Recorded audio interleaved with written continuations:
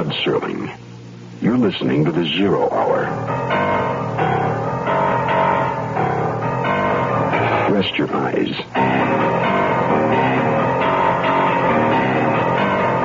Exercise your imagination.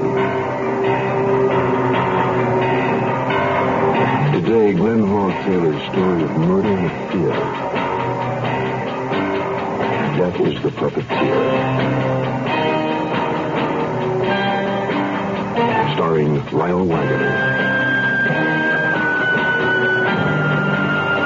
In a Mutual Broadcasting System presentation of The Zero Hour. Brought to you by the Ford Motor Company, Beechnut Chewing Tobacco, Shenley Industries, Matthew Swine, and Kodak. This is The Zero Hour on Mutual Radio.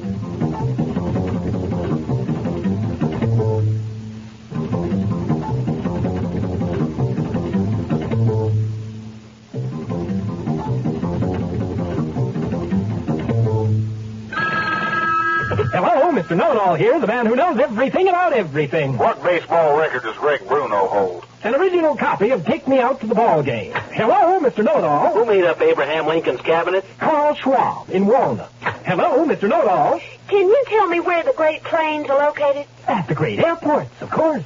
Hello, Mr. Know-It-All. What compact car offers two gas-stingy engines, a six-cylinder, and the smallest displacement V8 made by a major American manufacturer? Well, that's the, That's Ford Maverick, Mr. Know-It-All. Oh, I didn't know that. And did you know that the five-passenger Maverick has more rear seat legroom than either Nova or Valiant? I didn't know that either. Well, now that you know, stop in at your local Ford dealer. Over the last 5 years, Ford dealers have sold more small cars with wheelbases of less than 112 inches, than any other single group of dealers in America. Come see your local Ford dealer. He's small car headquarters. Hello, this is the new Mr. Know-It-All.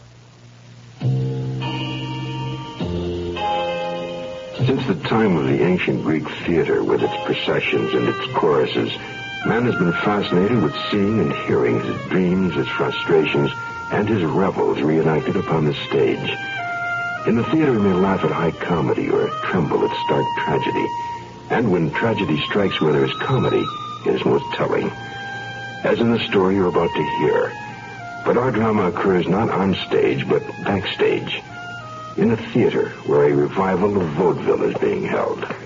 May Granby of the comedy team of Granby and Granby emerges from a dressing room, descends a spiral iron staircase, and crosses to the stage door. Hey, where you going, May? Out. But you're on in 15 minutes. Not me. Let me out of here. Hey, wait a minute. Cool it. Now, what's the problem? I'm through. I've had it. I'm turning in my grief. Look, baby, you can't walk out like this. It ain't professional. Don't give me that show must go on garbage. Does Al know you're leaving? I don't care whether that bum knows or wants to stop. Now, wait. Hey, Pop. Right here, Mr. Wakefield. Go up down Granby's dressing room. Ask him to come down here, will you? Oh, okay. Now, let's try to settle this thing. Now, what's the beef this time? The beef this time and all the time is that I just can't stand working with him. But he's your husband. He's also a comic, only ain't funny. He says I sing off key. He says I step on his laughs. All comics are like that. You can't walk out on him just because he gets a fight or a performance or two. Oh, that ain't why I'm walking out. He's on a new kick now. He thinks I'm on the make for Tom Kent, that tenor in the Flash Act. What would I want with a tenor? I like a guy with... Have you given Al any reason to be jealous? No. Kent told me I had real talent, and I told him I thought he was a real doll to say so. Al heard only the real doll part and blew his stack. Now he thinks we've got a thing going between us. The whole fight was over that? Yeah. But it was one fight too many. And if you think I'm going to let any blackface comic, even if he is my husband... Excuse me, Mr. Wakefield. Mr. Granby can't come down. Why not? He's dead. Oh, but not Al. You the manager of this theater? That's right. I'm Wally Wakefield. I'm from Homicide, Dan McBride. Have you touched anything in this dressing room since the body was discovered? Not a thing. I found Mr. Granby just like that. The reason he's in blackface, Lieutenant, is that he and his wife are due to go on. Incidentally, I went on stage and told the audience the remainder of the performance was canceled due to a death in the cast. Good. Now, what's the story on this man Granby? He was a relic from the old days of vaudeville. After all, burnt cork comics aren't exactly the new generation's idea of hip comedy. Did he work by himself? No, his wife played straight for him. She here? Downstairs. Oh, by the way, she hasn't seen the body yet. We thought we'd better get things cleaned up a bit first. Yeah, and you discovered the body, right? Yes, sir, Mr. Wakefield. We were all downstairs, backstage. Asked me to come up here and send Al down to him and May. May? Yeah, that's Mrs. Granby. When I came up, the dressing room door was closed. I knocked. When I got no answer, I opened the door and peeked in on account of I'd seen Al in here just a few minutes before. Mm-hmm. And he was lying just as he is now? Yes, sir. Did you ever see that knife before? Many times. It's been in the prop room for years. That'd be where the stage properties or supplies and other paraphernalia kept? Right. Yeah. Any idea who might have done this? No, sir. Did you hear any arguments, quarreling or anything before the stabbing? No. Yeah. Any strangers come in or go out your stage door? No. Okay.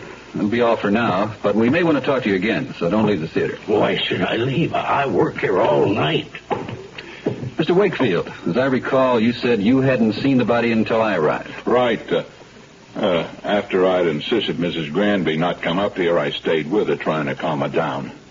When did you see him last? During the supper show.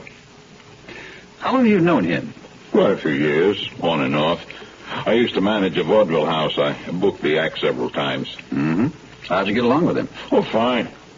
Hey, look, you don't think I was just asking a question. We got along fine, very friendly. Mm-hmm. Had he had any trouble, arguments or such, with any of the people who were working here? One, his wife. Oh? What sort of trouble? Oh, the usual man and wife spats, professional jealousies popping up and so on. He had a big go-round only today, as a matter of fact. I caught her just as she was walking out of the show. Did she say what made her decide to leave? Said Al gave her a bad time, suspicious that she was getting involved with Tom Kent. Who's Tom Kent? A singer. Works in the Flash Act on the bill. Was she involved? Well, she told me she wasn't. And as far as I know, she was always loyal to Al. And I was always loyal to Al. You gotta believe me. I'll try. Mrs. Granby, do you think you're up to looking at your husband's body now? As up to it as I'll ever be, I guess. What is it? That body. That's not my husband. It isn't? No. Take that wig off him. A wig, huh? Mm-hmm. There we are. You see? That guy's got blonde hair. That's Tom Kent.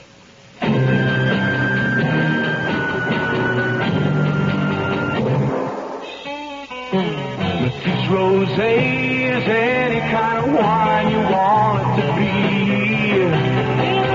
It's a picnic wine, a candlelight wine.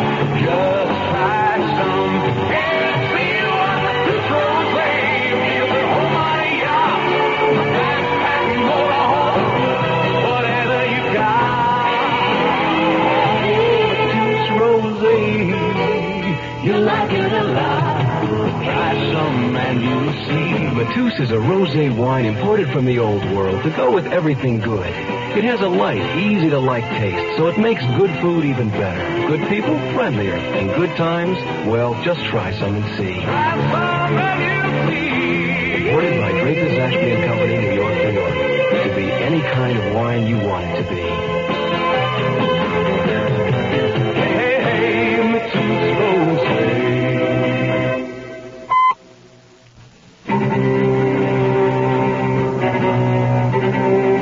Are you sure Granby didn't leave the theater?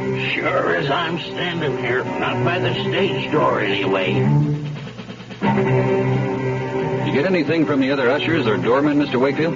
Checked them all. None of them saw Al Granby leave by any of the exits.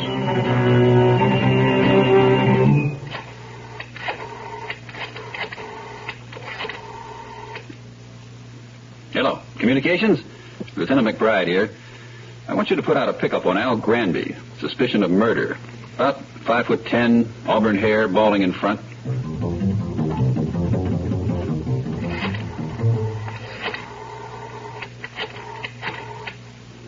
Now, give me the lavatory, please.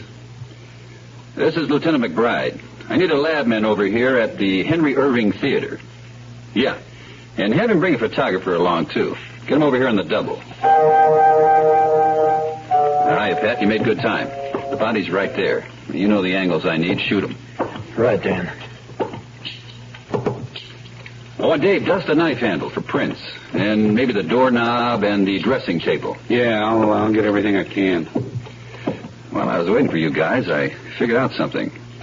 I think the blackface makeup and the wig and the dressing gown were put on this man after he was killed. Take a look at the hole in the fabric, right around the knife. Yeah, you're right.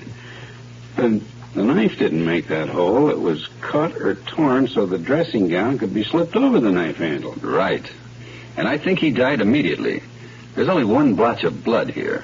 Obviously, he didn't move around after the stabbing. Now then, come over here to the other side of the room.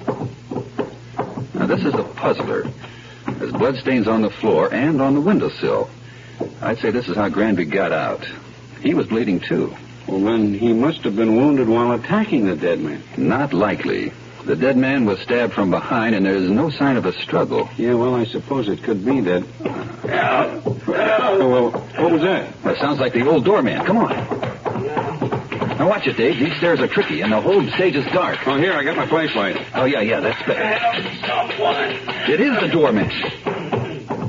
I can't see you, Pop. Are you okay? Dave, shine your light over there towards the stage door. Hey, look. There he is, stretched out on the floor. Take it easy, old-timer. Don't move. Now, tell me what happened. He hit me on the head, got away. Who, Pop? Who? Al Granby.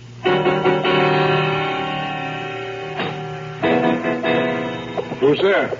It's me, McBride. Oh. What's the idea, sneaking out here to the box office? I gave explicit orders no one was to leave the green room. Well, I had business to attend to. We canceled a show tonight. That means a lot of refunds. I wanted to go over the receipts. Why didn't you ask permission? Well, I did. The cop you stationed at the green room said it's okay. You should have asked my permission. I'm sorry. How'd you get out here? Through the stage door? No, I came out one of the fire exits side of the theater. Were the lights on backstage when you left? Yeah? Why? We found the lights turned out, and Pop was slugged. Whoever clobbered him must have gotten out the stage door into the alley. You were seen in the alley. The fire exit's open on the alley. I never touched the old boy. Look, if I was planning to take it on the lam, I wouldn't be here now, would I? You might be. You could be out here emptying the till while looking for a chance to split. Oh, you could get laughs on that routine. Okay, I'll give you a straight line. What about the fight you had with the tenor, Tom Kent, the dead man? Who told you that? One of the stagehands. Now, come on. Lock up your cash and get back to the green room.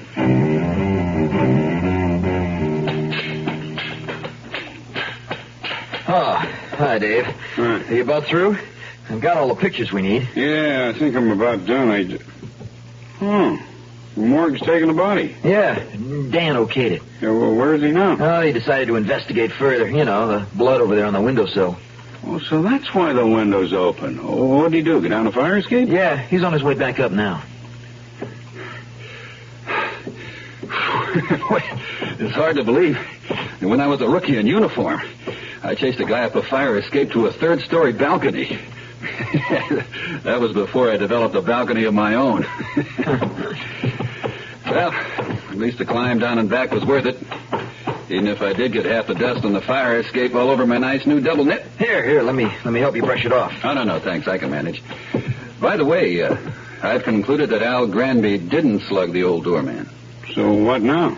I'm releasing all the suspects. Hey, you found the murderer? Not yet, but I have a hunch who it is. Let's go downstairs. More questions, Lieutenant? Not for now, Mrs. Granby. Does that go for me also? Yep, you're on your own. And you can buzz off too, Pop. These are my working hours. I stay. No, do what you like.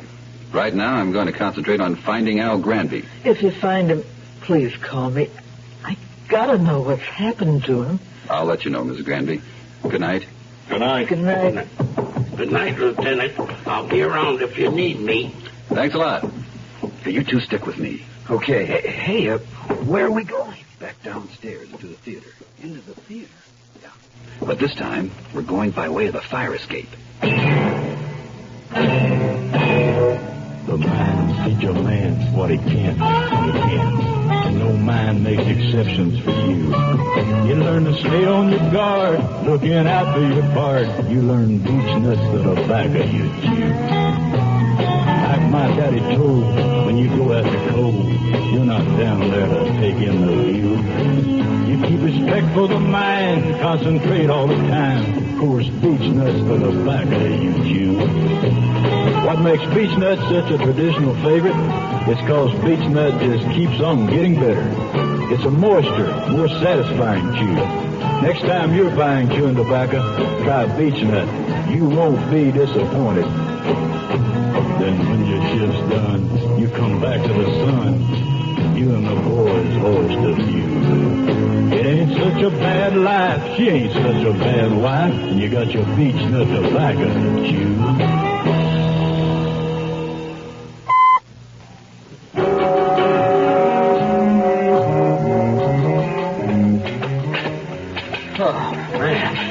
Funny how high 2 stories seems when you're outside a building. Don't worry. If you fall, it's not any higher outside than it is inside. Hey, hold it a minute. Yeah, this is the level we want. We're lucky the window isn't locked. Well, what's in there, Dan? The property room. Hey, this is directly below Al Granby's dressing room, isn't it? And that's what gave me the idea. Now then, when I open the window, everybody climb in. Shh. Be absolutely quiet. Oh, gee, it's dark. How about my flashlight? No. Can't take a chance. Well, what are we looking for? We're not looking for. We're waiting for. Well, who are we waiting for? I don't know for sure, but I have a hunch. Hey, close that window. I don't want whoever comes in to suspect anything. Now, that's good. Now, Dave, have your flashlight handy, but don't turn it on until I give the word. Yeah, all set, Dan. Okay, fellas, now be quiet and get behind that big packing case. No, not that one. This one. Now then, that door over there leads to backstage. It won't be long before someone comes through that door, and whoever it is, it'll be our murderer. Shh. Someone's coming.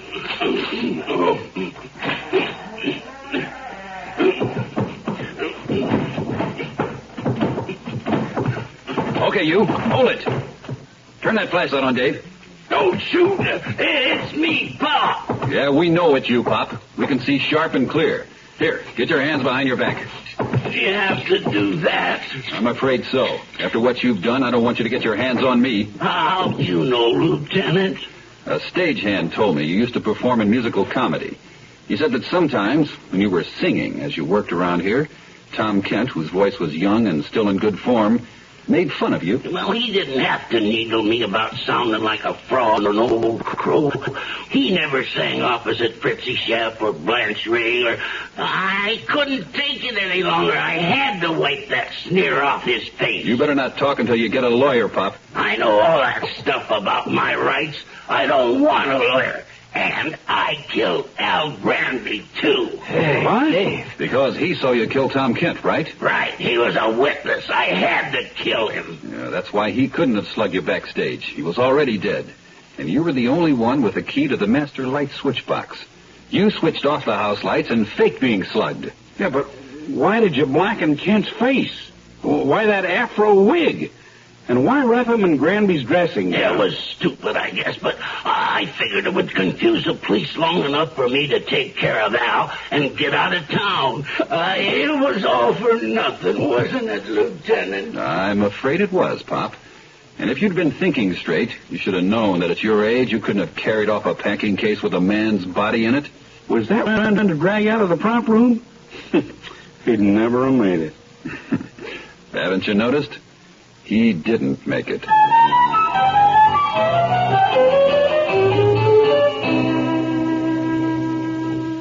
So there it is. She's missing all these great pictures. She needs everything. That's amazing. Listen, And I think I have exactly what you're looking for. It's a brand new thing. It's a Kodak Pocket Smile Saver Look Kit. at that, will you? It has a Kodak Pocket Instamatic camera and a It's neat got a carrying case case and film and magic cubes and well, that's everything she needs. Exactly. Everything Well, listen, I can't spend a lot of money on well, this. It's only a hobby girl. this is perfect. This is less than $30. Oh, that's terrific. With a complete outfit? I can't believe that. How are you going to get this to her? I'm going up on the roof like I get her everything. I'll just hand it to her as she goes by. She goes every by 90 minutes. every 90 yeah, minutes. at an altitude of 38 feet. That's really well, low. that liftoff was a little off. That's a good orbit. I don't know where she goes. How she got started as an amateur astronaut. Boy, I wish I knew. She was rewiring the house. Now available for a limited time only. The Kodak Pocket Smile Saver Kit for less than $30. Makes a smile go a long, long way. Oh, I can't wait to see the pictures that she takes with it. Splashdown is Thursday in the pool. I'm Rod Serling. Close your eyes. Exercise your imagination. And join us again on our next presentation of The Zero Hour. Death is the Puppeteer is a radio drama adapted by Glenn Hall Taylor. Lyle Wagner was heard as Dan McBride. Featured in the cast were Jim Bowles, Grace Leonard, Tony O'Dare, Jerry Dexter, and Herb Beichner. Zero Hour, created by J.M. Colas, directed by Don Hills, is produced in Hollywood for the Mutual Broadcasting System by Radio Productions Incorporated. Music is composed and conducted by Stanley D. Hoffman. Rochelle Sherman, associate producer. This has been a presentation of the Mutual Broadcasting System.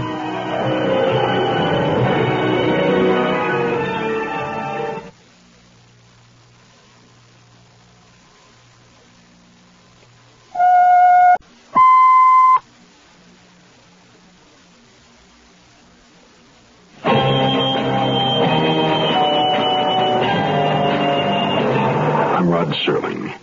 You're listening to The Zero Hour. Rest your eyes.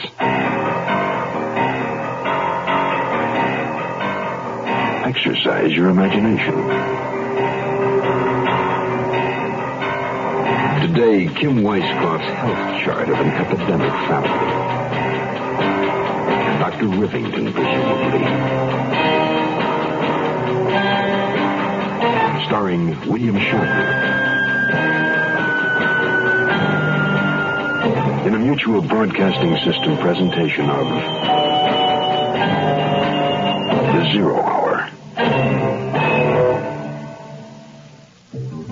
Brought to you by the Ford Motor Company, Shenley Industries, Matus Wine, Beech Nut Chewing Tobacco, and Dial Soap. This is The Zero Hour on Mutual Radio.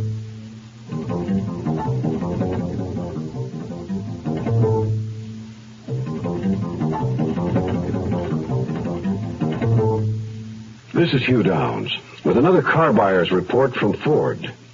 Comparing the total cost of ownership is the only way to be sure you get your money's worth when buying a new car. And Ford says there are three important considerations that make up the total cost of ownership: purchase price, operating economy, and trade-in value. Don't overlook that last one, trade-in value. I'd like to give you some interesting facts about trade-in that are difficult for the average consumer to come by. Like the fact that based on a national average of NADA wholesale prices, both the 1973 Torino and the 1973 Gran Torino returned more of their original purchase price than their closest sales competition. The facts speak for themselves. A solid, well-made car will generally return more at trade-in. Ford says that's one of the reasons why Torino is the best-selling car in its class. The closer you look, the better we look.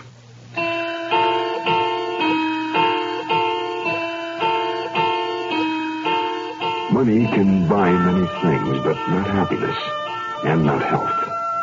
Today, a story about greed and its inevitable conclusion, trouble. It's entitled Dr. Rivington, Presumably. Let us join the doctor now as he looks in on an elderly woman patient. You're a fortunate woman, Mrs. Wunderlich, though I have some rather shocking news for you. Am I going to die? I should think sometime you will, but not in the foreseeable future, seeing as we caught it in time. Oh, I'm so glad I came to see you. The other doctors told me it was all my imagination. Cracks, all of them. Now, do you see this dark area on the X-ray, Mrs. Wonderlick? Yes. This is the beginning of what is commonly called a cancer. Oh, no. I've developed a method of curing cancer non-surgically. In fact, it's painless. Oh, but it must be very expensive. Well, I'm afraid so, but considering I'm saving lives, $10,000 is a modest sum. You pay on the installment plan, of course. Now, according to the forms you filled out, you have a son. Yes. Kingston Wonderlick. He's a millionaire, you know. Well, then, you're as good as cured. But he mustn't know. I'll get the money. Take one of these pills before every meal and at bedtime. You don't have any small children around the house. I live with my stepson, but he's 35. Well, I'll see you next week, then. Yes, of course. Oh, thank you, Dr. Rivington. Dee Dee will show you out. You're a lucky woman, Mrs. Wonderlick. Oh, I know. Kingston Wonderlick. Isn't he the one who's always giving money to charities? He's the one. Dinah, dear, isn't that outfit a bit extravagant? We are taking a commercial flight. Don't change the subject, Kingston. I want to know why we have to stop and see your mother. We both know how she feels about me. Dearest, we have to change planes there anyway. One day is not going to make any difference. Did you pack my medicine? Oh, you're as bad as she is with your prescriptions and allergy pills. I'm concerned about my health, and you should be too. After all, if I die, you stand to inherit a great deal of money. Darling, don't talk like that. Then please go and change. Wear something more wife-like. For you? For her. What about Clarence? He'll be too drunk to notice either way. You rang, sir? Jensen, take the luggage down. Mrs. Wonderlick will be along shortly after she's dressed. Yes, sir.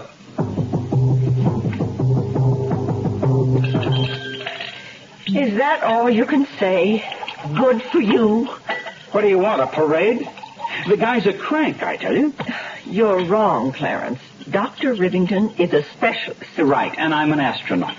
Oh, you shouldn't be drinking so early in the day. Go take one of your pills. Take them all.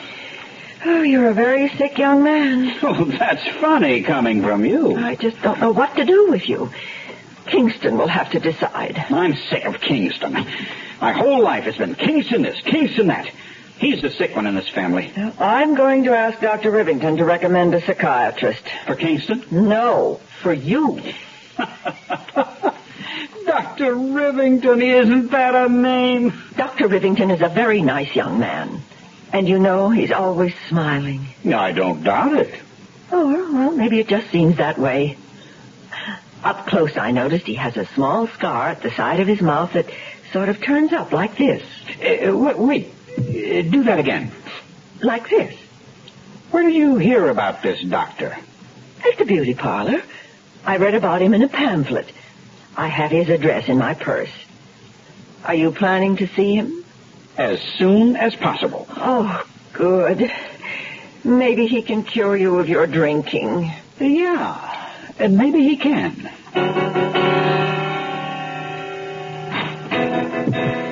May I help you? Is the doctor in? Oh, yes, but he's indisposed at the moment. May I... sir, you have to make an appointment. I don't need one. Dr. Rivington, I presume? Clarence!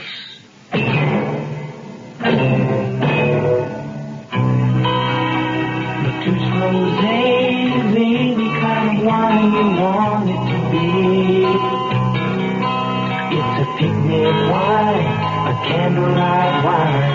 Just try some and see how my juice rosé feels at home on a yacht, a backpack motorhome, whatever you got.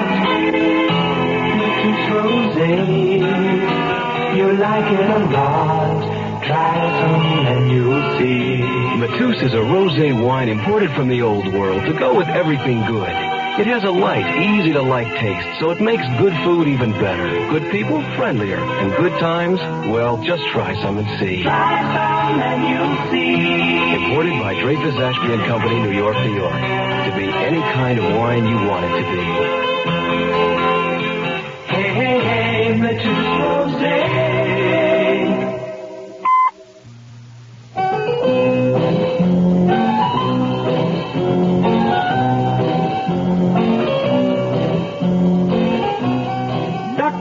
Rivington, healer of the sick. I like that. You got any spirits, Doc? Sure. Not a very steady hand for a physician. Here. Now, what do you want? Oh, not much. Half. Half? Oh, that's ridiculous. Yes, it is. I wonder if Kingston Wunderlich would think so. Kingston Wunderlich? Who's he? He's my brother. But your name is Deb. Oh, we're stepbrothers. And your name is Carlson. And now look, Clarence. Oh, this sure beats bogus encyclopedias. You always were resourceful, Carlson. That disappearing act of yours wasn't bad either. You were drinking up the profits. I couldn't trust you any longer. But you can now. You're going to have to.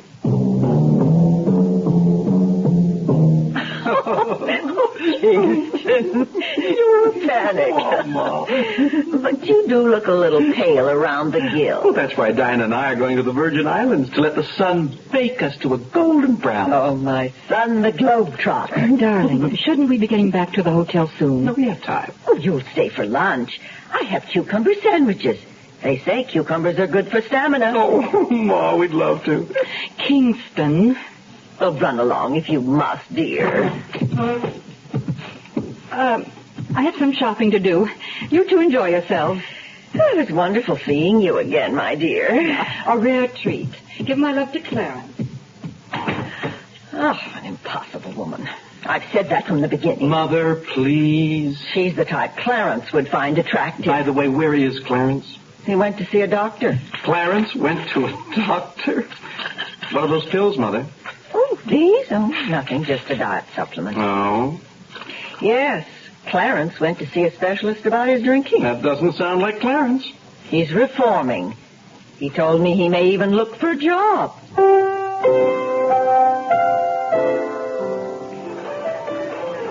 Dinah? Clarence. What are you doing in town? Are you with Kingston? Would you like a drink, sir? I'll have what she's having. Make it a double. Where's Kingston? At your mother's. Where else? Too bad cancer is not contagious. What do you mean? The old bag has cancer? Not really, but she thinks she does. And she doesn't want Kingston to know. Ah, too bad it's not the real thing. Well, I've got a deal with the doctor. She's going to have a long bout with the disease, but she'll recover. Does she have to? What do you have in mind? I can see that the money goes directly to you, Clarence. I'm with you so far. Then, after a period of time, we'll, Well, that could be arranged. Good. Then it's settled? Almost. I have a return favor to ask. I'm listening. You say you and Kingston are leaving town tomorrow. Could you postpone it, say, 3-4 days, a week? I don't see how. If you were to come down with something, a virus, one that confines you to your hotel room. What floor did you say you were on? 10th floor. And if Kingston were to discover that his mother had terminal cancer, he'd be very depressed. Maybe even suicidal. I couldn't push him out the window. I could. Then that cancer might just kick in sooner than anyone thought.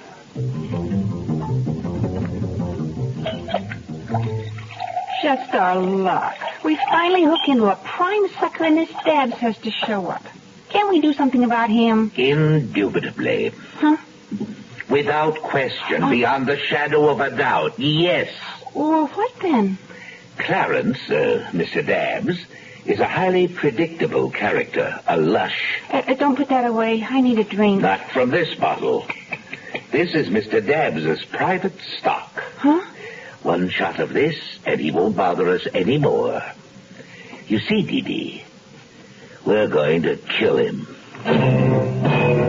Now I work digging ditch, and I'll never get rich, but I've learned me a lesson or two.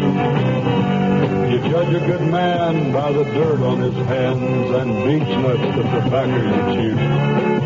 Since I was a kid, each thing that I did helped teach me what I'm telling you.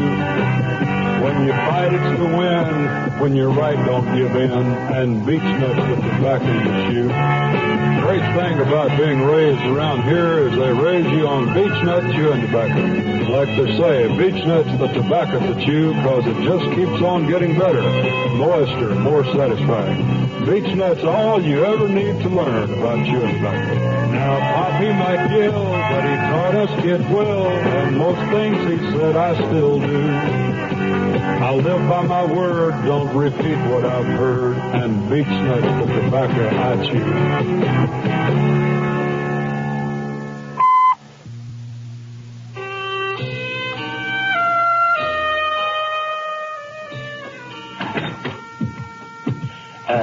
Mrs. Wonderlick. Oh, I want to thank you so much, Doctor, for giving Clarence a job. He must be very busy. He hasn't had a drink in 2 days. Mrs. Wonderlick. Is that my new X-ray? Yes, and I'm afraid it could be better. As you can see, the dark area has not cleared. Oh, is this it, Doctor? Am I washed up? Oh, by no means, Mrs. Wonderlick. I have something far more potent. These pills have never failed. Oh, they're colorful. The dosage is the same as the others. However, the recovery period is slightly longer. And then the matter of money. They're exactly twice as expensive. Well, money is no object when it comes to health.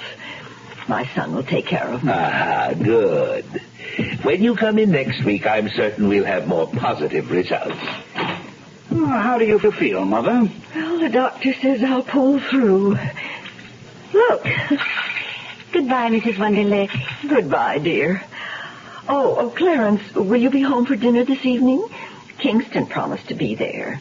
How can he be? Dinah's still sick. Well, he said she'd be looked after. I'll try. I'll expect you. Don't wait up, you old hag. No respect, Clarence. Clarence, would you like a drink? No, thanks. Oh, but you must. We'll drink a toast to cancer. I said no. I've got to have a clear head today. There's some business I have to take care of. Family business. Kingston, open a window, please. It's so stuffy in here. Take your pills first. Those 3 on the dressing room table. Where did these come from? Mother, she swears by them. There. Now, will you please open the window? Yes, dear. I'll be having dinner with Mother. How is she? Very sick, I'm afraid. She has cancer. How terrible.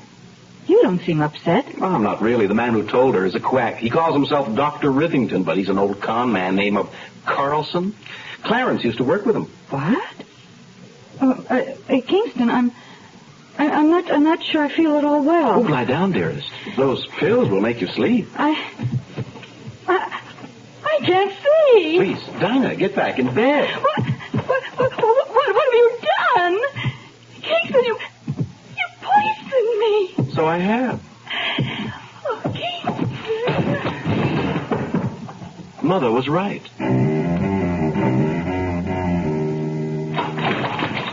Clarence. She's dead. He did it. He must have. Why would she kill herself? Now, Clarence, get hold of yourself. Who's dead? He's mad, I tell you. He killed that beautiful girl. He'd kill us all. He's sly. Now's our chance. Clarence, you need a drink. No. Yes. He must know about her. About us. Here. Now, you drink this. You'll feel better. Yes. Yes, Have another.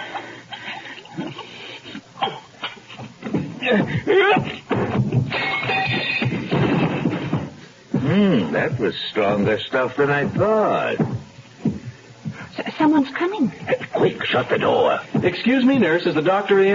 We're closed. Ah, Dr. Rivington. I'm Kingston Wonderlick. It's a pleasure. I see my stepbrother's here, out like a light. Yes, Mr. Wonderlick. He's had a few too many. Poor Clarence. Dead to the world. He's just drunk. Yes, of course. I wanted to stop by and thank you personally for the wonderful way you've treated my mother, Mrs. Wonderlick. Huh? I'll do all that's in my power to see that you receive a grant to further your research. My research? Yes.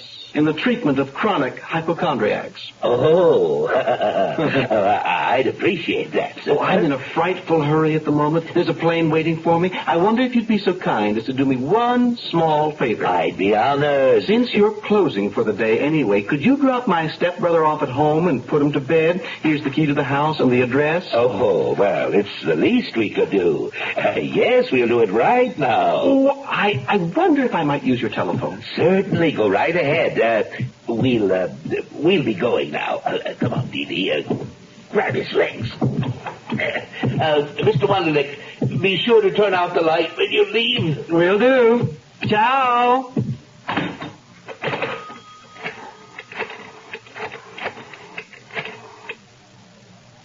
Hello, police. I want to report a murder. Yes, a man and a woman.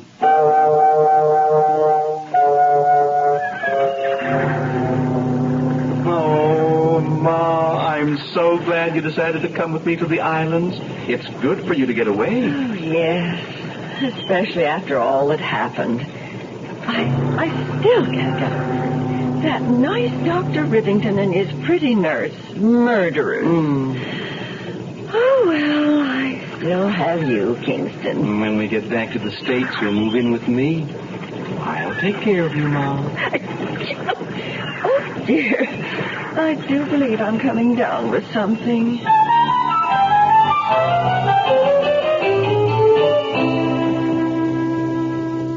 Orange or Glad? Glad is what happens when you use Dial Soap. Orange or Glad? It starts right out with a clean, fresh scent that's like nothing else. Orange or Glad? To get you going clean and fresh. Orange or Glad? Orange or Glad? You use Dial. Orange or Glad? You use Dial. Orange or Glad? Orange or Glad? You use Dial. Dial washes away the cause of odor on your skin. You just can't buy a better deodorant soap than Dial. And that's saying something.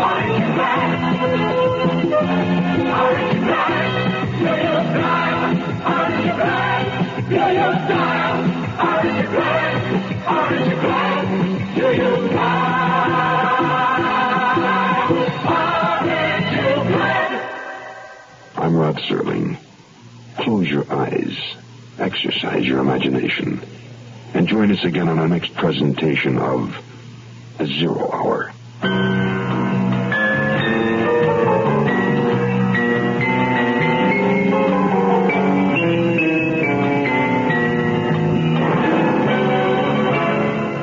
Dr. Rivington, Presumably, is an original radio drama adapted by Kim Weisskopf. William Shatner was heard as Kingston Wonderlick.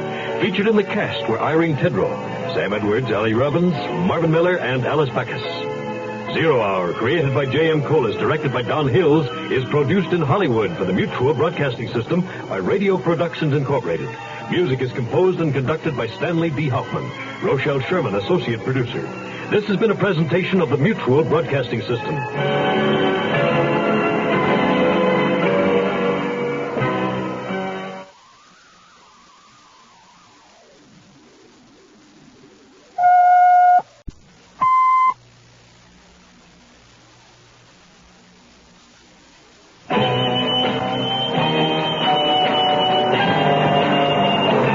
Rod Serling. You're listening to The Zero Hour.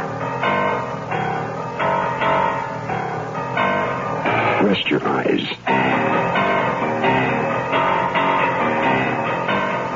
Exercise your imagination.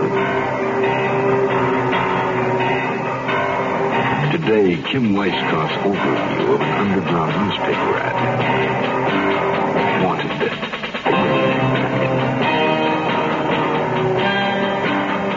Starring William Shatner. In a Mutual Broadcasting System presentation of The Zero Hour. Brought to you by the Ford Motor Company, Shenley Industries, Matus Wine, Beech Nut Chewing Tobacco, and Dial Soap. This is The Zero Hour on Mutual Radio.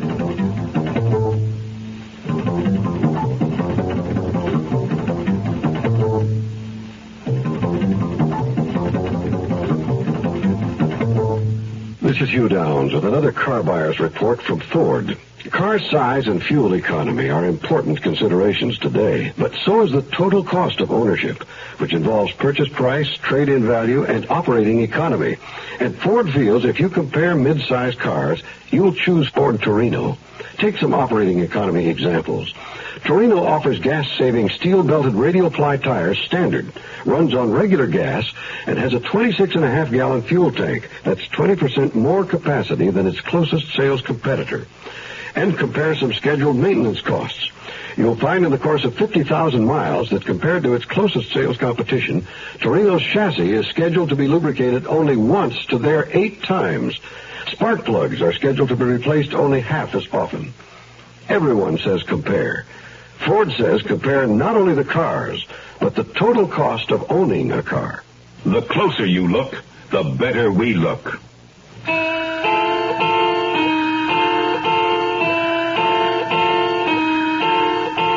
Want ads are often misleading, especially those under the heading Personals. Mike Matthews responded to one and now finds himself in an awkward position. A blackmail will be exposed, but there's hope. Private Detective Steve Terrell is on the case, and Terrell just loves his work. In fact, he's even placed an ad of his own. The copy begins, Wanted, a willing companion, which incidentally is the title of today's story. Hey, Matthews. Over here. Thought you might have forgotten. Not a chance. Yeah, sit down. What are you drinking? I'm not. Did you bring it? You bring the money? Let's have the photographs first. Where are the negatives? Well, you didn't really think I'd bring them here. Listen, Pomerantz, or whatever your name is, you played out your string. This is the last money I can raise. Look, we're not putting the bite on you for any more. Not now, anyway. But I will take what you brought. Yeah, it's all here. Well, I could at least spring for a drink. What'll you have? Just stay away from me, Pomerantz. You and that girl both. Now, behave yourself, Matthews. Oh, and say hello to the wife and kids.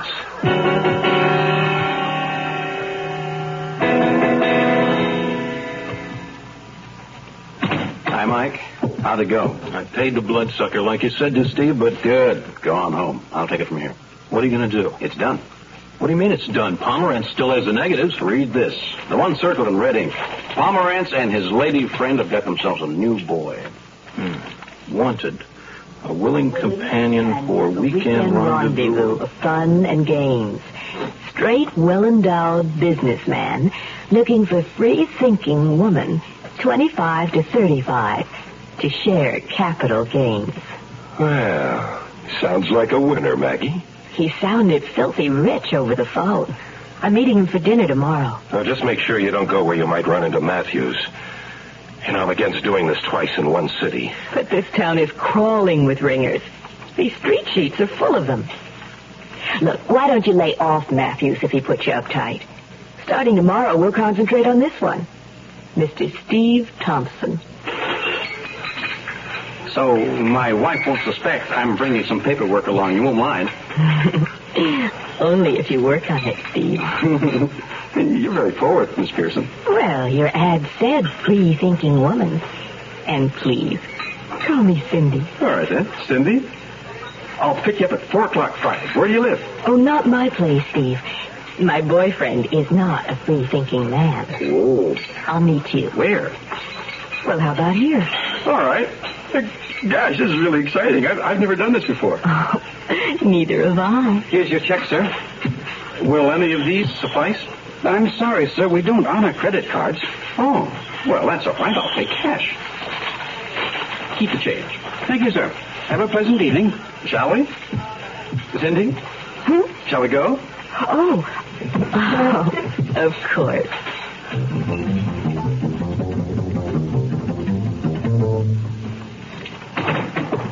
Vic!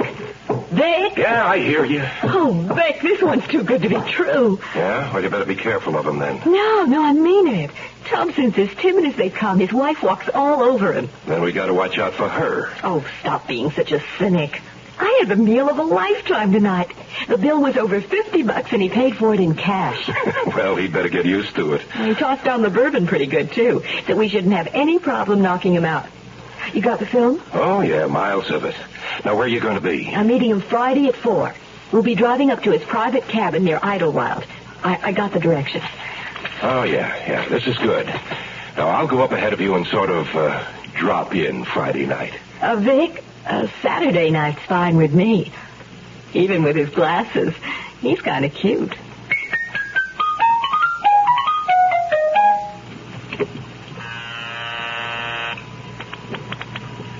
Terrell here. Steve, it's Mike. What happened?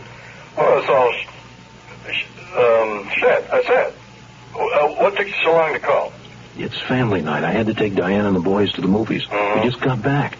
Hurry, I don't want her to get suspicious. Well, I'm a little bummed. Steve, will you tell me what happened? Oh, well, a friend of mine has a cabin in the mountains, so stop by my office tomorrow and I'll give you directions.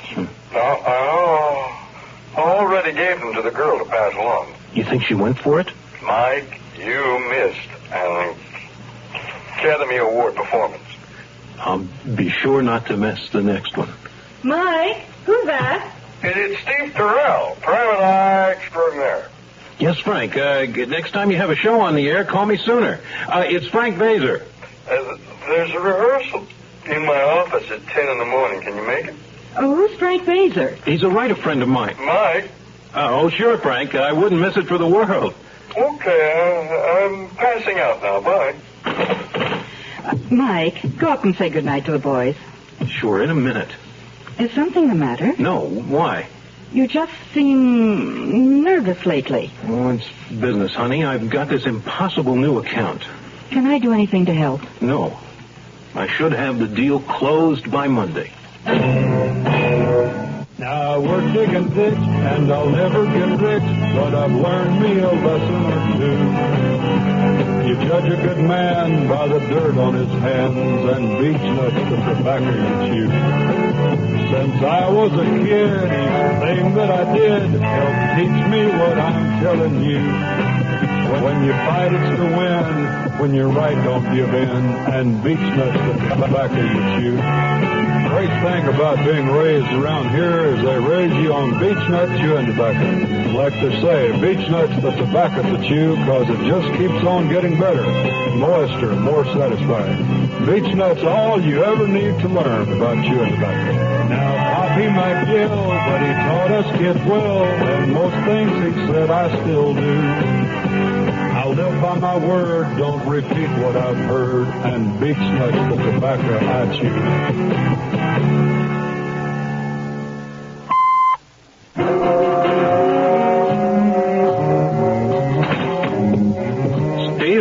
Over here on the couch. What are you doing? Not so loud. My head is an echo chamber. What'd you do, sleep here? How can you tell? Ooh.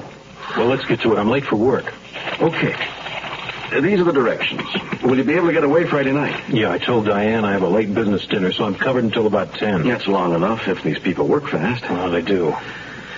I'll let the girl drug me, see, and then Pomerantz comes in and takes his pictures, and the two of them leave. And you follow them back to town and see where they go. You think you can do that? What happens to you? Oh, I get several hours of blissful, drug-induced sleep and meet you back here Saturday morning. Don't you go in after those two. You're paying me to do that. Mike? Yeah? You got any aspirin?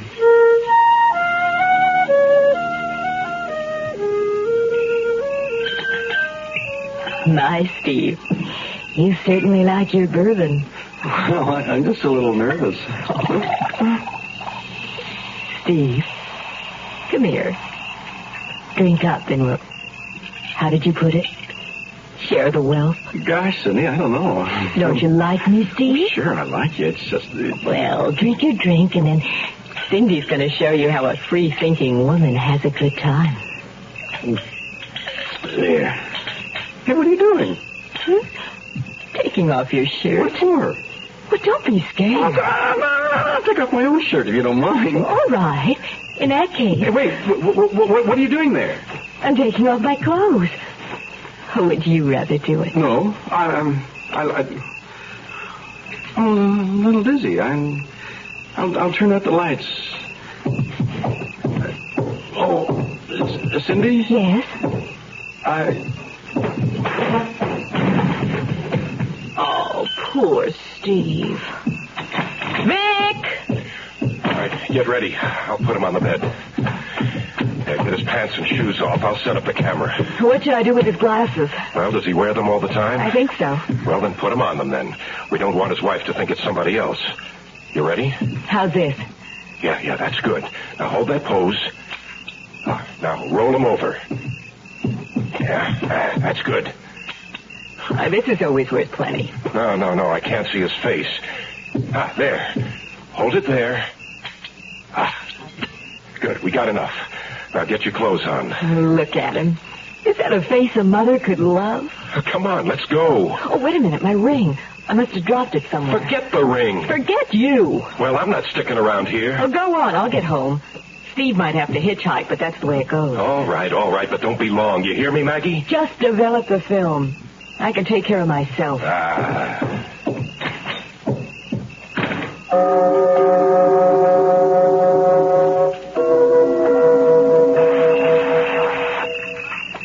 Wake up, Terrell. The honeymoon's over. Go away. Sorry, old buddy, but I can't. It's me, Lester. Go away, Lester. Lester? What are you... Hey, what time is it? 3 in the morning. 3 in the morning? You want us to move to body, Lieutenant? Not yet. Lester? Did he say body? Sure did. And it looks better than yours, even with a hole in it. You look pretty funny with nothing on but socks and glasses. Since when are you nearsighted? Hold on, Lester. I can explain. Who's the girl, Steve? Friend of yours? A client, maybe? No, she's a blackmailer. Not anymore. She's not. Who's your client, Steve? You know I can't tell you that, Lester. Gotta take you in, then.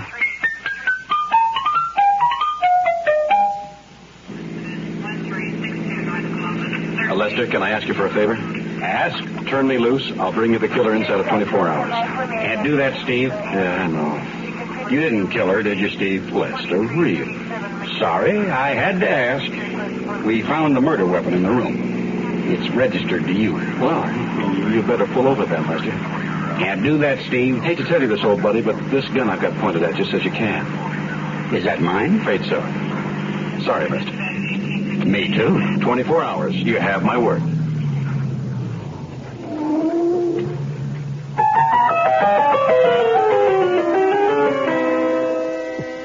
Orange or Glad? Glad is what happens when you use Dial soap. Orange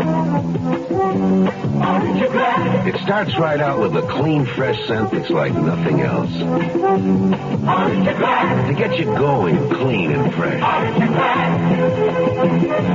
Orange or Glad? Hear your style. Orange or Glad? Hear your style. Orange or Glad? Orange or Glad? Hear your style. Dial washes away the cause of odor on your skin. You just can't buy a better deodorant soap than Dial. And that's saying something.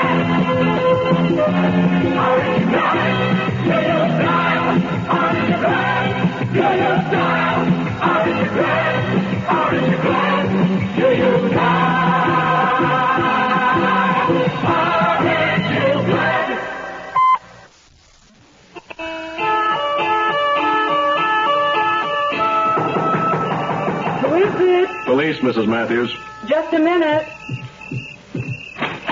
Yes? Sorry to bother you at this hour, Mrs. Matthews, but is your husband home? Could I see your identification? Oh, you mean since I'm not wearing a uniform? Mm-hmm. I'm a plainclothes officer. This is my ID card. May I see it, please? Oh, this says you're a private investigator, Mr. Terrell. Well, that's true. What are you doing here? I'll be frank. Your husband's a client of mine, and I have to see him now. I'm afraid you can't. Mike's not here. He's not? Have you seen him at all tonight? Just for a few minutes. He ran in and ran out. He's closing a business deal. Well, where'd he go? Do you know? If I tell you, can I go with you? I really don't think you should. Then I won't tell you. Wait. All right. I wrote down the address. I'll get it. Hurry. I've got a borrowed car.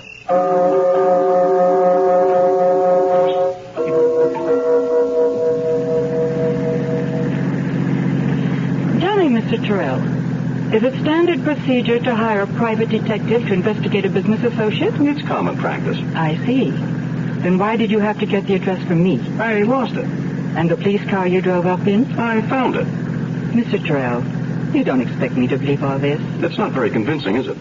Not very. Oh, what's the matter with this car now? Better pull over. The engine's overheating. Oh, well, what do we do now? Walk. It's not far from here.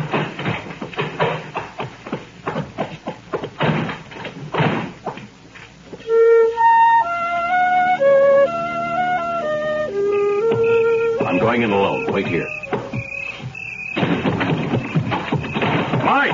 Mike, what happened? You're not making yourself clear. Let me get that gag off. This clear enough, Thompson? Drop the gun. Oh, now I understand. This was a setup. What are you, jerk, a cop? No, just a jerk. Where's Maggie? Who? The girl you were with. Oh, yeah. Cindy. How should I know?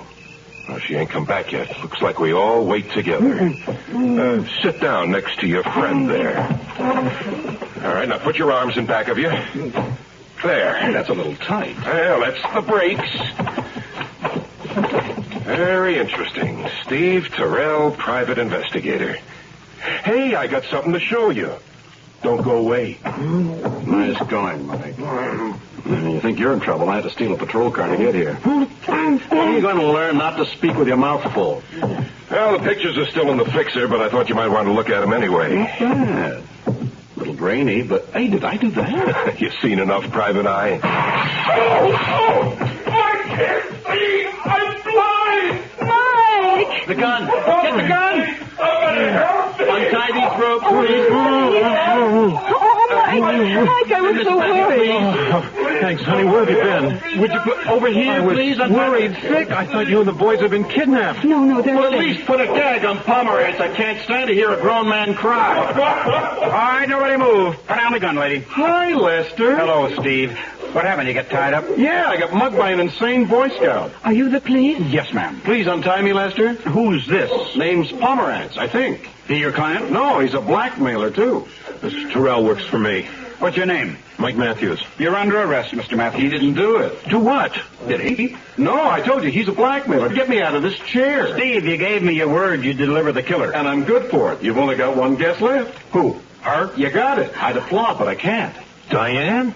I did it for you, Mike. Yes, I killed that woman. But why? I knew you were paying blackmail. The way you've been acting and then the checking account. I've been following you. You have? That's how you got my gun, right? That's right. You want to know how I figured it out? First you came to the door tonight wearing stockings under your robe. Then I wondered why you'd leave your children alone in an empty house. Then your car. A cold motor doesn't overheat. Then... That's all, Steve. No, but there's more. Sergeant, take him away. Oh, Lester, how'd you know to come here? Someone left a note on your office door telling you to meet them here. Must have been Matthews. Gee, that's rough about his wife. Will you untie me now? Sure. Hey, what's the idea? Why the handcuffs? Sorry, Steve, got to take in. What for? Aggravated assault, grand theft auto, impersonating an officer.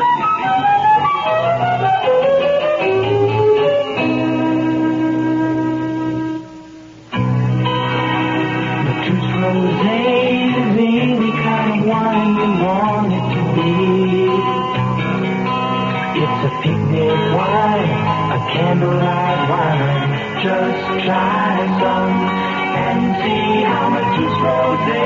Feels at home on a yacht, a backpack motorhome, whatever you got. Matisse rosé, you like it a lot. Try some and you'll see. Matisse is a rosé wine imported from the old world to go with everything good. It has a light, easy-to-like taste, so it makes good food even better. Good people, friendlier. And good times, well, just try some and see. Try some and you'll see. Imported by Dreyfus Ashby and Company, New York, New York. To be any kind of wine you want it to be. Hey, hey, hey, Matisse Rosé. I'm Rod Serling. Close your eyes. Exercise your imagination. And join us again on our next presentation of The 0 Hour. Wanted, A Willing Companion is an original radio drama adapted by Kim Weisskopf. William Shatner was heard as Steve Terrell. Featured in the cast were Keith Walker, Ali Robbins, Alan Bergman, Julie Bennett, and Sam Edwards. The 0 Hour, created by J.M. Collis, directed by Don Hills, is produced in Hollywood for the Mutual Broadcasting System by Radio Productions Incorporated. Music is composed and conducted by Stanley D. Hoffman. Rochelle Sherman, associate producer. This has been a presentation of the Mutual Broadcasting System.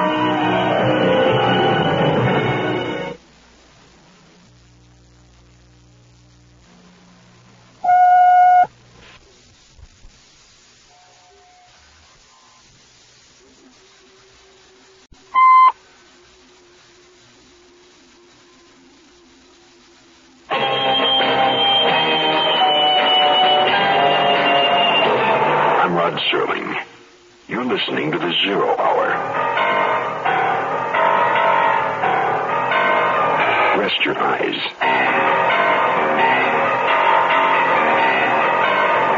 Exercise your imagination. Today, Glenn Hall Taylor's drama of a macabre humor. Pigs could put you in a film. Starring William Shatner. In a Mutual Broadcasting System presentation of The Zero Hour. Brought to you by the Ford Motor Company, Shenley Industries, Matus Wine, Beechnut Chewing Tobacco, and Dial Soap. This is The Zero Hour on Mutual Radio.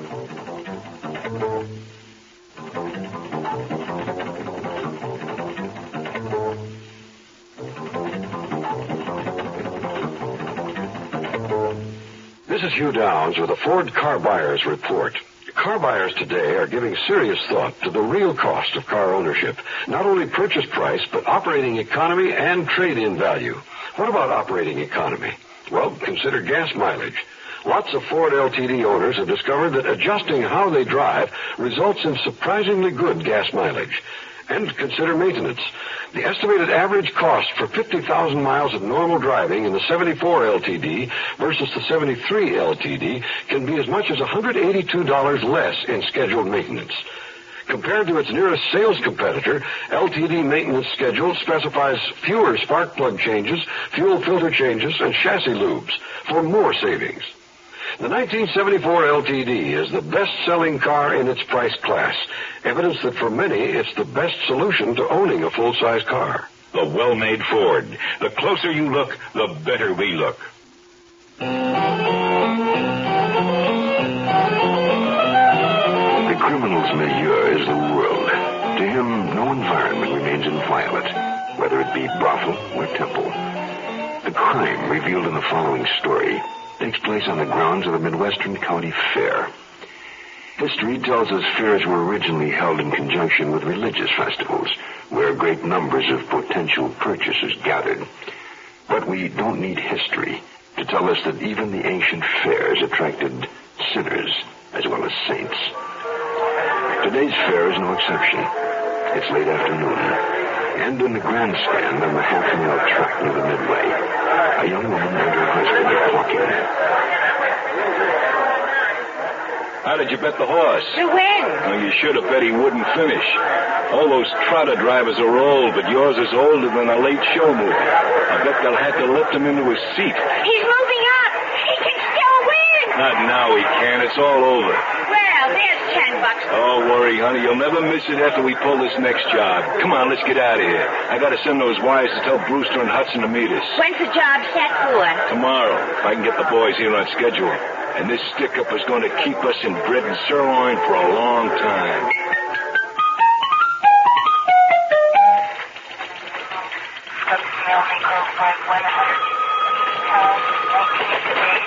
Robbery detail, Lieutenant Dollar. Yeah. Hey, thanks for the info. Right. Bye.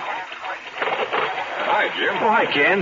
We're 1 down, 3 to go on the Spencer mount. Oh, well, I guess I missed that one. Brief me. Oh, that's right. You were out in that warehouse heist when the report came in. Probably. Well, about 3 months ago, a bank messenger was held up and badly beaten in another part of the state. And after the doctors pieced them together, he identified all 4 of the bandits. Oh, who were they? The leader's Gene Spencer. Record as long as a snake's tail, and he's been charged with everything, up to and including murder. Are you still on the loose? Yeah, on the murder rap, the jury decided self-defense. Sounds like a sharpie. He is. And his wife is just as sharp. She's a fainter. A fainter? Yeah, a fainter. She controls her breathing and can pull a 24-karat feint anytime she wants to. Oh, that's a new one on me. The third member of the Spencer mob is Louis Hudson, also a long record. The fourth was Charlie Brewster, alias the Farmer. You say was? Yeah, I interviewed him this morning. The crime prevention boys picked him up late last night, loitering someplace where he shouldn't. We think it was a lucky bust. How come? Well, he had a telegram in his pocket. It was from Spencer and said, "Have job, we'll call you at midnight." Midnight tonight? No, last night. The timestamp on the telegram gave yesterday's date. You tied up in anything right now? Well, I got some paperwork, but it can wait, I guess.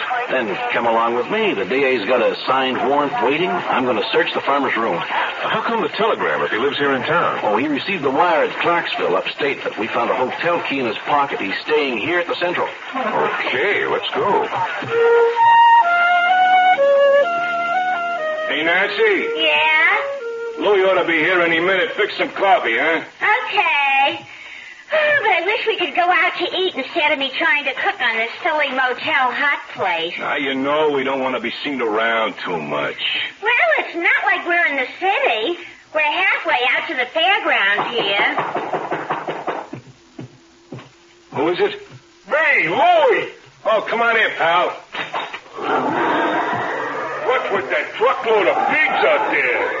Between a grunt and a smell, it makes me think I'm at a wrestling match. The pigs are part of our plan, Louie. And we're going to use them in the heist. Hi, Louie. Hi, baby. Hey, is that coffee I smell? Want a cup? Yeah, thanks. Black. Black is beautiful. Coming up. Hey, now, what do you mean you're going to use the pigs in a heist? I don't work with no animals. I did a job in Brooklyn once with a dog. I got bit. From then on, I only work with people. You don't have to handle the pigs. With that truckload of pigs parked outside the motel, people will figure we're going to enter them in the blue ribbon contest at the fair. And that way there's no suspicion. Now, you saw the fairgrounds as you came into town, didn't you? Yeah. What's that? Well, this is a map of this whole area. You're going to heist the fairgrounds? You get 6 lemon pies on a rejects for a bake-off. Oh, now, come on. Hold your wisecracks for a minute, will you? I want to show you something on this map. Now, you see this line here? Yeah. Well, that's the midway. And right here is the half-mile track where they hold the harness races. And right here, there's a gate. And over here, there's another. What's that where you got the red ink mark? It's a building on the back road. The secretary's office is in it. They take the dough in there right after the last race. But how much? Well, about 60 G's. So what do the pigs do? Think it's spinach and eat it? Oh, man, now don't be funny. Will you listen? 11 minutes after the last race, Nancy pulls a feint in front of the first aid tent. That's right here. Here's your coffee, fellas. Oh, thank you, honey. Oh, yeah. Thanks, baby. If I ever saw 60 G's, I'd faint without even trying. Now, listen. Now, when Nancy pulls a feint, I'll be right next to her, huh? Now, the attendant starts to take care of Nancy, and I knock him cold, and we grab the ambulance. What ambulance? There's always an ambulance standing by in case of an accident on the track. Now, while we grab the ambulance, you keep this back gate open and clear. Well, how can I do that? Oh, boy. I snatched the fairground security cop's uniform. Now, you wear it. Okay. So far, we got an ambulance and a cop's uniform. Do you remember that the farmer's in this thing, too? Where'll he be? He'll be right here. Now then, as we grab the ambulance, the farmer drives up to this front gate here. He'll have that truck with the pigs in it. He parks it so it blocks the gate.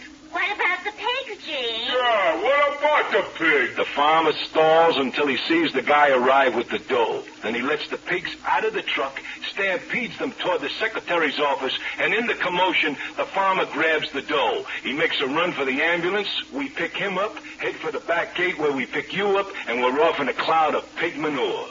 Hey, you know something? It might work. When do we pull this little beauty? Tomorrow. And I'm going to line the bird cage with greenbacks.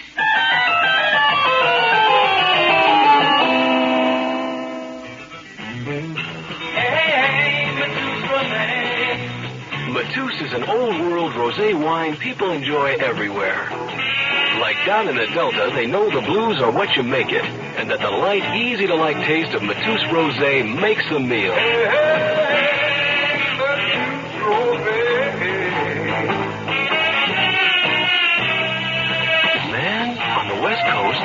is out of sight, but you see it everywhere.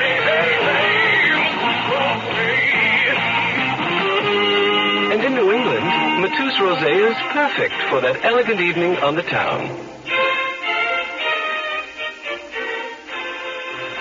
Matus, the rosé wine that goes with everything good, anywhere, anytime at all. Hey, Matus Rosé. Imported by Dreyfus Ashby and Company, New York, New York.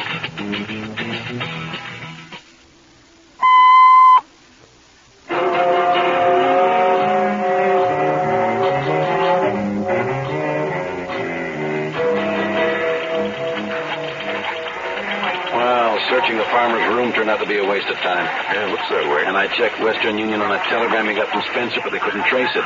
Any idea where he might have sent it from? Inasmuch as the farmer checked into a local hotel, my wild guess is that the telegram was sent from here. This is more than likely the place where Spencer wanted to hold a meeting. Robbery detail, Lieutenant Tyler. Oh, that's good. That's good. That's very helpful. Thanks for returning my call. That was Clarksville, the hotel switchboard operator who accepted Spencer's call for the farmer says it came from here. Spencer was probably phoning from the fairground because she heard a racetrack public address speaker and the sound of a merry-go-round while he was talking. Well, I guess we'd better roll over there. And right now, partner, before those big city rustlers steal the horses off the merry-go-round.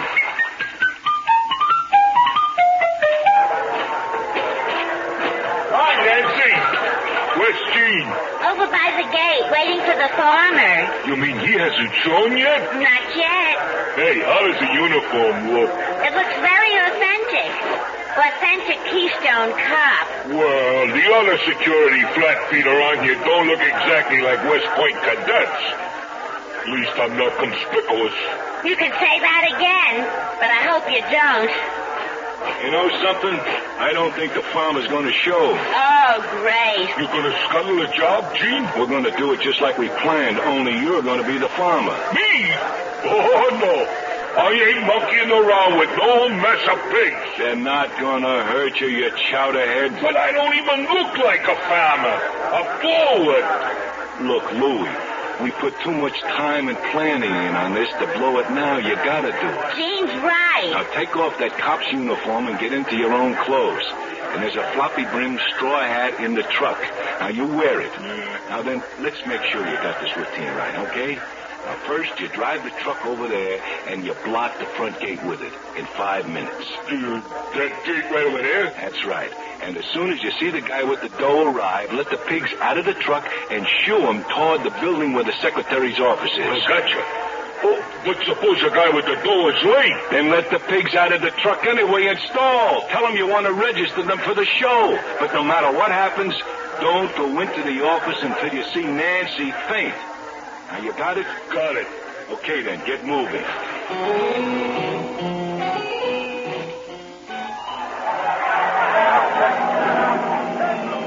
I guess that's the building where the secretary's office is. I talked to him on the phone. Let's stop in there first, then. That's a good idea. Jim, quick, look over there, by the front gate, just getting out of the truck loaded with pigs. Isn't that one of the guys in the mug shots you showed me? You're right. It's Louis Hudson. What's he doing with those pigs, for crying out loud? And what's that big straw farmer's hat? I don't know. Farmer's hat, that's it. With the real farmer in the slammer, Hudson's taking his place. Oh, well, this must be the action. Yeah, and he's heading this way, probably going to the secretary's office. Oh, Hudson. Oh, me? Who else? When'd you take up farming? What business is that of yours? Here's my badge. That makes it my business. Oh, I ain't done nothing. Where are your friends? Well, I don't know what you're talking about. I come here to register these pigs. They ain't hard. No, but you are. You and both the Spencers. Now, where are they? You're the gumshoe. Find out for yourself. Gene! Split! It's a pinch! Jim, the Spencers are in that ambulance. I know. Ken, take Hudson, get the cuffs on him, then phone in for an APB.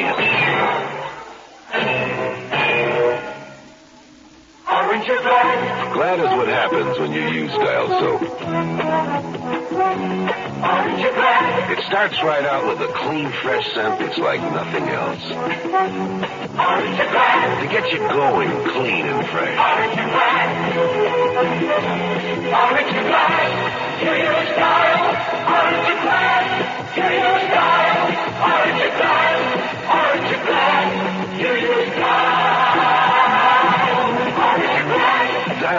away the cause of odor on your skin. You just can't buy a better deodorant soap than Dial. And that's saying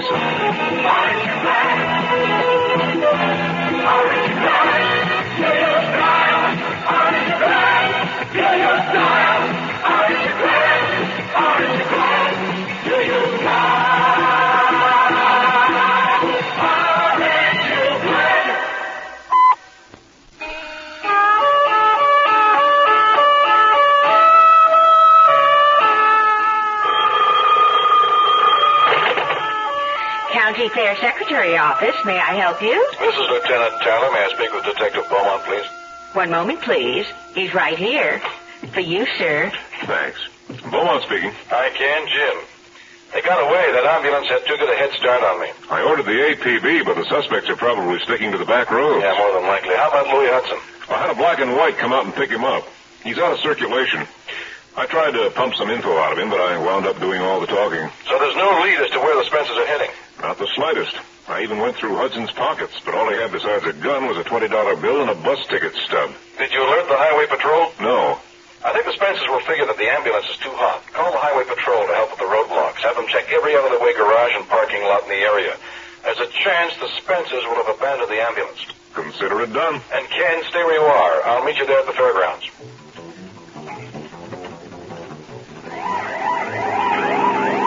Are you crazy, Chief? Slow down or we'll get pulled over. Anybody behind us yet? No, but I bet it won't be long now. Chief, look out! You're way out on the shoulder. Well, hang on. I can't handle this.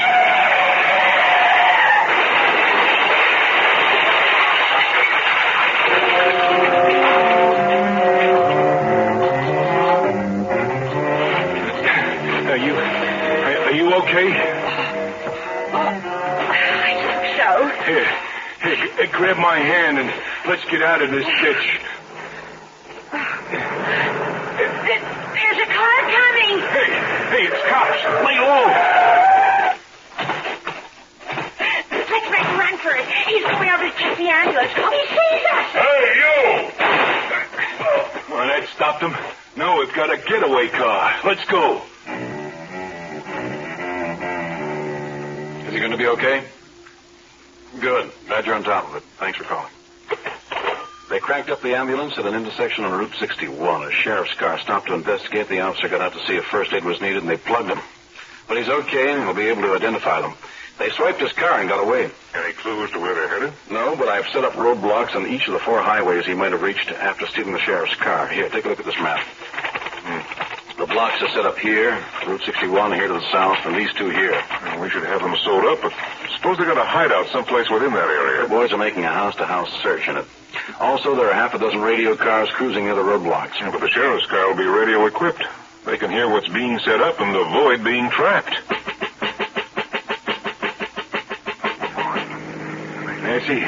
Nancy, look in the glove compartment. There's got to be a road map. We can check off where they're setting up the roadblocks, and they could lead us right out of this trap. Roadblock number 6, come in, please. Listen. There's no sign of the car at this block. Thanks, car 83. Did you hear that? Loud and clear. I think that means the Spencers have pulled up someplace. Keep thinking that, copper. We'll make another check of all blocks and cars in 15 minutes. Right, Jim. Unless you contact me, I'll just keep cruising. Does that mean they've checked up on everybody? Yeah. They didn't say anything about Route 11. That's why we're staying on it. I told you those suckers would lead us right out of the trap. Why are you stopping? Well, that sign we just passed, it said detour. It could be a phony. Oh, let me turn on the spotlight. Well, it's legit. The road's all torn up. Oh, what now? Well, just back up and turn around.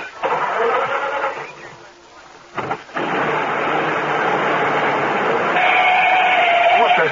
Gee, it's a trap. Not yet, it ain't. Freeze, Spencer. Don't try and shoot it out. It's you against 4 scatterguns. Okay. Get out with your hands up. You too, Mrs. Spencer. Okay, Mrs. Spencer. Hands on the hood of the car. Okay, officer, get his gun. Now then, Spencer, you know what to do. Get your hands on that hood. How'd you know that we... It wasn't too hard. We knew you'd be listening to police calls, so we just let you think Route 11 was your road to happiness. Now then, as if you already didn't know your rights, you have the right to remain silent. You have the right to have a lawyer present. Anything you say,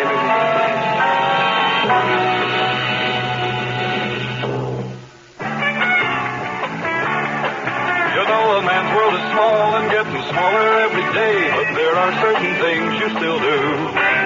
Still say what you think, you still pay for the drinks, and beach nuts the tobacco you chew. Weird ideas taking hold, kids won't do what they're told. Who knows what this whole world's coming to? But you keep your face to the wind, you don't quit on a friend, and beach nuts the tobacco you chew. Seems like a man's world just isn't the same anymore, but some things you can still trust, like beech nut chewing tobacco. Beech nut just keeps on getting better. Beech nut's a lot moister these days, but more taste, less stems. Today's beech nut, fresher, longer-lasting flavor. You ought to try it. Girls in bars, girls in pants, a man just don't stand a chance, but there's still ways to show 'em who's who. You treat your dogs with respect, you keep your traps oiled and checked, and beech nuts the tobacco you chew. I'm Rod Serling. Close your eyes, exercise your imagination, and join us again on our next presentation of The 0 Hour. Pigs Could Put You in the Pen is an original radio drama adapted by Glenn Hall Taylor. William Shatner was heard as Jim Tyler. Featured in the cast were Sandra Gould, Peter Leeds, Byron Kane, and Marvin Miller. 0 Hour, created by J.M. Collis, directed by Don Hills, is produced in Hollywood for the Mutual Broadcasting System by Radio Productions Incorporated. Music is composed and conducted by Stanley D. Hoffman. Rochelle Sherman, associate producer. This has been a presentation of the Mutual Broadcasting System.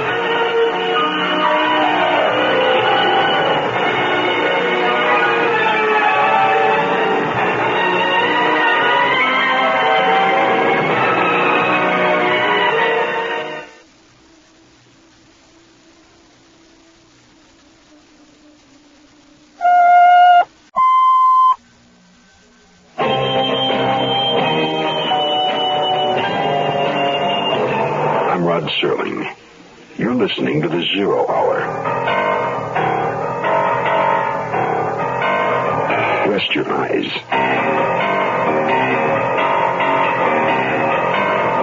Exercise your imagination. Today, Keith Walker's double tale of terror in space. Skylab, are you there? Starring William Shatner. In a Mutual Broadcasting System presentation of The 0 Hour. Brought to you by the Ford Motor Company, Shenley Industries, Matus Wine, Beech Nut Chewing Tobacco, and Dial Soap. This is The 0 Hour on Mutual Radio.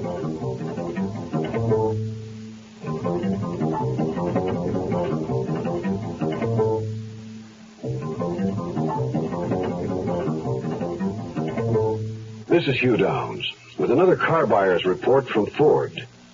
Comparing the total cost of ownership is the only way to be sure you get your money's worth when buying a new car. And Ford says there are 3 important considerations that make up the total cost of ownership: purchase price, operating economy, and trade-in value.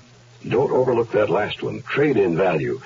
I'd like to give you some interesting facts about trade-in that are difficult for the average consumer to come by. Like the fact that based on a national average of NADA wholesale prices, both the 1973 Torino and the 1973 Gran Torino returned more of their original purchase price than their closest sales competition. The facts speak for themselves.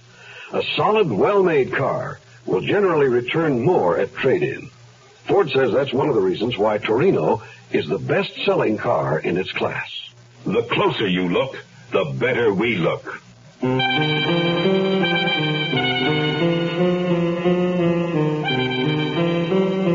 Beyond the fragile envelope of air that protects this planet lurk many mysteries of the universe not yet revealed to us. But consider this.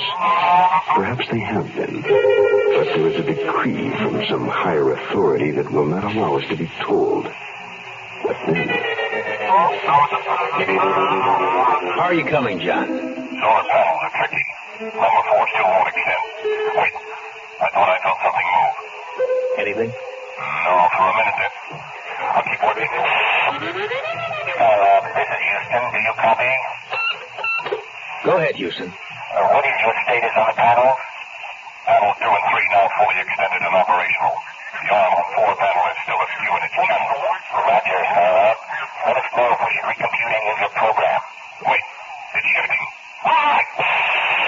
John, what's wrong? Telemetry on Colonel F's vital signs fluctuating erratically. John, can you hear me? John! Pat, suit up. I'm going out. Right. Houston, are you copying? Roger, Skylab. Colonel Ebb is not responding, maybe injured. Dr. Kent and I are suiting up now. We will depressurize, and I will attempt to bring Ebb back in. Roger, Skylab. Dick Conroy is on his way to the floor. He'll be taking over. Pat, switch on your suit transmitter. Should we both go out? No, you stay here and set up your surgery. Skylab, this is Houston. Dick Conroy, are you copying? Roger, Dick. We are now depressurizing labs. Jack, you need tonight. Right, popping hatch. Jack, Ebb's signs are weakening. Roger, stand by. Houston, I'm setting up the mobile video scan silver side. We will monitor. Skylab, we are showing attitude change on the station. Can you advise? Hold one. We'll check. Houston, can you read the patch? 5 by 5, Jack. I am drifting toward the capsule. Houston, I can confirm. We're rotating laterally at 6 RPM. Also slight horizontal rotate, but erratic. Houston, it's possible that when the panel popped, its twist caused the station to spin. That must be corrected immediately. Angle rotation will cause orbit decay. Can you give me time brackets on the make correction? Austin, set it up on the computer. Roger. I can see him. The colonel's entered onto the extreme of his lifeline. John, can you hear me? Pat, that's good on the camera. We're following visually. Over command. Almost there. Vital signs very erratic. I got him. Bringing him in now. Roger. Pat, can you take decay corrections? I'm standing by at surgery. Can you execute corrections from your station? Roger. Set up on the board computer through Orient Circuit. We will feed. Pat, coming in. Give me a hand. Here. Pressurize.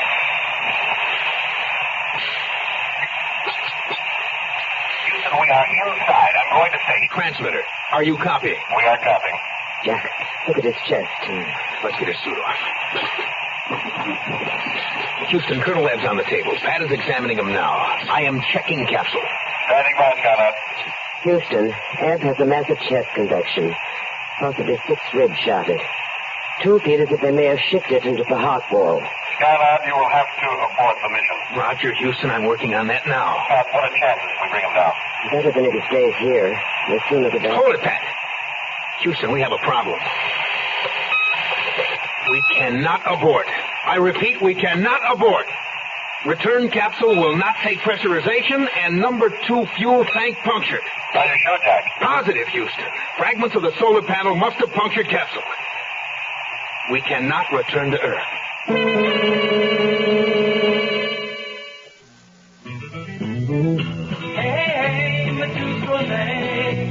Matus is an old-world rosé wine people enjoy everywhere. Like down in the Delta, they know the blues are what you make it, and that the light, easy-to-like taste of Matus Rosé makes the meal.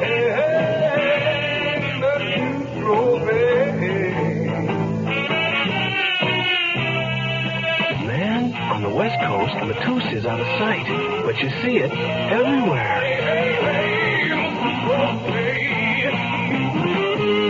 And in New England, Matus Rosé is perfect for that elegant evening on the town.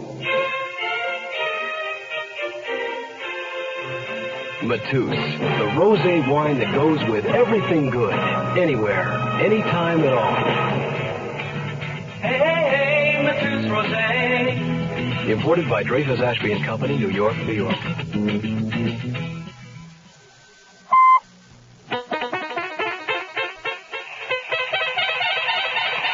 Dick, here are the figures for the shoot. Good. Dick, you're going to wipe yourself out. Can the sympathy. I'm sorry, you're right. These show the Saturn on pad 9 will be operational in 11 hours. How about Eckert? He's lucky. He just finished simulation. He'll be ready when we are. Well, let's give the good news to Skylab. Potter, Activate the link. Hi, Mr. Conroy. Switch to the Angel. Thanks. Skylab, this is Houston. We are copying, Houston. Is Jack monitoring? Yes, sir. He's in the capsule, but packed. We can mount a Saturn for rescue. We go to countdown in 30 minutes. Major Kenyon Eckert will be command pilot. We are programmed for an 11-hour count, and if we get lucky, when we strike that we are lucky, we can rendezvous at 20 hours, 30 minutes. Houston, we don't have much time. Colonel Ebb is critical, barely holding his own, still unconscious. Hyde is giving very erratic readings. We're all praying. Jack, do you copy? Right, Houston, no luck here. The capsule's worse than I thought. Even if I could get up pressure. Houston, stand by. Colonel Ebb's heart has stopped. I'm attempting a goal and of heart rate. Skylab, your transmission has been interrupted. Say again. Skylab, do you copy? This is Houston, Skylab. Are you there? Dick, I'm getting telemetry on the lab, but... But what? You're not going to believe this. There is no telemetry on life signs. That can't be. See for yourself. That's crazy. According to this, there's no one on the station.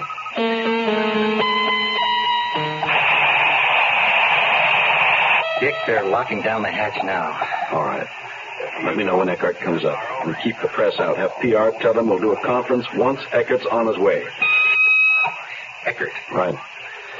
Major Eckert, Conroy, how do you feel? Perfect. You're ready to rush. So do you. We are T-minus 30 and counting. Roger, I'm ready to fly this bird. So are we. Anything new on station? No, and we're not telling the press anything except we've got a communication problem. Remember that when you get on the command circuit. Got it. That's hard to figure. That'll be a simple explanation. What we know they're there. I know it. Yeah. Well, where else could they be? 30 seconds and counting. Second stage tanks now pressurized. 25 seconds. Power transfer complete. 20 seconds and counting. All systems go. Guidance is now internal. 15 seconds. Green. All systems green. 10, 9. Ignition sequence starts. All systems go. Looking good. 5, 4, 3, 2, 1, 0. All engines firing. Beautiful. T plus 10. Now at 60,000, all reading green. Coming up on second stage. Pitch program engaged. All readings still go for second stage. Second stage firing, 10 seconds. All right. Way to go.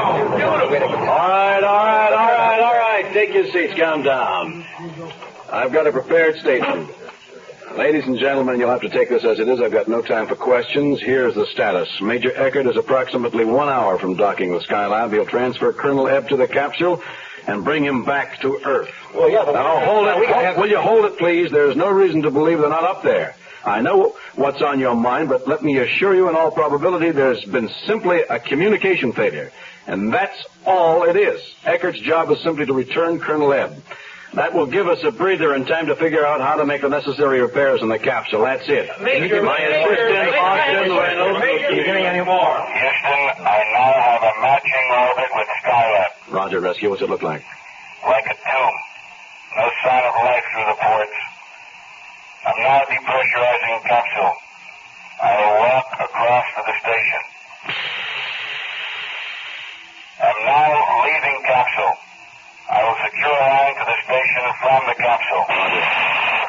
If you'll forgive the analogy, tying up like this makes me think of the horse and buggy. Modern ingenuity, Major. Approaching station hatch. Austin, any change in telemetry? Nothing, Dick. The suspense is killing me. Yeah. Houston, I'm inside the station. Houston, there's no one here.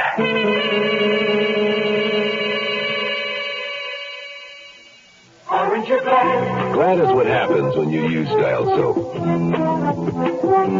Aren't you glad? It starts right out with a clean, fresh scent that's like nothing else. Aren't you glad? To get you going clean and fresh. Aren't you glad?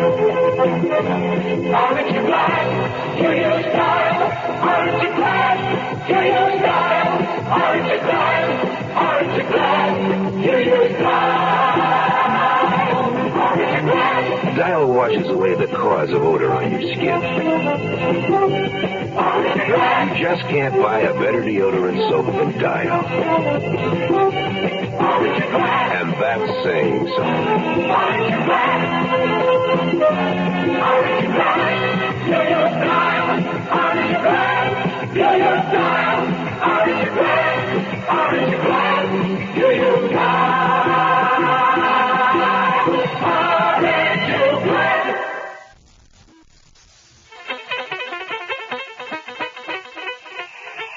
Rescue, this is Houston.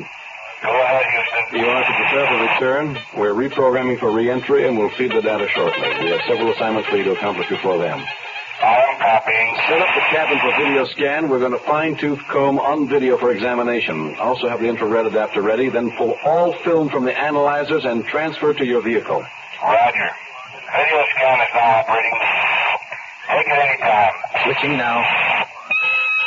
Major Eckert, are you sure you switched the scan to inboard relay? Roger, Houston. I show power on the equipment. Okay, stand by 1. Dick, can you come here? What do you got? A carrier wave, but no picture. It's almost as if there's some strong energy source blocking transmission. Slide over. I'll use your board. Eckert, check your gamma analyzer now. All right, doing it now. Hey, that's high, Conroy. About 5 over 12 interior. Okay, stand by. What do you think you've got? Just a hunch. Crazy. Probably nothing. Eckert, I want you to set up the infra scanner for interior. Can do. Give me a minute. Right, and when you've got it set, patch it through the board and scanner circuits. Austin, switch the feed to the board scope. Working. Relay now. What was that? Houston, what are you getting? I have no monitor. Eckert, now listen carefully. I want you to pan the scanner left to right and freeze when I say. Panning. I've never seen anything like it. Free scan. Impossible. How? Houston, what have you got? Major, we are looking at our Skylab team, plus there is one human form with them. You mean they're up here with me? The way it looks. The infra images are very hazy, but I'm sure it's Pat Kent, Jack Elton, and Colonel Ebb. The other form is gesturing and pointing towards the scanner. We've lost the scan. Austin, are you all right? Yeah. Just lots of spots before my eyes. Rescue, this is Houston. We're getting no visual on infra. Switch back. Houston, this is Colonel Ebb. John? John? Is that you? Very much so, Dick. Alive and well. How? Pat said your heart stopped. Dick, I must request that we discontinue conversation. Would you please go to scramble on the priority circuit? Roger. Switching now. Skyline, you're read. Roger, Houston. Dick, we've been requested to keep the following information secret, at least for a time. Pat will fill you in on the beginning sequences. Houston, what has happened is truly without medical precedent. Colonel Ebb was brought back to life. Mr. Conroy, we have been watched. What? What do you mean? At the moment, the Colonel's heart stopped. There was a blinding light shift in the lab. It was accompanied by a physical wrenching, almost as if our lives had shifted in time, which in fact it did. A man, no, better called a humanoid, was suddenly in the lab with us. She, told us it had been ordered to return Colonel Ebb to life. I'll take it, Pat. Houston, the alien's name was Hobb.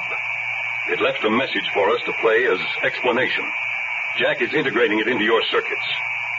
Are you receiving visual? Yes. What is that thing? They call it a communicube. A tape recorder? In a way. As they explain it, the cube projects audio and visual into any receiver, electronic or the mind. Stand by.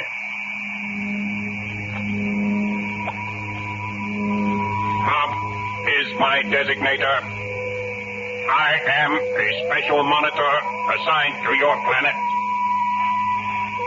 For the past 600 years, it has been my duty to observe and report your progress toward space exploration.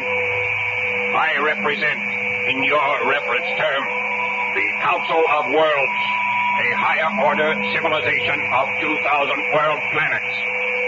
The Council is responsible for admitting new worlds into the Federation when they have attained a proper civilized level. Your planet has not yet attained that status. As the observer, I am gifted with the ability to read alternate futures.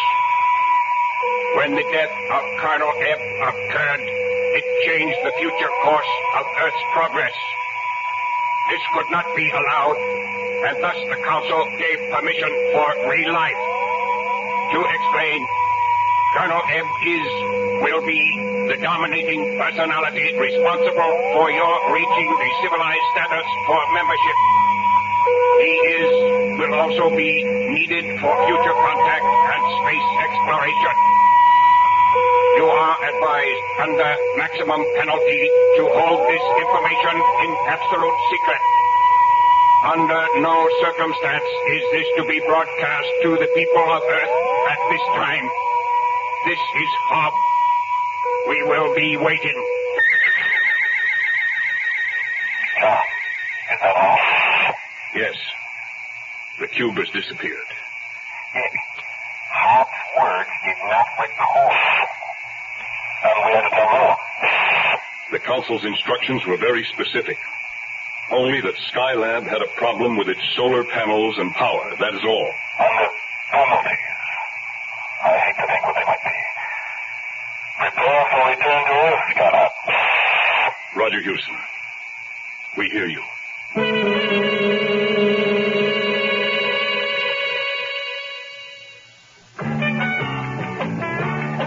You know a man's world is small and getting smaller every day, but there are certain things you still do. Still say what you think, you still pay for the drinks, and beach nuts the tobacco you chew. Weird ideas taking hold, kids won't do what they're told. Who knows what this whole world's coming to? But you keep your face to the wind, you don't quit on a friend, and beach nuts the tobacco you chew. Seems like a man's world just isn't the same anymore, but some things you can still trust, like beech nut chewing tobacco. Beech nut just keeps on getting better. Beech nut's a lot moister these days, with more taste, less stems. Today's beech nut, fresher, longer-lasting flavor. You ought to try it. Girls in bars, girls in pants, a man just don't stand a chance, but there's still ways to show 'em who's who. Treat your dogs with respect, you keep your traps oiled and checked, and beech nuts the tobacco you chew. I'm Rod Serling. Close your eyes, exercise your imagination, and join us again on our next presentation of The Zero Hour. Skylab, Are You There? Is an original radio drama written by Keith Walker. William Shatner was heard as Richard Conroy. Featured in the cast were Jacques Denbo, Kathleen Cordell, Casey Kasem, Les Tremaine, and Jack Cushman. Zero Hour, created by J.M. Colas, directed by Don Hills, is produced in Hollywood for the Mutual Broadcasting System by Radio Productions Incorporated. Music is composed and conducted by Stanley B. Hoffman. Michelle Sherman, associate producer. This has been a presentation of the Mutual Broadcasting System.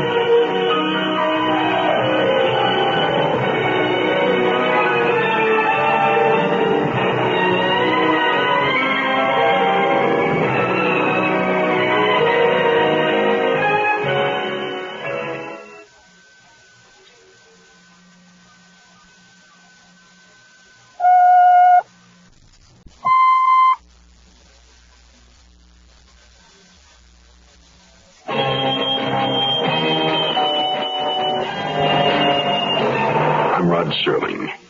You're listening to The Zero Hour. Rest your eyes.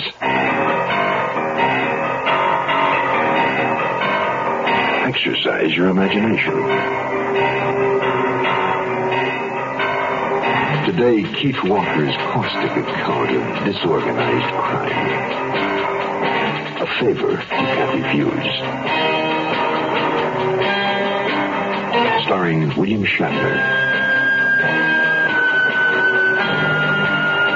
In a Mutual Broadcasting System presentation of The Zero Hour. Brought to you by the Ford Motor Company, Shenley Industries, Matuse Wine, Beech Nut Chewing Tobacco, and Dial Soap. This is The Zero Hour on Mutual Radio.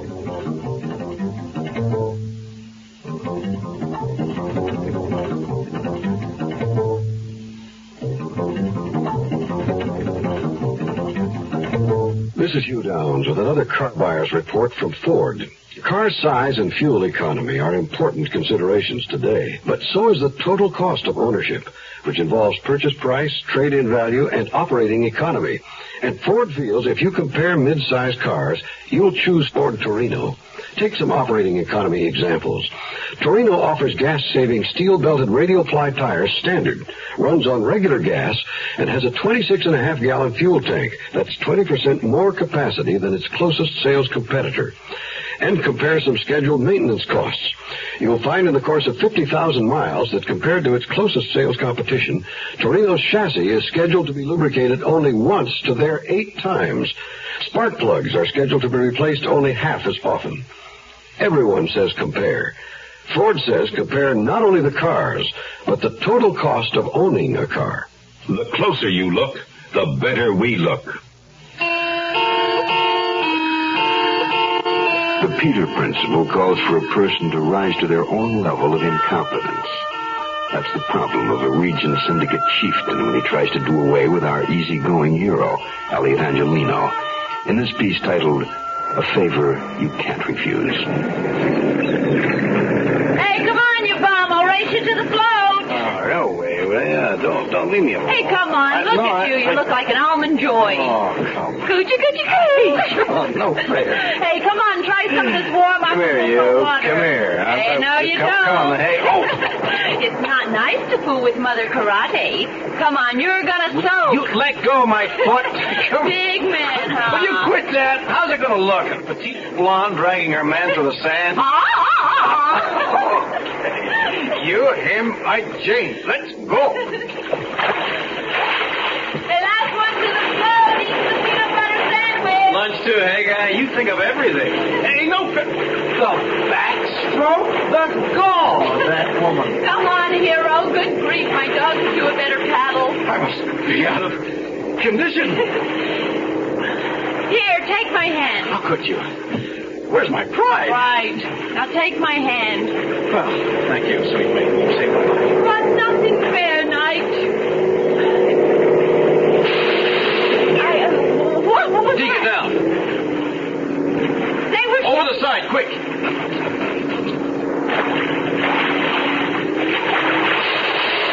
How'd they get him to feel like a duck in a gallery? This is no time for jokes. I'm not joking. Move around to this side. Where's the thermos? How can you think of drinking at a time... Where's the thermos? This side of the float, I think. Al, where are you going?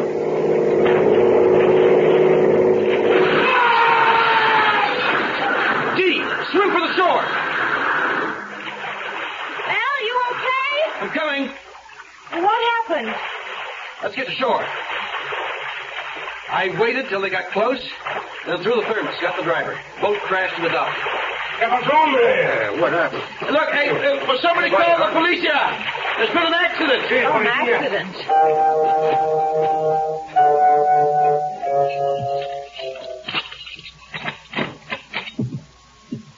Al, good grief, look at our room. It's been torn apart. It figures. You mean the money? Yeah, this is getting complicated. Where did you hide it? Behind the air conditioning grill. Al, it's not here. Naturally.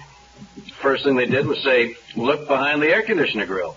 Elliot! Okay. How much was there? You never told me. $1 million. $1 million? You better get that oiled. What are we going to do now? Go back to the States.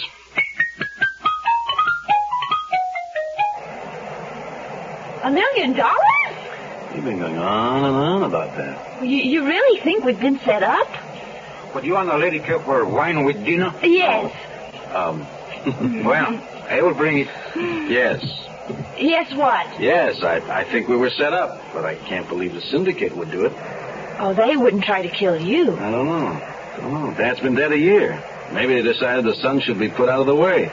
Oh, I don't believe it. Your dad was always so respected by all the families. Everyone looked up to him. Mm-hmm. You know, you've never talked very much about him. I respected him, even if I didn't agree with what he was. Ah. Is that why you didn't take over when he died?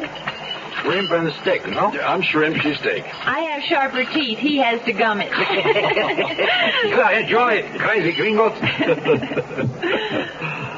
Well? Well, Dad was getting old. I think he felt his only son should go legit. I agreed. You loved him very much, didn't you? Can I have your carrots? Yeah, I did. If you felt so strongly, why did you agree to Mr. Bartolucci's request? To take the money? I don't know. He was always a friend of Dad's. He asked a favor. Said the money was payment to one of their South American operations. Funny that the contact never showed. Yeah. You want your salad? Maybe we should have kept the money. Mm-hmm. Maybe that's what Giovanni wanted. Come in. You sent for me, Giovanni? Mr. Bartolucci. Sit down. At least, I have a contract to let. Are you interested? I do not like to be called a hoodlum. 50,000. Who? Elliot Angelino. When? Go to Los Angeles. He'll be coming in by plane shortly. Follow him. Await my instructions.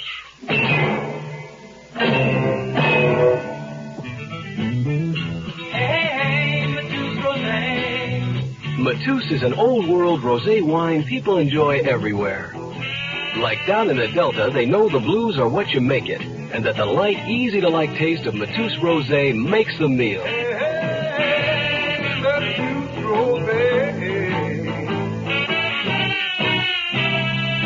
Man, on the West Coast, Matus is out of sight, but you see it everywhere.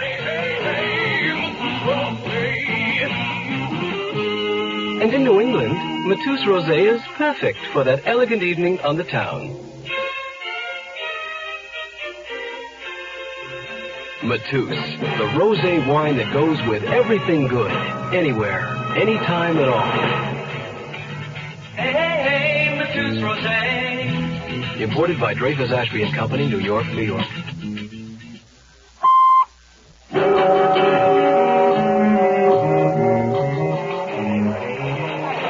Good evening, Mr. Bartolucci. Hey, good evening, Spencer.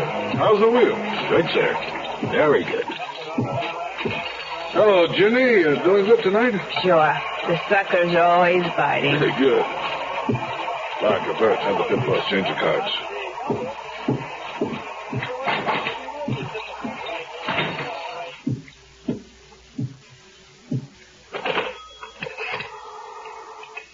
Carlo.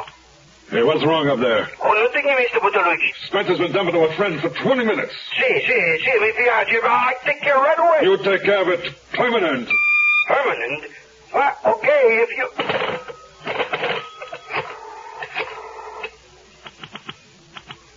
Giovanni, New York? All right, 5 minutes.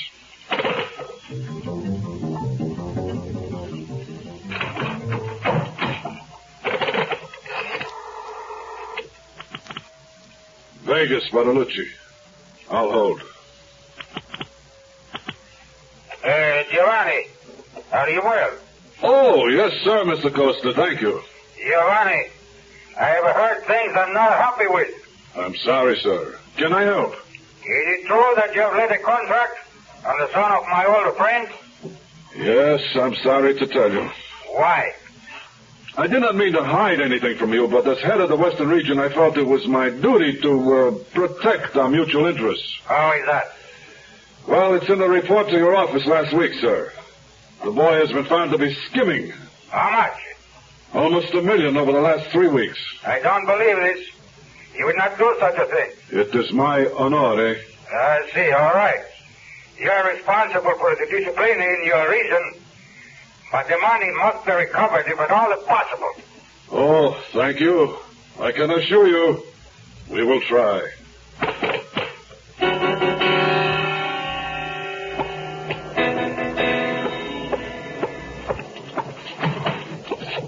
Desiree Knowles, Yes? get in the car. I will not. Unless you wish to die on this street, you will do as I ask. Golly. Why are you doing this? Has it something to do with Elliot? Yes, you are the bait.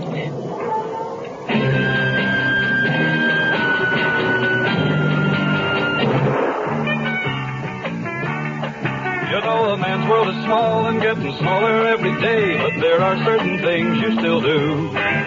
Still say say what you think, you still pay for the drinks, and beach nuts the tobacco you chew. Weird ideas taking hold, kids won't do what they're told. Who knows what this whole world's coming to? But you keep your face to the wind, you don't quit on a friend, and beach nuts the tobacco you chew. Seems like a man's world just isn't the same anymore, but some things you can still trust, like beech nut chewing tobacco. Beech nut just keeps on getting better. Beech nut's a lot moister these days, with more taste, less stems. Today's beech nut, fresher, longer-lasting flavor. You ought to try it. Girls in bars, girls in pants, the man just don't stand a chance, but there's still ways to show 'em who's who. Treat your dogs with respect, you keep your traps oiled and checked, and beech nuts the tobacco you chew.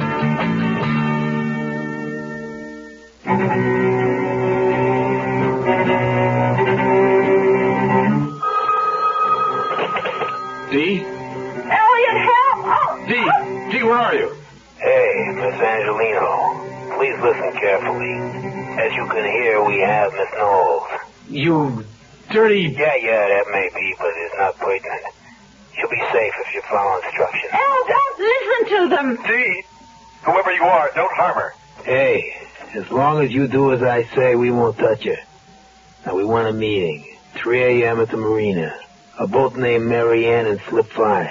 What do you... Good. Hey, Lee, take it on the car. Mr. Bartolucci?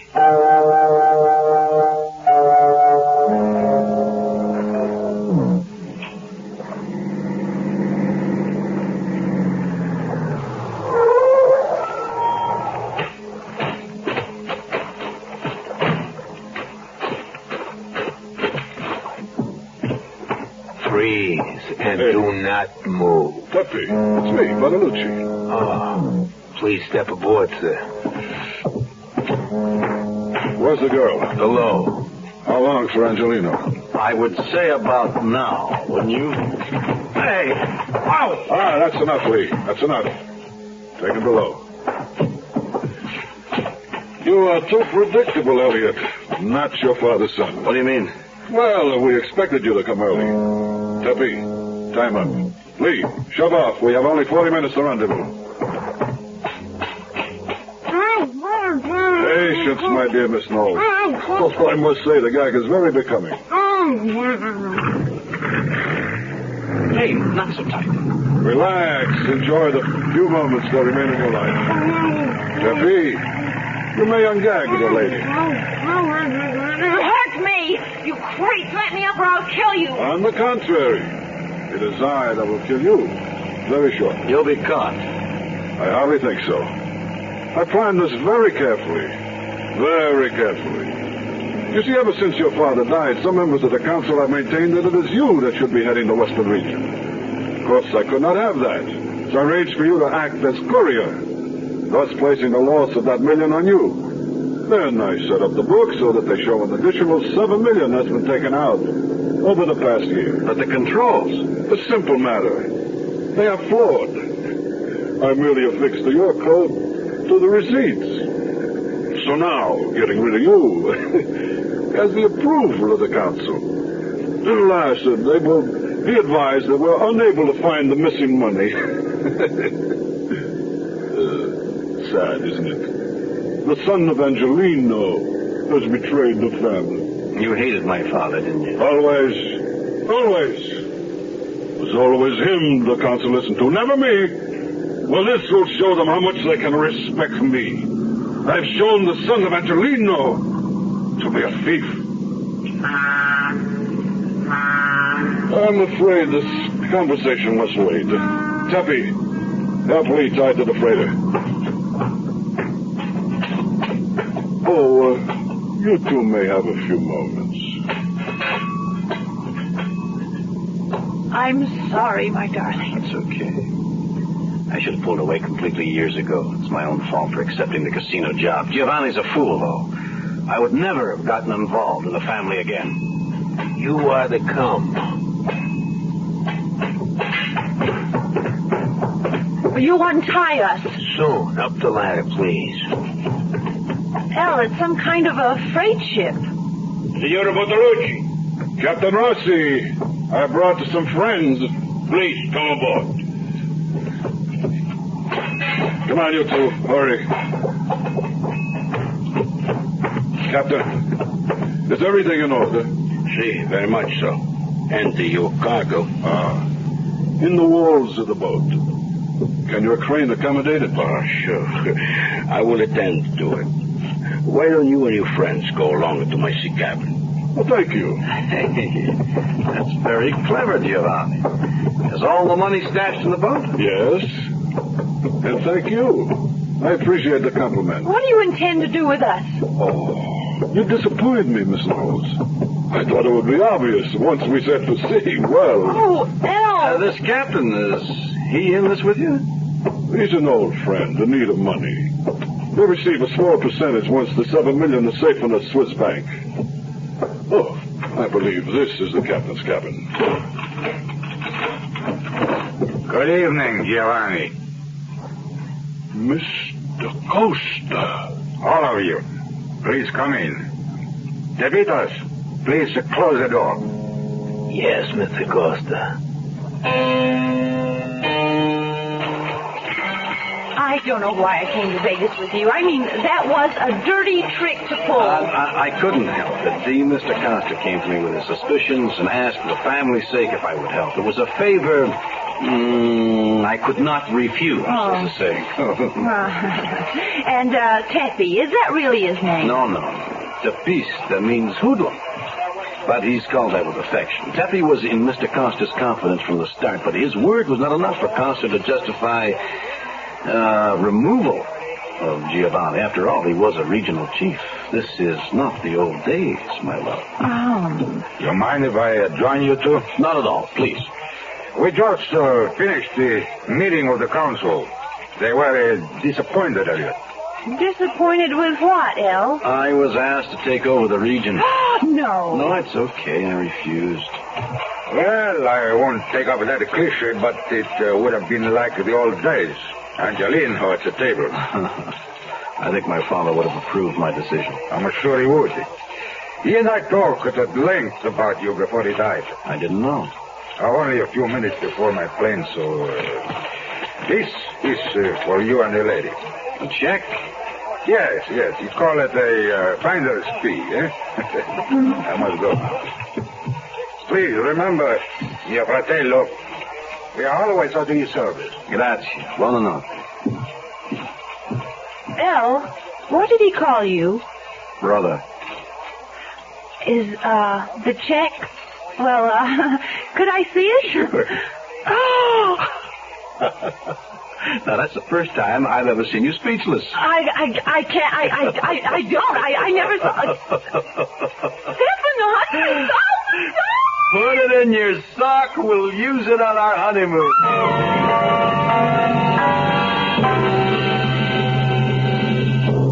Aren't you glad for things that make a happy day?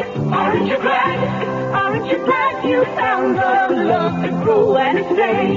Aren't you glad that we're pulling together? Aren't you glad that we're feeling free?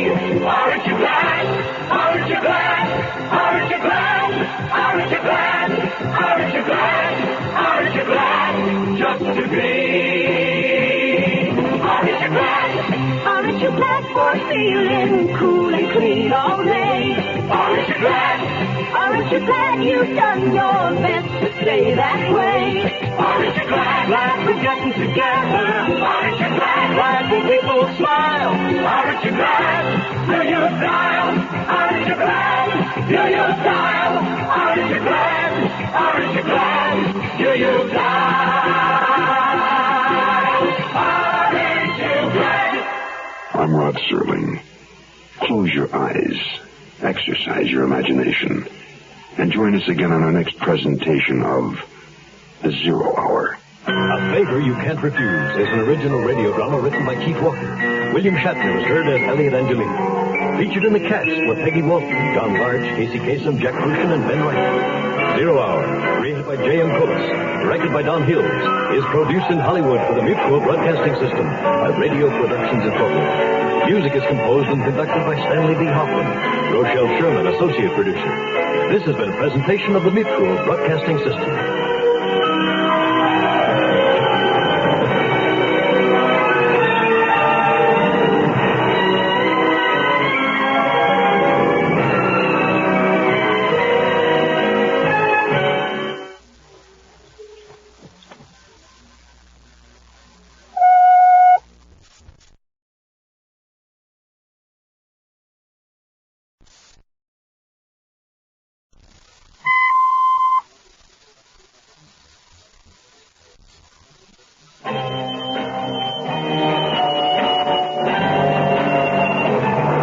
Rod Serling. You're listening to the Zero Hour. Rest your eyes.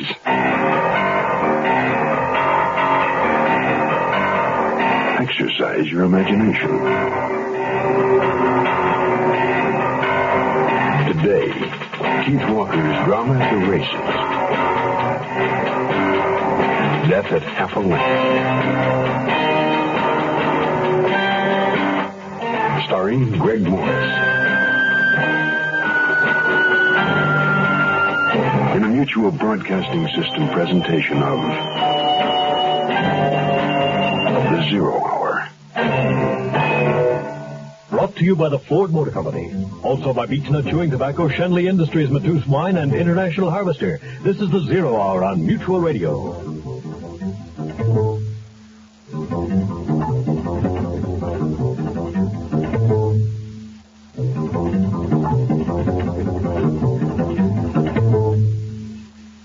This is Hugh Downs with another car buyer's report from Ford.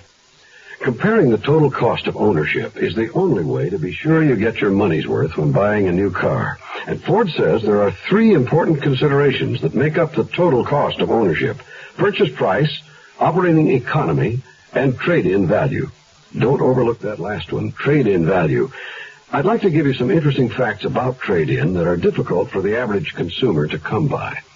Like the fact that based on a national average of NADA wholesale prices, both the 1973 Torino and the 1973 Gran Torino returned more of their original purchase price than their closest sales competition.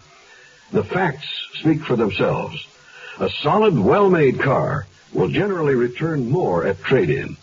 Ford says that's one of the reasons why Torino is the best-selling car in its class.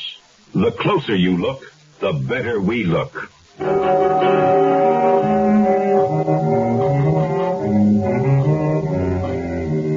Someone's out to kill Pleasure Honey, and nobody knows why. You're about to enter the world of horse racing, where the thoroughbred is king, and man is but to serve. On the outside by a left, Sutton Krasny! Hey, anybody seen Krasny? Down here, number... Krasny, get your rear end out here. Jim Howard, get out of this store. You see this? I know you said it. I don't know what you're raving about, Howard, but I've had enough of you. Howard, you're crazy! Help somebody! All right. Break it up. Come on, Mr. Howard, now stop it. Krasny, get this madman out of here. Krasny, you've had a grudge against me for this whole season, Krasny. Now you're threatening to kill one of my horses. Kill one of your horses? What do you mean, Mr. Howard? This. I found a stock in Pleasure Honey's store. Let me see. Howard scratched Pleasure Honey or she died. Let me see that. There's no signature. What makes you think this would be me? Because you tried to buy that horse and you've been sore at me ever since. Oh, Howard, take your empty head out of here. Mr. Howard, this should be looked into. Aren't you running Pleasure Honey in the next race? I am. And I plan to have her win, Sutton. Remember that. Let's go, Hasman. Jim, I know you and Krasny have been at one another, but there's nothing on this note to say it was him.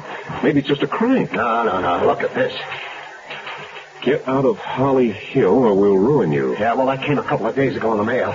One might be a crank. Two's a threat. Yeah, I can't disagree. Okay, I'll get some men posted. That is, unless you're thinking of scratching Pleasure Honey. Oh, no. Nobody pushes Big Jim Howard around. Scotch and soda, Mr. Howard. Anything else? No. Here, boy. Thank you, sir. Sure hopes Pleasure Honey wins. I got some dollars riding on her. Yes. Thanks. Jim, I got men posted from the turn to the finish line. Anything happens, your butt is in a sling. Turn the speaker up. Then every day I'm sincerely on the rail. Going into the far turn, it's Pleasure Honey in front by 3/4 of a length. Lord Thomas is second by a head. King's Ransom third by a neck. Riley's Luck fourth by 2.5 lengths. High Hopes is fifth. Sincerely sixth on the outside. Then every day on the rail, High Hopes, and so soon around the turn, it's Pleasure Lady in front by a neck. King's Ransom is second by a length and a half. Lord Thomas third by a half length. Riley's Luck fourth by a half length. Every day is fifth by a half, and so soon into the stretch. It's Pleasure Honey in front on the rail by a head. King's Ransom second by a length. Riley's Luck third on the outside by a length. Lord Thomas fourth. And every day on the rail. Now it's Riley's Luck in front. Pleasure Honey is second. And here comes So Soon on the outside. It's Riley's Luck, So Soon. And wait, something's wrong. Pleasure Honey fell. Horseman, I did it. I killed my horse. Riley's Luck is the winner, followed by So Soon and King's Ransom. Pleasure Honey never got to the finish line. Looks like the horse never had a chance. Died instantly. Billy Bangle, the jockey, apparently is not hurt. That car. What are you doing? No picnic for us today. Now, one minute you're listening to the horse race, and the next you think you're at Indy. Now, that race may just have cost my company $100,000. Here, honey, this is for you. Oh, George, what a nice surprise. What is it? It's a tire gauge. Oh, it's beautiful. Yeah. What's a tire gauge?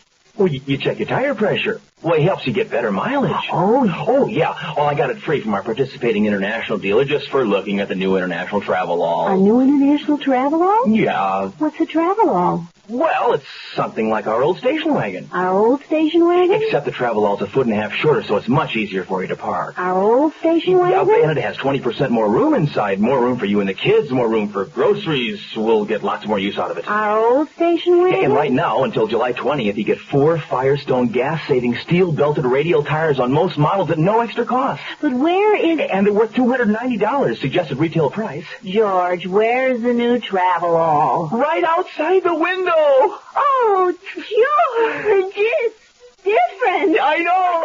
I like different. I know. Different, all right.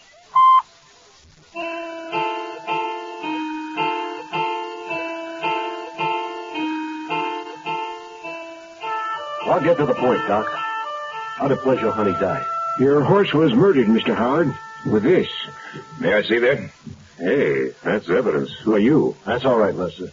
Jason Kelly. He's an insurance investigator. You track security, Lester? That's right. He used to be, if I have anything to say about it. We did the best we could, Mr. Howard. I don't see how... That is rotten. They killed my horse right in front of your men. Explain that. I'll see to the horse. Doc, let's get it in the truck. Mr. Kelly, may I have the dart? Sure, sorry. You mind telling me how the horse was killed? Oh, that thinks there's curare on the tip. Thanks. Is anyone going to introduce me? Oh, I'm sorry. Nana Gregory, Jim Howard. Miss Gregory, just a little upset at the moment. Oh, I understand. You know who did it? There's another owner, a guy named Sutton Krasny, who's been itching to put me out of business. Any proof of that? Just 2 letters I got. Letters? Yeah. Lester Hasman's got them. Both of them threatened to ruin me, and the last one warned. If I ran Pleasure Honey, they'd kill her. That horse was one of my favorites. I just hated to lose her. I understand. But there is one thing. Oh, what's that? From the looks of it, the company will have to pay off. And $100,000 is a lot of weeping money.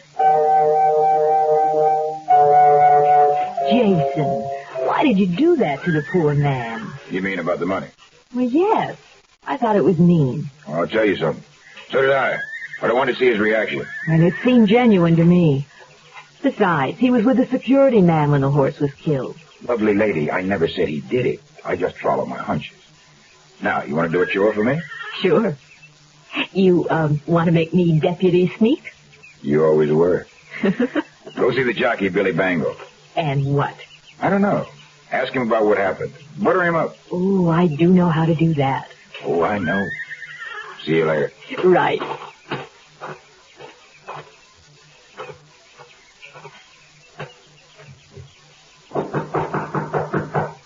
Come in.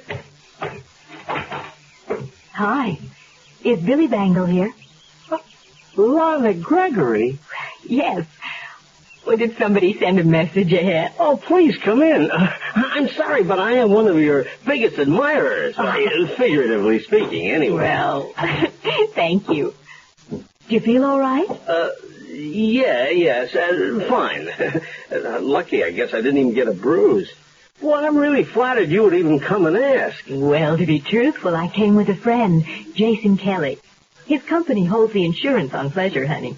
Oh, I see. Well, it's still an honor. Would you sit down? Thanks. Billy, have you been riding for Mr. Howard a long time? Billy, Oh, it's Gregory.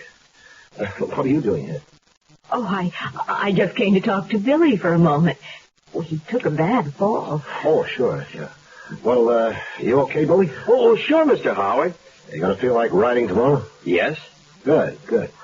Well, see you at the ranch later on. Yes, sir. I'm going out to the hospital, and then I'll be there about 7. Okay. Give my best to your wife. My, very best. I will. Thank you. Is your wife in the hospital, Billy? Yes, she has been for almost a year. Oh, I'm sorry. Well, it's not something we can do much about. Say, she just loves you. She's seen almost every one of your pictures. Oh, I hope that's not what put her in the hospital. You're even funnier in person. Thanks. Say, I've got an idea. Jason is sure to be tied up for a couple of hours, and if you're going to the hospital, maybe your wife would like a visitor. Oh, would you? Well, she'd love that. Why not?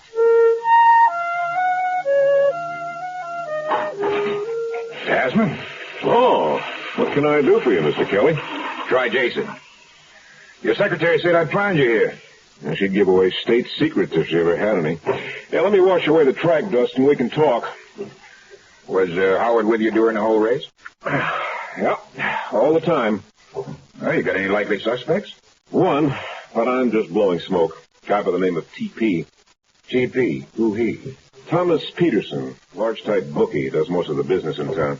Lays off plenty to the guys in the east. There's a rumor going around that Big Jim is into him for a bundle, so maybe he's putting the screws to Howard to get him to pay. Killing Pleasure Honey would be just the way to do it, too. Yeah, maybe. But then again, Howard could have arranged to pick up the insurance and bail himself out. Or Sutton Krasny could really hate Howard. You're going to need a basket to carry all your suspects in. Oh, excuse me, Les. I know it's the men's room, but you gotta come quick. Why, what's wrong? Mr. Howard, he's been shot. My daddy was a mighty fine man. He taught me a thing or two. A woman can hurt, so you stay on your guard. And beach nuts the tobacco you chew. Them times we'd go fishing, my daddy and me. He'd tell me everything he ever knew. We'd go after big mouth in close to the bank. And beach nuts the tobacco you chew. Around here, beech nut's the word for chewing tobacco. And it's been that way, father and son, for a long, long time. What's the secret? It's the way beech nut just keeps getting better. Like beech nut's a lot moister these days, with more taste and less stems. Big improvements. You ought to try today's beech nut chewing tobacco. And now I'm a daddy with a son who's full grown, and I tell him a thing or two. Scared money don't win. Evil women drink gin, and beech nuts the tobacco you chew.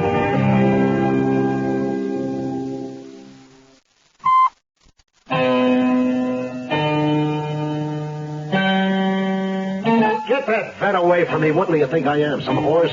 All right, Doc. Thanks. I'll give you a call later. Okay, Lester. What happened, Jim? Well, getting in my car when I heard a sort of a pop. And the next thing I knew, that dart was sticking in my shoulder.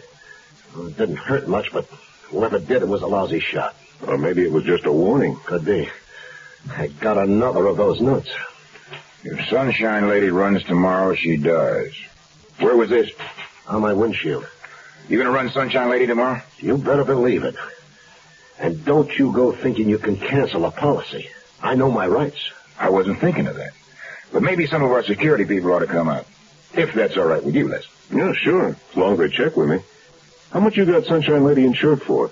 $500,000. Jace, you can't suspect Jim Howard. Now, what gives you that idea? I know that look. He's too sweet a man.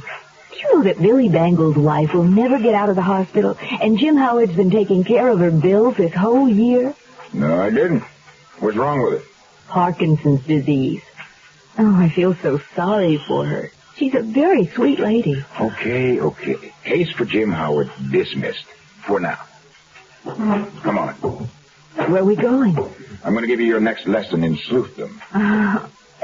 How exciting.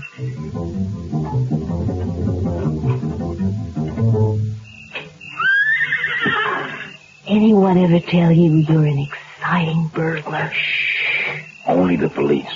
So let's hope they don't repeat the compliment, okay?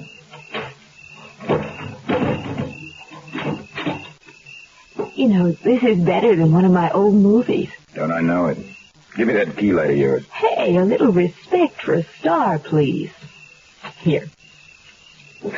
Now, where, here it is. A typewriter? You dragged me out here to type? Right. Take a letter. Chauvinist pig. Okay, what? Howard's threat note. Scratch, pleasure, honey, or die.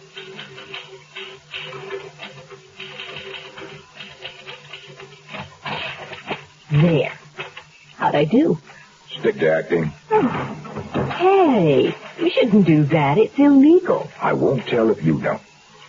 Look at this. Bunch of darts. Darts? Let's get out of here.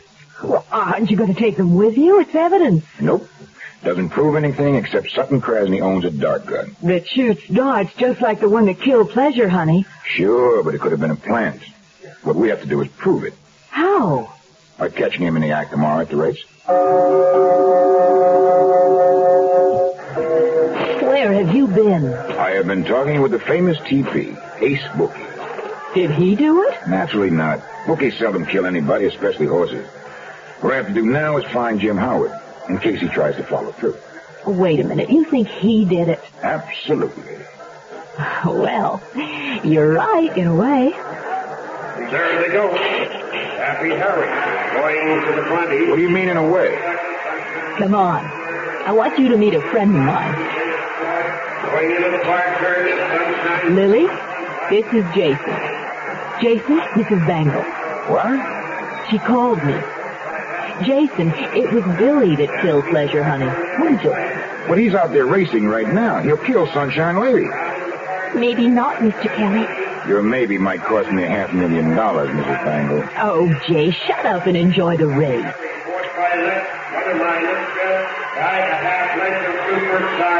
Come on, Sunshine Lady! Sunshine Lady on the rail by a head, easy goer, second by a light. Happy Harry, third on the outside. Then Pretty Day and Mother Mine. Now on the rail is Sunshine Lady and Easy Go. Coming down to the wire, it's Sunshine Lady and Easy Go. Sunshine Lady and Easy Go head and head. And Sunshine Lady is the winner by a nose. We'll have the official results in just one moment. All right, you scared the hell out of me. You happy? Sure. I just won. Come on. Let's go down to Billy's office, and Lily and I will explain everything. You see, Mr. Kelly, Billy did it for me. Howard told him that if he killed Pleasure, honey, he would continue to pay my hospital bills. Lily, I couldn't. I know, dear. That's why I asked Miss Gregory to bring me. I just knew you wouldn't. So there wasn't any gun, was there? You placed the dart yourself. Yes, but I knew I couldn't do it a second time. Jason, you mean you knew? Not till just now. I figured Howard must have sent himself the notes and planted the darts in Sutton's office. Well, what's that? That should be Sutton Krasny taking his pound of flesh. Shall we see? Howard, get your horses off this raceway. I don't ever want to see you again. Hey, Kelly, you did this. Nope. You did it yourself. I just let Sutton know. I'll get you for this. Forget it, Howard. You've lost a horse. But since the company doesn't have to pay, we won't file charges. No charges? No. But you won a big purse today. Make sure you share it with Billy. Yeah. And there's something else. What? Find yourself another insurance company.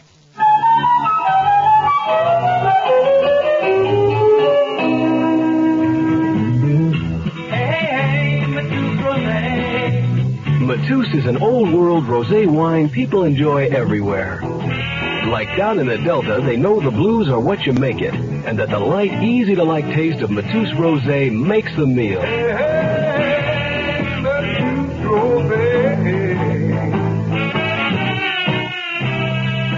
Man, on the West Coast, Matous is out of sight, but you see it everywhere.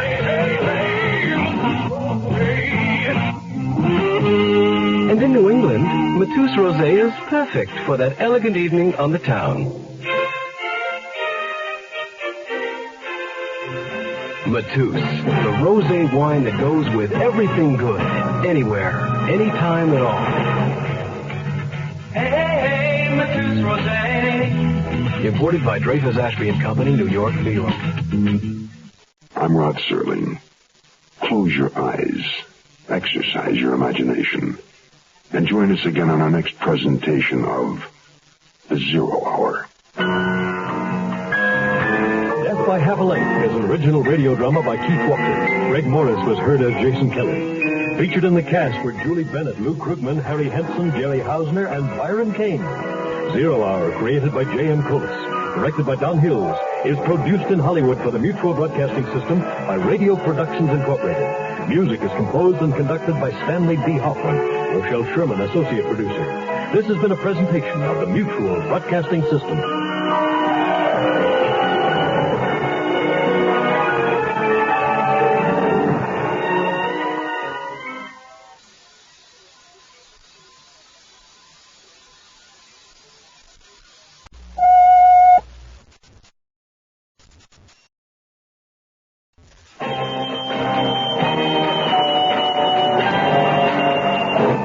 I'm Rod Serling. You're listening to The Zero Hour. Rest your eyes.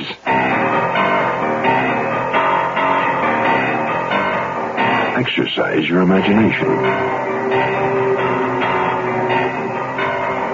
Today, Glenn Hall Taylor's tale of a watery grave floating down the river. Starring Greg Morris. In a Mutual Broadcasting System presentation of The Zero Hour. Brought to you by the Ford Motor Company. Also by Beechnut Chewing Tobacco, Shenley Industries, Matous Wine, and International Harvester. This is The Zero Hour on Mutual Radio.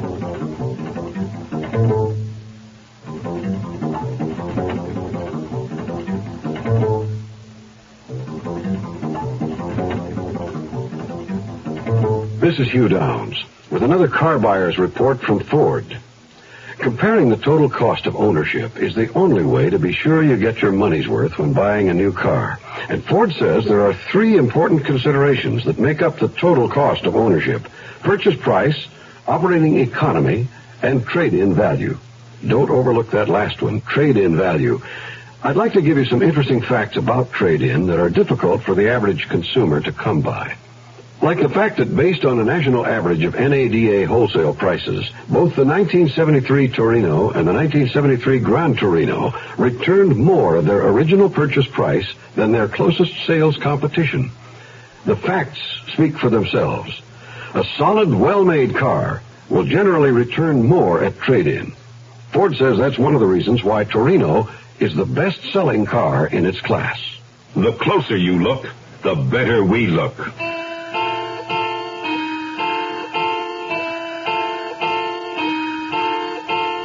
Captain Patrice Salonica, skipper of the river barge St. Christopher, emerges from the tiny cabin near the stern of the craft and gazes at the mist settling in the water.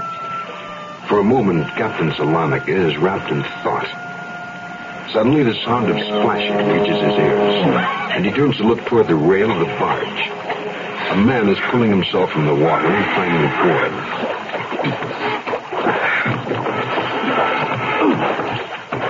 Hey, who are you? I said, who are you? Don't blow your cool. Give me a chance to get my breath. What are you doing on my boat? Where do you come from? Oh, what do you think? What were you doing in the river at night? I work on a tug. I fell overboard. Here. Take my hand. I help you get up. Thanks. What's the matter? You hurt? My arm.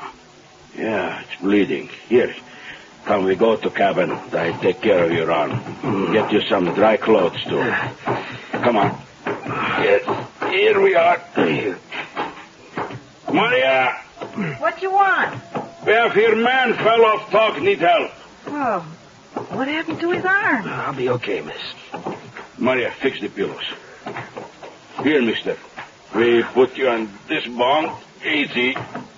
I go ashore. I get doctor for you. No. Oh. You need doctor. I don't want no doctor. Well, I tell you what. Maybe some whiskey help you. That'd be fine. Yeah, I have some forward. I get the bottle. That arm hurt much? I don't want no doctor. Tell your father that. He ain't my father. No? He's my husband. Why don't you want a doctor? I just don't, that's all. I'll straighten myself out in a little while. Let me stay here, huh? You want to stay here? Yeah. I'll fix it so he don't get a doctor.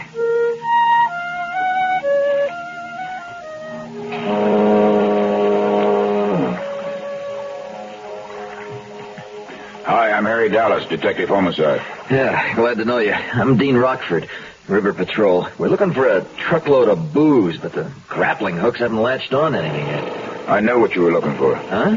Yeah. My partner and I, he's still over there in an unmarked car listening to the radio. Chased the truck down here. Wait a minute. Fill me in. How did it start?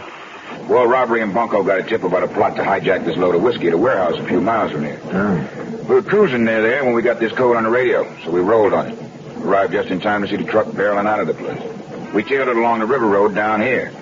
The driver must have panicked because he turned off the road onto the dock and just kept going. Sailed right off the end. Was the driver still in the truck? Well, we know he didn't jump. We got on the mic right away and reported to headquarters. Did you learn anything? Yeah. There were 2 guys in on the job. There was some shooting. Watchman got killed. One of the hijackers took a slug in the chest. The ambulance took him to county emergency. Second guy got creased, so if he got it too bad, he might not have made it out of that cab. Did you talk with the guy before they took him to the hospital? No. He's out colder than yesterday's meatloaf. How long do you think it'll take to retrieve the truck? Can't make a guess yet. Probably take until morning. Figured. Well, I think we'll wheel over to county hospital and see if the wounded guy is able to talk yet. Be sure we're kept posted. Right, will do. So long, Rock. See you soon. By the way, as long as we're going to be working together on this, I think it'd be quicker if you just call me Dean. Right. In case you didn't catch it, Harry's my first name. See you, Dean.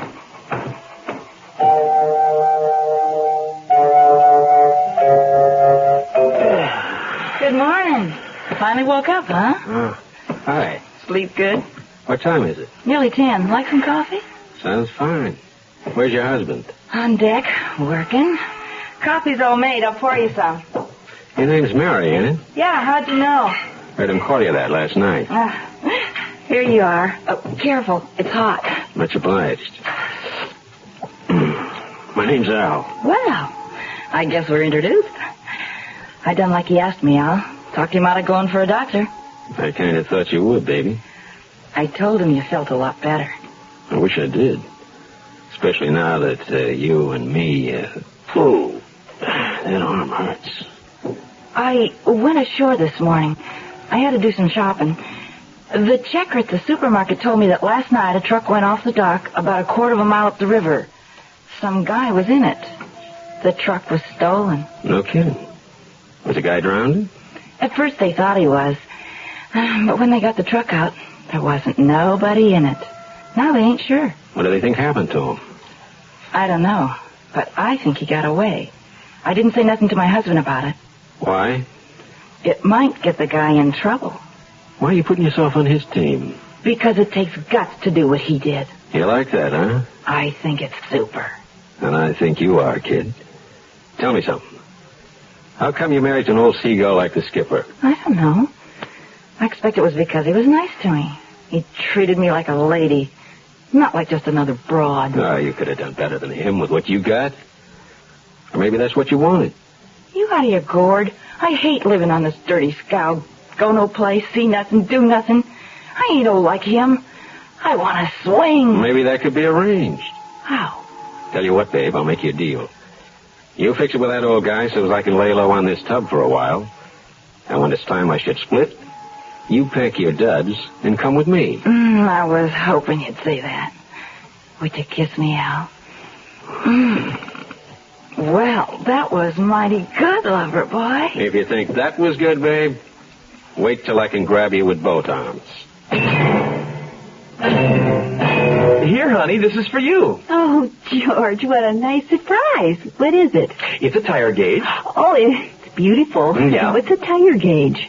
Well, you check your tire pressure. Well, it helps you get better mileage. Oh, yeah. Well, I got it free from our participating international dealer just for looking at the new international travel-all. A new international travel-all? Yeah. What's a travel-all? Well, it's something like our old station wagon. Our old station wagon? Except the travel-all's 1.5 foot shorter, so it's much easier for you to park. Our old station wagon? Yeah, and it has 20% more room inside. More room for you and the kids, more room for groceries. We'll get lots more use out of it. Our old station wagon? Yeah, and right now, until July 20th, you get 4 Firestone gas-saving steel-belted radial tires on most models at no extra cost. But where is... And they're worth $290, suggested retail price. George, where's the new travel-all? Right outside the window. Oh, George, it's different. I know. I like different. I know. It's different, all right.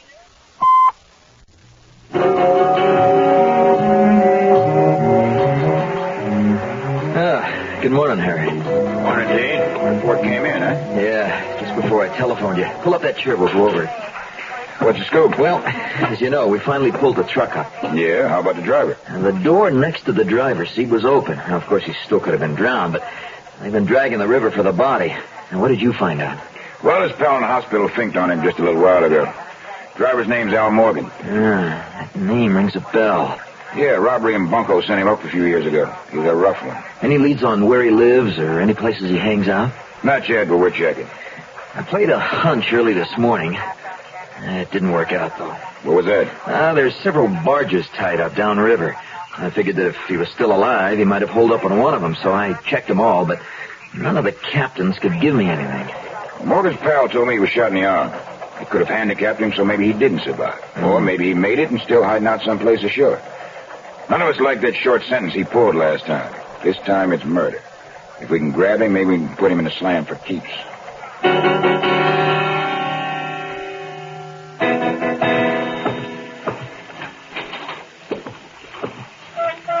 Maria?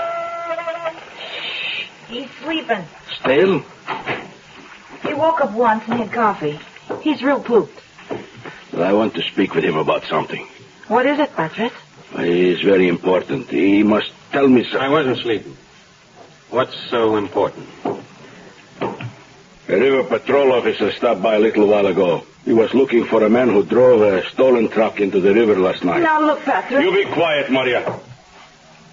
I did not tell the officer about this man yet, but I would like to ask him some questions. Like what, mister?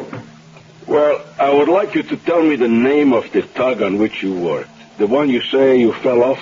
If you gotta know, it was the Queen Mary. Don't be funny with me, young man. I have been what you might call a good sport, but I am captain here. I have good reputation. I cannot afford to do things against the law. So? So I think you are the man the officer is looking for. And if I am? Then I turn you in. I'll level with you, pup. I'm the guy, but you ain't turning me in. He stayed here, Maria. Patrick.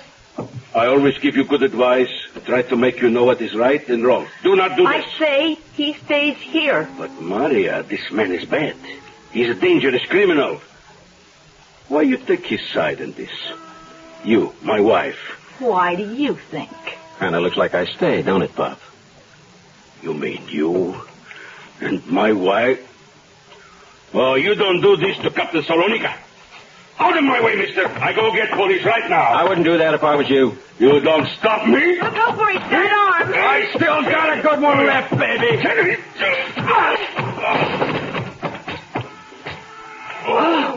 Do you think knocking him out is enough? Do you? No. Baby, you and me are gonna get along just great. Open the door. I'm gonna drag him out on deck.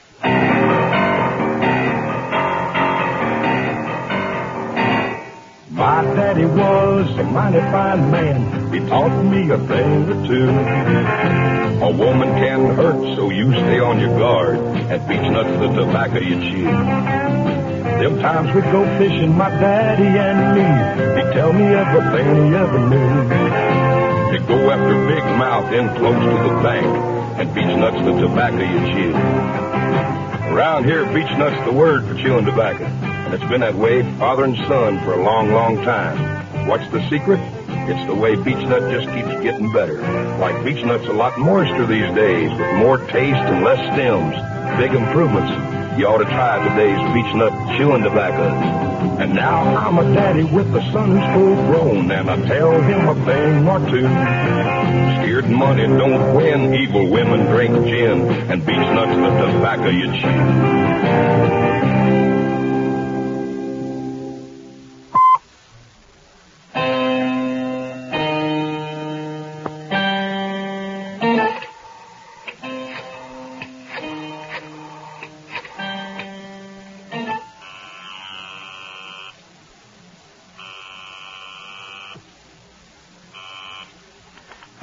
Officer Dean Rockford.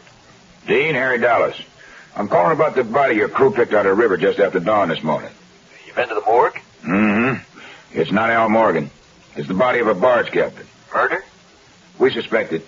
No knife or bullet wounds on the body and no signs of strangling or blunt instrument work. You think someone, maybe Morgan, might have killed him? It's possible. He might have gotten rid of him so he could use the barge as a hideout. Any identification on him? None. Why don't you go over to the morgue and see if you can recognize it? Right. I'll get on it right away.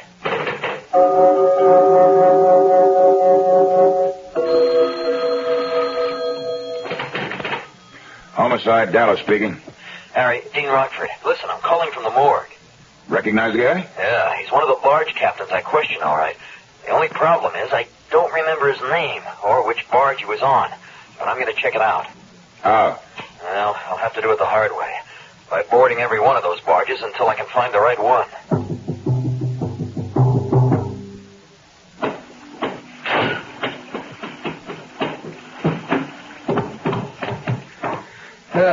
Morning, Miss, Salonika. And it's Mrs., not Miss. What's the river patrol want on board the St. Christopher? Oh, just routine, Mrs. Salonika. I'm Officer Rockford. I'm checking all the barges along here. The body was taken from the river today. The man happened to be a barge captain. Is your skipper aboard? No. My husband, he's the captain, went ashore about 10 minutes ago. Well, I'm glad to hear that he's okay. One of the other barge captains told me the description I gave might fit your husband. You know something? Captain Whitaker, 2 barges down the river, is sometimes mistaken for my husband. How would you describe the man you're looking for? Oh, about 55, gray hair, 5'6", maybe. I guess it'd be weighed around 160. Could fit Captain Whitaker. I'd try if I were you. Second dock down, you said? Yes. Okay, thanks. I'll get right down there.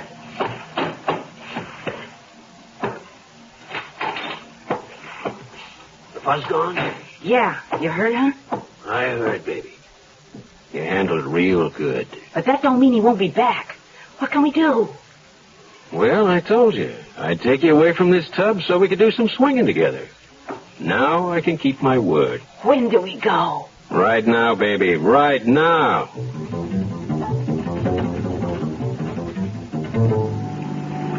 So you think this might be the payoff? Could be. I could kick myself for letting that woman con me. How'd she con you? She told me this Captain Whitaker looks like her husband. So I went to see him. The minute I got aboard, I knew I'd been had. Whitaker looks nothing like Salonika. For my money, she's had something to do with her husband getting that permanent dunking. We'll soon find out. There's the St. Christopher. Pull over there on that dock.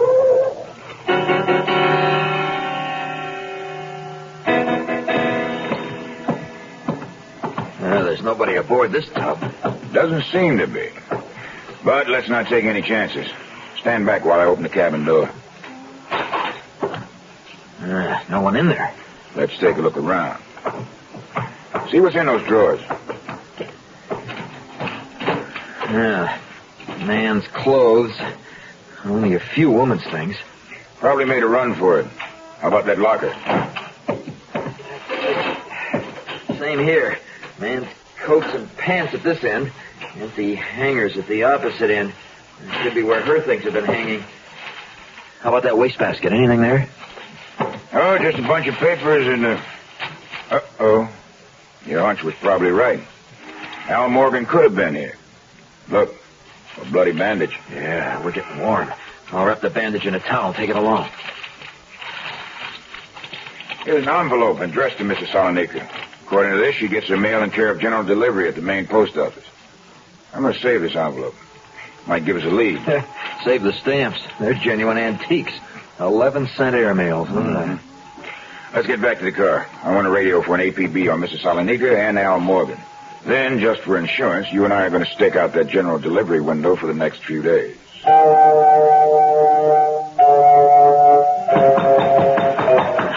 I wonder who that is. I know. Hey, Dolly, who's this? Charlie, you're so-and-so. Come on, I want to buy a drink. Yeah, let's get the party going. That's a couple of drunks. Hey, Charlie! Well, get rid of them, will you? Okay. Shut up, you guys. What do you think you're doing? Police. Thanks for opening up. Saves a lot of trouble. Come on, face the wall. You too, sister. What's the big idea? The big idea is murder, Mrs. Salonika. We've got witnesses who saw your friend Al Morgan kill the watchman at the warehouse. And with your help, we're going to tie him into the death of your husband. How did you know where we were? We followed you from the post office. Which reminds me, Mrs. Salonika, you're going to have a change of address card.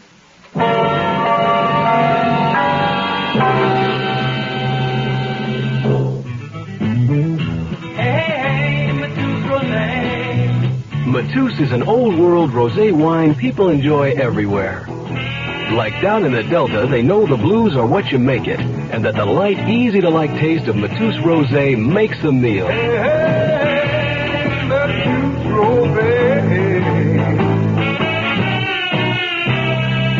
Man, on the West Coast, Matus is out of sight, but you see it everywhere.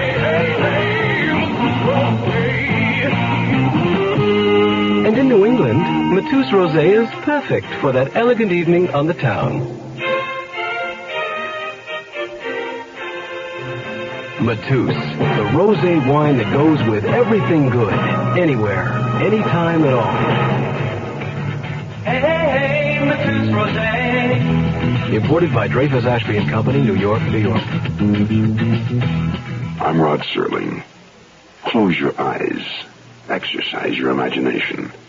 And join us again on our next presentation of The Zero Hour. Floating Down the River is an original radio drama adapted by Glenn Hall Taylor. Greg Morris was heard as Harry Dallas. Featured in the cast were Dick Ryle, Jack Crucian, Ginny Tyler, and Jerry Dexter. The Zero Hour, created by J.M. Coates, directed by Don Hills, is produced in Hollywood for the Mutual Broadcasting System by Radio Productions Incorporated.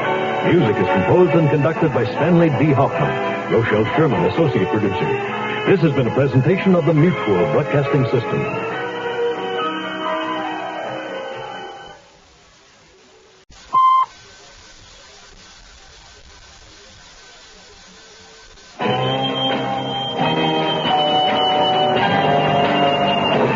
I'm Rod Serling.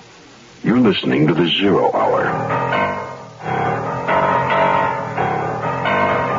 Rest your eyes.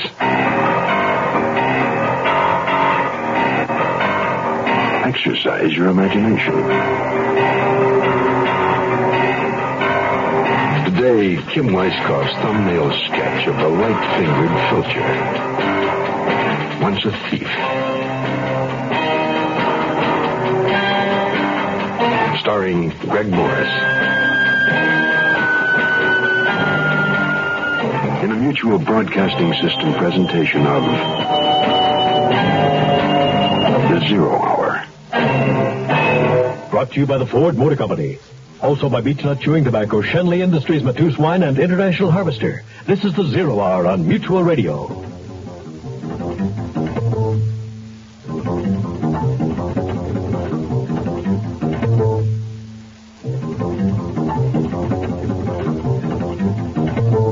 This is Hugh Downs with another car buyer's report from Ford.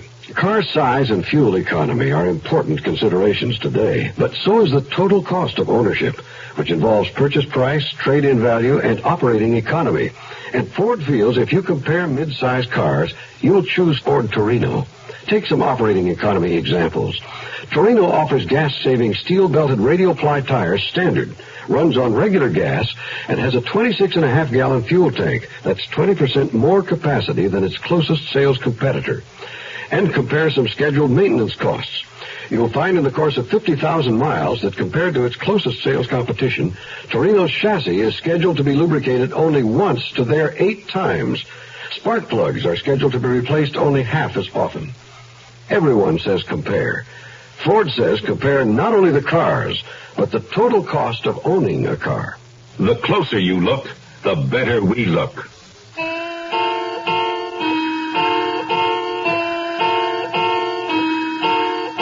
It's nice to be the best in anything. The title of best pickpocket of the city belongs to Fingers Duncan. He's known throughout the circuit as a natural. But lately, Fingers has been slipping, losing his grip, as it were. And in his search to uncover the source of his inexplicable slump, he will most surely find he has his hands full. Today's story is entitled, Once a Thief. We open at police headquarters. A matronly woman and a plainclothes police officer are peering through the one-way glass of a lineup. Well, Mrs. Wilkinson, do you recognize any of these men? I'm afraid not. You'll be absolutely sure this is the end of the parade. I'm sure. All right. You bums can go. Where'd you bring us in here for in the first place? Well, I've done all I can, Mrs. Wilkinson. You've seen every petty thief, every pickpocket in the city. Either your bonds were stolen by someone from out of town or a local amateur. But, officer, why? Why would somebody steal those bonds when all that cash was right there? You said yourself it was a fundraising affair. Maybe the thief had a soft heart. My guess is he had a soft head. He'll have a lot of trouble trying to pass those bonds. When he does try, we'll let you know. Thank you. You've been most kind. Oops. Excuse me, ma'am. Hold on, Mrs. Wilkinson. Hi, Blake. Hello, Fingers. Mrs. Wilkinson, you better check to see that your purse is undisturbed. This man you just bumped into is Fingers Duncan. He was in the lineup. This nice young man is a pickpocket? You're just about the best there ever was. Correction, I used to be. Everything seems to be in order. You wear a watch? Any jewelry? Nothing missing. All right, Mrs. Wilkinson, we'll be in touch. What is it, Fingers? I'm not really in the mood to chew the fat. Blake, I'm depressed. Yeah, what are you telling me for? They got doctors for that. Blake, I'm washed up, finished. I'm here to tell you not to pick me up anymore. Don't tell me you're going straight. After all these years, Fingers, I enjoy rousting you. Yeah, I like you too, Blake. But like I said, it's all over. Sounds serious. That's bad, all right. You see, I had this uncle. Blake? Yeah, Captain. Gotcha. Be right there. You see, I had this uncle. You tell it to a shrink, Fingers. Captain's going to bite my head off. Blake. Hands against the door. Yeah, you're clean. I've been trying to tell you. Yeah, tell me in a few days. I'm sure we'll pick you up again by then. Bye. Blake!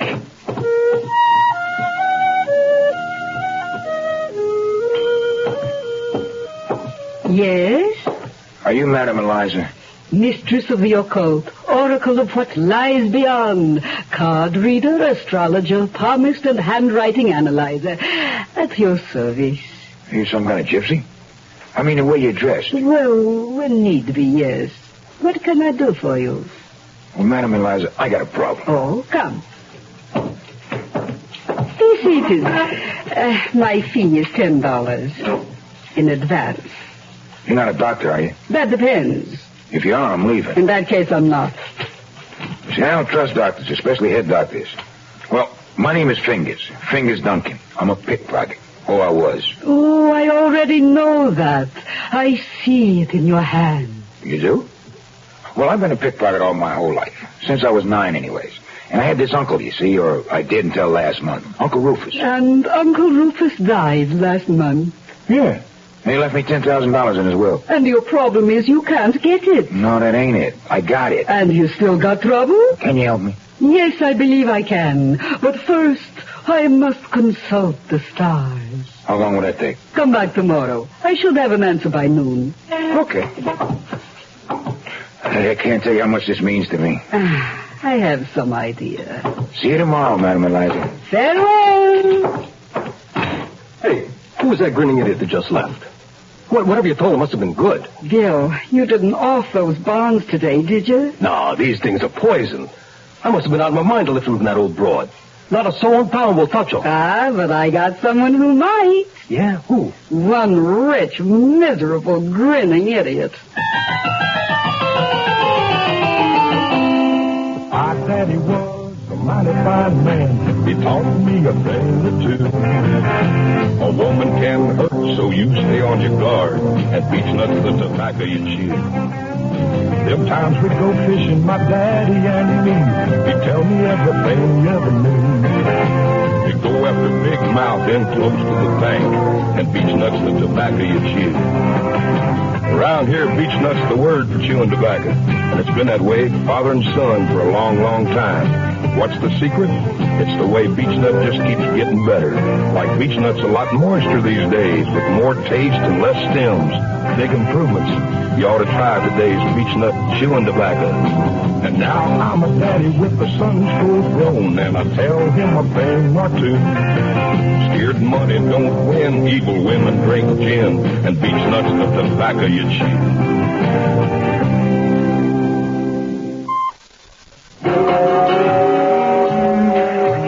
Thank you for coming down again, Mrs. Wilkinson. Did you find my bonds officer? Not yet, but with your help, we might very soon.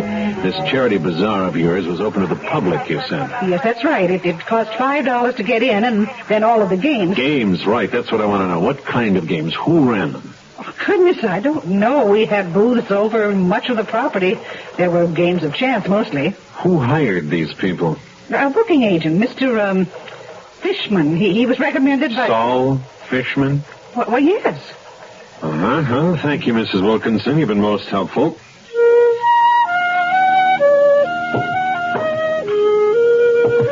Fingers, the heavens smile upon you. What did the star say, Madam Eliza? Oh, $10 again? Naturally. This is getting to be expensive.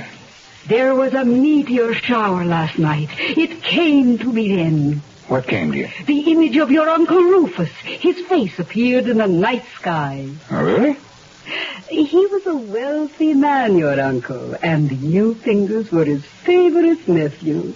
Oh, what? And even though he disapproved of your larcenous lifestyle, he decided to leave you 10 G's for one purpose and one purpose alone. He felt that if you had money, his money earned legitimately in the business world, you would see the light and mend your ways. Yeah? Your Uncle Rufus had it all figured out, except for one thing. What he didn't know was that you are an artist and you love your work. That's right, I do. I did. You will work again, Fingers, and soon.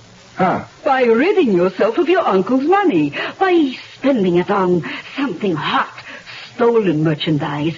Once you do that, you won't have any money, so you'll have to go back to work. Madam Eliza, I think you got it. Lucky for you, I happen to have just the thing. Stolen bonds. They're worth 20,000 clams. I'm holding them for a friend who is an artist like yourself. He'll let them go for half the value. 10,000. That's exactly what I got. Oh, what a coincidence. How soon can I have the bonds? Just as soon as you give me the money. How about this afternoon? Oh, splendid. I'll be waiting for you. Madam Eliza, I only got one question. Yes. Are you sure this will work? I mean, what if after we make the deal, I still can't get back into the swing of things? My friend, if by chance you do doubt your ability to steal, and I'm sure you won't, keep these words on the tip of your tongue and say them aloud to remind yourself, I will be a thief. I will be a thief. I will be a thief. Say them. I will be a thief. I will be a thief. I will be a thief. This list has all the people who worked Mrs. Wilkinson's fundraiser? Certainly. Why the hassle? Somebody stole some bonds from the house. Mrs. Wilkinson would like them back. Bonds? $20,000 worth. Oh, now, wait a minute. I got scruples. Oh, I hadn't noticed. Fishman, you're an operator. Scratch my back and I'll let you keep operating. If not... Look, Blake, all but a couple of new acts I can vouch for. Which couple? The last two on the list. Guess the number of beans in the jar and the fortune teller. Madam Eliza? Yeah, the beans people. They're the lunatics. What makes you say that? Numbers. It's one family, 12 of them. So when I told him this was going to be a charity gig, the old man says the percentage ain't enough. But what? He showed up anyway, the whole lot of them. Said he'd make his money somehow.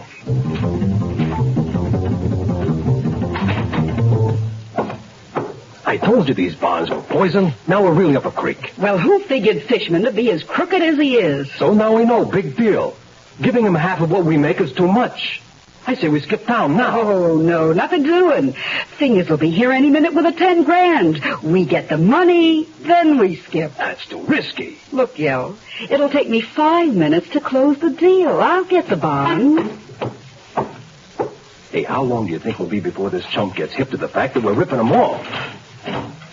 Gil, this ain't a rip-off. These bonds are worth $20,000. If he's a smart operator, that's what he'll get for him. Gee, I swear I put him in this drawer. Hey, what is this? A note. What's it say? Dear Madam Eliza, I came back with the money, but you were out. While I was waiting, I started to feel that doubt we were talking about.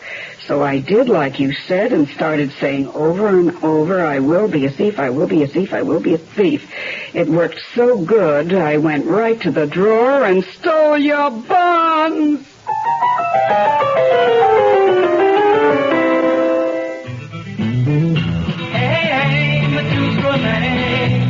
Matus is an old-world rosé wine people enjoy everywhere. Like down in the Delta, they know the blues are what you make it, and that the light, easy-to-like taste of Matus Rosé makes the meal.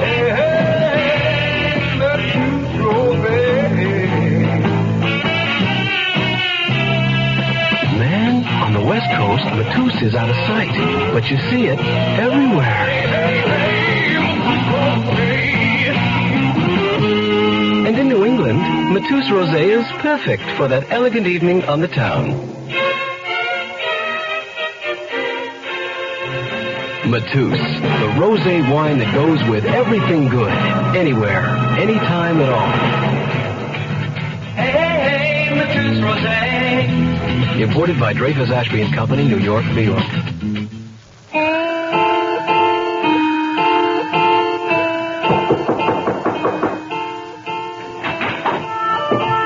Hello? Madam Eliza?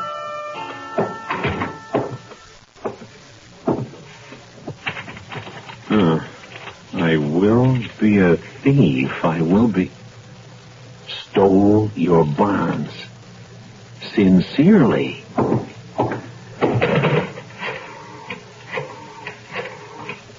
Yeah, this is Blake. I want arrest warrants issued for a Gilbert Hayes and a Madam Eliza Tabachnik. Descriptions there on my desk. Oh, and pick up Fingers Duncan again. Right, I want to talk to him. There's a what? When did it start? Got it. Get on those other two right away.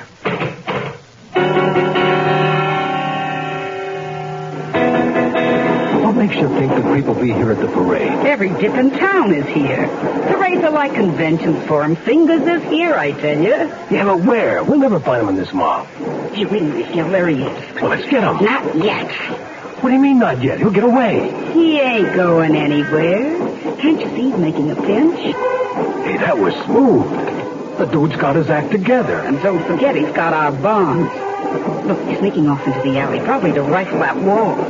Now's a chance.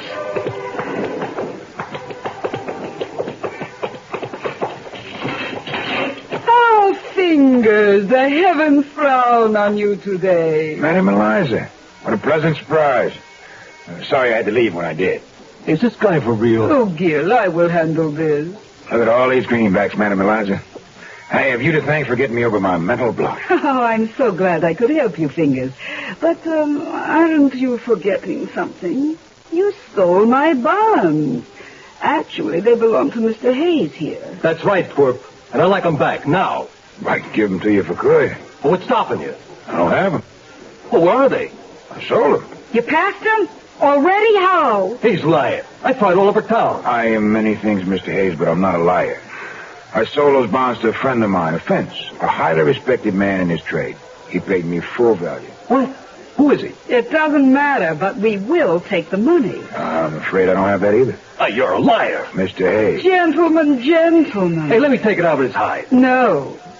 Fingers, what did you do with the money? Well, I did like you said do, Madam Eliza. I got rid of it. I had to. Otherwise, I couldn't work. I'll give you a job. How'd you like to be a corpse? What did you do with the $20,000? I gave it away. You what? I gave it away. Gil, if you don't, I will. All right, you turkey, smile pretty. Oh. That's enough, Hayes. Hey, who are you? How do you know my name? My name's Blake. I'm a cop. You're under arrest. Going somewhere, Madam Eliza? Oh, officer, you must be confusing me with someone else. I'm here for the parade. In an alley. Well, You're both under arrest for bond theft. Blake! Claiborne, I'm in here. Take these two to headquarters. I'll be there as soon as I can rouse Fingers. Fingers? Fingers. Please, don't hurt my hands. Blake, where'd you come from? Shame on you, Fingers. This isn't your wallet. That. Let's you and I return it to its owner, then take a ride downtown. What do you say? Great. I can't wait.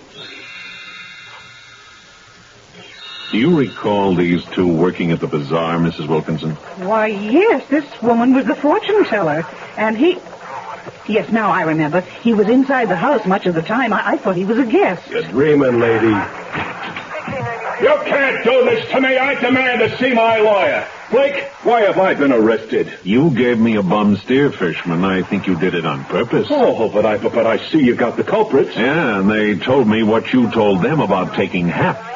Hey, that's right, Fishman, you crumb. It was written in the stars. Oh, shut up. Claiborne, lock him up. I want to call my lawyer. I have rights.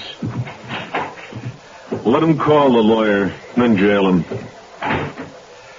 Well, that's that, Mrs. Wilkinson. Sorry we couldn't get your bonds back, but we got the next best thing.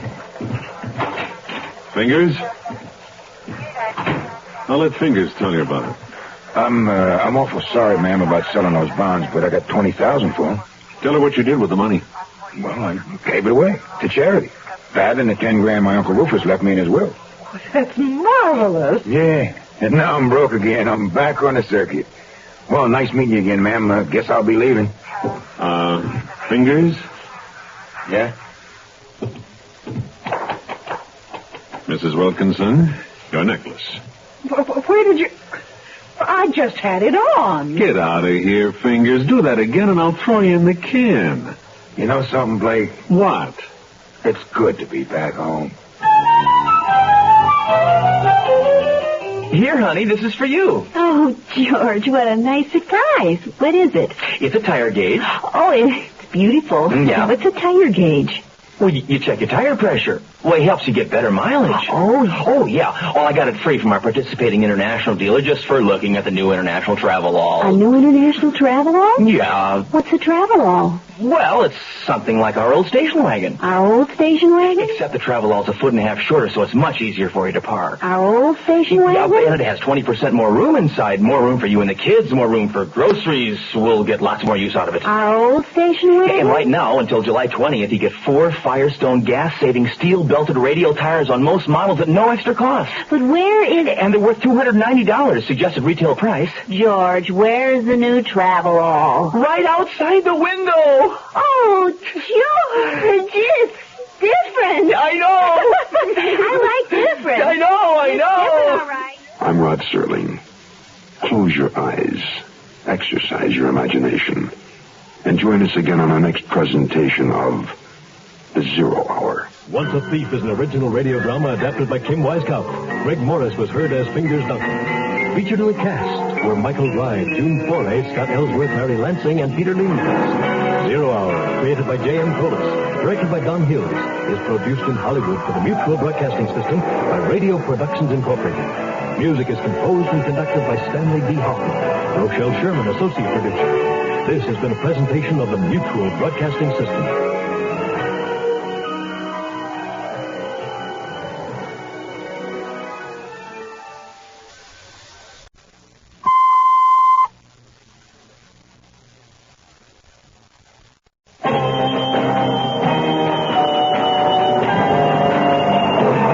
Rod Serling. You're listening to The 0 Hour. rest your eyes.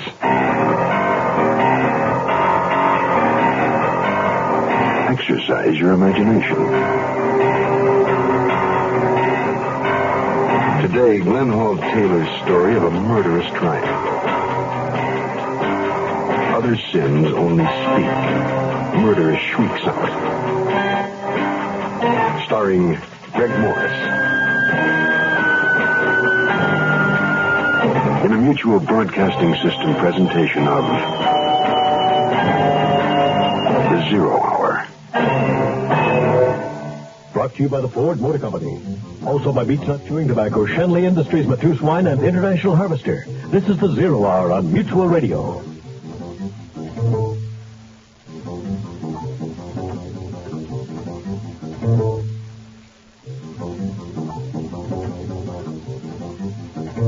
This is Hugh Downs with another car buyer's report from Ford.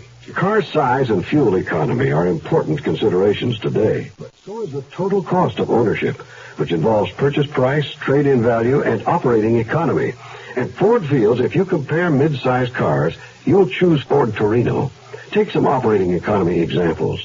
Torino offers gas-saving steel-belted radial ply tires standard, runs on regular gas, and has a 26.5-gallon fuel tank that's 20% more capacity than its closest sales competitor. And compare some scheduled maintenance costs. You'll find in the course of 50,000 miles that compared to its closest sales competition, Torino's chassis is scheduled to be lubricated only once to their 8 times. Spark plugs are scheduled to be replaced only half as often. Everyone says compare. Ford says compare not only the cars, but the total cost of owning a car. The closer you look, the better we look.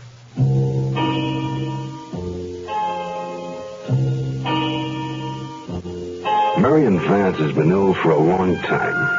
Once a vital, sparkling, and passionate woman, the months in bed and in a wheelchair have reduced her to but a blurred image of her former self. Today, therefore, is a very special day, for she feels her doctor's given her hope. A hope which brightens her future, even as her love for her husband has brightened her life. As our story begins, Dr. Harvey has just left.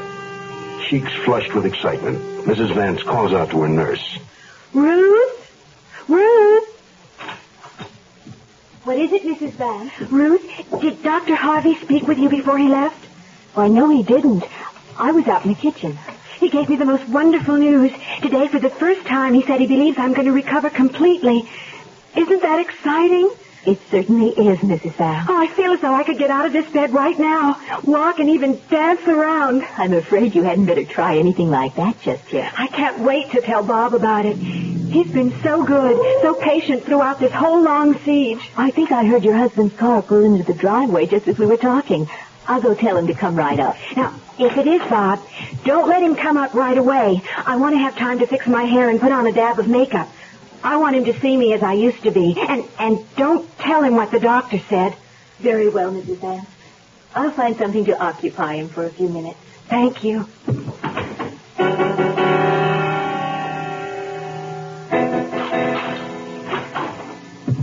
Oh, I didn't expect you to be waiting at the front door. I was just going for a walk. How's Marion? Okay. Dr. Harvey was just here. I'd better go see her right away. She wants you to wait until she fixes herself up. Oh. You see, Dr. Harvey told her she's going to get well. Come here, darling. What is it? I know what you're thinking. We just never expected her to get well, and now... And now she's going to get well, and I'm going to take my walk. No, wait. Wait. That's all I've been doing for a solid year. Waiting for that woman to die. And now she isn't going to. Well, did you hear the doctor tell her that she's going to get well? No. Well, maybe she's making it up. Maybe it's something she just wants to believe. Nevertheless, I'm going for a walk. You go up and talk to her and find out for yourself. When are you going to be back? I haven't the faintest idea. Don't be long, please. I've got to talk to you.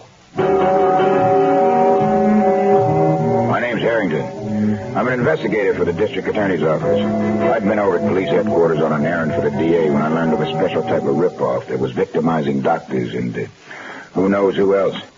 Dr. Harvey on the west side of town reported his office had been broken into and a batch of prescription blanks stolen. It was the second such incident in a week. The first victim being another doctor. When I reported them to my boss, he said... It may tie into narcotics. Ah. Oddly enough, I had a call from the FBI today. They've had several reports that someone has been going to drugstores, presenting legitimate prescriptions for morphine tablets, and then in an hour or so, the purchaser returns the tablets, claiming they're not right. The pharmacist replied this by refunding the money.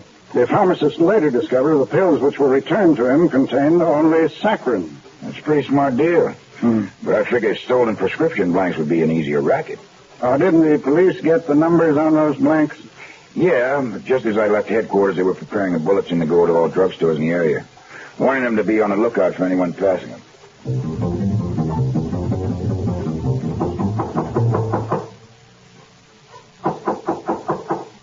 Who is it? Me, Bob. You certainly took your time. I was with Marion. I came as soon as I could. That was decent of you. I want to talk to you. May I come in? You're halfway in now. Thanks. More waiting? Please, Ruth, no attitude. This is hardly an attitude. Listen, I called Dr. Harvey. And? He says she misunderstood him. He merely told her that she seemed better today. Now, he told me her improvement is only temporary. Her case is still hopeless. It would seem mine is, too. It is not. She will die. Well, that's true of everyone eventually. And how many more years does it give her while I'm waiting? Please, Ruth, there's nothing we can do but wait. Nothing? There is such a thing as divorce, you know. With her in that condition, what would people say? Well, if they had any brains, they'd say you were well out of it. Oh, look, darling. You keep telling me you love me. Then why don't you show it? I try to. How? By letting me stay in this house and wait on your wife hand and foot? You're afraid to ask her for a divorce. I can't. The shock would be too great. Would kill her. Would that be so bad? Ruth! Well, would it? Now, wait.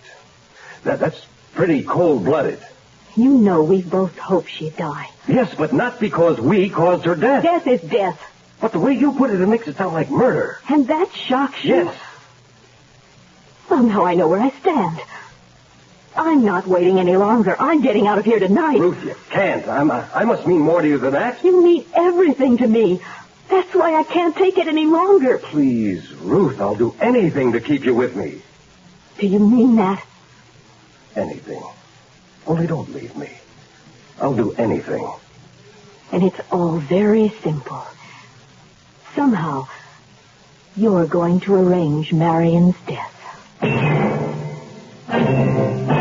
Here, honey, this is for you. Oh, George, what a nice surprise. What is it?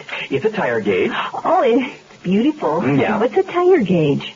Well, you check your tire pressure. Well, it helps you get better mileage. Oh, yeah. Oh, I got it free from our participating international dealer just for looking at the new international travel all. A new international travel all? Yeah. What's a travel all? Well, it's something like our old station wagon. Our old station wagon? Except the travel all's a foot and a half shorter, so it's much easier for you to park. Our old station wagon? Yeah, and it has 20% more room inside. More room for you and the kids, more room for groceries. We'll get lots more use out of it. Our old station wagon? And right now, until July 20th, you get 4 Firestone gas-saving steel-belted radial tires on most models at no extra cost. But where is... And they're worth $290, suggested retail price. George, where's the new travel all? Right outside the window. Oh, George, it's different. I know. I like different. I know. It's different, all right.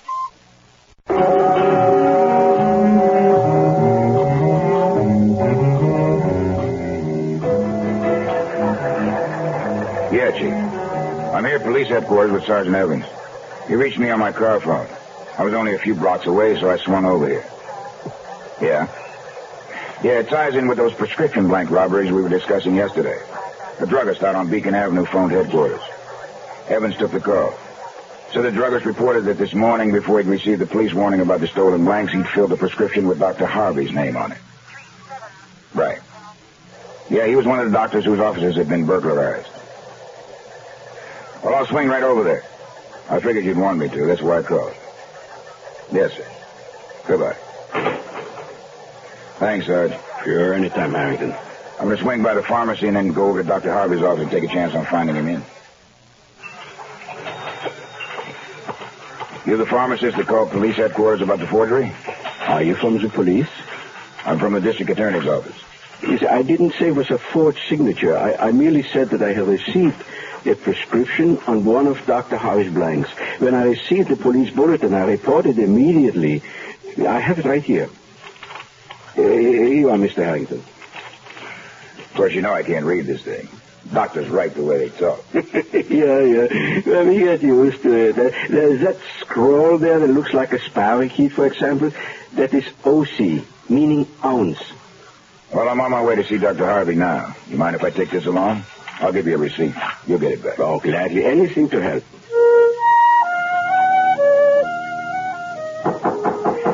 Come in. Oh, excuse me, Mrs. Vance. Yes, Ruth? I have your medicine here.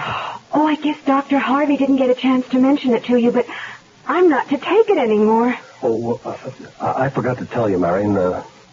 Well, you see, when I called him to get some more details on your recovery, he said that he'd reconsidered and that he decided that you should take the pills for a little longer. Oh, well, very well. Here you are, Mrs. Vance, and the waters. Marion? Yes, dear? Nothing. Why so many pills? This is a different prescription. Oh, thank you. You may have the glass back, Ruth. Won't you sit down and visit with us a while? Thank you. I've just been boring my husband with all the plans I have for us when I'm up and around again. It's nice you can look forward to it. Well, if we ever do 1/10 of them, he'll be the one to take to his bed with exhaustion. My goodness, I wonder how many million pills I've gulped over the years. Sometimes I think... Oh, that frightened me. Mary, what's the matter? Oh, probably nothing, but I just had a sharp pain. It felt like... Oh, darling. Good Lord, Ruth, I can't take this. You've got to. Oh, Bob, call the doctor. Okay. What do you think you're doing? I've got to call Dr. Harvey. Are you out of your mind? I didn't know it was going to be like this. Bob, why are you just standing there? He isn't calling the doctor, Mrs. Vance. What do you mean? There's nothing any doctor can do for you now. What? You're dying. Ruth. Shut up. She's got to hear this. I've been waiting a year to tell it to her. Ruth, listen to me, Mrs. Vance. You're dying because we planned it. Your husband and I don't understand. We love each other, Mrs. Vance. You've been keeping us apart. No. See, my arms are around him. I'm holding him. Ruth. See, Mrs. Vance, see? Oh, no.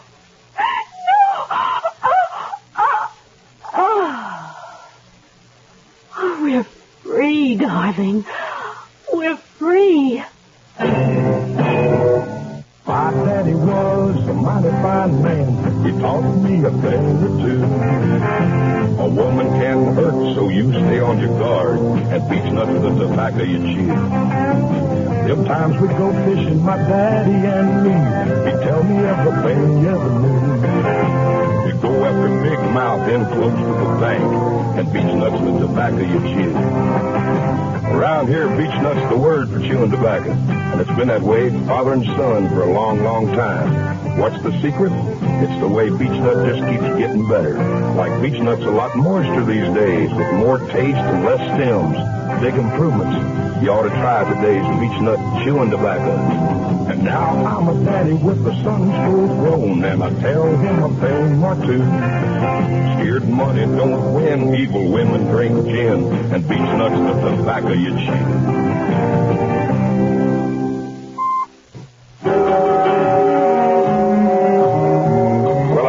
Dr. Harvey and showed him the prescription I'd borrowed from the pharmacist. Then came the old switcheroo.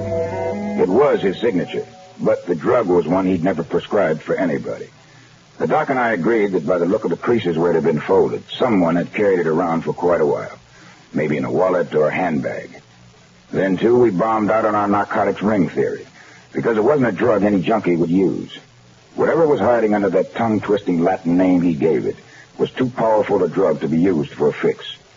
In fact, the doc said if a person didn't know how to use it was sudden death.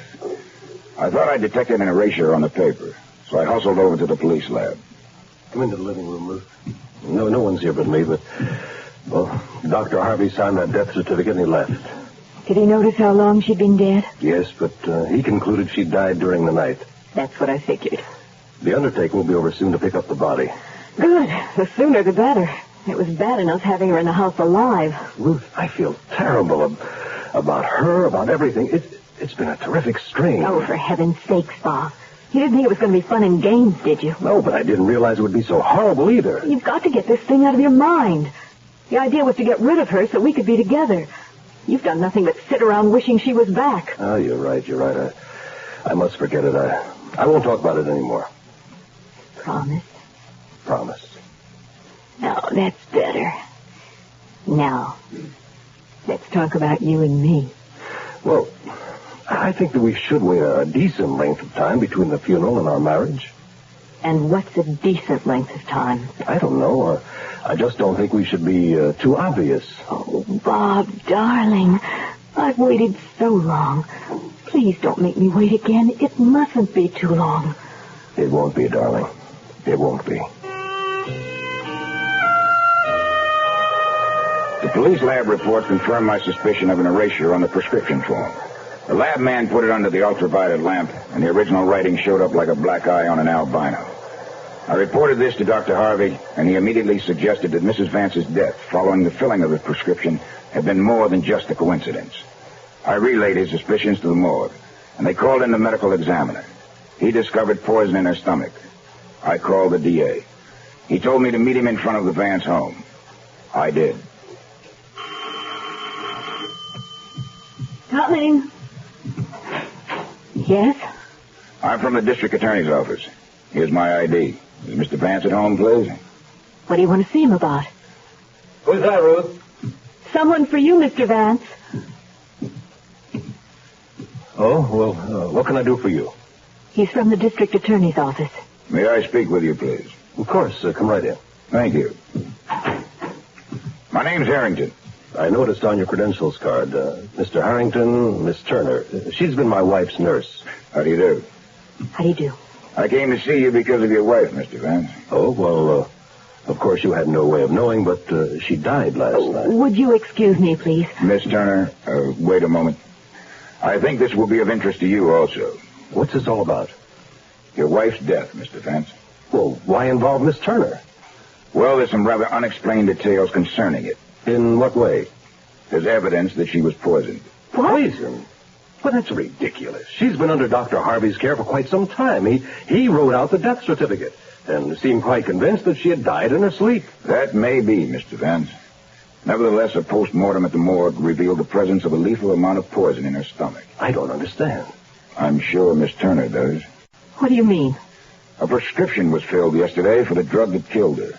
It was ordered by a woman who fits your description. Why, that's ridiculous. I'm a registered nurse. You can check my reputation. What do you have to say about it, Mr. Vance? I don't know.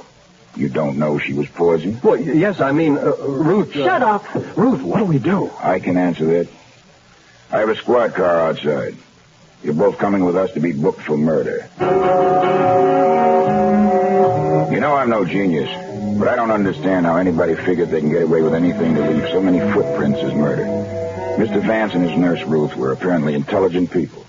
And everybody knows that the personal lives of men and women sometimes get all fouled up. That all marriages aren't made in heaven. And I know that guys get yens for dames and that dames are only human, despite a few like Ruth Turner. But I don't see how even she, especially as how she was trained in medicine, could think there wasn't a way to figure out a poisoning. Well, I got to split. My wife's getting dinner on about now, and I don't want to be late. After all, I don't want her sneaking something into my coffee. See you later.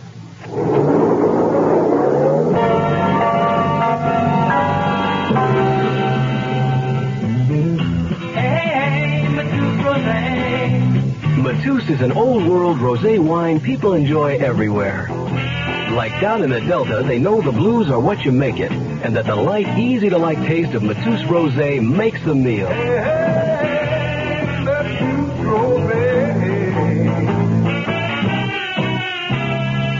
Man, on the West Coast, Matus is out of sight, but you see it everywhere. And in New England, Matus Rosé is perfect for that elegant evening on the town. Matus, the rosé wine that goes with everything good, anywhere, anytime at all. Hey, Matus Rosé. Imported by Dreyfus Ashby & Company, New York, New York. I'm Rod Serling.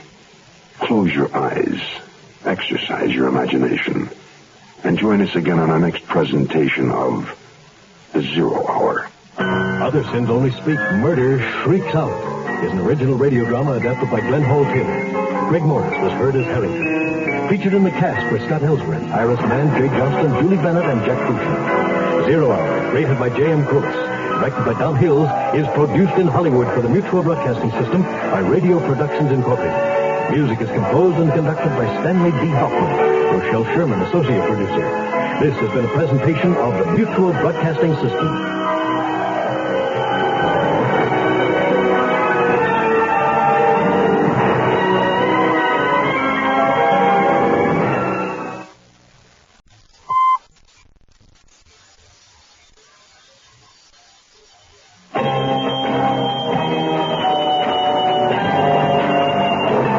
Rod Serling. You're listening to The Zero Hour. Rest your eyes.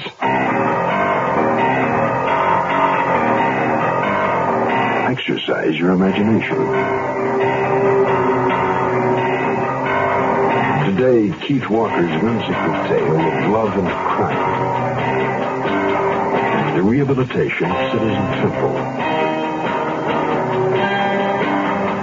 Starring Greg Morris. In a Mutual Broadcasting System presentation of The Zero Hour. Brought to you by the Ford Motor Company. Also by Beechnut Chewing Tobacco, Shenley Industries, Matus Wine, and International Harvester. This is The Zero Hour on Mutual Radio.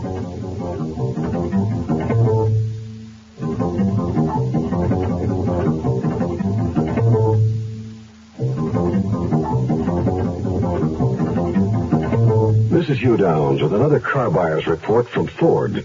Car size and fuel economy are important considerations today, but so is the total cost of ownership, which involves purchase price, trade-in value, and operating economy.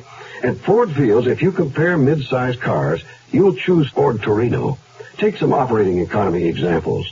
Torino offers gas-saving steel-belted radial-ply tires standard, runs on regular gas, and has a 26.5-gallon fuel tank that's 20% more capacity than its closest sales competitor. And compare some scheduled maintenance costs. You will find in the course of 50,000 miles that compared to its closest sales competition, Torino's chassis is scheduled to be lubricated only once to their 8 times. Spark plugs are scheduled to be replaced only half as often. Everyone says compare. Ford says compare not only the cars, but the total cost of owning a car. The closer you look, the better we look.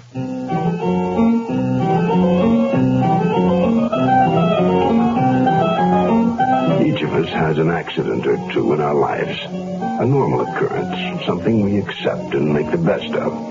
But what if they occurred every day? What then? You're about to meet simple Tommy Femple, an average, nice man, trapped in that never-never world of error. Femple, I told you not to touch anything. Femple, you bring this prison down around my old head. I'm sorry, I didn't... There's a break! Where? Any hostages? Kalinsky, get out of here. There's no break. It's just Femple. I should have guessed. Femple, I'm glad you're leaving. Thank you, Mr. Kalinsky. Tommy, pull up a chair. Not mine, you idiot. Here, I'll sit here. Sorry about the alarm. I thought it was a light switch, Warden. Just call me Warden. Hey, okay, Warden. Tommy Femple, it's my proud, and I might say relieved duty to release you to the outside world. Leave that alone! Tommy, I want you to know, even though it's been difficult, I've grown fond of you in the year you've been here. It's a nice prison. Yes, well, I think we can forget about the couple of accidents that happened here. I never knew oatmeal could burn like that. What? Oh, you mean the fire in the kitchen? Yes, well, that was unfortunate. But you did a good job in the jute mill. I always meant to ask, what do you do with all that jute? We make rope, but that's not material. The big question is, are you ready to become a citizen again? Could I have a cigar? Huh? Oh, certainly, my boy. This is sort of a rebirth. Go ahead, take a couple. I want you to know you seem like a father to me. Well, that's mighty nice of you. You're all my sons here, but I certainly do consider you special. Got a light, Dad? Use the desk lighter. Hey, I've never seen a gas lighter before. What's this little lever here? Uh-oh. Temple the lamp! You set my lamp! I'll get it. There. Looks better all black like that, see? That's it. I can't take any more. Here's your $25. You've got your suit. I wish you well. Come on. Gosh, Warden, I thought we could talk a while, sort of father and son. Yeah, well, you right me. Guard, show Mr. Femple out. Now! Go straight, you hear? Right, Dad.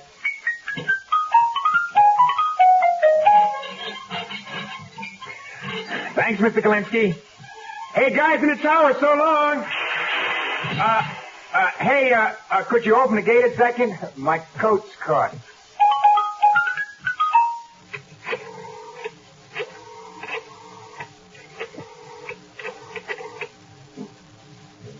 Hello, this is Tom Femple. Hello? Hello?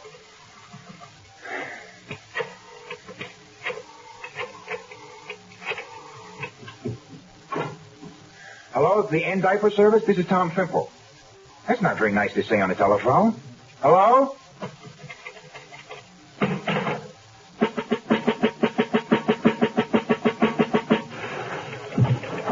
Hello, miss. My name's Tommy Femple. Oh, Mr. Femple. Mr. Coot's been looking forward to seeing you. Through that door, please. Yes? I mean, he wants to see me? Well, you don't know how many turndowns. Where did you say? That door? Right. You're pretty. Did anyone ever... This door. Right. Here.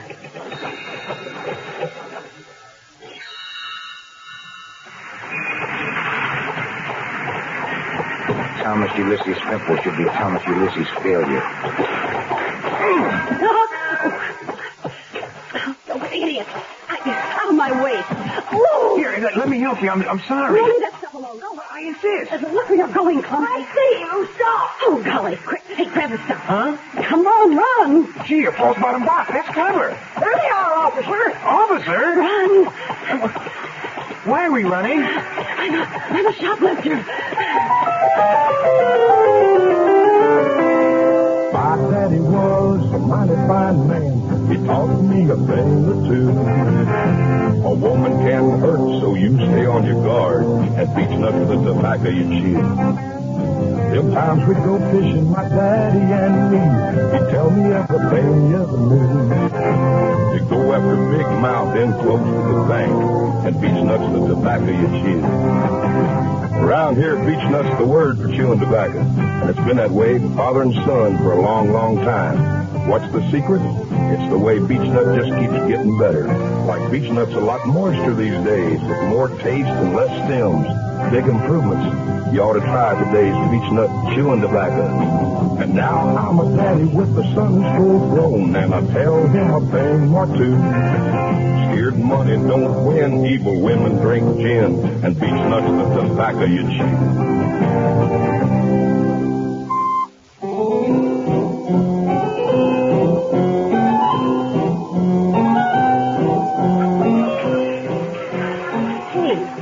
Pretty good. You had a hold of my belt. What's your name, Skinny? Thomas Ulysses Femple. Simple. I love it. Thanks. More coffee? Oh, darn. The coffee seems I'm so sorry. Let me help. I just wiped you. But now it won't have to be cleaned anyway. Always something happens. Tough. You're a jinx. Did you know that? Yeah. Tough. Sure. T-U-F. Your initials. So your next con, huh? What'd they get you for? I burned down an asbestos factory. Come on, be serious. No, it's true. They fired me. When I went back to clean out my locker, there was an accident. I knocked over a barrel of kerosene. It fell down a bunch of steps. A guy just happened to open the door at the bottom and it rolled right into a furnace. Well, the rest is history. Boy, right. You are a klutz. I thought you did it for revenge, huh? What else? You really can't get a job? You can't even get a waiter. Here, finish your dinner. I want you to meet some people I know. Who? Oh, just some shoplifters.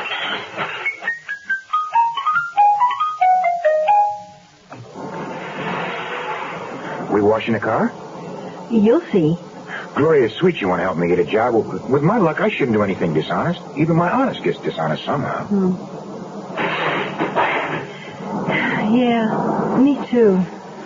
Why did you become... why are you A shoplifter? Yeah. Well, the guy that runs this operation is Fritz Hochner. Now, I knew him when I was down on my luck, and he loaned me some money and then some more that I needed to send home, and so he's making me work it off. Well, it's servitude. Yeah.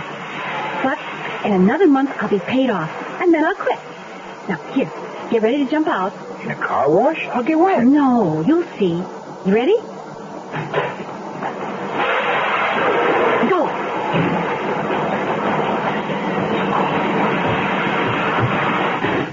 Hey, that's clever.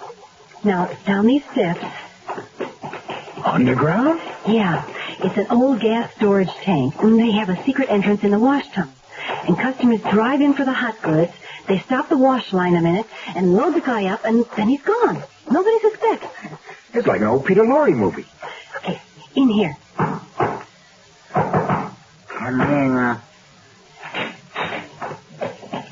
Gloria, who's that skinny guy? A friend, looking for work. I don't know. Wait. What? Ah, Gloria. Good. Where's the merchandise? I lost it. What? You cannot do that. I have customers. It was an accident. I do not like accidents. Hey, you can't do that. Buford. It's not my friend. Shut up. He will wake up much wiser. I told you never to come back without merchandise I order. Well, anyway, I quit. You will quit when I, Fritz Hochner, say so. Buford, wake this ugly person. Tommy, darling. Yeah. Did you say darling? A slip of the tongue. Enough. Why did you bring this? I thought you might find some work for him, but... He is your friend and he can help you. Now, no time. Tonight is a special fur sale at the Mayberry department store. I have orders. You, Buford, and this will go pick up furs. And Buford will return them here by 8:30. Understood? Oh, well, furs weren't part of our deal. Hey, if I do it, that makes us even? Whatever you say. Now, go upstairs. Buford, you will stay a minute. Come on, Tommy. Okay. Buford, it is time Miss DeMott left our employ. She is bad at the business. What would you have me do? Why, see that she and her friend are arrested, of course.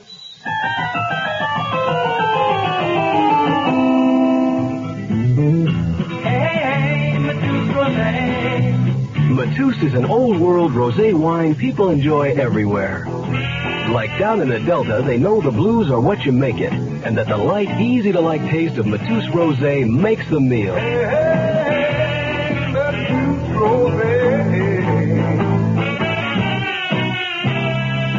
Man, on the West Coast, Matus is out of sight, but you see it everywhere. And in New England, Matus Rosé is perfect for that elegant evening on the town. Matus, the rosé wine that goes with everything good, anywhere, anytime at all. Hey, Matus Rosé. Imported by Dreyfus Ashby and Company, New York, New York.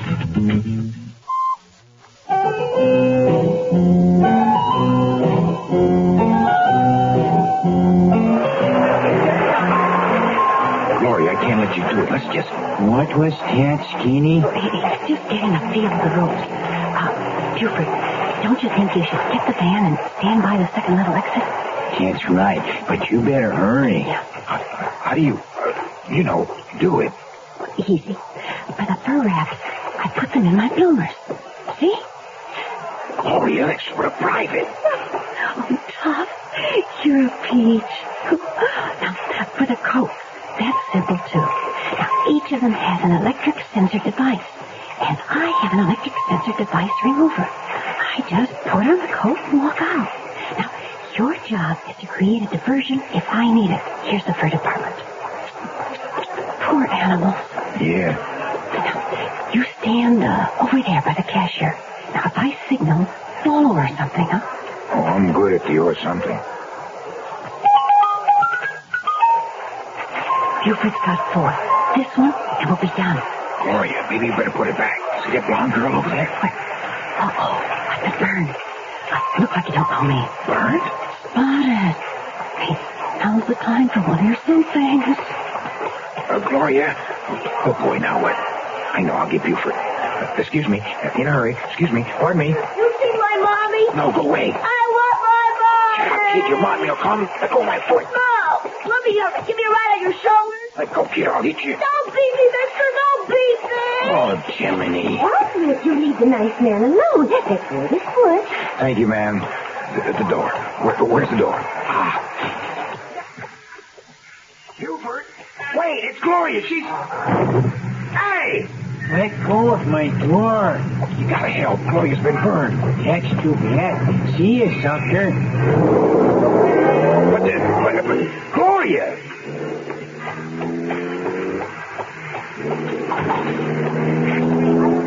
Let me go. I haven't done anything. Quiet. Gloria? Tom? Tom Femple? Sir? Warden. My boy, what a nice surprise.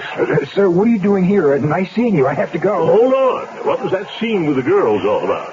Warden, I gotta talk to you. Well, that's extraordinary. And you really love this girl? Short notice, I know, but I do. What about these nefarious characters she works for? Well, I'm convinced they finked on her to store security. Then she's forced to shoplift, eh? Yeah, some sort of bondage to this Fritz Hopner. But she really knows how they go about this business? Yes, but she really doesn't want to. She needs a chance to go honest. Like you gave me. Dad? Dad?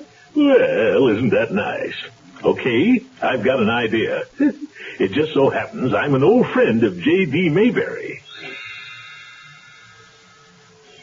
Tom Warden, you old son of a... Come on in. J.D., meet Tom Femple, an ex-pupil of mine.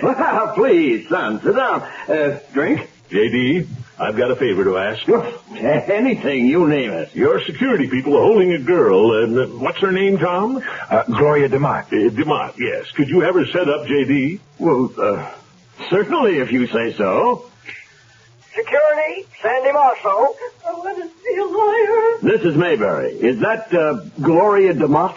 Yes, sir. A real hard case. Bring her to my office, will you? Yes, sir. Right away. It'll be just a moment, Warden.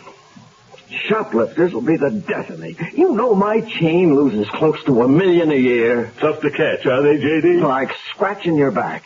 I've got good security people, but come in. Here she is, Mr. Mayberry. All right, Sandy, thank you. Oh, Tommy, they caught you too. Miss DeMott, no one's caught your young friend. Please sit down. Gloria, this is my friend, the warden. Remember I told you? At the pen. Hi, Warden. I'll make it short, J.D. These two people are in love. Oh, Tom. Tommy here tells me Mr. Bott is under the thumb of a gang of those shoplifting curmudgeons. Oh. Now, how would you like to catch them all? We do that, and I'd be indebted for life. Okay, here's what we do. A car wash. I can't believe it. Yes, sir. They store all the goods on the ground. Well, there they go, and justly deserved, if I say so. Mr. Mayberry, would you like to go down inside? I certainly would. Will you look at that? Coats, TV sets, refrigerators. I don't believe it. Shoes, purses. Oh, look here. One of my competitors' dresses. Shoddy merchandise. Oh, there's more, sir. In the next room is heavy stuff like jewelry. And J.D., what we talked about? Oh, yes, right. Mr. Mott, Mr. Femple, how would you two like to come to work for my stores? Would we? Warden's idea, and I agree.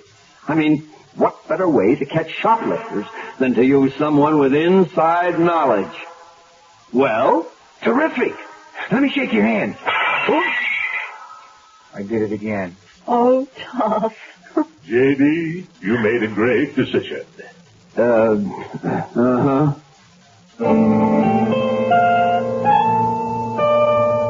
Here, honey, this is for you. Oh, George, what a nice surprise. What is it? It's a tire gauge.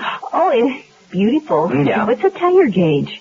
Well, you check your tire pressure. Well, it helps you get better mileage. Oh, yeah. Oh, I got it free from our participating international dealer just for looking at the new international travel all. A new international travel all? Yeah. What's a travel all? Well, it's something like our old station wagon. Our old station wagon? Except the travel all's a foot and a half shorter, so it's much easier for you to park. Our old station wagon? Yeah, and it has 20% more room inside. More room for you and the kids, more room for groceries. We'll get lots more use out of it. Our old station wagon? Yeah, and right now, until July 20th, you get 4 Firestone gas-saving steel-belted radial tires on most models at no extra cost. But where is... And they're worth $290, suggested retail price. George, where's the new travel all? Right outside the window. Oh, George, it's different. I know.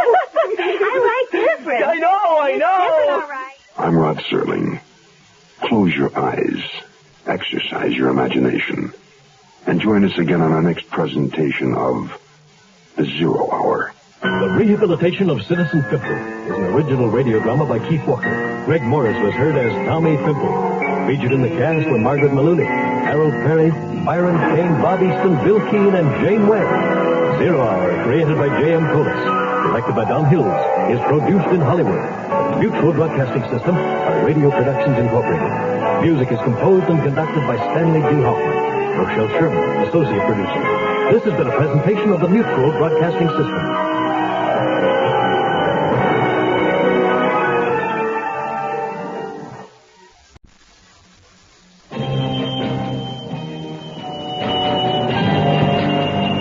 Rod Serling. You're listening to The Zero Hour. Rest your eyes.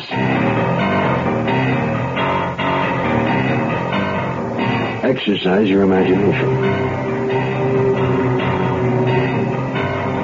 Today, Glenn Hall Taylor's study of violence. Bonnie and Clyde are alive and living as Mary and Bill. Starring Lee Merriweather. In the Mutual Broadcasting System presentation of The Zero Hour. Brought to you by the Ford Motor Company, also by Sign-Off, Tablets and Spray, Beechnut Chewing Tobacco, and International Harvester.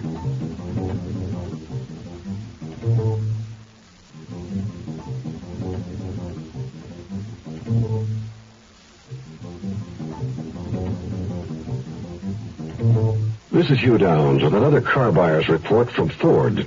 Car size and fuel economy are important considerations today, but so is the total cost of ownership, which involves purchase price, trade-in value, and operating economy. And Ford feels if you compare mid-size cars, you'll choose Ford Torino. Take some operating economy examples. Torino offers gas-saving steel-belted radial-ply tires standard, runs on regular gas, and has a 26.5-gallon fuel tank that's 20% more capacity than its closest sales competitor. And compare some scheduled maintenance costs.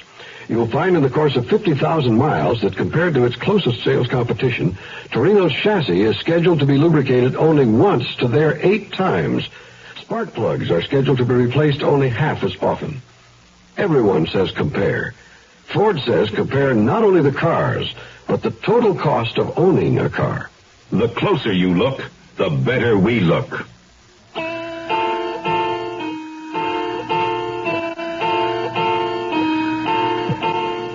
Today, woman speaks of her ability to compete with man in what she terms a man's world. And it's true that when she makes up her mind to compete, Man finds he has competition of Olympian dimensions. The young man in this story is certainly an evil person, but his woman, in every way, is at least his equal in their world of crime. Nevertheless, the justice of the peace in a small eastern town has no reason to suspect either of them as he performs his traditional, if perfunctory, marriage service. And do you, Mary Sherman, take this man, William Baker, as your lawful wedded husband? I do. And do you, William Baker, take this woman, Mary Sherman, as your lawful wedded wife? I do. Then, by the powers vested in me, I do hereby pronounce you man and wife. Is that all? Yes, son, yes, that's all. Gee, Mary, I love you. And my very best wishes to you both.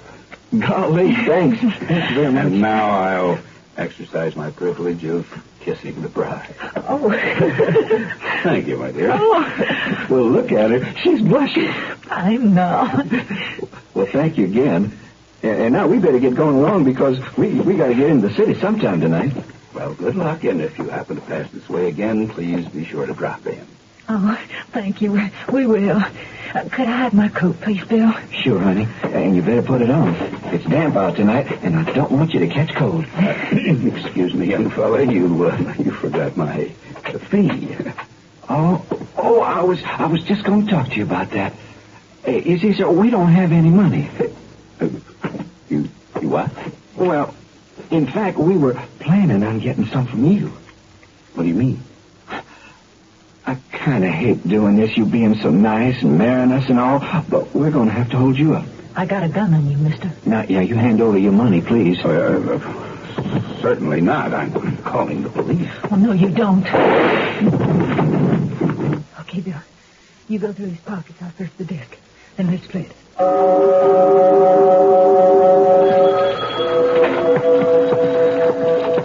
Morning, Chief. Man, that sheriff station's jumping this morning. What's going on, Barney? Well, it seems a young couple went into the home of the Justice of the Peace in Kernville in the northern part of the county, got married, and instead of paying the JP, plugged him in the arm, stole all his dough. Happened last night. Next, they hold up a car on the main highway and drive off in it. For the honeymoon? Yeah. A few miles farther south, they stop at one of those all-night diners, fill up on steaks and French fries, tap the till, and wing the proprietor when he tries to stop them. That's a good story. Get on that typewriter and knock it out. Any leads on the couple or where they're heading now? Well, the sheriff's boys figure they may be in our fair city by now. Each hit they made was on the route south. Tell me, how did they get as far as they did without being picked up? Well, it took the Justice of the Peace a while to put a tourniquet on his arm before he could phone the police. The guy they stole the car from had a 5-mile walk before he could get to a phone. By the time he made his call, the happy newlyweds had already pulled the diner job. Well, if you get right on that, you can make the next edition of the story. Okay, Chet, I'll have it on the copy desk in half an hour.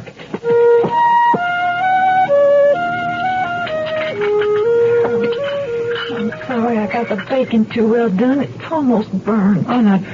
Hey, don't apologize. That was a swell breakfast. I cleaned my plate, didn't I? You just did it to be nice. Hey, would you like to move out of here into a nice hotel?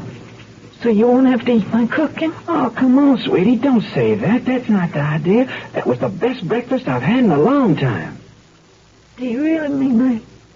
Of course I do, Mary. Well, then, I'd rather stay here in the motel. With the little kitchenette here and that hot plate, I can fix all our meals here. It'll cost us a lot less. Well, that's a point. Oh, but how much money do we have? Oh, about $150 or so. That isn't much, Bill. Yeah, I know. We could get more when it runs out. How? Same way as we got the first loot last night. You mean get married again? Oh, what's wrong with that? Nothing at all. Oh, Don, I could get married to you every day for the rest of my life. I want that sinus medicine. Headache tablets? No, sinus medicine. Sinus tablets. Helps the headache and the pressure. Oh, you mean sign-off. Exactly. Headache pain is one thing. A sinus headache is something else. Sometimes your whole face can seem to throb with pain. You want relief. Take Sign-Off tablets. SINEOFF the sinus medicine that gives you a full dose of pure aspirin plus a sinus drainer. Sign-Off, the sinus medicine that helps relieve sinus pain while you drain. And Sign-Off doesn't stop there. Have you tried Sign-Off Sinus Spray, the fastest known form of sinus congestion relief? It works in seconds. That's Sign-Off Sinus Spray. When sinus flares up, use Sign-Off tablets and spray only as directed. Signoff. Sign-Off. Exactly. Sign-Off, the sinus medicines in the bright red box.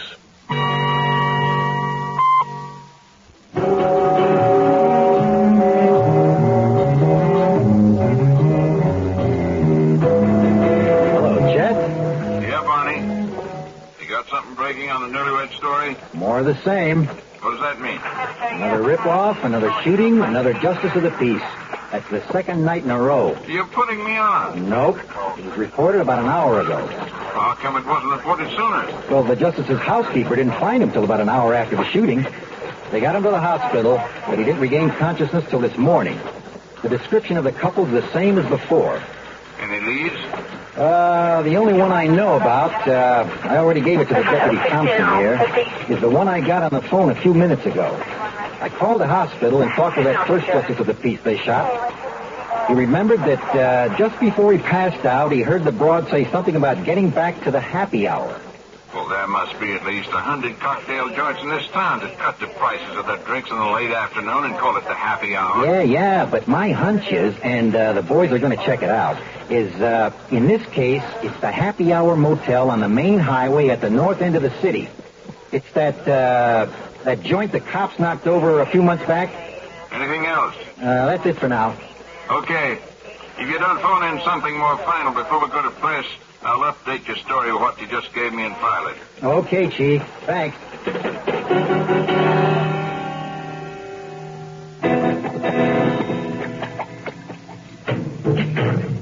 Oh, baby, stand around watching me while I'm doing this. I like to watch you. Honey, it makes me nervous when you look over my shoulder like that. And stop blowing down the back of my neck. Okay, then.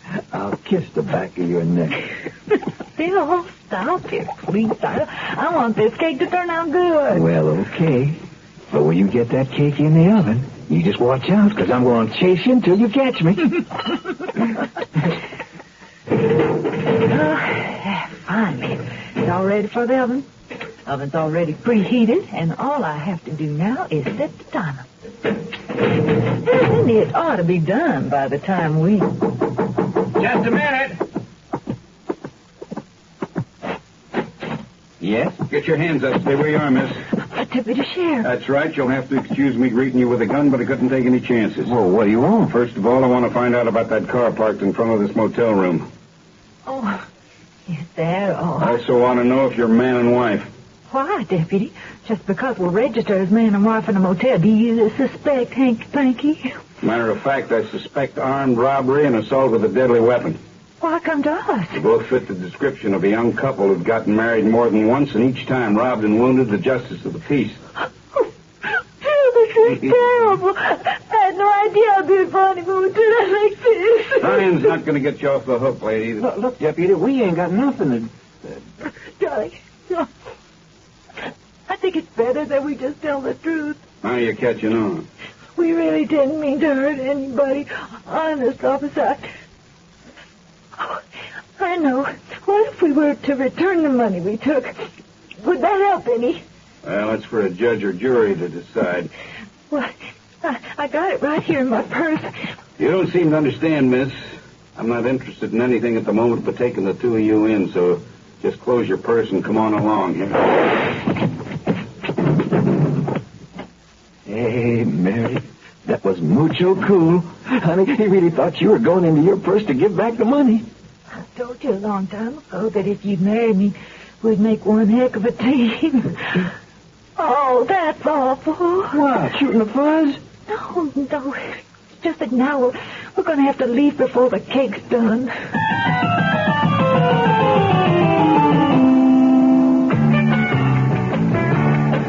You know, a man's world is small and getting smaller every day, but there are certain things you still do. Still say what you think, you still pay for the drinks, and beach nuts the tobacco you chew. Weird ideas taking hold, kids won't do what they're told. Who knows what this whole world's coming to? But you keep your face to the wind, you don't quit on a friend, and beech nuts the tobacco you chew. Seems like a man's world just isn't the same anymore, but some things you can still trust, like beech nut chewing tobacco. Beech nut just keeps on getting better. Beech nut's a lot moister these days, with more taste, less stems. Today's beech nut, fresher, longer-lasting flavor. You ought to try it. Girls in bars, girls in pants, a man just don't stand a chance, but there's still ways to show 'em who's who. Treat your dogs with respect, you keep your traps oiled and checked, and beech nuts the tobacco you chew.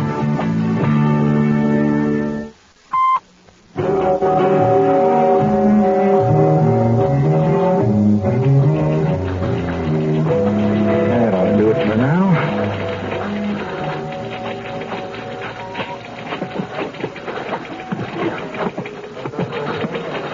Well, Chief, here's today's episode of our Honeymooners Cliffhanger. What have you come up with this time? Read it. You found Deputy Thompson? Yeah. I followed in my car when he went out to the Happy Hour Motel. Yeah? I parked about 50 feet away on the shoulder of the highway and waited. When I heard the shot, I piled out and got over there fast. Yeah? Thompson was bleeding so badly, I ran to the manager's office and called for an ambulance and the police. Then I stuck around until they arrived. Oh, I see by this. The manager described the couple the same as their previous victims had. Right. After they took Thompson away, I went into the motel room with the sheriff's boys and a detective from homicide. Holy mackerel, how cool can you get? Baking a cake while attempting homicide. You don't mention finding anything else besides the cake. I was asked not to, but for your confidential information, they've got one clue they're following up on. What's that? There were a lot of recipes that had been cut from magazines and newspapers. And there was a page of a newspaper from which a coupon had been clipped. They checked and found it had been for a free cookbook. The couple seemed to be sticking with the name of Baker, at least each time they got married. So the post office has been alerted to watch for a cookbook from the canning company addressed to either Mary or Mrs. William Baker. That means this story goes on the back burner for a few days. I'll file this one so that it'll make the Bulldog edition. Bill, what do you say we go out for dinner tonight? Out? Hey, you getting tired of your favorite pastime, cooking? You know darn well it's my next favorite pastime. And no, I'm not getting tired of it. It's just that I thought we ought to be looking around for a way to make some more money. Well, we already know a way. Getting married. Well, as much as I love you, we mustn't do that anymore. That's how that deputy tracked us down the other day. Yeah, but you got rid of him. I know, honey. But there's more than one deputy sheriff in this county. And a few policemen in the city, too. Yeah, but they sure don't know where we're living now. Well, that's why I wanted us to get this apartment. There's 100 units in this building and a dozen other big ones like this in this part of town. We've really gone under. Yeah. Well, if we're not going to get married again, what other plans do you have for us earning a living? Well, not yet. But you know something? What? If we had wheels, we could cover more ground and case this town real good. Gee, I miss having a car. Oh, honey, so do I. But that car got awful hot. That's why I rolled it off the cliff into the lake. Why don't we steal another one? Let's get a nice, plain used one that won't attention, especially at night when we'll be doing our cruising. It's okay about me. Then we'll pull some jobs, get some cash, get rid of the stone car, buy one of our own. Oh, Bill, wouldn't it be exciting to get married again and go off on another honeymoon? Yeah. We'd have to go out of state for our next marriage. Wouldn't it be fun? No two ways about it, honey. I married me a genius. No, of course. No two ways about cooking being your next favorite pastime either. You're absolutely right, honey. Honeymooning is my real favorite.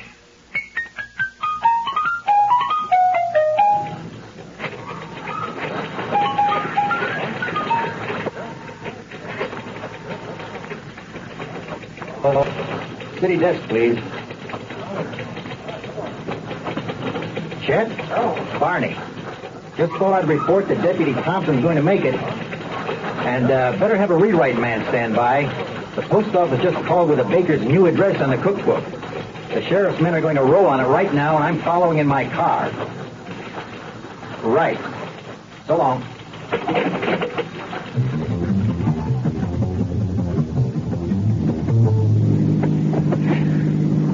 This is a nice little car, Bill. Does it handle good? Oh, very good, honey. The clutch is fine. So with the stick shift, we can get a fast takeoff wherever needed. And we lined up in just one evening. We could hit 3 within an hour and be out of town like a breeze.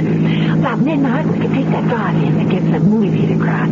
Go from there to that liquor store a dozen blocks away.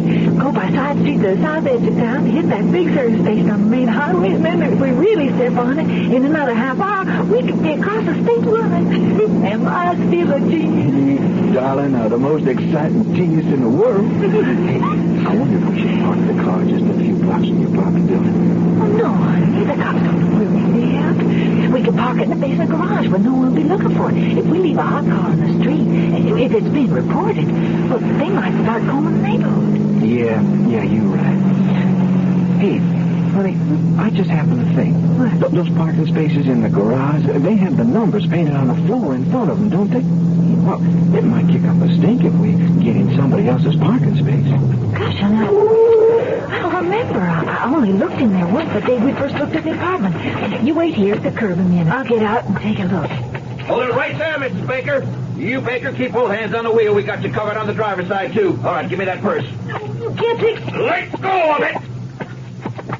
Got it? Yep, I got it, Lieutenant. Okay, out of the car, Baker. Hands on the hood of the car. Good hunting, men. Who's this guy? I'm Barney Wittenberg with the Daily Clarion. What do you want? I want a story on you and Mrs. Baker. Something you can make a lot of sensational headlines out of, I suppose. Why, no, Mrs. Baker. I wouldn't think of such a thing. I want a story for our society section. The editor just loves weddings and honeymoons. Well, I got one for your obituary editor. Drop dead, mister. Drop dead. There's something going on at your local International dealer. Right now, when you buy the other pickup from International, you get 4... Hold it. What's this, the other pickup from International? What's that? Well, there are 2 pickups out there that outsell everybody else. You know who they are. Go ahead. Well, we're the other pickup. The one with the wider track, lower center of gravity. The one with great handling and stability. The other pickup from International. Okay. All right now, should I? Go ahead. Until July 20th, you get 4 Firestone gas-saving steel-belted radial tires when you buy a new International pickup at participating dealers. The other pickup. Right. Go ahead. You get these gas-saving radials at no extra cost on most models, and they're worth $290 suggested retail price. No extra cost? Right. Go ahead. I know. And you get a free tire gauge just for coming in. And correctly inflated tires help you get better mileage. So stop at your local International... Hold it. No. Are you telling me that all I have to do is stop at my local International dealer and he'll give me a tire gauge free? There's nothing to buy? That's right. I'll buy that. Go ahead. I'm Rod Serling.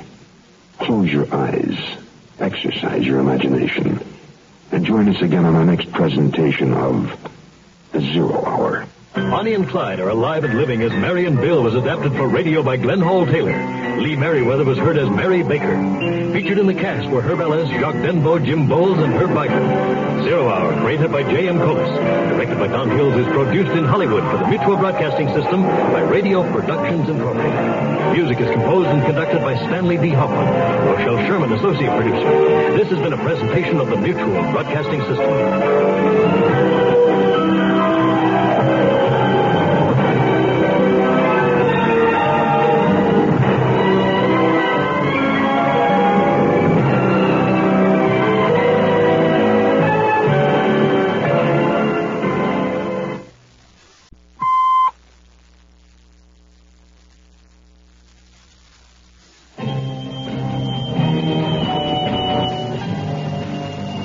Rod Serling. You're listening to The 0 Hour. Rest your eyes.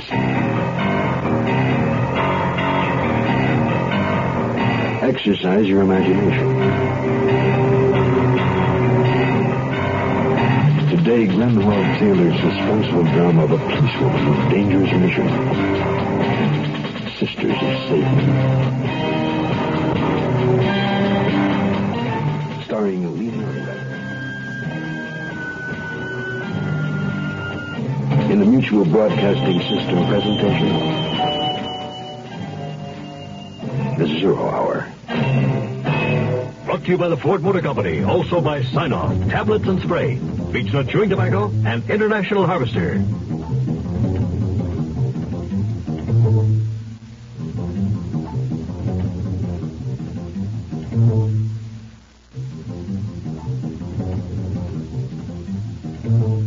This is Hugh Downs with a Ford Car Buyers Report. Car buyers today are giving serious thought to the real cost of car ownership. Not only purchase price, but operating economy and trade-in value. What about operating economy? Well, consider gas mileage. Lots of Ford LTD owners have discovered that adjusting how they drive results in surprisingly good gas mileage. And consider maintenance. The estimated average cost for 50,000 miles of normal driving in the 74 LTD versus the 73 LTD can be as much as $182 less in scheduled maintenance. Compared to its nearest sales competitor, LTD maintenance schedule specifies fewer spark plug changes, fuel filter changes, and chassis lubes for more savings. The 1974 LTD is the best-selling car in its price class. Evidence that for many, it's the best solution to owning a full-size car. The well-made Ford. The closer you look, the better we look.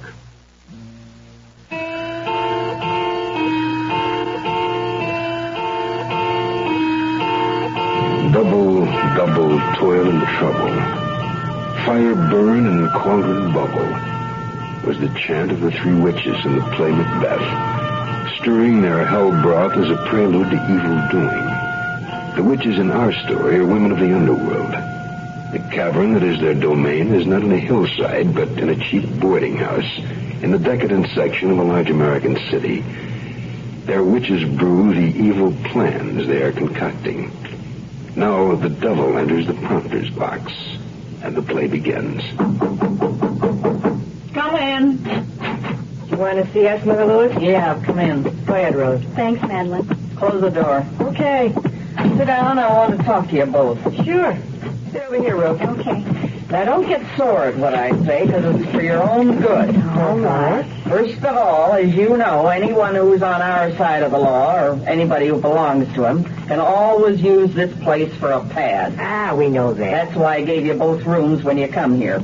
I knew both your husbands, friends of mine. Al always spoke real good of you, Mother. Well, he ought to. But Al's dead, and Rose's guy's in the state pen, and for almost 4 months now, I've been carrying both of you. Look, you were both married to two of the best thieves in the business. You worked with them. Why don't you make that experience pay off? Well, could Madeline and me talk it over? Well, sure, go ahead, kick it around. But like I say, I can't carry the two of you forever. And if you decide you want to get going, I know a job that can be pulled tonight. My name is Christina Modica. I'm a policewoman. My involvement in this Mother Lewis affair began shortly after a pawn shop had been robbed. I happened to be in Detective Captain Brad Willis's office just as he hung up the phone after talking with the hospital. Oh, thanks, Doc. Good. So long. Hi, Captain. Anything new? Oh, hello, Chris.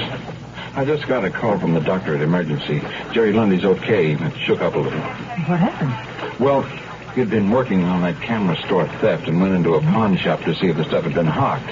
He heard the owner yell. He looked out the pay window at the back of the shop, saw this girl emptying a tray full of rings. Jerry headed out toward the front of the store. He didn't know there was a second girl behind the door. She shot the store owner, fired at Jerry, creased his arm, and slugged him in the back of the head. How's Jerry now? Looked kind of woozy, but they think he'll be all right. Was the pawnbroker badly hurt? Pretty serious, I guess. He took a slug in the chest.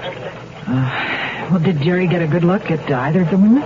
Only the one who conked him. He caught a glimpse of her as she fired at him. He thinks she's the wife of a stick-up guy named Ed Reynolds. He's doing time right now. I'm sending some mug shots over to Jerry at the hospital to refresh his memory. I'm coming! Rose! For crying out loud, let me in!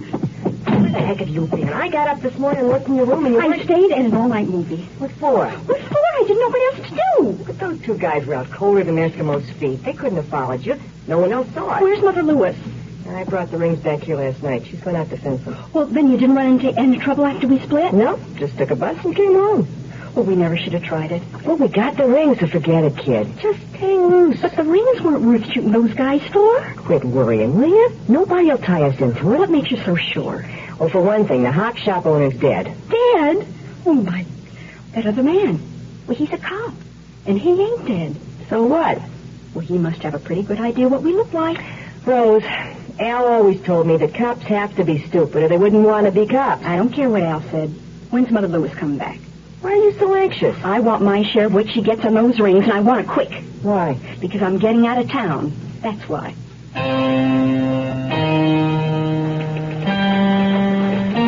When I'd last talked with Captain Willis, I had no idea I'd be in on the case. But I wasn't too surprised. It was the day after I talked with the captain about the pawn shop fracas when I walked into his office and was greeted with...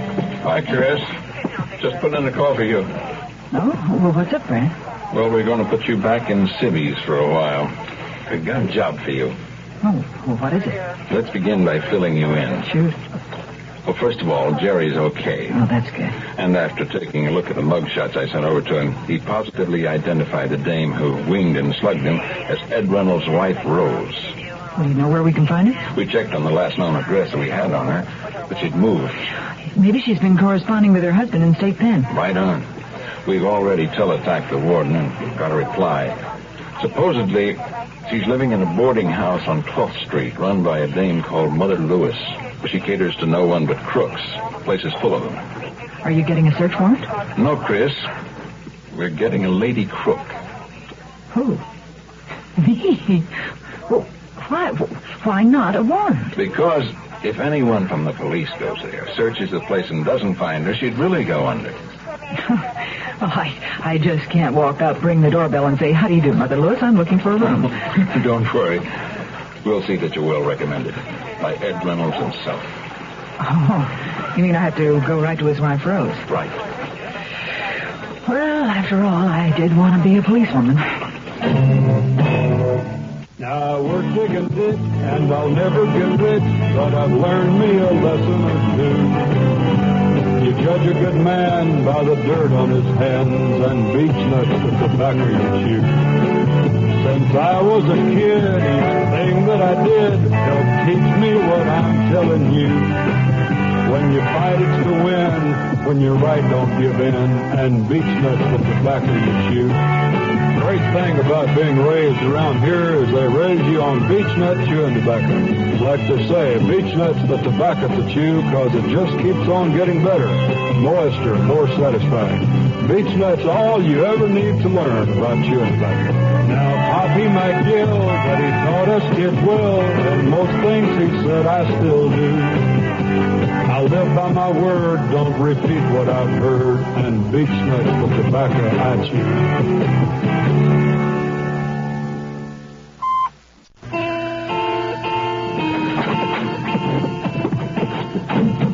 Hey, I just heard the front door. Maybe that's Mother Lewis. That's you, Mother? Yeah. Rose is here. I'll be right up. Am I glad she's home?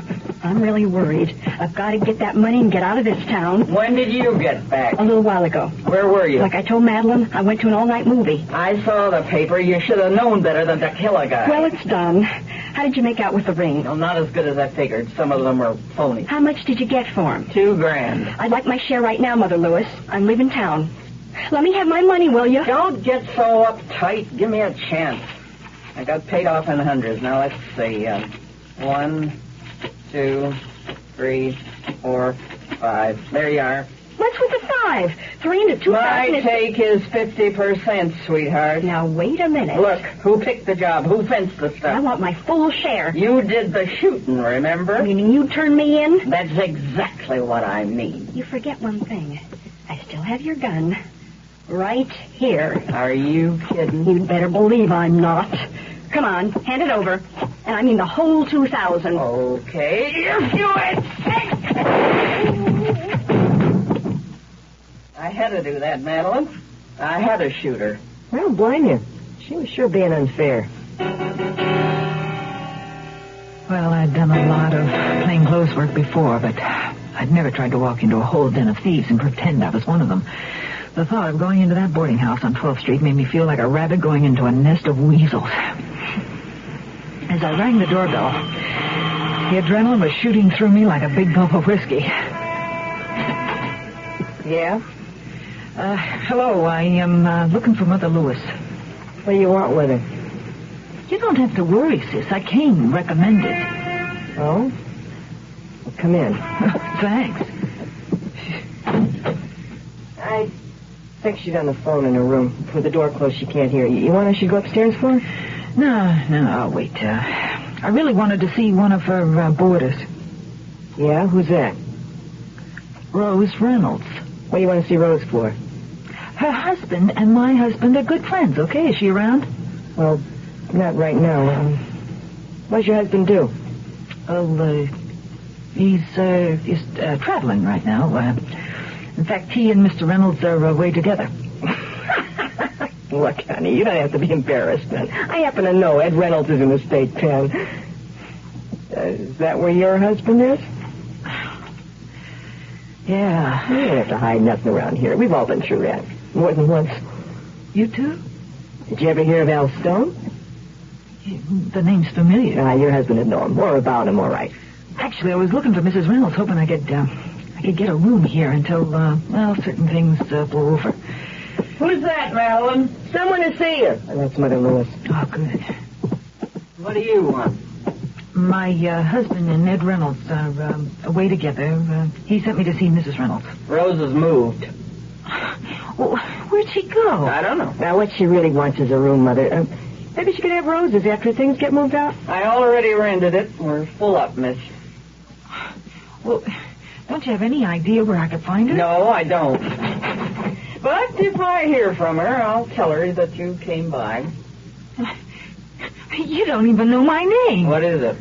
Martin. Okay, Mrs. Martin. Goodbye. Well, thanks. Goodbye, Mrs. Lewis.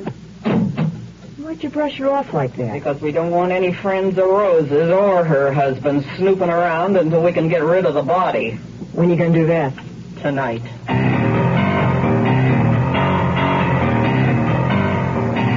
Looking at our new international pickup, huh? Like to go for a spin? Okay, fasten your safety belt. Here we go. Notice how she handles the turns? The new international pickup has a wider track than the two largest selling pickups. A lower center of gravity, too. You can feel the difference? Oh, yeah. Well, we call it the other pickup because it's definitely not like the others. And when you buy a new international pickup, you get 4 Firestone gas-saving steel-belted radial tires on most models, no extra cost. They're worth $290, suggested retail price. It's a special promotion we're having until July 20th. Well, here we are back. Oh, yeah, I'll be here tomorrow. Hey, here, have a free tire gauge, just for stopping in at a participating international dealer. You know, correctly inflated tires help you get better mileage. Okay, see you tomorrow. Hey, thanks for stopping in.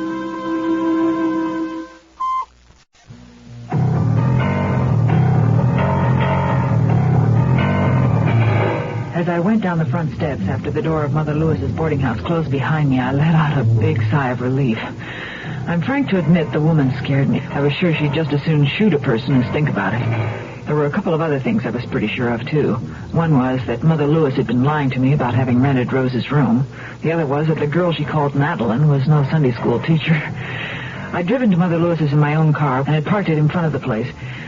Now I got back in it, drove to the end of the block, turned the corner, and parked on Pine Street, where I'd noticed a phone booth.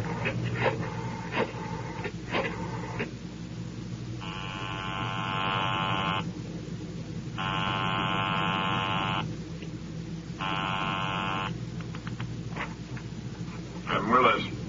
Chris Modica, Brad. I just left Mother Lewis's place. I'm parked around the corner a block away. Were you able to rent a room? No. She said Rose Reynolds has moved, and that her room's already rented, and the place is full up. But I suspect something's going on. Listen, if you think it's okay, I'll stick around and keep an eye on the place. One of Mother Lewis's boarders dropped the fact that Rose's things are still in her old room. I figure she might come back to get them, and if so, I could tailor. Good thinking. Hang in there, but be careful. I'll leave right now and join you. Okay, Brad. Thanks. I'm parked on the north side of Pine Street, just around the corner from 12. See ya.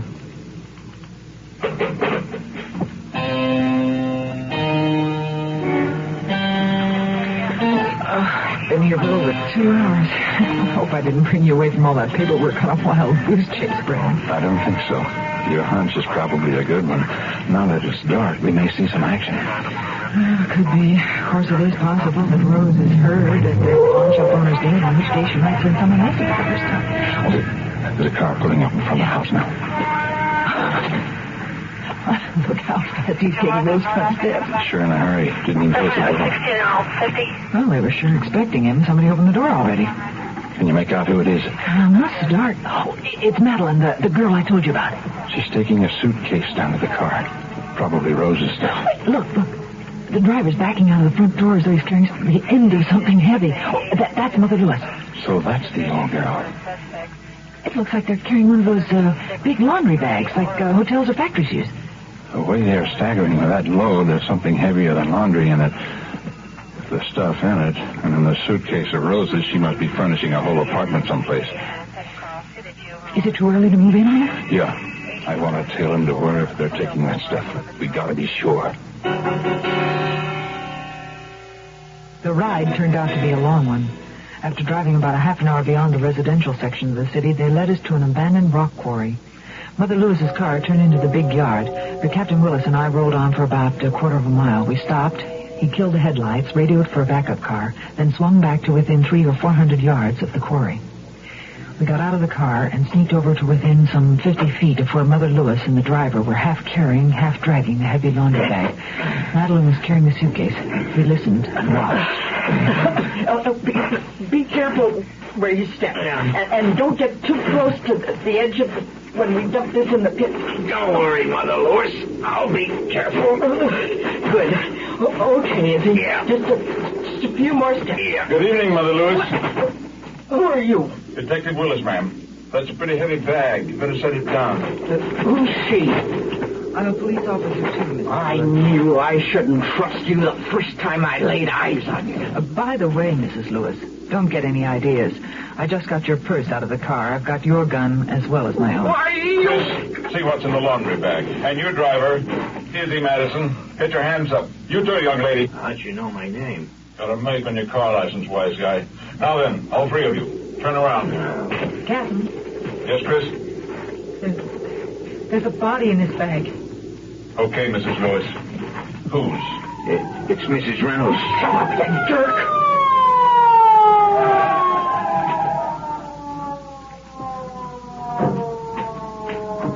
Officers McCready and Owens, Captain. Got your call for a backup. What can we do for you? Nice timing.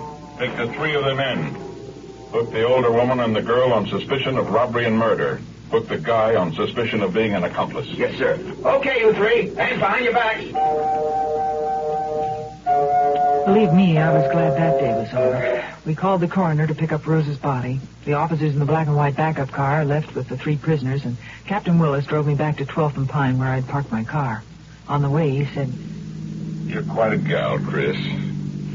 Your assignment today took a lot of guts. You must be tired. Yeah. How about relaxing over a couple of drinks and a good meal? Oh, Captain, you are a mind reader. I'll take you up on that, providing... Providing what? Oh, providing that after dinner you'll come up to my place for a nightcap. Officer Modica, you're a mind reader's mind reader. I want that sinus medicine. Headache tablets? No, sinus medicine. Sinus tablets. Helps the headache and the pressure. Oh, you mean sign-off. Exactly. Headache pain is one thing. A sinus headache is something else. Sometimes your whole face can seem to throb with pain. You want relief. Take Sign-Off tablets. SINEOFF. The sinus medicine that gives you a full dose of pure aspirin plus a sinus drainer. Sign-Off. The sinus medicine that helps relieve sinus pain while you drain. And Sign-Off doesn't stop there. Have you tried Sign-Off Sinus Spray, the fastest known form of sinus congestion relief? It works in seconds. That's Sign-Off Sinus Spray.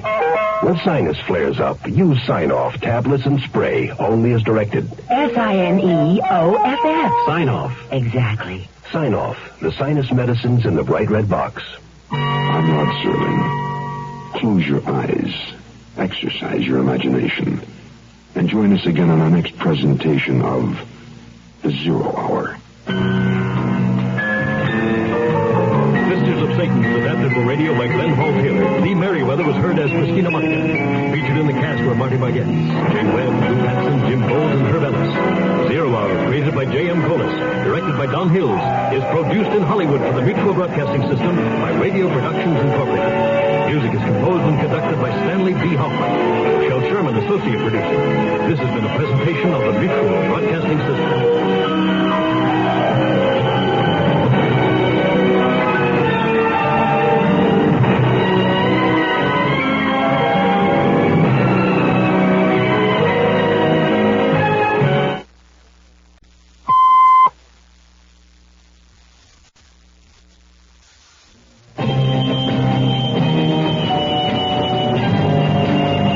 I'm Rod Serling.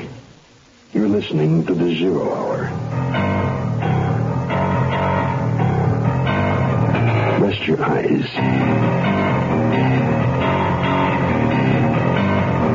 Exercise your imagination. Today, Kim Weiscott's unmasking of a consumer fraud. The Mannequin Sham. Starring Lee Meriwether. In the Mutual Broadcasting System presentation of the Zero Hour. Brought to you by the Ford Motor Company, also by Sign-Off, Tablets and Spray, Beechnut Chewing Tobacco, and International Harvester.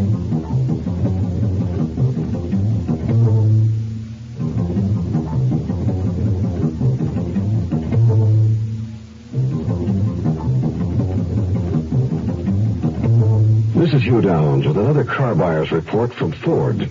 Car size and fuel economy are important considerations today, but so is the total cost of ownership, which involves purchase price, trade-in value, and operating economy. And Ford feels if you compare mid-size cars, you'll choose Ford Torino. Take some operating economy examples. Torino offers gas-saving steel-belted radial-ply tires standard, runs on regular gas, and has a 26.5-gallon fuel tank. That's 20% more capacity than its closest sales competitor. And compare some scheduled maintenance costs. You'll find in the course of 50,000 miles that compared to its closest sales competition, Torino's chassis is scheduled to be lubricated only once to their 8 times. Spark plugs are scheduled to be replaced only half as often. Everyone says compare.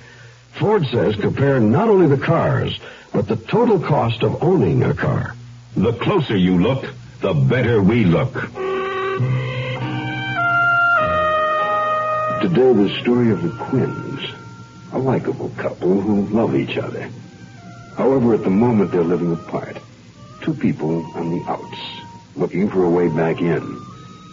And the route they're about to take is highly dangerous. More than a marriage, it could cost them their lives. Our story is called The Mannequin Sham. I'm sorry I'm so busy, Lloyd, but you know how it is. You should know. Honey, I want you to come home. As far as I'm concerned, our trial separation is over. I'll change. I love you. Oh, Lloyd, you can't change. You're a detective. It's your work. Listen, I still love you. We just never should have gotten married. Jay, how can you say that? You were never home. Now I'm never home. We're like the proverbial 2 ships. But I love you. Doesn't that mean anything? Oh, Lloyd, you're so handsome when you get angry. Oh, E.J. Yes, Sarah. Pamela Covington to see you, Mrs. Quinn. Send her in. You want to watch the girl you married at work? No.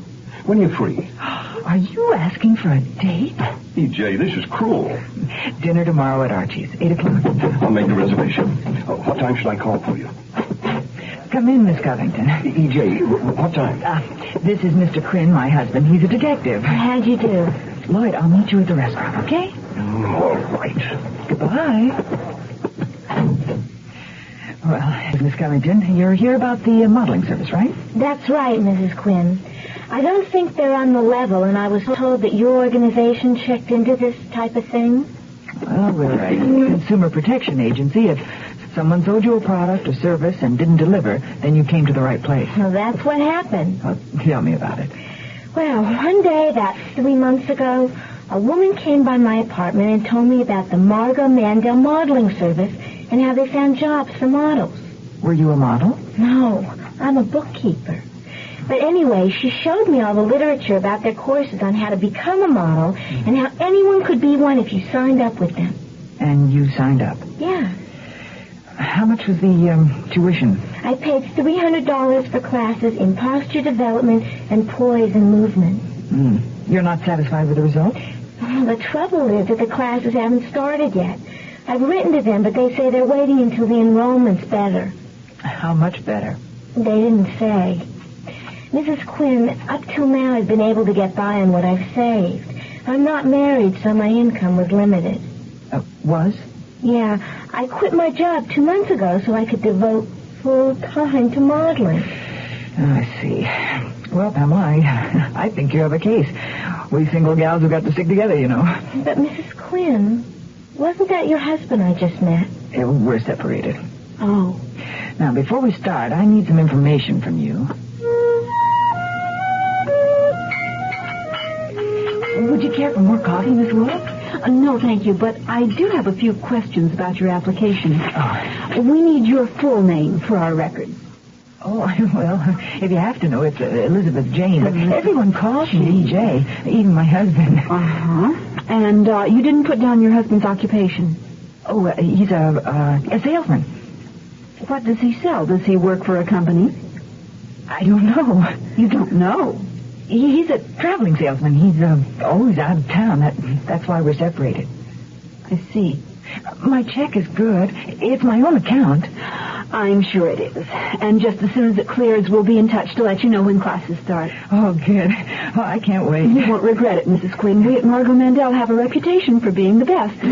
I must be running along now. Oh, one last thing. Yes, Miss Wolf? It's a little unusual that we're asked to come up to someone's home. How did you hear about us? Oh, a dear friend of mine told me about you. I signed up for the same class as she did. And who would she be? Pamela Covington.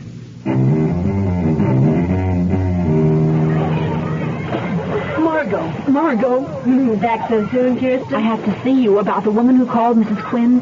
Oh, I'll meet you in the office.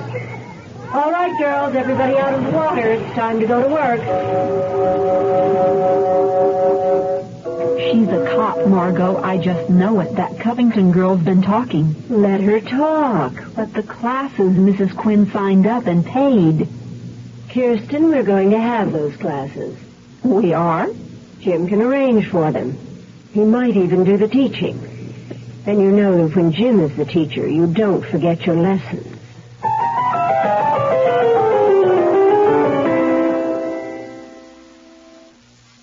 I want that sinus medicine. Headache tablets? No, sinus medicine. Sinus tablets.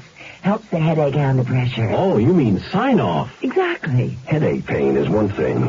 A sinus headache is something else. Sometimes your whole face can seem to throb with pain. You want relief. Take Sign-Off tablets. SINEOFF, the sinus medicine that gives you a full dose of pure aspirin, plus a sinus drainer. Sign-Off, the sinus medicine that helps relieve sinus pain while you drain. And Sign-Off doesn't stop there. Have you tried Sign-Off Sinus Spray, the fastest known form of sinus congestion relief? It works in seconds. That's Sign-Off Sinus Spray. When sinus flares up, use Sign-Off tablets and spray, only as directed. SINEOFF. Sign-Off. Exactly. Sign-Off, the sinus medicines in the bright red box.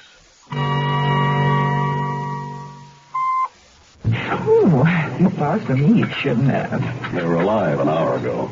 You could have called. Oh, honey, I completely lost track of time. I had to get these pictures developed. What pictures? May I see them? Oh, I don't want to bore you. They're for my work. Ah, good evening, Jay. Oh, hi, Archie. Lloyd was afraid that you stood him up. I'll lay off, will you, Arch? Things just aren't the same around here since you two broke up. Hey, what are you, a marriage counselor? Just take the order. Okay. The Dover Soul is excellent tonight. Lloyd, I want you to hear something. 2 Dover Souls, Honey, Arch. listen. Mrs. Quinn, modeling is really a state of mind. That's our philosophy at Margot Mandel. We've placed hundreds of girls throughout the country in fashion shows, commercials, magazine layouts. Why did you turn it off? Honey, you don't play a tape recorder in a restaurant. It goes with the photographs. What? Remember that girl who came into my office the other day, just as you were leaving? Vaguely. She was heavy set. Yes, that's right. Pamela Covington. Let me see those pictures. I'm doing some investigating for her. She's signed up with the Margot Mandel modeling service. Well, this isn't the girl I saw in your office. Oh, I know. That's Miss Wolf, the same girl that's on the tape. She solicits for Margot Mandel. You know how it works, the door-to-door bit. They butter up unsuspecting women, then get them to sign up for the service that doesn't even exist. Where did you get these pictures? I took them when Miss Wolf came to my apartment. I have the whole thing on tape. Of course, she doesn't know. Jay, you can't do that. Well, why not? You do. Yeah, but that's different. I'm a detective. EJ, this isn't good. This tape business especially. You know what kind of trouble that could get you into? It's an obvious case of consumer fraud. Lloyd, I'm going to expose them. Honey, there are other ways. Don't try to talk me out of it. Let me help. I don't want you risking your beautiful neck. Lloyd, it's part of my job. Besides, you don't have time. I'll make time. Starting right now. Excuse me, you lovebirds. Telephone for you, Lloyd. Here we go again. Hello. Oh, it's you. Nazarian's in town? Are you sure? Archie, you better make that one Dover song. Yeah, I got it. Thanks for the tip. Right. Arch. You better make that one Dover song. Oh, what? I'm sorry, honey, but... Don't apologize. Well, this one's the biggest fish in the ocean. Diamond Jim Nazarian's been underground for months. You mean underwater, don't you? Well, please don't be angry with me. I'm too busy to be angry, Lloyd. I've got my work. EJ, don't go through with this scheme of yours. If you try to stop me, Lloyd, I swear I will sue you for divorce. EJ? What? You're beautiful when you get angry.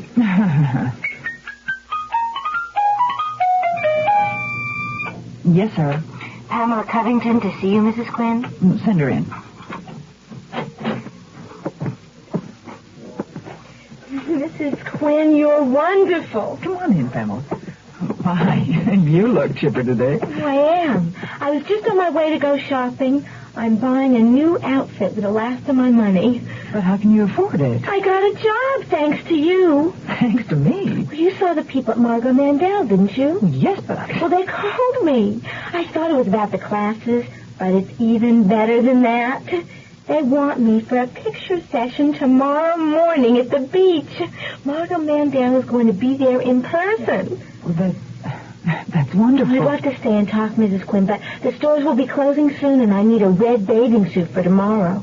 A red bathing suit? Well, they said ox blood, but I looked it up, and it means red. Well, I know just the place. Mrs. Quinn?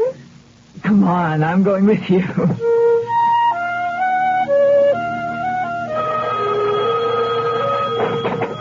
Quinn here. What do you mean you lost Nazarian? He didn't just vanish. Oh, that's great. So we got the car he abandoned. Big deal. I don't suppose you got the registration there. What's the name on it? Margot Mandel? The address. Meet me there in 15 minutes.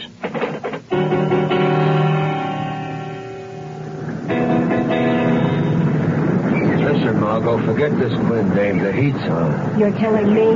That was my car you were seen in. Well, you're safe out here. There's not another house around for miles. You don't seem to understand. I'm wanted for murder. I understand our deal, Jim. I pay you for muscle. Tomorrow morning, those two women will be out here expecting to have their picture taken. All you've got to do is shoot them. Hello? Margot, this is Kirsten. 2 detectives were here looking for you. I told them the car was stolen, like you said to. Well, then what's the problem? As they were leaving, one of them called the other by his name. So? It was Quinn. My daddy was a mighty fine man. He taught me a thing or two. A woman can hurt, so you stay on your guard and beach nuts with the tobacco you chew. Them times we go fishing, my daddy and me. He'd tell me everything you ever knew. You go after big mouth in close to the bank and beach nuts the tobacco you chew. Around here, beech nut's the word for chewing tobacco. And it's been that way, father and son, for a long, long time. What's the secret? It's the way beech nut just keeps getting better. Like beech nut's a lot moister these days, with more taste and less stems. Big improvements. You ought to try today's beech nut chewing tobacco. And now I'm a daddy with a son who's full grown, and I tell him a thing or two. Scared money don't win, evil women drink gin, and beech nuts the tobacco you chew.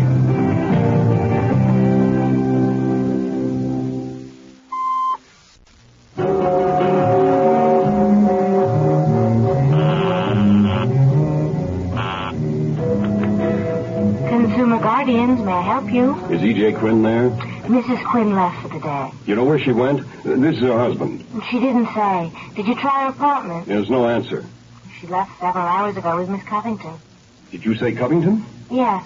I think they were going shopping for bathing suits. But if you hear from her, have her call me. No, wait. She's mad at me. Tell her that Margot Mandel works with Diamond Jim Nazarian and to stay away from both of them. Did you say bathing suits? Yes, I did.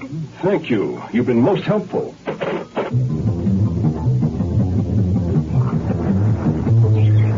Margot, I still don't like it. You don't have to like it. Just do it.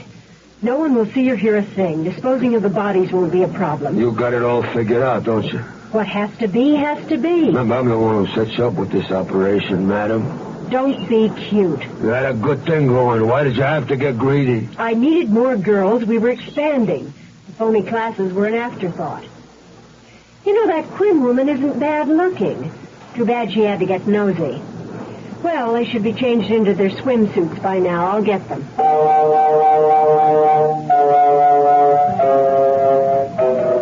I'm almost dressed, Mrs. Quinn. Oh, just take your time, Pamela.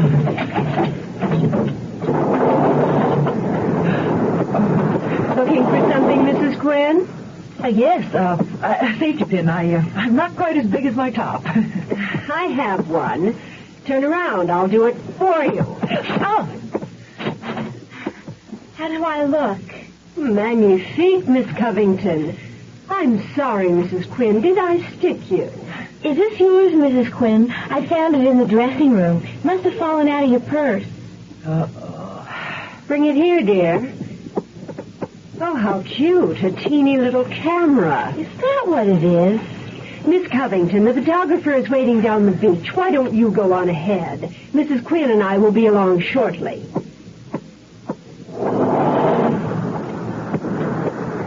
Where did you get this adorable little camera? Let's see. How does it work? Oh, my. I seem to have broken it. Oh, well, I can have it repaired. I'll put it in the drawer for safekeeping.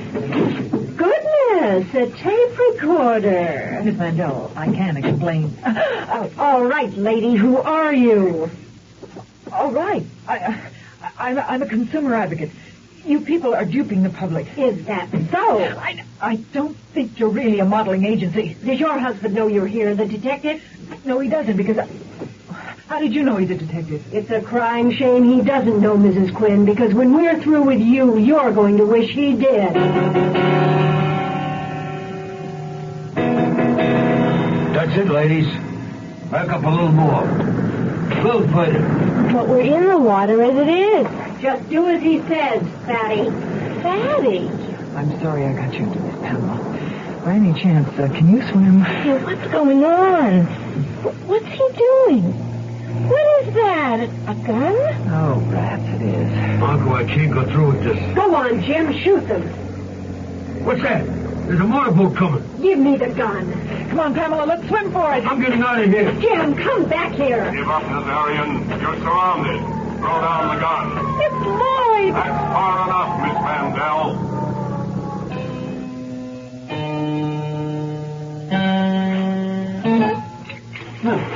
Archie was right about the Dover Soul. It was great. Have you noticed he's been beaming all night? He likes us, honey. And we did come in together. Maybe now that Nazarian and the Mandel woman are behind bars, we can come here more often? Maybe. If you're through playing detective, you might even consider moving back in. I want you to. You know, I didn't do too badly for my first time. I had the goods on them. If Margot hadn't found the camera and the tape recorder, I could have brought them in myself. Actually, Lloyd, you know, you butted in. E.J., if I hadn't butted in, I might be a widower. Oh, you're exaggerating. Well, you're lucky. Nazarian abandoned the car registered to Margot Mandel. If there hadn't been sand in it and a receipt for repairs, I wouldn't have found the service station, the beach house, or you in time. Oh, I would have gotten away somehow. E.J., come home, please. I miss you. Oh, Lloyd. Hate to break this up, but you got a phone call. Tell him I'm not here. Sorry, Lloyd, it's not for you. What? Oh, thank you, Archie. Hello. Yes, this is Mrs. Quinn. Well, of course I'd be interested. That's my job. Tell me, Mrs. Cummings, is this company guaranteed what? Oh, and they didn't. Oh, and you think they ought to be investigated? Here, honey, this is for you. Oh, George, what a nice surprise. What is it? It's a tire gauge. Oh, it's beautiful. Yeah. What's a tire gauge? Well, you check your tire pressure. Well, it helps you get better mileage. Oh, yeah. Oh, I got it free from our participating international dealer just for looking at the new international travel-all. A new international travel-all? Yeah. What's a travel-all? Well, it's something like our old station wagon. Our old station wagon? Except the travel-all's a 1.5 foot shorter, so it's much easier for you to park. Our old station wagon? Yeah, and it has 20% more room inside. More room for you and the kids, more room for groceries. We'll get lots more use out of it. Our old station wagon? Yeah, and right now, until July 20th, you get 4 Firestone gas-saving steel-belted radial tires on most models at no extra cost. But where is... And they're worth $290, suggested retail price. George, where's the new travel-all? Right outside the window. Oh, George, it's different. I know. I like different. I know. It's different, all right. I'm Rod Serling. Close your eyes. Exercise your imagination.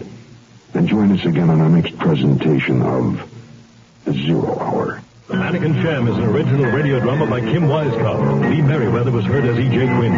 Featured in the cast were Les Tremaine, Catherine Brody, Rhoda Williams, Joe DeSantis, and Ann Whitfield. 0 Hour, created by J.M. Colas, directed by Don Hills, is produced in Hollywood for the Mutual Broadcasting System by Radio Productions Incorporated. Music is composed and conducted by Stanley D. Hoffman. Rochelle Sherman, associate producer. This has been a presentation of the Mutual Broadcasting System.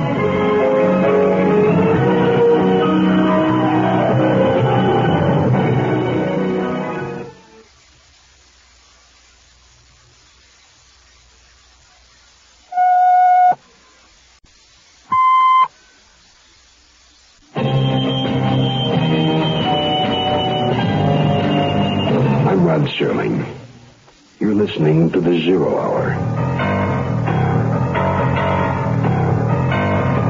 Rest your eyes.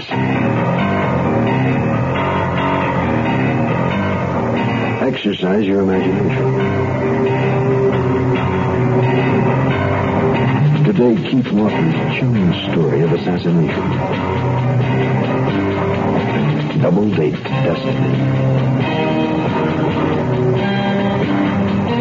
Starring Lita in the Mutual Broadcasting System presentation of The 0 Hour. Brought to you by the Ford Motor Company, also by Sign-Off, Tablets and Spray, Beechwood Chewing Tobacco, and International Harvester.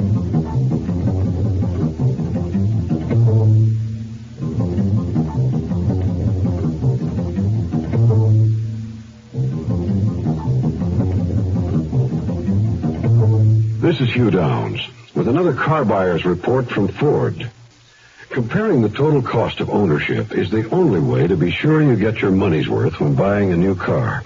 And Ford says there are 3 important considerations that make up the total cost of ownership: purchase price, operating economy, and trade-in value. Don't overlook that last one, trade-in value. I'd like to give you some interesting facts about trade-in that are difficult for the average consumer to come by. Like the fact that based on a national average of NADA wholesale prices, both the 1973 Torino and the 1973 Gran Torino returned more of their original purchase price than their closest sales competition. The facts speak for themselves. A solid, well-made car will generally return more at trade-in. Ford says that's one of the reasons why Torino is the best-selling car in its class. The closer you look, the better we look. The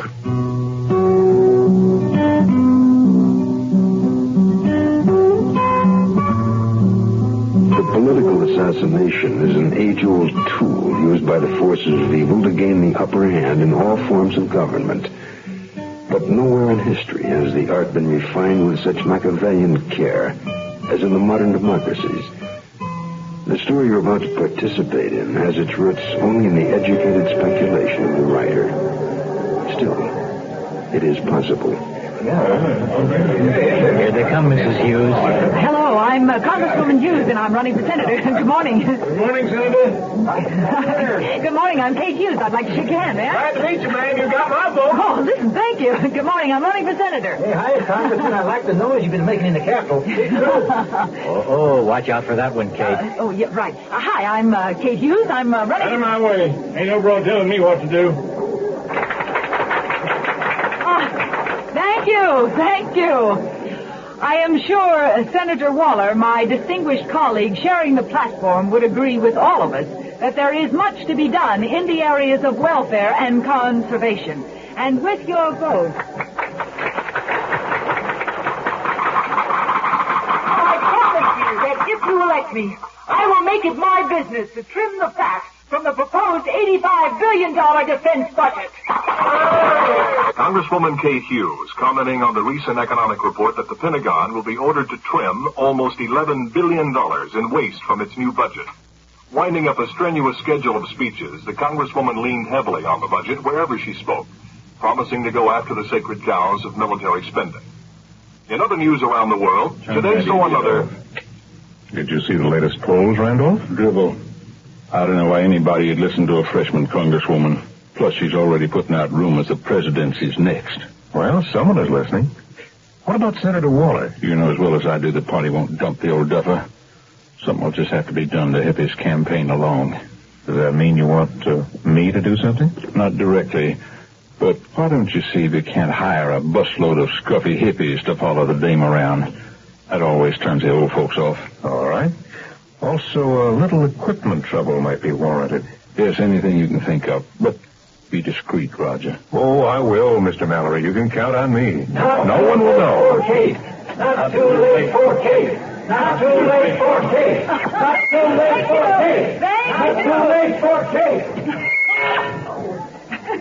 It looks like this microphone belongs to the opposition. Listen, I know you've heard this before, but I am grateful to you all. I could not have done it without your loyalty. We've addressed ourselves to the issues, and we've called for change in our system. Change that must come now.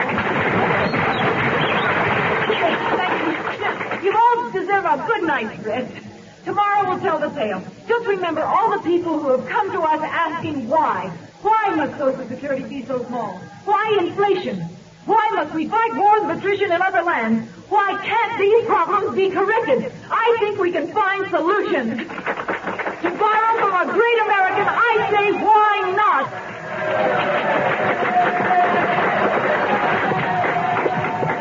Get some rest, Kate. You deserve it more than anyone. I couldn't have got through the campaign without you.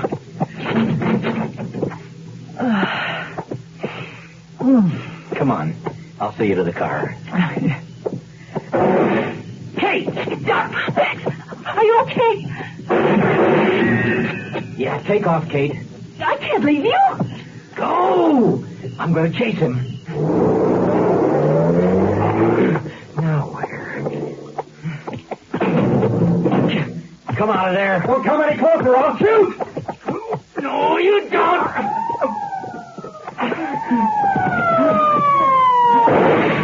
This is Robert Morton with late news. In just a few hours, the polls will close, and this key race for the Senate will be decided. In a way, it was almost decided last night when an attempt was made to assassinate Kate Hughes. Only the quick thinking of a campaign aide, Baxter Madden, saved the Congresswoman's life. Madden was slightly wounded in a struggle with the killer, and the man was able to make good his escape before the police could arrive. More news after this word.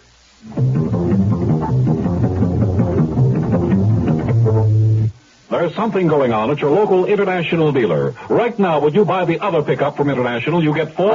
Hold it. What's this, the other pickup from International? What's that? Well, there are two pickups out there that outsell everybody else. You know who they are. Go ahead. Well, we're the other pickup. The one with the wider track, lower center of gravity, the one with great handling and stability. The other pickup from International. Okay. All right now, should I? Go ahead. Until July 20th, you get 4 Firestone gas-saving steel-belted radial tires when you buy a new International pickup at participating dealers. The other pickup. Right. Go ahead. You get these gas-saving radials at no extra cost on most models, and they're worth $290 suggested retail price. No extra cost? Right. Go ahead. I know. And you get a free tire gauge just for coming in. And correctly inflated tires help you get better mileage. So stop at your local international... Hold it. No. Are you telling me that all I have to do is stop at my local international dealer and he'll give me a tire gauge free? There's nothing to buy? That's right. I'll buy that. Go ahead. Too bad about last night. Yes, I'm inclined to agree. It made things much simpler if that crackpot had gotten her. Your drink. Thank you. Do you have time, sir? I know you have guests. The gentleman can wait. You didn't have anything to do with that, did you? No. All right. What have you accomplished? 2 things. First, she has teams out hanging sample ballots on doorknobs. We have teams following and switching them for ours. Secondly, we've arranged a little surprise at their main campaign headquarters. Fire! Fire! Get out! Get out! Get out! Get out! Here's a bulletin just handed me. Fire struck the main campaign headquarters of Congresswoman Hughes just minutes ago. No one was hurt, although about 50 people were telephoning to get out those last-minute voters. A spokesman for the fire I'm department... glad to see you. How does it look? Kate, you shouldn't have that long face. I can't help it. This campaign has been plagued with trouble. Well, it certainly seems to help with the votes. The precincts are reporting good numbers for you throughout the state. Well, that sounds hopeful. What do you think? I think we should start calling you Senator. Madden. Right. Okay, good. Get everybody assembled and make sure the press have their cameras set up. We'll be right down.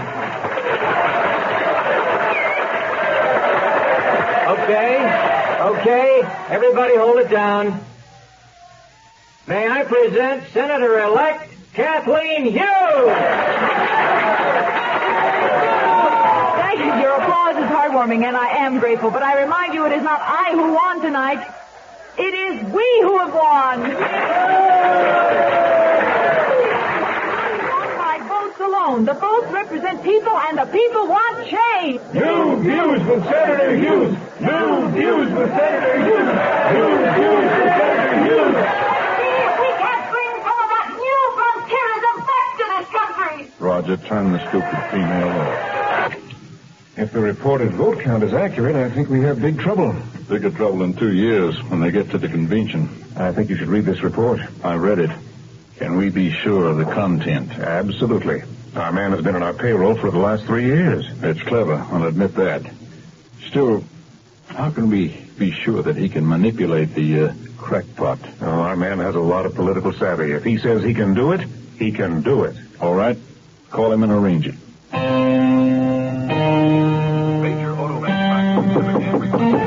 Who's there? I said, who's out there?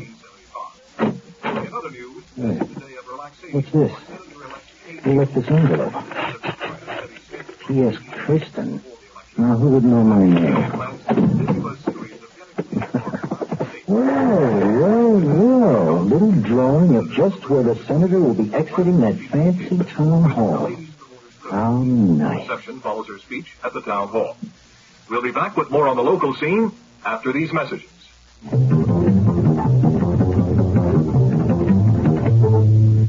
I want that sinus medicine. Headache tablets? No, sinus medicine. Sinus tablets.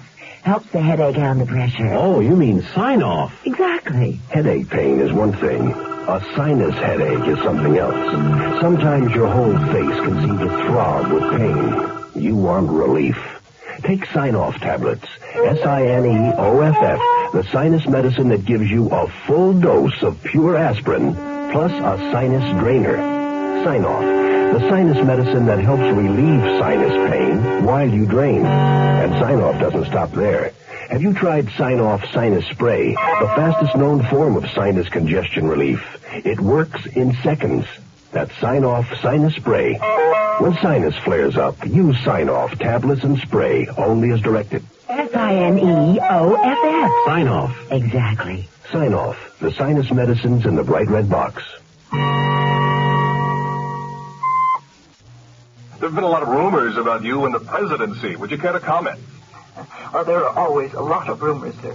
I see. Well, last question, Senator. The attempt on your life the other night, have there been any further threats? Oh, none. Except for a few crank letters. Thank you. You've been listening to Senator-elect Kathleen Hughes. From a shy little girl to one that handles commentators like they were silly putty. Dad, you always were a big flatterer. What about those crank letters? Anything to them? Well, Bax didn't think so. Besides, there weren't that many. Maybe half a dozen out of the 8,000 that have come in so far. Well, this country gets crazier all the time. Dad, maybe we have driven them crazy. Between crooked government, 50% taxes to the middle class, energy shortage. Okay, I get the point. That's why I voted for you. But I'll tell you one thing. I can't understand why some think assassination will change history. Oh, some figure it did in 1963, Dad. Yes, maybe so. Well, it's time I was leaving. What's your schedule for tonight? A short speech and a reception with the ladies for voter privilege, and that's about it. Good. I'm flying to New York, but I'll look forward to seeing you when I get to Washington. Oh, me too. Give my love to Mom and tell her not to leave. You can count on me to hold your trust. It's been said that if women ran the world, there'd be no war. Well, we haven't had the chance to prove that yet, but we do have the responsibility to join the men in trying to keep the peace all over this world. The phrase, balance of power, now belongs to us as well. We will maintain that balance. Thank you. Senator, this way. I've got the car waiting. We can just make your plane if we hurry. Oh, Bax, looks like we have a mandate. At least from this side of the fence. I'll agree. Oh. Excuse us. Good night. Excuse me. Thank you. Terrific speech, Senator. Oh, thank you. Sure, Senator. Heartbreaker! I kill you in the name of the big ball! Watch out, a gun!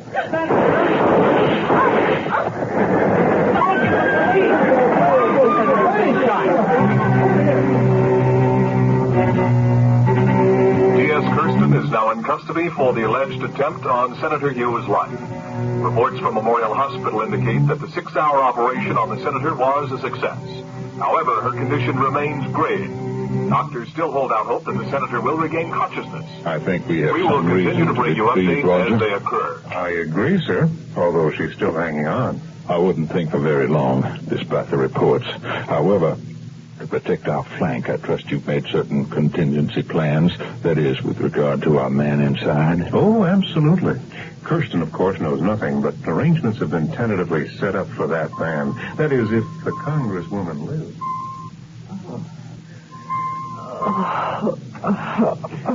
Katie? Katie, it's Dad. Can you hear me? Dad? Easy, honey. Just lie still. Oh, what happened? Well, I'm sorry to say someone took a shot at you. Dad, no. Not someone. Two people. What? I can't remember who, but I know there was someone behind me. Kate? Behind you? Sir, I think she's unconscious again. You heard, Lieutenant? I did. I think I'd better make some calls. This is Robert Morton. Tonight, a series of startling new developments in the attempted assassination of Senator Hughes. Unofficial sources report that for a brief moment, the senator regained consciousness long enough to tell her father, the Honorable Judge Hughes, that 2 people were involved in the shooting. Stay tuned for all the late-breaking developments. Mr. Mallory? Roger, the unforeseen has happened. I think you'd better institute those arrangements.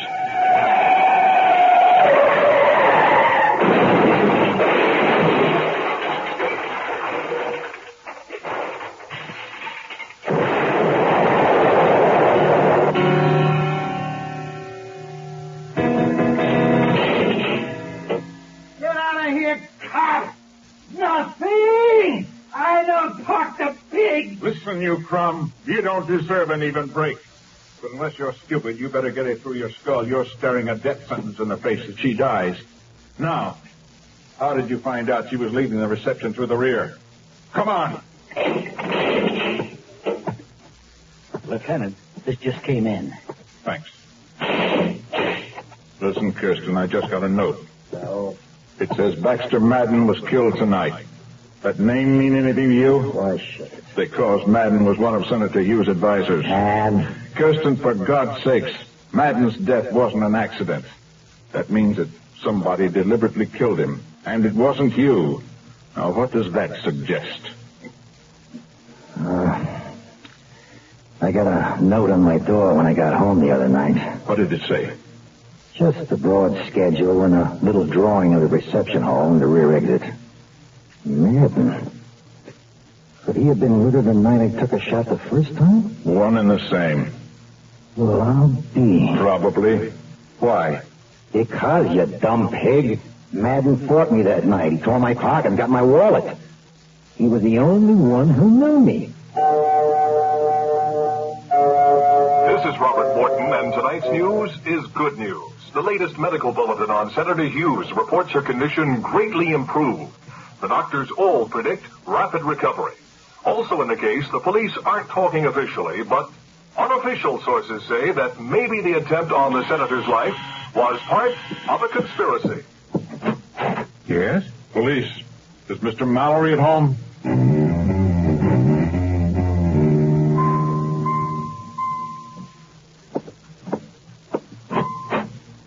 Kate, you shouldn't be sitting up like that. Oh, you can't keep a United States Senator down there. Have you heard the news? Yes. I couldn't believe it. Max working for the opposition all those years. And it's good he kept records, or the police would never have gotten out on Roger Elmore. Yes, I suppose. Still, it's Machiavellian, isn't it? Max shooting me at the same time as the assassin. All the attention would be focused on the gunman, and he figured that. Yes. Who would think to look the other way?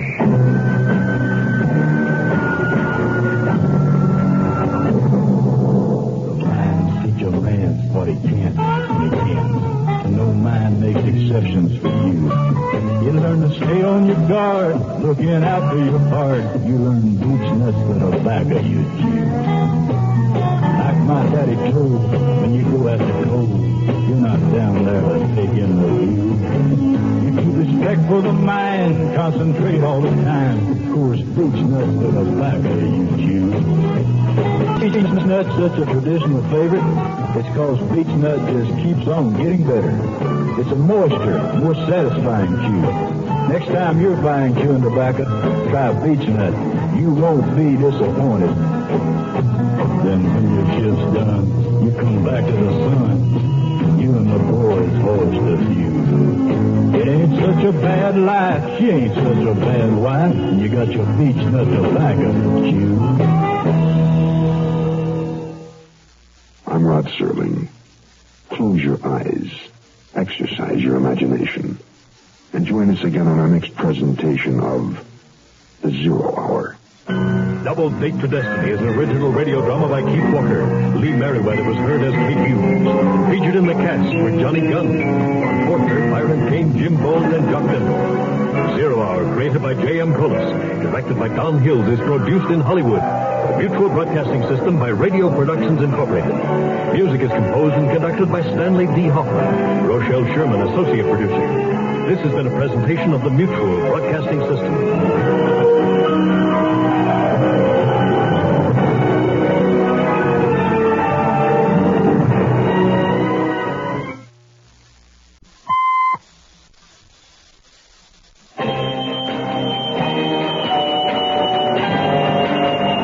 Rod Serling.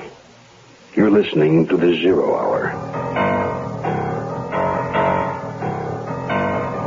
Rest your eyes.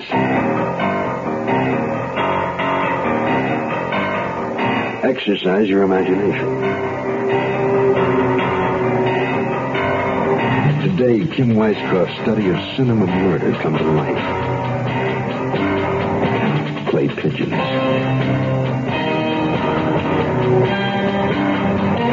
Starring Lee Merriweather. In the Mutual Broadcasting System presentation, The Zero Hour. Brought to you by the Ford Motor Company, also by Sign-Off, Tablets and Spray, Beech Nut Chewing Tobacco, and International Harvester.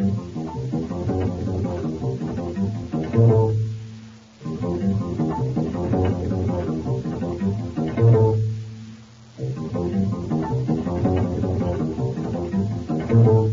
This is Hugh Downs with a Ford Car Buyers Report.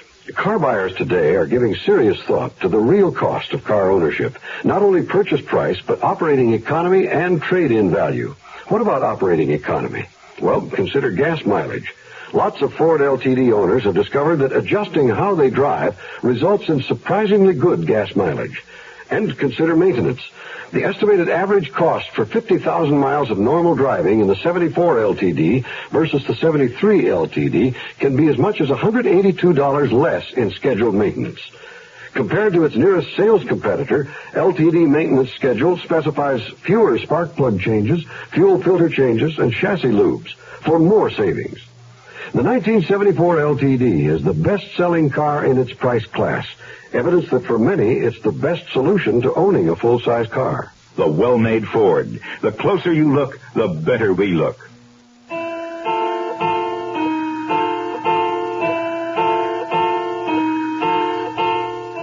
Today, a story set in the make-believe world of movies. That gray area where reality wavers between fact and fiction. Actors are a strange lot. We tend to view them in two ways. As the characters they portray on celluloid and as real people. But in both cases, they seem larger than life. We're about to meet Millie Clay, a woman whose job it is to funnel our interest into the personal phase of actors' lives. Millie Clay is a gossip columnist. She calls her column, and we call our story, Clay Pigeons. When dear friend Norman Sharnoff invited me on location for his new picture, little did I dream how much action I would see both on and off camera. Norman's directing Bees in a Bonnet here in the Mojave Desert, and his co-stars, luscious Paul Helms and sultry Robin Albright, have been doing their best to render the title an understatement. Well, today, for the first day in 5, shooting ran according to schedule. But the moment the cast and crew broke for supper, the buzzing began in earnest. Norman, you've got to send her home. Millie Clay's poison on a picture. She thrives on our agony. Look, Herb, we need the publicity. We don't need the kind she'll give us. The way Paul and Robin are carrying on, she'll kill us. We'll never get the picture finished. Yeah, we'll only be here 5 more days. I can handle Millie Clay. Come on. Let's get a drink before our star taps us out.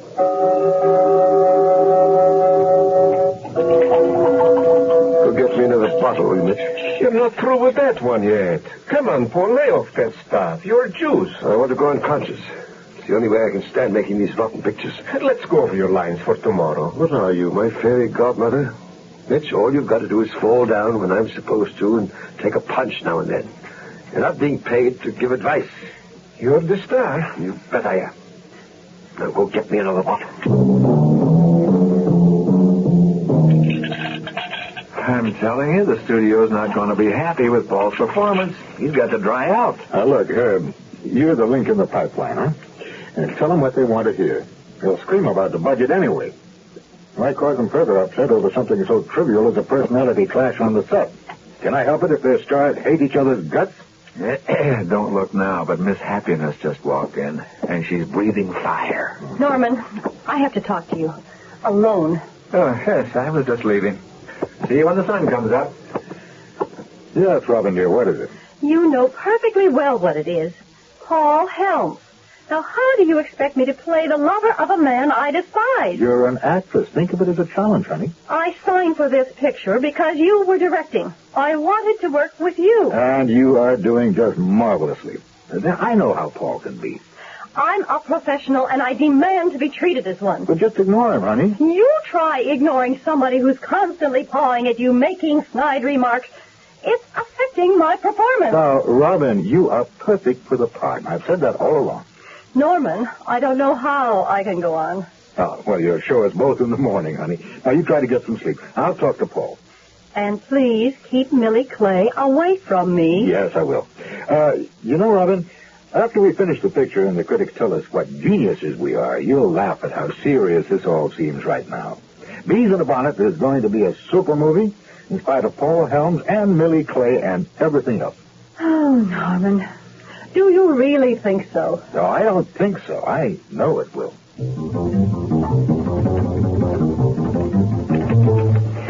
Well, there It was another eventful day in the making of what will probably be one of the most uneventful movies of the year. For Norman Sharnoff's sake, the dear man, I hope the filming is concluded briskly and without further incident. More clay pigeons tomorrow. M.C. All right, Cat. That's it for today. Have a close day. Let's get ready for the stunt. We still have the light. Thank you, Robin. You were sensational. Oh, thank you, love. It was easy playing that scene without the added burden of my leading man. Robin, darling. Oh, hello, Millie. Norman, you don't mind if I pick your star's brains, do you? You better ask her. They're her brains. Is Mitch up on the second floor yet? Tell me, darling. A dear friend of mine tells me that your ex is about to remarry. Would you care to comment? Something I can quote, of course. Move those booms. We need this area clear. Norman, I can't find Paul. We got revised pages for him. Yeah, try the trailer ahead, the one with the booze. Yeah, right. All right, let's move it. Last shot of the day. Now, please, Millie, can't it wait? Darling, I'm offering you equal time. Well, I'd rather not comment for publication. Now, if you don't mind, I'd like to change. Oh, just one question. Oh, all right. A little bird told me that someone on the set has been carrying a torch for you for a long time. I take it that it's not Paul Helms. You'd better change the newspaper in your bird's cage, sweetheart. All right, Lenny, now get it in one take if you can. It's a straight drop. He'll be coming through the open window, hit the awning, which will collapse. Then he jumps to his feet. He takes a few steps towards the door, and that's all we need. Norman, your starlet is not very cooperative today. Please, Millie, not now. Quiet, everybody. Take it. These are never on that window, full exterior insert. Take one. Rolling. Action. Who closed that window? Please read it. Looks like your stuntman's shaken up. What's the matter with you, Mitch? You missed the awning. Norman, he's hurt. Oh, no. Mitch, you all right? Mitch. What the devil's going on? Paul? Paul? Paul? This is Paul Helms. He's dead. Oh, my goodness, he's dead.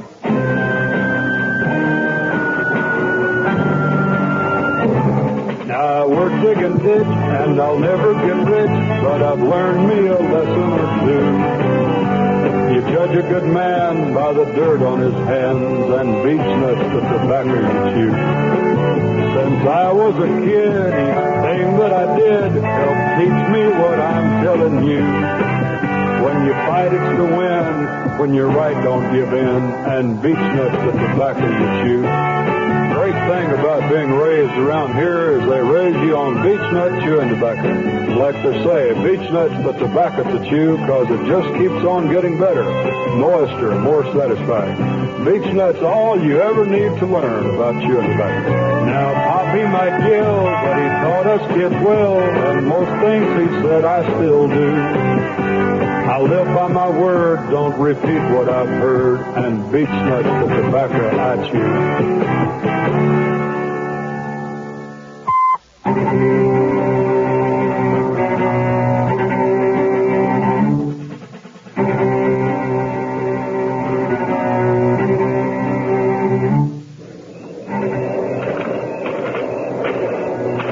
It was murder, Mr. Sharnoff. Helms was dead before the fall. Are you sure, Sergeant Taylor? Positive. Death was caused by a blow to the left temporal bone. He hit the ground on his right side and broke his shoulder. So somebody threw Paul out the window? That's right. What's the stuntman's name? Vargas. Mitchell Vargas. You haven't seen him? No. Do you think he did it? Can't say. You said the Helms wouldn't win any popularity contests. You have to wait in line to hate him. The public loved him, though. Well, somebody hated him bad. Somebody here. The area's sealed off. We've already questioned the crew. Anybody else see it happen? Yeah. Gossip columnist, Millie Clyde. Oh, is she here? That's her typing. No fooling. Hey, my wife reads her column all the time. You want to talk to her? Sure do. I've never hated a man more, Robin said to me not 5 minutes before Paul Helms plunged to his death. Director Norman Sharnoff was visibly shaken. Yes. Millie, the police are here. They want to talk to me? Miss Clay, I'm Sergeant Rich Taylor. I'm heading up the investigation here. Maybe you could throw some light on the situation. I'll be glad to do anything I can, Sergeant Taylor. My wife, Yvonne, reads your column all the time. Well, I'm glad. Now, Millie, you're not going to print this, are you? Well, why not? Oh, you can't. That's why not. Norman, I'm surprised at you. Well, I'm afraid you can't print this, Miss Clay. Not until we're through with the investigation, anyway. It could get you in trouble. Well, I'll be in bigger trouble with my editor if I don't phone this in. Yeah, I'm sorry, but I can't let you do that. We've got to keep the lid on this thing for now. Well, we'll see. Millie? Miss Clay, you saw the man fall? Yes, I did. Did you happen to notice anyone in the window before or after Mr. Helms came through it? No, sir, I didn't. Have you seen Mitchell Vargas since that time? No, again. Do you have any idea who might have killed Mr. Helms? I have lots of ideas, but I'm saving them until you're through with your investigation. Now, Millie, please. Well, thanks for your trouble, Miss Clay. No trouble, Sergeant Taylor. Norman. What? Wasn't there a camera going when it happened? I mean, wouldn't the whole thing be on film? Yeah, you're right. We did shoot the scene. Oh, well, could we see it? Yeah. Come on, I'll see if the dailies were processed. Director Norman Sharnoff was visibly shaken and came to this reporter for comfort and advice. Mother said there'd be days like this. Tomorrow I'll have an exclusive interview with the elusive Robin Albright, and wouldn't it be just like a Hollywood movie if her secret admirer and the mystery man in the window were one and the same? More clay pigeons to come. MC. Norman, can I see you a minute? Oh, sure. I got all good. We saw the rushes last night. They didn't show a thing. We got trouble. There's a leak. What are you talking about? Your friend with the typewriter got through to the papers. I just got word from the studio. They're going crazy back there with phone calls. They want to know if it's true that Robin had something to do with Helm's death. Oh, brother. Does Taylor know about this? I don't know. Well, I better go find Millie before Taylor does. You better find her before Robin does. I mean to sue you and your editor for every penny you could ever hope to make. Robin, darling, you're talking gibberish. Your career will skyrocket from the publicity. Oh, you're so full of beans. Now get out of my sight. I've put down fresh newspaper in my birdcage, Robin dear. The little sparrow's hungry. Would you like to feed her the name of your Get turtle dove? out of here. Millie, what have you done?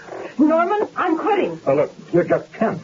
Get her away from me before I kill her. You don't have to threaten me, dear. Well, it's Sergeant Taylor. I suppose you read the newspaper. Yep. We're going to have a little talk, Miss Clay. You can't stop me from printing the truth. I don't know about that, but I have some bad news for everyone. We found Mitchell Vargas. He's dead.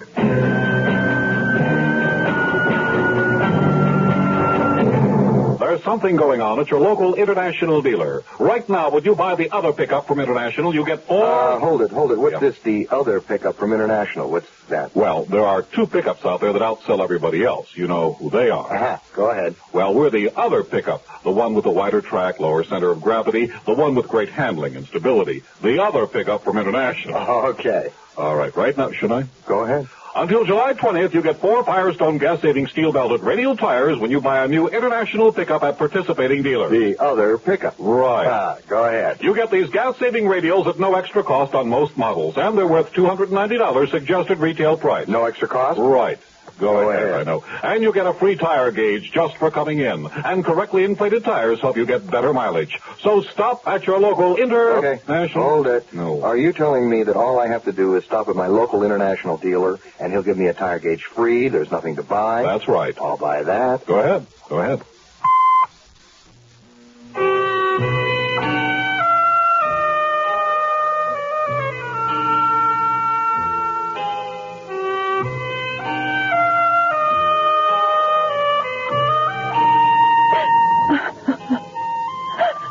I realize you're under emotional strain, Miss Albright, but could you please answer the question? Oh, it's so terrible. It's like a nightmare.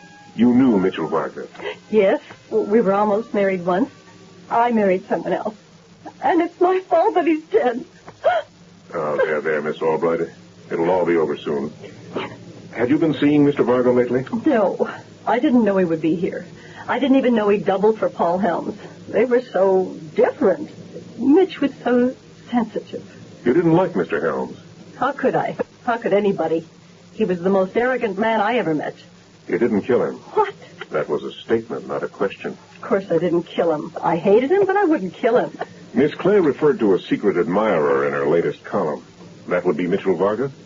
Don't tell me you believe that woman. Well, personally, I can't stand her. My wife, on the other hand... Are you saying that Mitch pushed Paul Helms out that window? He couldn't have. Mitch was dead before it happened. What? Can't you stop Millie Clay from writing those lies? Oh, I could, but I've let her do it up till now. You knew she called in that story? Mm-hmm. Why? Professional reasons. There's something you should understand, Miss Albright. The very first thing I did when I was assigned to this case was hire Millie Clay. She's working for me.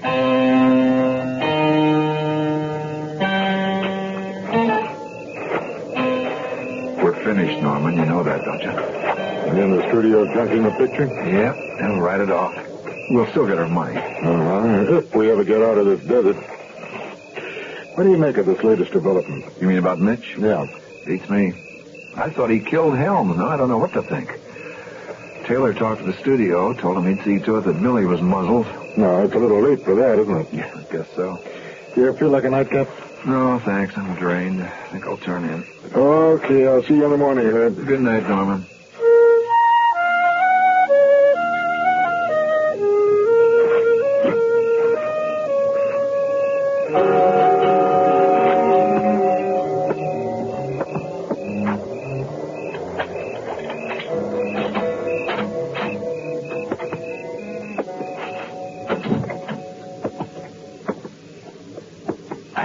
You're a heavy sleeper, Millie Clay. If you're not, this is going to hurt. Otherwise, you won't feel a thing. She's not there, Herb. What? How did you... Drop the pipe. Drop it. Oh, I didn't mean to, but... Oh, that Paul, I couldn't stand the way he treated Robin, always calling her names and touching her. She hated him, and so did I. So I... And Millie, what a terrible woman. She was on to me. I had to get rid of her. It was Mitch I didn't mean to kill. I just tapped him, just a little tap. I didn't want him to die. I did it for her, for Robin. I loved her, only I never told her, but I had to prove it to her. I had to show her. Well, you chose the wrong way, I'm afraid. Herbert Griffin? Yes? I'm placing you under arrest on 2 counts of first-degree murder.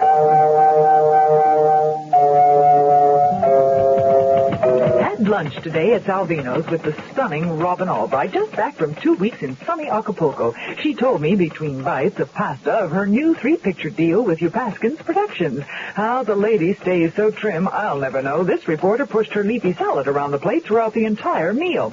Dear Norman Shawnoff writes from Kyoto, where he's scouting locations for his upcoming thriller, The Velvet Scepter. Oh, I wish I were there too, Norman. A special CP to Yvonne and Rich Taylor of Mojave. You have a standing invitation to my humble canyon digs if and when you can stand my cooking. I promise not to serve any clay pigeons, you beautiful people. At least until tomorrow. M.C.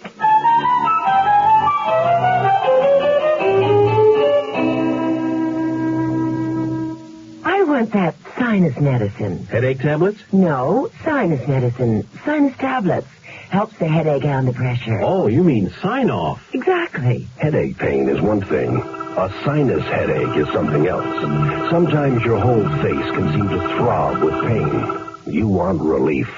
Take Sign-Off tablets. SINEOFF, the sinus medicine that gives you a full dose of pure aspirin, plus a sinus drainer. Sign-Off, the sinus medicine that helps relieve sinus pain while you drain. And Sign-Off doesn't stop there. Have you tried Sign-Off Sinus Spray, the fastest known form of sinus congestion relief? It works in seconds. That's Sign-Off Sinus Spray.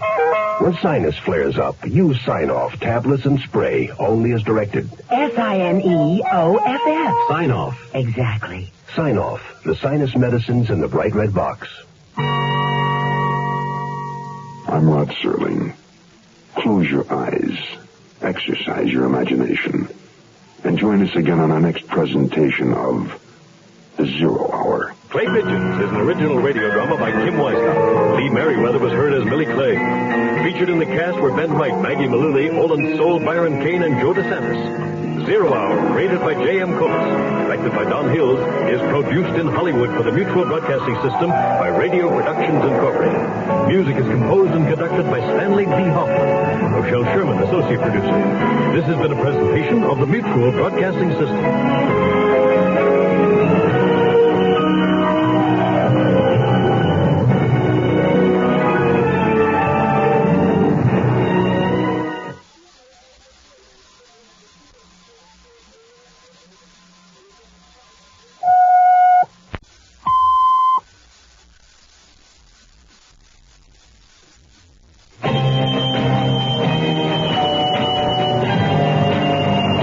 Rod Serling.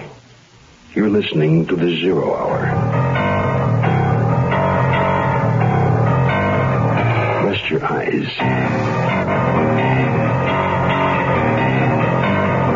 Exercise your imagination. Today, Glenn Hall Taylor's suspenseful drama, The Hidden Drama. The past is always present. Starring Peter Loomis. In the Mutual Broadcasting System presentation of the Zero Hour. Brought to you by the Ford Motor Company and Lazy Boy Recliners. Also by State Farm Insurance, International Harvester, and Quaker State Motor Oil. This is the Zero Hour on Mutual Radio.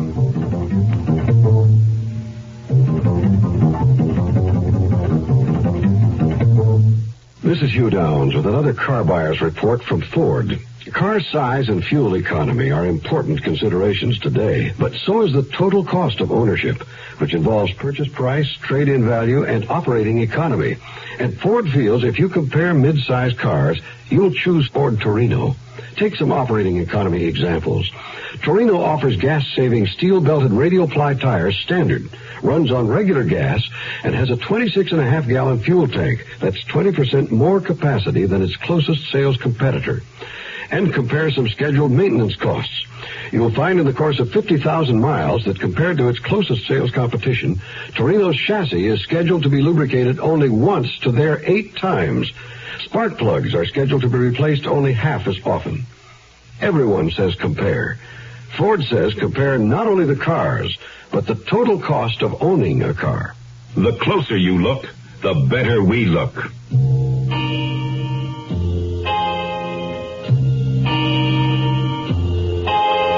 past shapes the present. On occasion, it may destroy the present. The young man in our story has learned to live with his past. The young lady, his fiancée, has not learned of his past. Thus it is that these two people must face a crisis spawned by a past of which one of them is unaware, and which the other has long presumed to have been forgotten. Tonight they've enjoyed attending their weekly movie. As our story starts to unfold, they have come from the theater's auditorium to walk blinking into the brightness of the crystal chandeliered lobby. Let me help you on with your jacket, Marion. Thanks. A good movie, huh? Oh, I loved it. Can I have my handkerchief back now? Oh, I'm sorry, here. Thanks. And next week I'll bring an extra one. Next week I won't need one. It's a Woody Allen picture, remember? Oh, you cry anyway. By the way, how can you cry and eat popcorn at the same time? It's strictly a feminine trick.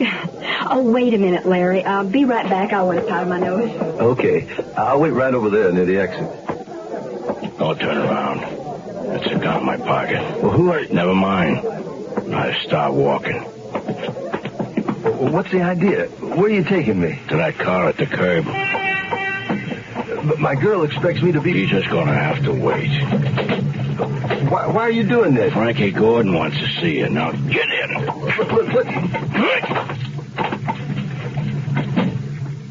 Okay, Smitty, take off.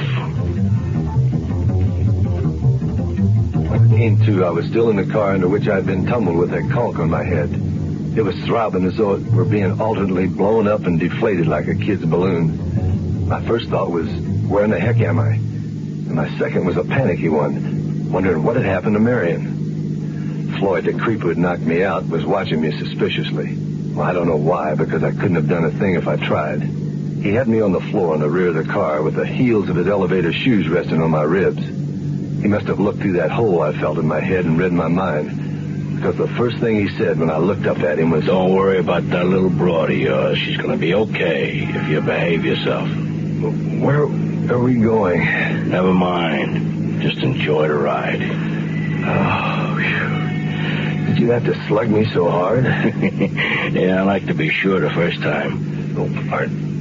Aren't you afraid that when Marion can't find me, she'll contact the police?" "Nah, I sure figured it was a mistake. You should check out your pad before she reports you missing.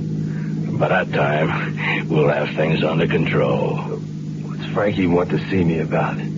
I already told him I couldn't help him on that store job. Man, I work there. I have a legitimate job. I live a legitimate life." "Yeah, I got news for you, lover boy. We knocked over that store already. Tonight." "You did?" "Oh, my head hurts like my brains were leaking out. Let me set up, will you?" Better watch that guy, Floyd. Could be a trick." "Don't worry, I can handle him. You just keep your mind on your driving." "Okay, punk, you can get up, but don't try nothing funny or I'll fill you full of 38s. Oh, man. I thought I'd never get my back straightened out. I should have worn a do not fold, spindle, or mutilate sign. If you knocked over the store already, why does Frankie want to see me? The cops give us some trouble tonight.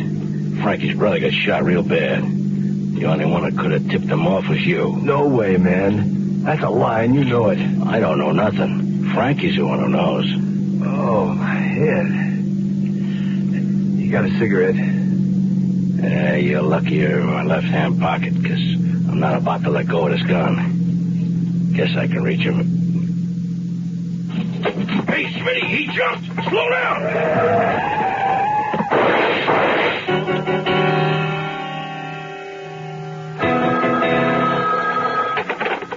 Hello? Marion? Oh, Larry, what happened to you? I looked all over the lobby, and I waited, and I didn't know Marion, I'm in trouble. Trouble? Big trouble. I can't explain over the phone. Look, do me a favor. Anything, darling. Now, what is it? Just tell me. There's a suitcase in the hall closet. Get a pair of slacks, a coat, some shirts and socks and handkerchiefs, and my shaving things, toothbrush and stuff. Throw them all in a suitcase and take them to your place. Can I stay here until morning? No, they'll be snooping around my pad. Who? Never mind. You stay at your own place tonight. Pack my things and get out of my apartment as soon as you can. Bring the suitcase and stuff over to me tomorrow morning. Where are you? I'm in a dump called the Terminal Hotel, 1st Avenue, near the railroad tracks. Room 51. Okay, see you in the morning.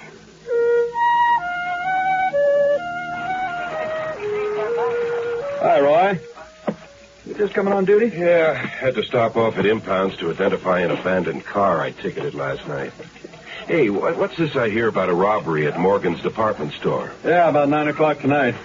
2 policemen happened to be passing the store, and they recognized Frankie Gordon and his brother Charlie. Oh. 2 other guys were also involved. The night watchman identified them from mugshots. And there was some gunplay, and Charlie got hit badly. How'd they get in, Tate? By hitting at closing time?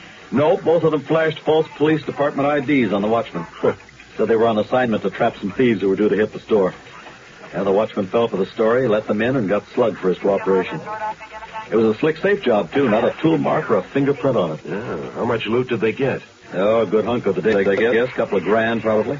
And several trays of jewelry and expensive watches. Nice haul. Now, what about the other 2 guys? Nothing definite other than what the watchman told us, and he was kind of woozy.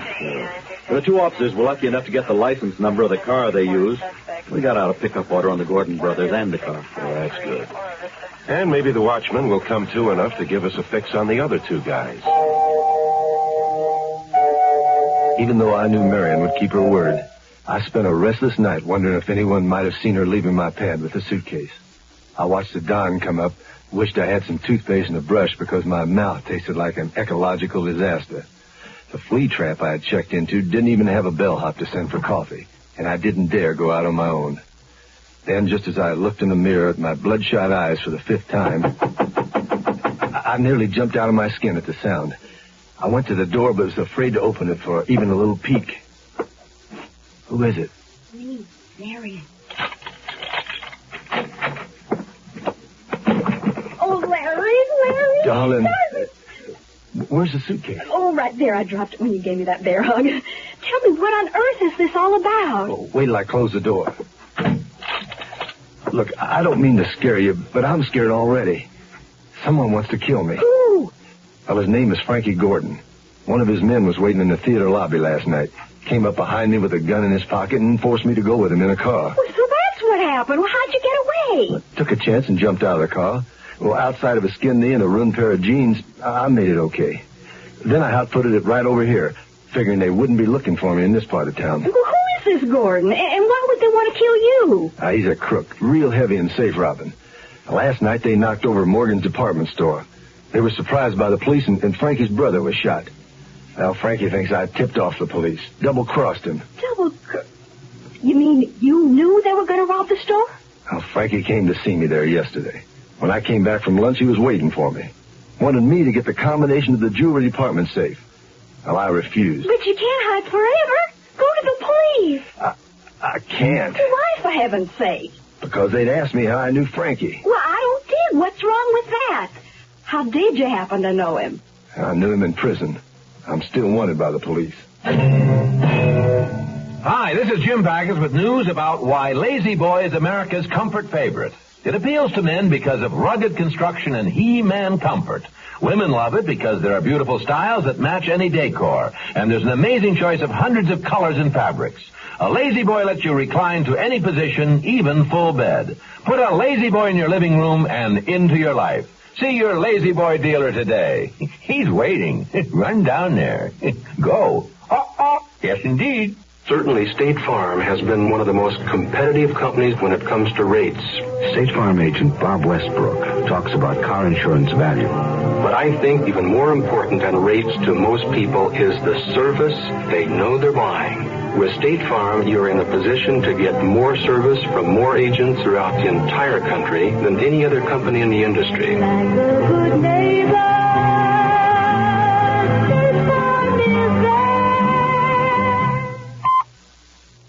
A processing center in New York City, where clothing and goods are collected, packaged, and stored should disaster strike. The Nicaraguan earthquake, for instance, then you get an upsurge of clothing. Or the Peruvian earthquake, or Bangladesh, or any crisis like that. The warehouse is operated by Catholic Relief Services. The concept is that we get staff, we get food and water for the disaster team, and then we get supplies. We get it all out at once. We have shortwave radio equipment, transceivers to communicate among the team. The center functions on a daily basis, sending food, clothing, and medicines where they're needed. That's the fastest way to get it there. We'll ship it commercially to... Catholic Relief Services responds quickly to the needs of people through disaster relief activities and helps the overseas poor the year round. Supports CRS through the American Catholic Overseas Aid Fund, the Empire State Building, New York 10001. All we're ready to go on a moment's notice.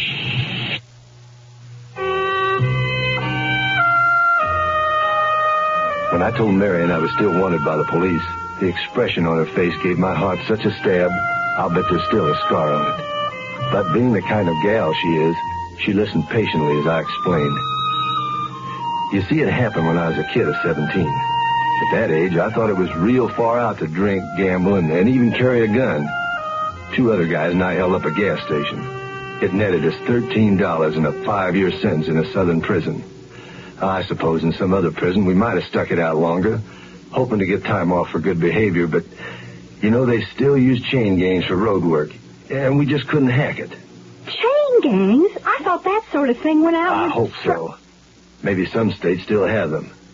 At any rate, the 3 of us saw a chance to escape and took it. Mary and I still owe them 4 big, long years. But you've been an honest, law-abiding guy for all the years since. Well, that should count for something. Oh, Larry, you sweet idiot. Why didn't you tell me sooner? I should have known she'd be on my team no matter what. When I finished explaining, she was full of love and understanding, and suddenly my arms were full of her. She stayed there for a long, long time, and while we clung to each other, she convinced me I really should go to the police, no matter what the outcome. What really convinced me, I guess, was when she said she'd go with me. Hi, Tay. Uncover anything at the department store? Yeah, I got a new angle. I think it was a 5-man job, even though the watchman saw only 4. Oh? I showed pictures of Frankie and Charlie Gordon to all the personnel who work in or near the jewelry department. A couple of them positively identified Gordon as the man they saw talking with a store employee yesterday. His name's Larry Webster. Did you question him? He didn't show up for work today. Well, that's 2 marks against him. Any leads on where he might be? I got his home address from the store and drove over there, but he was gone. The landlady showed me through his apartment, and, well, his bed hadn't been slept in, and some of his clothes seemed to be missing. Oh, chalk up 3 marks. Does the store know anything about this Webster guy? Nothing that helped. He'd been with them 9 years, worked his way up from shipping clerk. His co-workers apparently liked him, and he was considered a valuable employee. Hey, where are you going now? I'm going to teletype Washington to see if the FBI has anything on Webster. Then I'm going to see if the lab has anything conclusive on that blood sample they scraped up at the store. Hey, good hunting. All ready, Larry? As soon as I put on my coat. I'll leave my suitcase and stuff here. I'll get it later if the police will let me. Otherwise, you can pick it up. Okay, all set. Now, let's get out of here before anybody sees us. Going someplace? Floyd, how did you find out? That's easy, punk. One of the boys was watching your pad in case I missed you at the theater. We tailed the broad from there to her place, staked out on her overnight, and followed her here this morning. Why, you... Call it, Larry. Floyd's not only pretty good with the artillery, but I can handle anything he can. I'm back in there. Watch him, Floyd. Sure, boss. What do you want with me? I'm sure Floyd made that clear last night. Well, he told me you thought I double-crossed you, but I didn't. I don't believe you. Well, you... Larry, darling! My brother got shot in that heist. Well, he died this afternoon. So no matter what you say, I'm going to even things up. And with this silencer on the gun, we can do it nice and quiet. Right here. You can't shoot him in cold blood. It's the efficient way. And I guess you know, lady, we can't have no witnesses. Hey, my gun, Frankie. Police, freeze. Almost. There's something going on at your local International dealer. Right now, when you buy the other pickup from International, you get 4... Hold it. What's this, the other pickup from International? What's that? Well, there are 2 pickups out there that outsell everybody else. You know who they are. Go ahead. Well, we're the other pickup. The one with the wider track, lower center of gravity, the one with great handling and stability. The other pickup... Okay. All right now, should I? Go ahead. Until July 20th, you get 4 Firestone gas-saving steel-belted radial tires when you buy a new International pickup at participating dealers. The other pickup. Right. Go ahead. You get these gas-saving radials at no extra cost on most models, and they're worth $290 suggested retail price. No extra cost? Right. Go ahead. I know. And you get a free tire gauge just for coming in. And correctly inflated tires help you get better mileage. So stop at your local International... Hold it. No. Are you telling me that all I have to do is stop at my local International dealer and he'll give me a tire gauge free? There's nothing to buy? That's right. I'll buy that. Go ahead.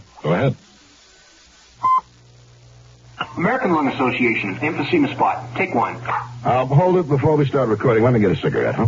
A cigarette? Yeah, only take a second. Look, man, we're doing an emphysema spot. So? Well, couldn't you at least wait till we're through? What for? I can smoke and talk. Yeah, well, that's not the point. Oh, now, wait a minute. Don't tell me you buy all that stuff. You mean the correlation between cigarette smoking and emphysema? Yeah, you really believe that? Yeah, as a matter of fact. Well, that's fine. But I've been smoking for over 15 years now, and you don't hear me gasping for breath, do you? Well, it's your life. Thanks. Okay, anytime you're ready. Emphysema spot. Take one. Emphysema. Now, just what does that mean to you? Well, sorry. Take two.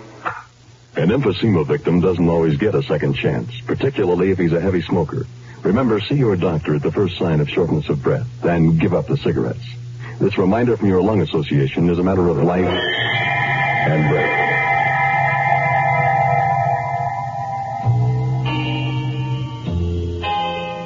Even though I still had 4 years of prison hanging over my head, I was never in my whole life so glad to see a pair of cops. Both officers seemed to feel I was telling the truth, and the fact that my boss at Morgan's department store said I was a valuable employee didn't hurt. And the cops talked with Marion. I could see they liked and believed her, which didn't hurt either. My boss made bail for me, and of course they didn't hold Marion.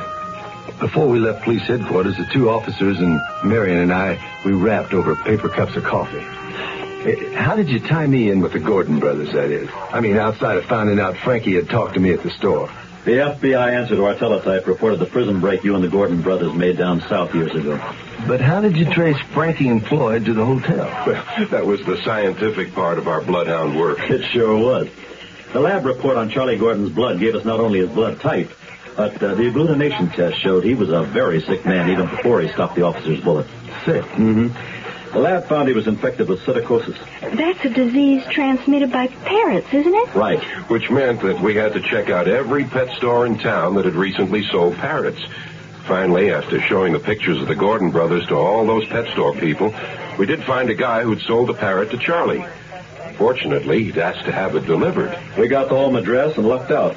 As we approached the apartment building, we saw Frankie just getting into a car driven by a guy known as Smithy. Yeah, I heard Floyd call him by name just as I got zapped and fell on the floor of that car. So we followed them to the hotel where Floyd cornered you.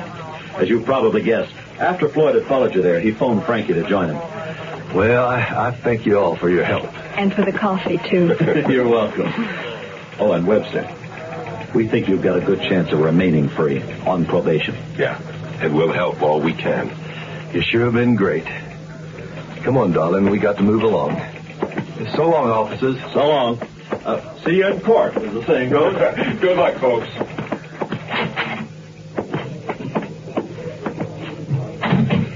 Oh, Larry, it was all so frightening. That, my darling Marion, is probably the understatement of the century. Well, thank God for you and your persuasive ways.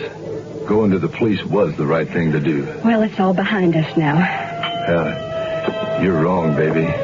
It's all ahead of us. A whole new life together. After we get your suitcase, let's go to my place.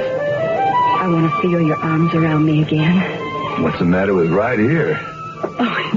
Oh, Larry. No, please, not in the lobby in front of all these people. Why not? I mean, after all, it's not as though we're married. We're going to take a lot of trips this season. To stores. To school. Out to the swimming pool. To the dentist, to the market. We will take our car and park it. Short trips never give your car a chance to warm up and eliminate engine-damaging deposits. Short trips call for Quaker State Motor Oil.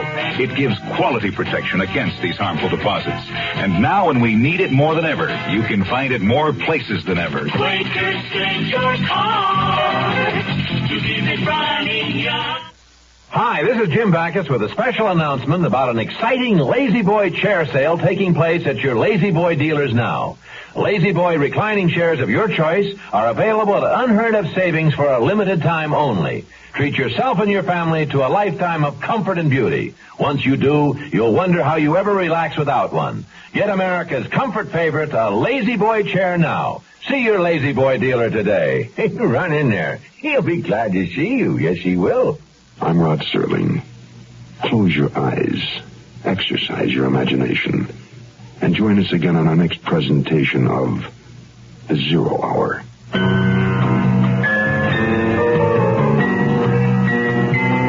The Past is Always Present is an original radio drama adapted by Glenn Hall Taylor. Peter Lucas was heard as Larry Webster. Featured in the cast were Ruth Anson, Jack Crucian, Lou Krugman, Jack Edwards, and Alan Bergman. Zero Hour, created by J.M. Collis, directed by Don Hills, is produced in Hollywood for the Mutual Broadcasting System by Radio Productions Incorporated. The music is composed and conducted by Stanley D. Hoffman, Rochelle Sherman, associate producer. This has been a presentation of the Mutual Broadcasting System.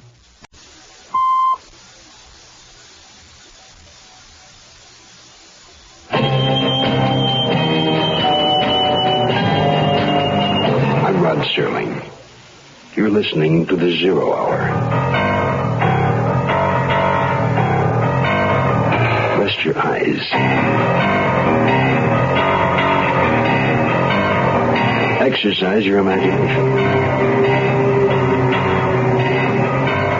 The day is soon dawning post-mortem of a vicious cycle. The Woman in Black. Starring Peter Lucas. In the Mutual Broadcasting System presentation of the Zero Hour.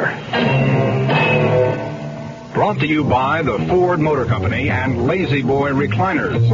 Also by State Farm Insurance, International Harvester, and Quaker State Motor Oil. This is the Zero Hour on Mutual Radio.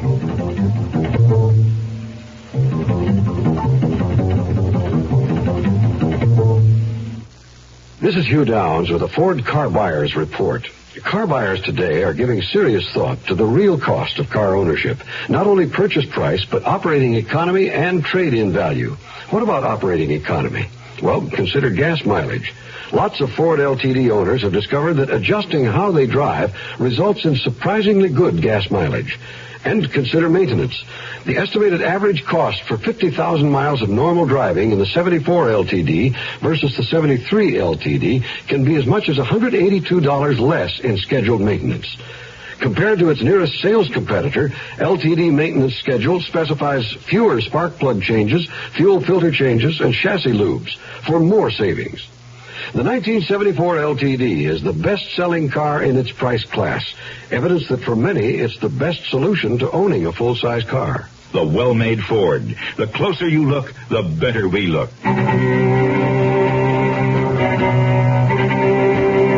Today, a story of revenge unsweet. A family history, so to speak. The rise and fall of a man doomed to a violent end. A tale of bitterness told by a woman driven by vengeance. We will soon come to know her as the Woman in Black. Barbara, I got the search warrant. Now we can pay that visit to our neighbor, Mr. Logan. Is he home? He's not alone, Carl. That woman's there again. The young girl? No, she came by earlier. Now it's the other one, the Woman in Black. That's her second visit this week. I wonder who she is. Do you think Logan suspects us? Why should he? We don't appear different than the other people on the block. Neither does he. That's why he's been able to operate so successfully for so long. Roger Logan, Mr. Average Suburban Resident. Even the IRS can't nail him. But now I think we can. That came from next door.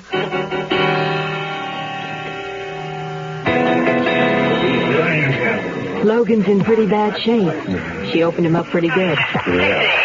She doesn't seem too broken up about it either. The police want to question her. Well, they'll have to wait their turn. We've got priority. Logan's a very felonious fellow. They're taking him to County General. He's going to need surgery. You better go with the ambulance. All right. Keep me posted on Logan's condition. Where will you be? Here. I've got the feeling there's a lot we can learn about Logan from the Woman in Black. I don't want to be disturbed unless it's a call from the Bureau or County General. Got it? Yes, Inspector. You from the FBI? Yes, ma'am. Inspector Kyle Whitaker. I'd like to ask you a few questions, beginning with your name. Meredith Logan. Any relation to the man you shot? Roger Logan and my husband were first cousins. Your husband's name? Randy Logan. He passed away 6 months ago. I'm sorry. Roger was delighted. How's that? Well, I'm sure the FBI knows about Roger Logan's business activities over the past years. We know a little. I know a lot. You want to listen? It's a long story. I've got time. Well, it all started back in the early 50s. I was young and wild. Just 20 years old and already married. To Randy Logan? No. To George Overstreet. The racketeer? That's right. George was old enough to be my father, and sometimes he acted like he was. Like the very first day I met the Logans, Randy and Roger. It was late summer and hot. Get that, will you, Meredith? Yeah? We want to see Mr. Overstreet. Who are you? Name's Logan, both of us. Who sent you? Hey, I hope this ain't 20 questions, doll, because I'm kind of in a rush. Now, is Mr. Overstreet here, isn't he? George, there's a couple of punk kids here to see you. Thanks for the intro, sister. What are you, the maid? Guess again, little boy. You want to see me? Remember us, Mr. Overstreet? We were shooting pool at Willie's last Saturday. I'm Roger Logan. This is my cousin Randy. Yeah, sure, but what do you want? Well, we got a proposition, sort of business-like, you know. Like what? Well, could we talk in private? Give me some money, George. I'm going out. Here, buy us some supper while you're at it, huh? You kids going to be here long? I'll bring you both back a popsicle. Get lost. You better watch your mouth. My husband might not like it. So you see, Roger and me weren't exactly best of friends right from the start. What happened after that, Mrs. Logan? What was Roger's proposition to Overstreet? Well, George was moving dope around the ghetto at that time. Roger had the idea to expand the operation, and he and Randy were the ones to do it, he said. Well, George didn't like it at first, but he did like Roger. It figured, I guess. They were both creeps.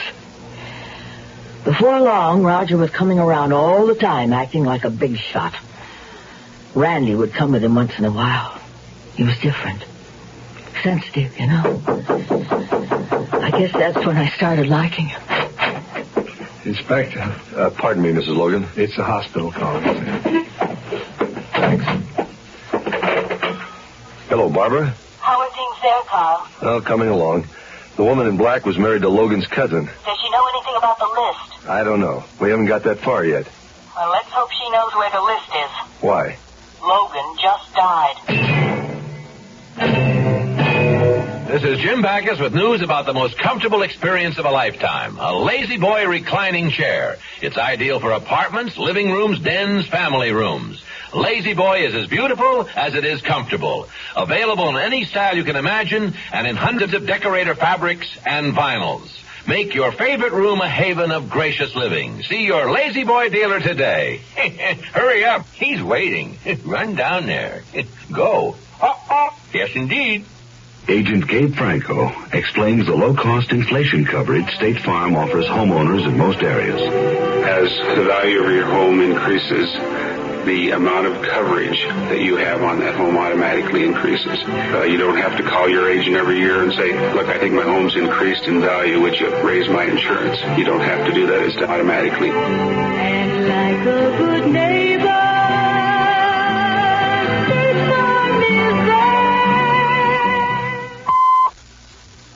This is Bill Wendell saying, do not pity blind people. Give them your understanding and kindness. You can help provide second sight guide dogs for the unsighted by contributing to the Guide Dog Foundation for the Blind. Your help will enable them to travel safely and independently. These blind people can become active members of their community.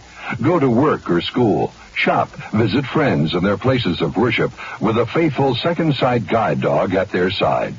The dog, 4 weeks of training in its use and care, board and lodging at the Second Sight Training Center in Smithtown, Long Island, New York, are provided free of charge for qualified applicants regardless of race or creed. These services can only be made possible through your generosity. If you know of a blind person who is in need of our services, please have him contact us. And please send your contribution today to Second Sight, Forest Hills, New York. All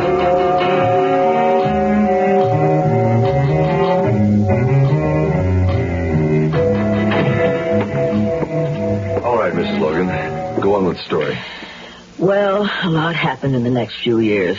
All bad for me. I got strung out on junk. There was so much of it around. Instead of trying to straighten me out, George threw me away. You little fool. I leave you alone for 2 hours, you use up all the merchandise. I can't help it. I'll die without it. Oh, go off and die somewhere else. Oh, George, don't leave me. Oh, no, honey, you got it all wrong. I'm not leaving, you are. I have nowhere to go. No, you can't. Find yourself another connection. George had a lot of people working for him. He kept a list, but I couldn't get my hands on it. The Lomans were the main source of distribution, but I couldn't go to Randy. I was too ashamed. There was no other choice. I had to go to Roger. Hey, Randy, when'd you get here? A couple of minutes ago. Who's in the other room? Make the sale? Yeah, but things are getting hot. Between the mob and the FBI, we got a lot of company out there. Roger, I'm for getting out. Oh, come on. What's the matter, cuz? No guts? Come on. You know me better than that. We've got enough money to go legit. So why don't we? What, and open up a candy store? Come on, get with it. And work too hard getting Overstreet to do what he... I'm thirsty. Meredith, get back in a room. Randy? What did you do to her, Roger? She came to me. She's a junkie. What do you want? Oh, Randy. I'm sorry. Oh, you're coming with me. Roger, we're finished. And if I ever catch you within a mile of this girl again, I'm going to kill you. Cousin, you are making a mistake. Don't be a jerk. So Randy took me away. He got me cleaned up. Saved my life, really. We fell in love, but we weren't together for long. George was getting too big, and the mob moved in. All that we know. It's too bad we weren't able to convict the ones who had him killed. Well, the law swooped in on the operation, and Randy was sentenced to 10 years in prison. Somehow, Roger got off, and his luck didn't stop there. Roger made a lot of money in investments. He took poor Randy's advice and went straight, or so I thought. He kept calling, saying that he wanted to see me. Finally, I gave in. We met right here in this house. Can I fix you something? No, thank you. I don't drink anymore either. Well, how you been? I mean, it's been a long time. Oh, you've never cared about how I've been in the past. Not so. I've always liked you, Meredith. I mean, you're a sharp dame. You got spirit. What do you want, Roger? Hey, why should I want anything? I got it made. Money, a house, big cars. I own a factory now, machine parts, you know? So I've heard. Randy wrote and told me. Forget Randy. Why should I? Because I can offer you more. Half of all this. Did I hear you right? Look, Meredith, I'm a man with everything. Everything but a wife. I don't believe this. What's past is past. I wouldn't marry you if you were the last man on earth. Don't make up your mind right away, okay? Roger, I thought you were alone. Oh, what's this? The maid? I think you said that to me once. Come in, Lisa. Meet Meredith. No, I was just leaving. This is Lisa Romano. Roger, can I talk to you for a minute? It's business. Well, go ahead, honey. I mean, Meredith's an old friend. Now, wait a minute. Where did you get that book? Roger? That belonged to George. I inherited it. Machine parts, huh, Roger? I better go. No, you better stay. A pretty young girl like you should hear this. I know what's in that book. A list. I was interested in it once. It's got the names of all the pushers who work for George Overstreet. Oh, she knows. Oh, you bet I know, honey. And you better wise up to your friend here, or you'll end up like I almost did. A hopeless addict. I've made up my mind, Roger. Lisa, get out of my way. Let it go. Hey, Meredith, I wouldn't mention any of this to the law. I mean, seeing as your name is on this list, and so is Randy. I'll get even with you, Roger. It may take me the rest of my life, but I'll get even. And that's exactly what I did today. I just hope that Roger dies. But with his luck... Inspector. Mrs. Logan, do you know what happened to that list? Do you know where it is now? No. Inspector, there's a call from Barbara. She says it's urgent. Yeah. Barbara? Got some bad news for you, Carl. So do I. Mrs. Logan doesn't know where the list is. Maybe she does know who killed Logan. What? The coroner hasn't told the police yet, but Logan didn't die of gunshot wounds. He was poisoned. Here, honey, this is for you. Oh, George, what a nice surprise. What is it? It's a tire gauge. Oh, it's beautiful. Yeah. What's a tire gauge?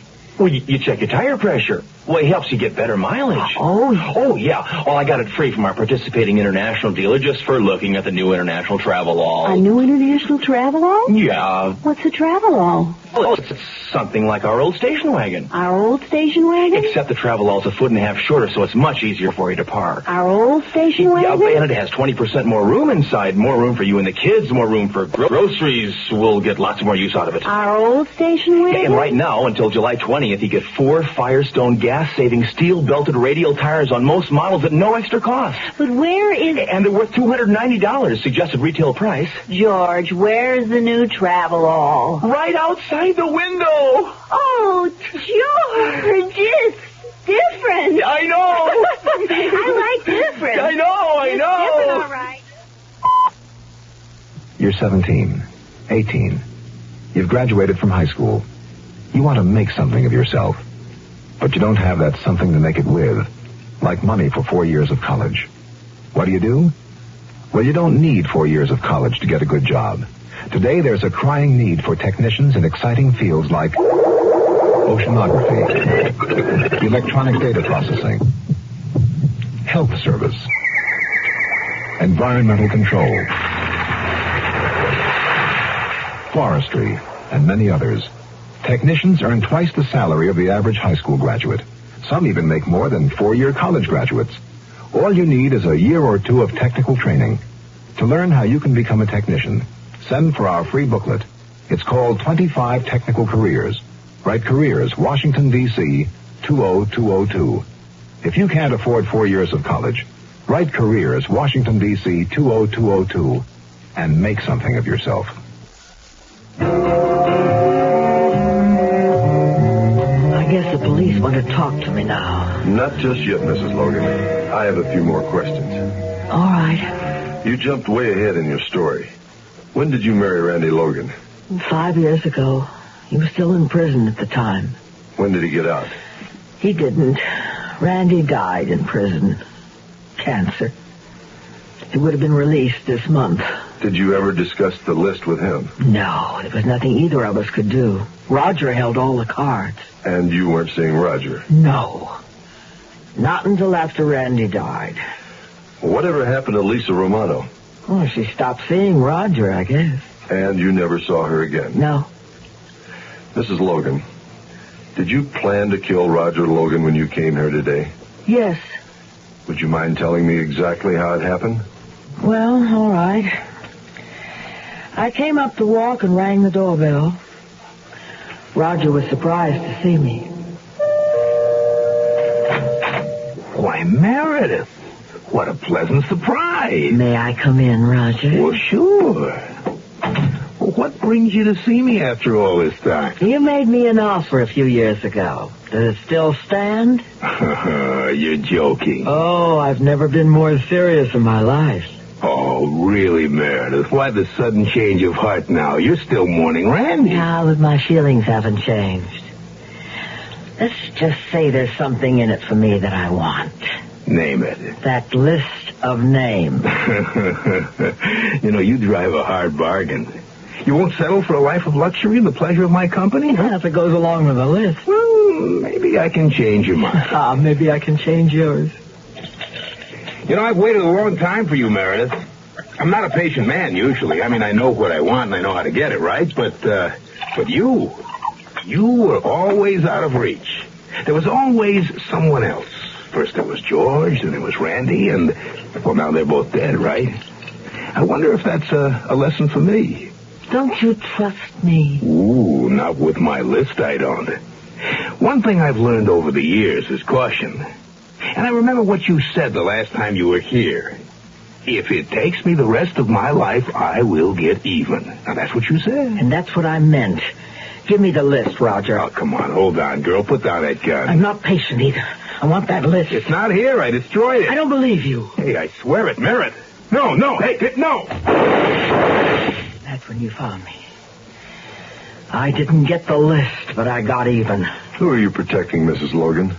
We've had this house under surveillance for months. You've made more than one visit. The younger woman's been here, too, several times. Maybe you've seen her. I told you what happened. Tell me what really happened. Your revenge is complete. Roger Logan died in the hospital. Oh, then it's finally over. Not quite. We don't have that list. He said he destroyed it. And you said you didn't believe him. The list exists, Mrs. Logan. We know that. It was in this house and somebody took it. No. And that same somebody poisoned Roger Logan before you got here. That's what killed him, not the bullets you fired. That's not fair. I did come here to kill Roger. Please tell me what really happened. With that list, we can shut down Logan's drug empire for good. And without it, well, you know for yourself about a junkie's life. Well, Roger didn't answer when I rang. The door was unlocked, so I came in. Hello? Anybody? Meredith. Lisa! What are you doing here? You promised to stay away. Oh, cold turkey. Meredith, look at me. What happened? Where's Roger? I got what I came for. The list. Oh, that's not the way, Lisa. I said I'd help you. No, it's too late. Oh, come on now. Give yourself a chance. Oh, like he did. He's going to die. I poisoned him. Oh, this can't be happening. Lisa, give me that list. No! Well, at least get yourself to a hospital. They can help you. Go out the back way. Lisa! Don't lose the lift. As soon as she left, I shot Roger. I thought I killed him. I wish I had. Where's Lisa Romano now? Oh, poor girl. I honestly don't know.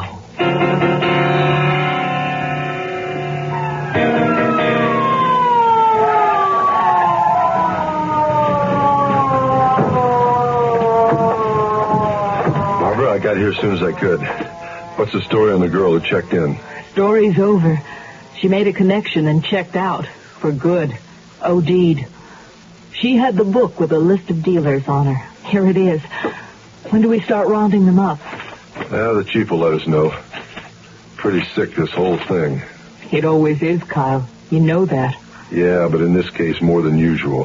What do you mean? We might have been able to stop Logan years ago. Somehow he had the woman in black convinced that she was on this list. She's not.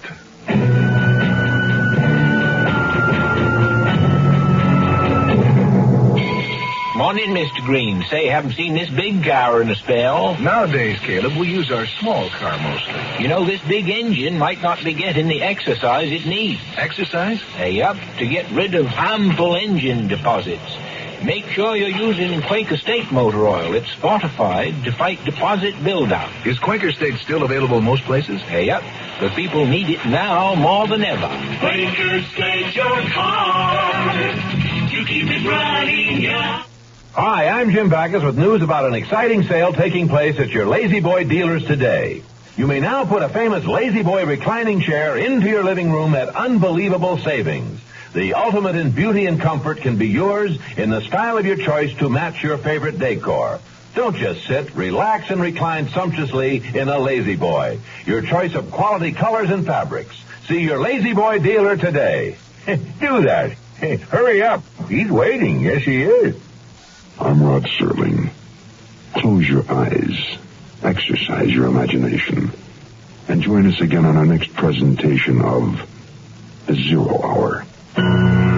The Woman in Black is an original radio drama adapted by Sue Donham. Peter Lucas was heard as Kyle Whitaker. Featured in the cast were Lorraine Tuttle, Casey Kasem, Julie Bennett, Hans Conried, and Tommy Cook.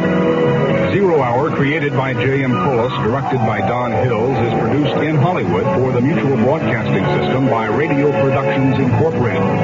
Music is composed and conducted by Stanley D. Hoffman. Rochelle Sherman, associate producer. This has been a presentation of the Mutual Broadcasting System.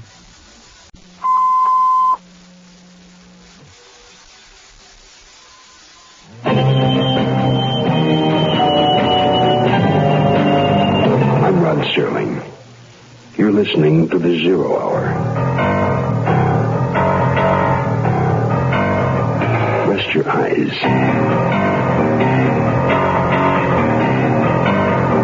Exercise your imagination. Today, Glenn Hall Taylor's offbeat story of people who play with matches and death. Come light my fire. Starring Peter Lucas. In the Mutual Broadcasting System presentation of The Zero Hour. Brought to you by the Ford Motor Company and Lazy Boy Recliners.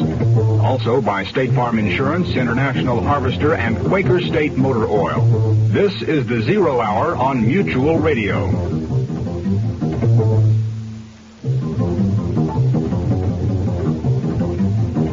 This is Hugh Downs with another car buyer's report from Ford.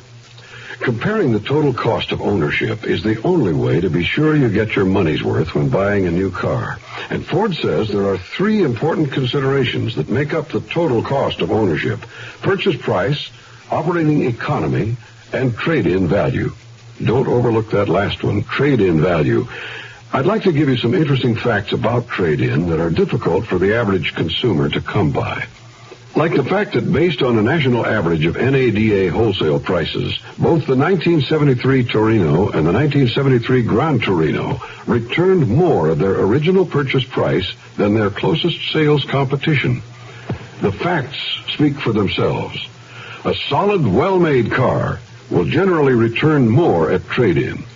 Ford says that's one of the reasons why Torino is the best-selling car in its class. The closer you look, the better we look.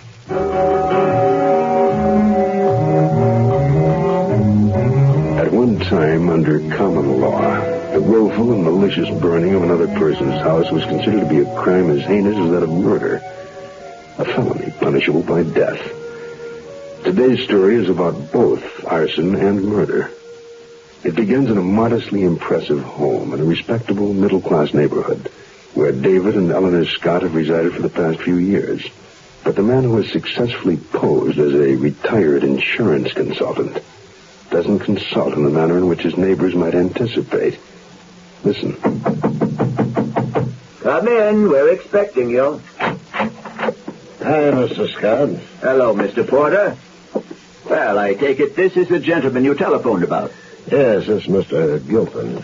Glad to know you, Mr. Gilpin. How do you do? Have a chair, gentlemen. Mrs. Scott and Mr. Gilpin. Oh, how do you do? Well, let's get down to business. Mr. Porter tells me you have a problem. May I ask what it is? Well, I think I'd rather have Mr. Porter explain it. Yeah, well, I'd be glad to. See, Mr. Gilpin owns a tenement house on the other side of town. Well, pretty soon the building will create big losses because it needs new plumbing, wiring throughout, replacement of dry rotted timbers, and so on. Well, as an insurance consultant, I'm interested in your coverage. Do you have enough insurance to be in the market for a successful fire? Yes, but I hesitate. Oh, for heaven's sake, that's nothing to be ashamed of. Yes, see, Mr. Gilpin, I told you these were okay folks. Well, it's nice of you to say that. Do they guarantee results and confidentiality? Oh, Mr. Gilpin, we've been doing this nearly all our lives. And I might add, we're not pyromaniacs. We merely set a fire and walk away. You see, with us, it's a profession. Well, that makes me feel a little better about it. I'm a respectable businessman, and nothing must go wrong so that I become involved. We protect all our clients. Now, please don't worry. Well, I guess that about sums everything up. I presume Mr. Porter told you about our fee? Yes, it's quite satisfactory. Good. We appreciate your business, Mr. Gilpin.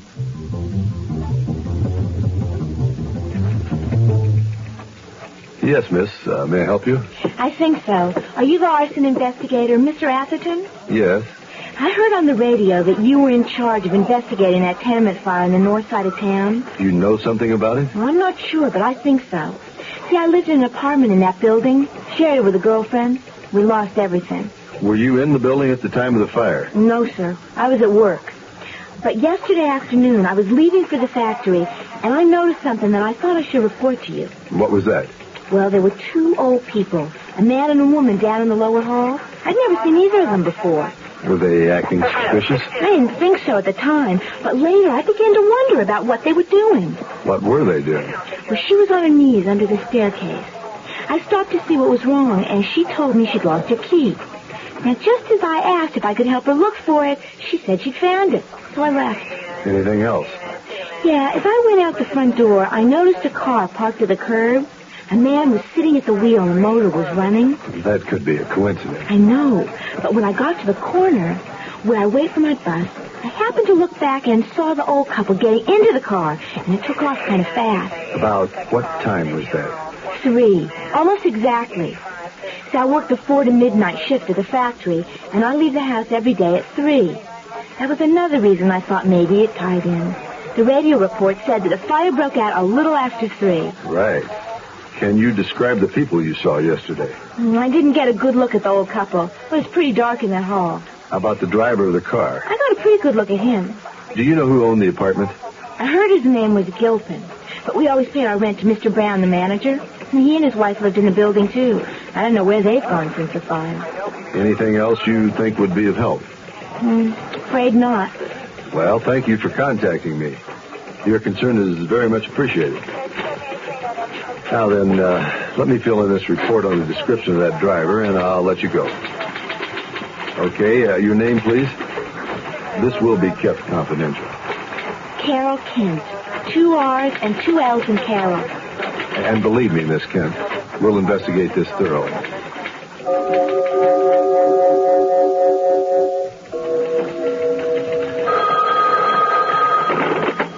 Arson, Investigator Atherton. Oh, sure, Chief. Yeah, I showed that Carol Kent the mugshots I got from police headquarters, and she made a positive identification of a guy named Porter. He's the guy she saw sitting in the car. Yeah. As a matter of fact, he's been mixed up in half a dozen arson cases. I sent word out to have him picked up. Yeah, meantime, I dropped by that guy Gilpin's office and laid Miss Kent's story right on him. He was scared, I can tell you. And I tipped off the insurance company. Okay, Chief. Right. I'll stay on it. Talk to you later.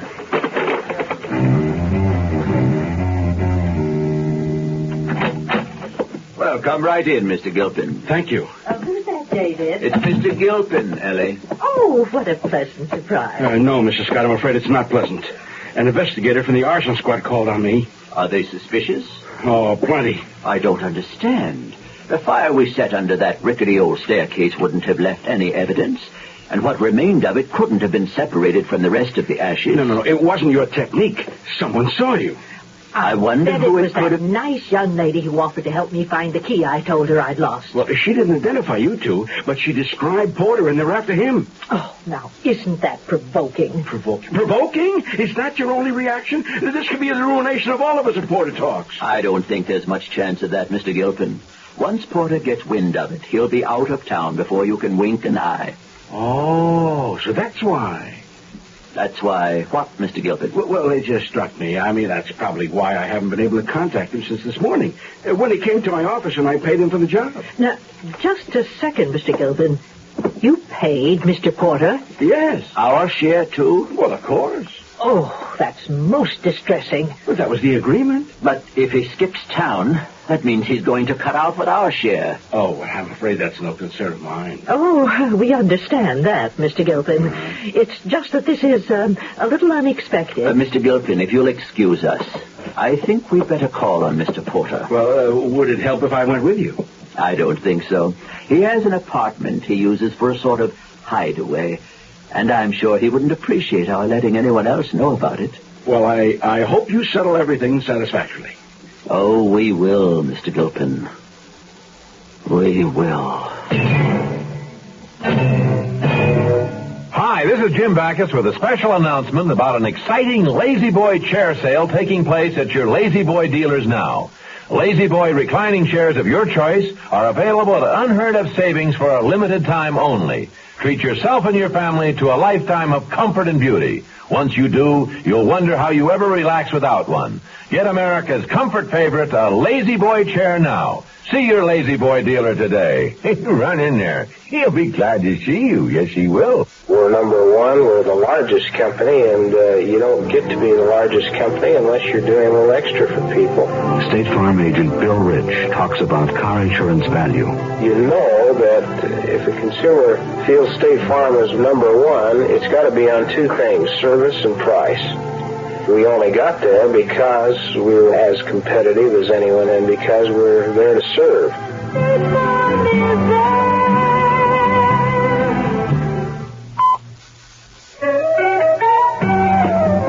Provide for their college a safe and easy way. It's sure with payroll savings. Get joined that plan today. Always remember, it's a proud way to say, take stock in America by U.S. Savings Bonds.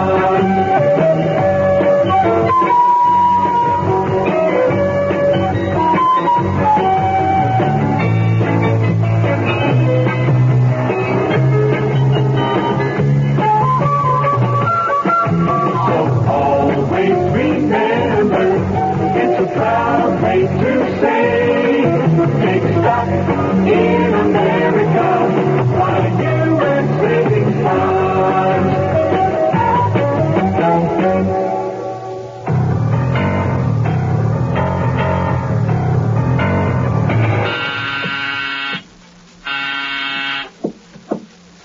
Yes?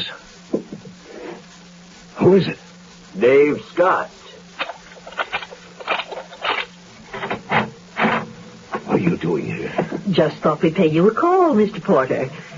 Maybe come in? For yes, of course. Nice little place you've got here. Oh, I see you're packing some luggage. Going somewhere? I told Mr. Gilpin you'd take it on the lam as soon as you found out. On what? About the police and the arson investigators looking for you. How'd you know about that? Mr. Gilpin told us. What did you come here for? Well, we were afraid that in the excitement of trying to get away, you might overlook us. What do you mean? We thought you might forget to pay us. Me? You get paid by Mr. Gilpin. He's told us he's already paid you. Oh, you're nuts. Gilpin's trying to welch on the deal and not pay any of us. Mr. Porter, I do believe you're attempting to be dishonest. Look, I'm hot and I gotta get out of town. Then give us our money and you can be on your way. No dice. You old fogies ought to figure you're lucky you weren't spotted in that tenement building yesterday.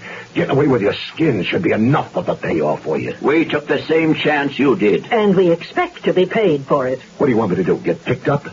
That's what's going to happen if you don't let me get going. And if I do get picked up on account of you stalling me here, I'll blow the whistle on you. Oh, my. I had no idea you could be so unpleasant, Mr. I'll Porter. get a lot more unpleasant if you two old coots don't get out of my way. Hey, hold it. What's the gun for? We've been very patient, Mr. Porter, but patience is obviously getting us nowhere. We have now arrived at the moment of truth. Give me that gun, you old idiot.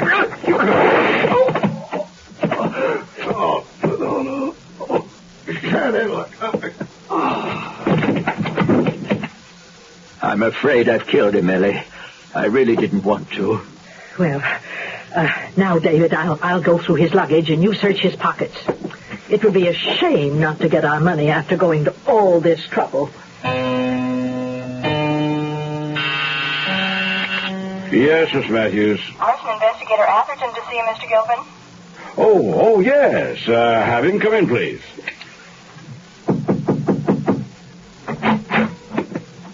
Mr. Gilpin, I'm sorry to bother you again. I have to have another talk with you about the fire that destroyed your property. Well, I thought I covered all that with the man from your department who was here in my office this morning. Frankly, I'm not satisfied with the report he brought back from that meeting. What do you mean? I mean that we are convinced arson was involved. Well, have you spoken to the insurance company? I have. Didn't they tell you they found no evidence of arson? Yes, but I wanted to talk with you anyway. Another element has entered the case. Murder. Murder? The murder of a man named Porter. The man our deputy questioned you about this morning. The man who was seen in the car outside your building. Yeah, but I told him I'd never heard of the man. I don't believe you. We made an extensive investigation of your business operations, Mr. Gilpin. Oh? Yes, it uncovered some very interesting facts. Well, what sort of facts? Facts concerning the dilapidated condition of some of your buildings. Really? The one on 12th Street in particular. I'll sue you. It's very evident you could have profited nicely from a fire which would have rendered the structure 100% unsalvageable. This is a preposterous accusation. I haven't accused you. Yet. But the only person we had under surveillance who could have linked you to this job was Porter. And he's conveniently dead. You're in a bad spot, Mr. Gilpin. Very bad. There's something going on at your local International dealer. Right now, would you buy the other pickup from International, you get 4... Hold it. What's this, the other pickup from International? What's that? Well, there are 2 pickups out there that outsell everybody else. You know who they are. Go ahead. Well, we're the other pickup. The one with the wider track, lower center of gravity, the one with great handling and stability. The other pickup from International. Okay. All right now, should I? Go ahead. Until July 20th, you get 4 Firestone gas-saving steel-belted radial tires when you buy a new International pickup at participating dealers. The other pickup. Right. Go ahead. You get these gas-saving radials at no extra cost on most models, and they're worth $290 suggested retail price. No extra cost? Right. Go ahead, I know. And you get a free tire gauge just for coming in. And correctly inflated tires help you get better mileage. So stop at your local International... Hold it. No. Are you telling me that all I have to do is stop at my local International dealer and he'll give me a tire gauge free? There's nothing to buy? That's right. I'll buy that. Go ahead. The Veterans Administration helps people in little ways. A veteran, let's say, is trying to get an employment. He's filed to go to school under the GI. He's not getting any money, but he's entitled. Well, what's wrong with writing a letter saying that under the law, this man is entitled to receive $220 a month for attending school on a full-time basis? Believe it or not, he can take that letter with the little job, take it to the real estate people, and because he has an additional income of $220, although he isn't receiving it, it makes his chances of getting that apartment much better. And this is what I mean about the little things. Going beyond the duty every once in a while. Just go a little bit out of your way to help someone. That's my philosophy. To me, these are little things, but big things to that person. A big thing to that person. At VA, we try a little harder to help. Yes, Chief, we're making some progress. Well, to bring you up to date, I'm convinced Gilpin's guilty. I went to his office and told him that murder had now been added to the crime of arson, and that we suspected a tie-in between Gilpin and a dead man. Well, he was obviously worried. I also spent nearly 2 hours with Carol Kent going through all the mugshots of old people. I struck out completely there. If we can't find that old couple, Gilpin may get away with this thing. I have one wild idea, Chief. It's 1,000 to 1 shot, but it may work. I'll let you know. Thanks. So long.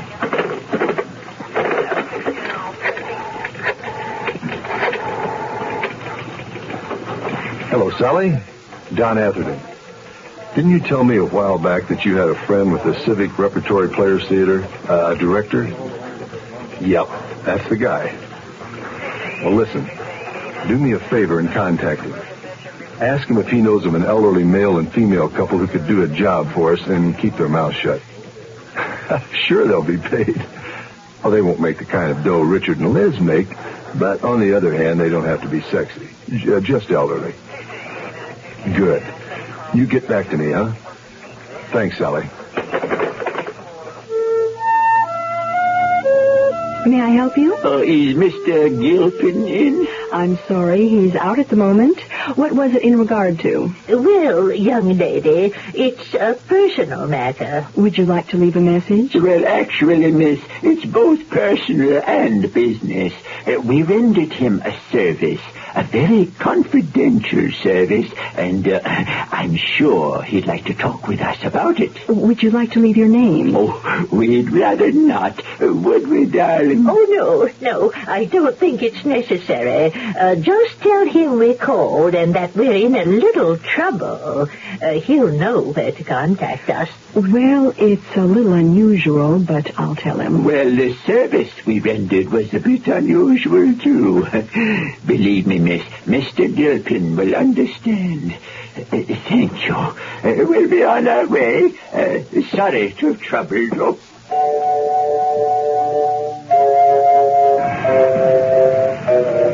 Yes, Chief, I'm in my car across the street from Gilpin's office building.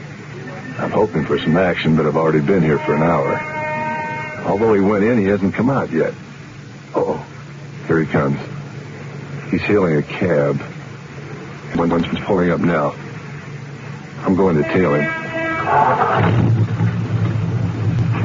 He's given the driver instructions now. I'll be in touch later.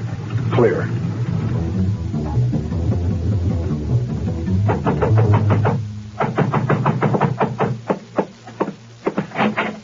Oh, Mr. Gilpin, come right in. Yes. What can we do for you? First of all, why did you come to the office? That could lead to some pretty sticky business. Secondly, what kind of trouble are you in? Trouble? Yes. You left word with my secretary you were in some kind of trouble. What are you talking about? We've never been near your office, ever. Don't try to hand me a snow job. My secretary told me an elderly couple... Excuse me a moment. What's that? I don't know. I'm going to see. Oh, yes? I'd like to see Mr. Gilpin, Atherton, please. you followed me here. What is this? It's a trap, that's what it is. I was followed because you were dumb enough to come to my office, you old fool. I told you we never went near your office. And that's the truth. You were both lying. No, Mr. Gilpin, they're telling the truth. I purposely chose a time when I knew you'd be out to send another elderly couple to your office. What? I figured you'd lead me to the people who set fire to your building. You can't get away with entrapment. Maybe by myself I couldn't. But there are 2 uniformed men outside. This house is covered. So I suggest you and your friends come along peacefully. You can't make this stick, Atherton. I'm a respectable businessman. Don't look now, Mr. Gilpin.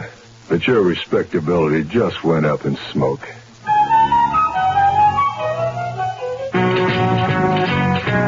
Just when you need it more than ever, you can find it more places than ever. That's Quaker State Motor Oil.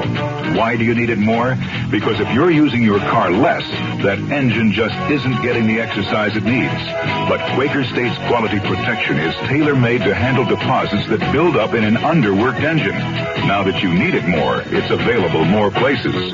Nice to know. Quaker State your car to keep it running, yeah. Hi, this is Jim Baggins with news about why Lazy Boy is America's comfort favorite. It appeals to men because of rugged construction and He-Man comfort. Women love it because there are beautiful styles that match any decor, and there's an amazing choice of hundreds of colors and fabrics. A Lazy Boy lets you recline to any position, even full bed. Put a Lazy Boy in your living room and into your life. See your Lazy Boy dealer today. He's waiting. Run down there. Go. Indeed. I'm Rod Serling. Close your eyes, exercise your imagination, and join us again on our next presentation of The Zero Hour.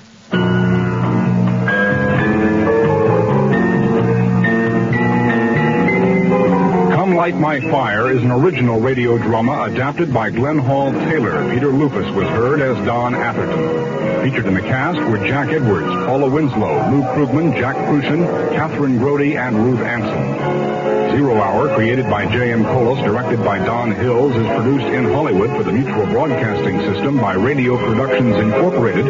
Music is composed and conducted by Stanley D. Hoffman. Rochelle Sherman, associate producer. This has been a presentation of the Mutual Broadcasting System.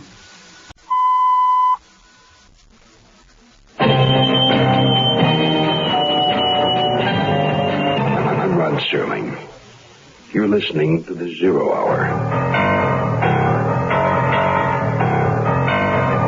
Rest your eyes.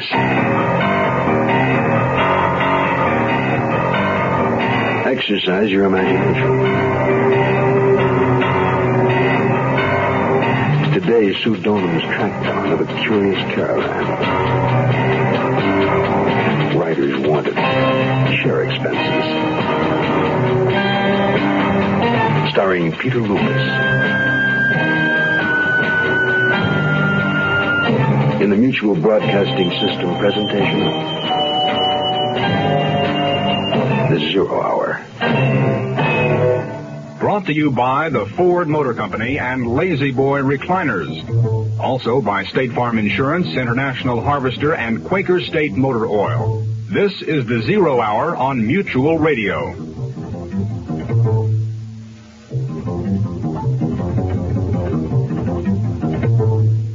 This is Hugh Downs with a Ford Car Buyers Report. Car buyers today are giving serious thought to the real cost of car ownership. Not only purchase price, but operating economy and trade-in value. What about operating economy? Well, consider gas mileage. Lots of Ford LTD owners have discovered that adjusting how they drive results in surprisingly good gas mileage. And consider maintenance. The estimated average cost for 50,000 miles of normal driving in the 74 LTD versus the 73 LTD can be as much as $182 less in scheduled maintenance. Compared to its nearest sales competitor, LTD maintenance schedule specifies fewer spark plug changes, fuel filter changes, and chassis lubes for more savings. The 1974 LTD is the best-selling car in its price class. Evidence that for many, it's the best solution to owning a full-size car. The well-made Ford. The closer you look, the better we look.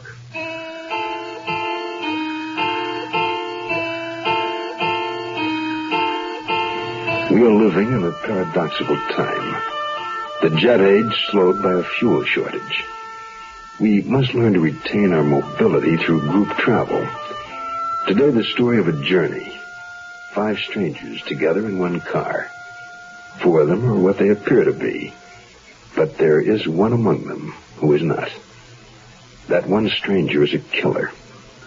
And now, riders wanted. Share expenses.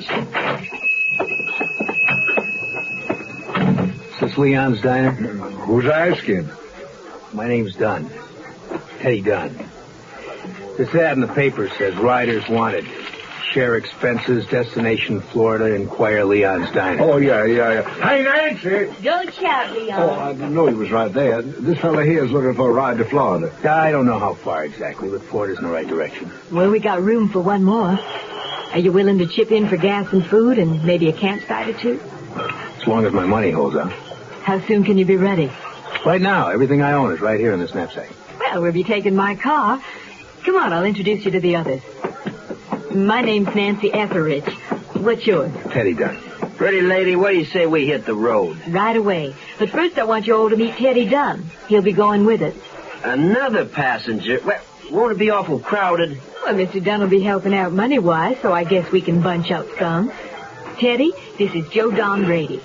I didn't mean nothing personal by it. And this is Albert Moran. Which do you prefer, Mr. Dunn or Teddy? I keep to myself mostly, you know. Oh. And this here's Lucy Sims. Howdy do. Well, I guess we're all acquainted. Let's get started. Goodbye, Leon. And thanks for everything. Well, now, you have a safe trip now. Nancy, there's a job here waiting for you if you ever decide to come back, you hear? I hear. Take care now.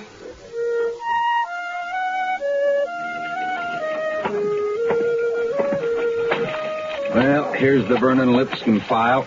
Thanks, Russ. That's quite a list of aliases for a jewel thief. Lipscomb's more than that. He's a fugitive. Walked out of prison upstate. He was doing 10 to 20 for armed robbery and attempted murder. Wow.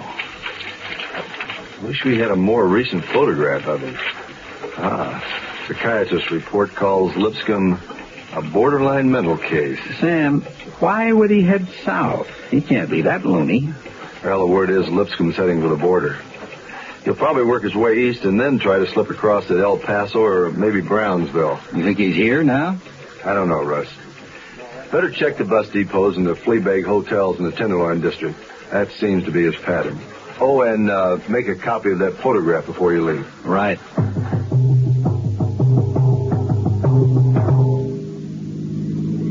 Mr. Dunn, would you mind terribly rolling up your window? That wind's blowing mighty hard back here. It's too hot. Wait till we get out of the desert. I'm very uncomfortable. I'm sorry. Hey, fella, the lady asked you nice. Now, why don't you... Hey, now, Mac, who asked you? Oh, now, partner, we ain't even left California yet. Yes, we have. That was the border. Anyone hungry? I'm starved. I could stand a cheeseburger. How about you, Lucy? Mr. Dunn, the window. Teddy, please. There. You satisfied? Thank you. We'll stop for gas and food in Kingman. If we're lucky, we can make it as far as Flagstaff by midnight.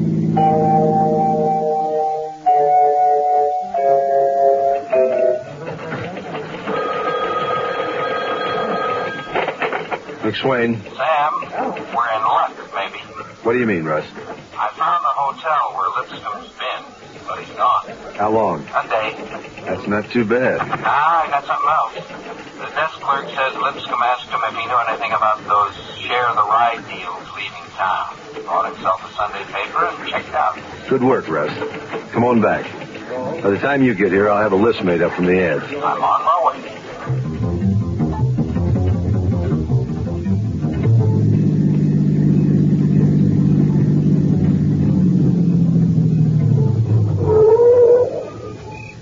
Hey, why are we stopping?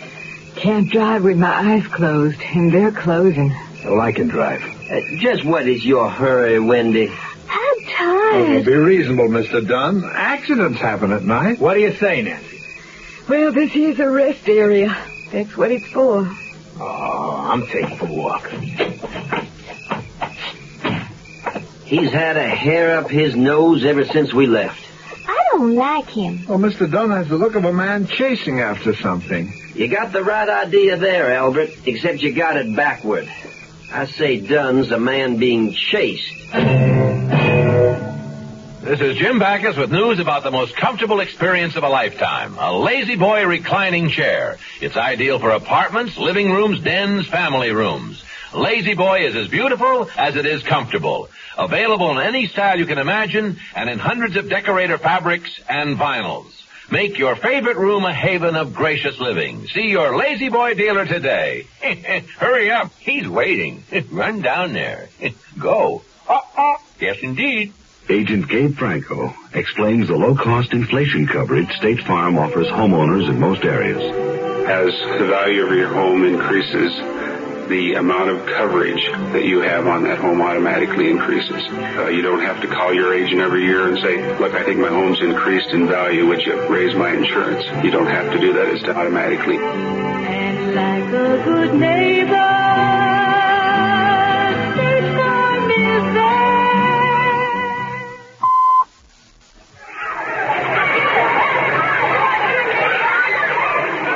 Leukemia is a disease of the blood-forming organs. It takes the lives of more children than any other disease known to man. It afflicts even more adults than children. At present, there is no cure. However, a great deal of progress has been made in the treatment of leukemia, and many doctors believe that if we can find a cure through research, it could well open the door to the cure for cancer. I'm Shirley Jones, national chairman of a program to raise funds for leukemia research through radio broadcasting. If we can find a cure to this dread disease, we can stop the deaths of 15,000 victims each year and help in the search for the cure to cancer. Today, radio stations across the country are fighting leukemia. Please help. Make your check payable to LSA for Leukemia Society of America and send it to LSA Hollywood 28, California. That's LSA Hollywood 28, California.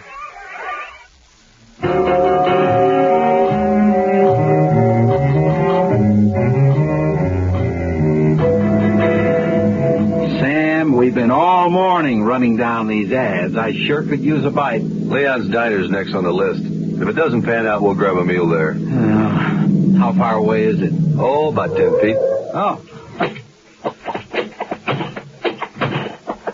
Who are we looking for? The ad doesn't say. How about him? Hey, Albert, get out here and fill this table now. Excuse me, I wonder if you could tell me something about this ad in the paper.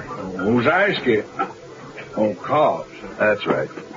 Well, friend, you're a little late. They left yesterday. Was this man one of them? Huh? Well, I can't tell for sure. Not much of a picture, is it? Oh, yeah. Now I recognize him. Hair's longer, but that's him all right. What's he done? He broke out of prison. You mean it? Well, that makes it bad for Nancy, doesn't it? Who's Nancy? The girl who put that in the paper.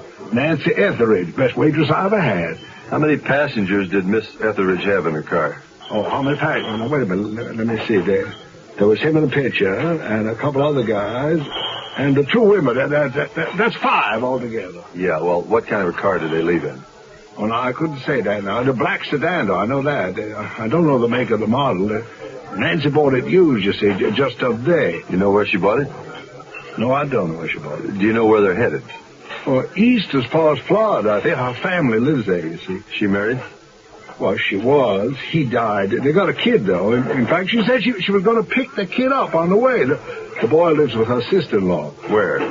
Oh, Texas, someplace. Texas is a big state. Yeah, I know. I remember the town if I heard it. No? Houston, Dallas, El Paso, San Antonio. No. That's it. El Paso.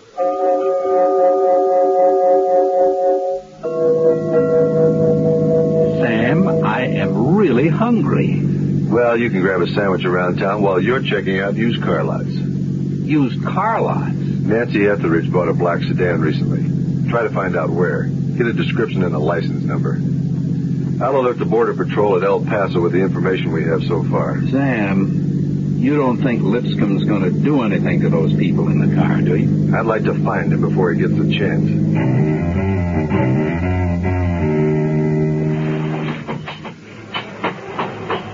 You know, Lucy, maybe it was luck that we stopped at this station when we did. How much do shock absorbers cost? I have enough. Hey there, pretty ladies. How we doing?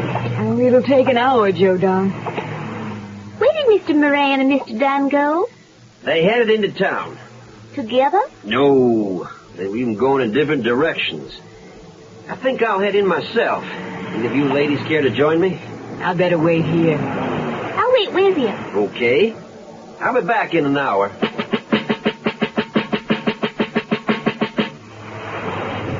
Well, the car's ready. All we need now are the passengers. Mr. Moran's in the washroom. Oh, here comes Joe Don. All set? Just about. Hope it wasn't too expensive. Are we ready to push off? Soon. We're waiting for Mr. Don. Oh, he's not back yet? Maybe he got restless and run off. We better wait a bit. He had his knapsack with him. I saw him in town. Oh, here he comes now. Hey, what's everybody looking at me for? I ain't looking. Here you are. Say it. What's on your mind, cowboy? Not done? You've been asking for trouble the whole time. Oh, no, please, friends. Let's just leave. Good idea. Joe Don, sit up front. Teddy, hop in the back. Just like children.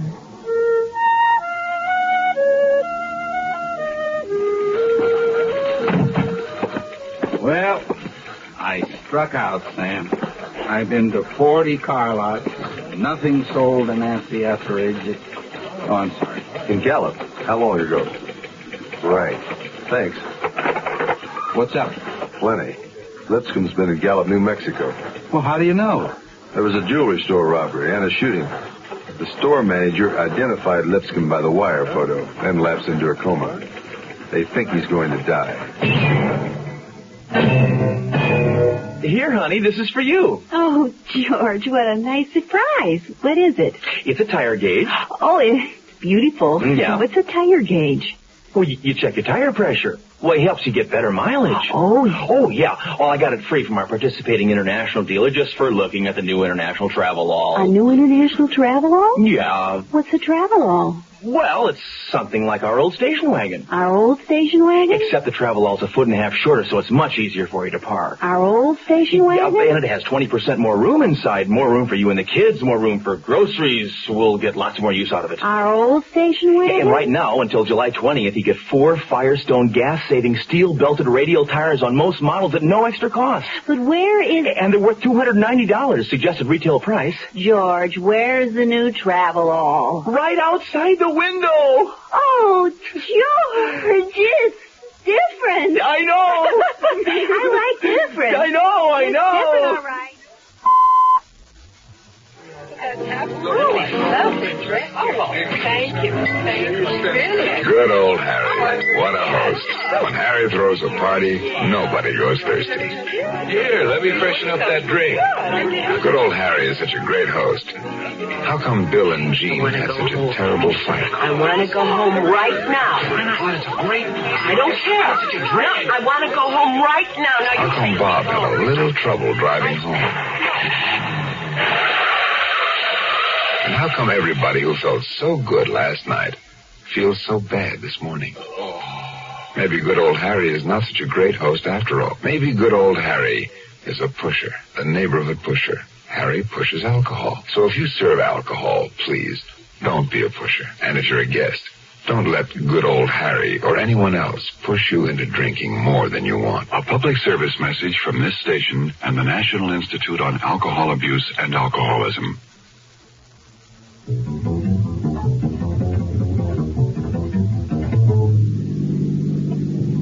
Here's the turnoff, Nancy. Hey, where are you going? El Paso. Pass? Since when? Well, Nancy's going to pick up her young son. You were asleep when she mentioned it. You could get out and hitchhike. You'd like that, wouldn't you? Please don't start, you two. I'm trying to concentrate on my driving.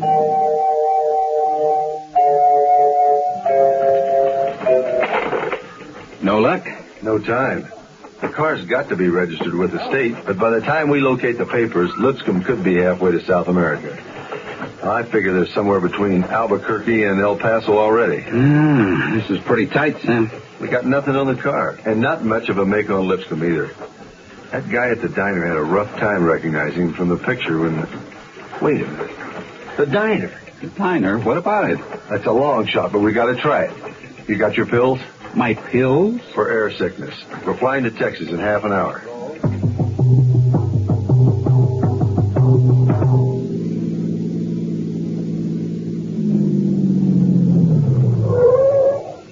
Oh, not again. What is it, Nancy? I'm exhausted. We all are. Lucy's asleep, so's Joe Don. So I noticed. How far are we from your sister-in-law's? An hour. 2, maybe. Boy, look, why don't we switch places? You rest, I'll drive, all right? Oh, you don't know the way. Oh, it's a shame to be so close and yet so far.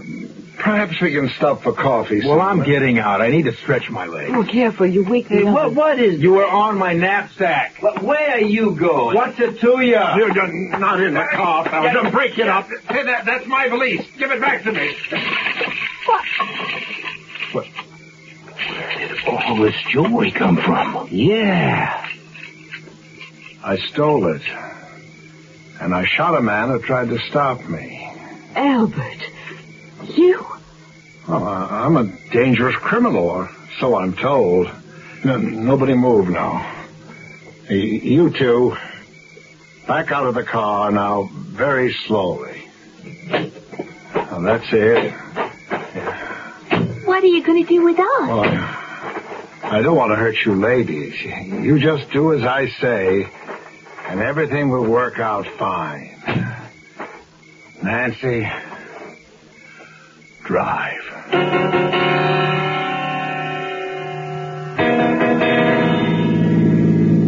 That's the border up ahead. What are all those lights? I don't know. No, turn the car around. We're going back. Back where? Our first destination. We're going to visit your little boy.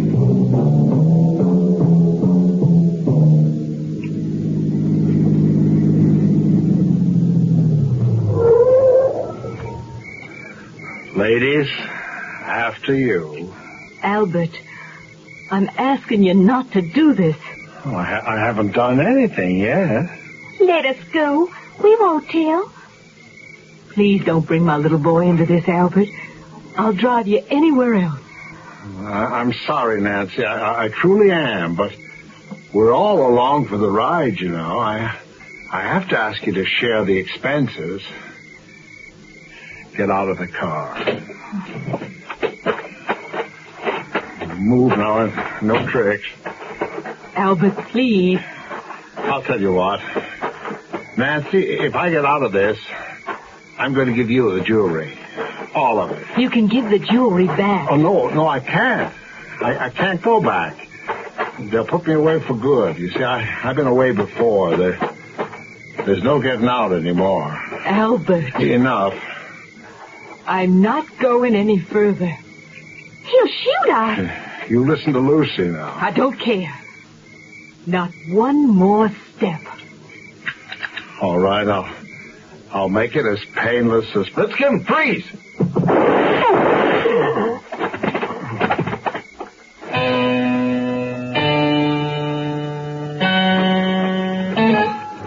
You know something, Sam? You'd really make a great gambler. Your long shots always seem to pay off. I don't like to gamble with people's lives. If Nancy Etheridge hadn't sent that postcard to Leon, well, the gamble would have failed. Oh, we could have let Lipscomb through at the border. There was no guarantee the others would have survived. We needed to turn him back. It was the address on the postcard. Oh, we were lucky, all right. By the way, you got a postcard today from Nancy Etheridge. What's it say? Do you think I read your mail? Well, it says she's had enough of Florida and she's coming back. Wouldn't you know it? And no riders this trip. How's that?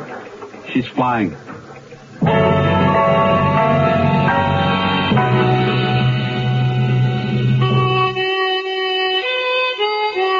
Today, we're driving the big family car less as we use our gas-saving small car more. Now, an underused car doesn't always get enough exercise to eliminate harmful engine deposits, so it needs quality protection, like Quaker State Motor Oil, made to protect against harmful deposits. Quaker State is now available more places than ever. It's one good thing we don't have to give up. Quaker State your car to keep it running, yeah. Hi, I'm Jim Backus with news about an exciting sale taking place at your Lazy Boy dealers today. You may now put a famous Lazy Boy reclining chair into your living room at unbelievable savings. The ultimate in beauty and comfort can be yours in the style of your choice to match your favorite decor. Don't just sit, relax, and recline sumptuously in a Lazy Boy. Your choice of quality colors and fabrics. See your Lazy Boy dealer today. Do that. I'm Rod Serling. Close your eyes. Exercise your imagination. And join us again on our next presentation of The Zero Hour. Riders Wanted Share Expenses is an original radio drama adapted by Sue Donham. Peter Lucas was heard as Sam McSwain. Featured in the cast were Dick Perrin, Julie Bennett, Casey Kasem, Tommy Cook, and Hans Conry. Zero Hour, created by J.M. Collis, directed by Don Hills, is produced in Hollywood with a mutual broadcasting system by Radio Productions Incorporated. Music is composed and conducted by Stanley D. Hoffman, Rochelle Sherman, associate producer. This has been a presentation of the Mutual Broadcasting System.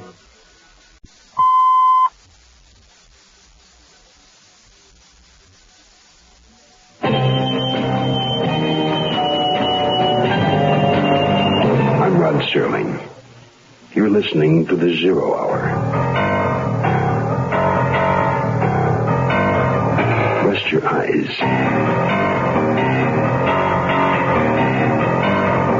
Exercise your imagination. Today, Sue Donham's portrait of an artist in trouble. Death on Canvas. Starring Peter Lucas. In the Mutual Broadcasting System presentation of The Zero Hour. Brought to you by the Ford Motor Company and Lazy Boy Recliners. Also by State Farm Insurance, International Harvester, and Quaker State Motor Oil. This is the Zero Hour on Mutual Radio.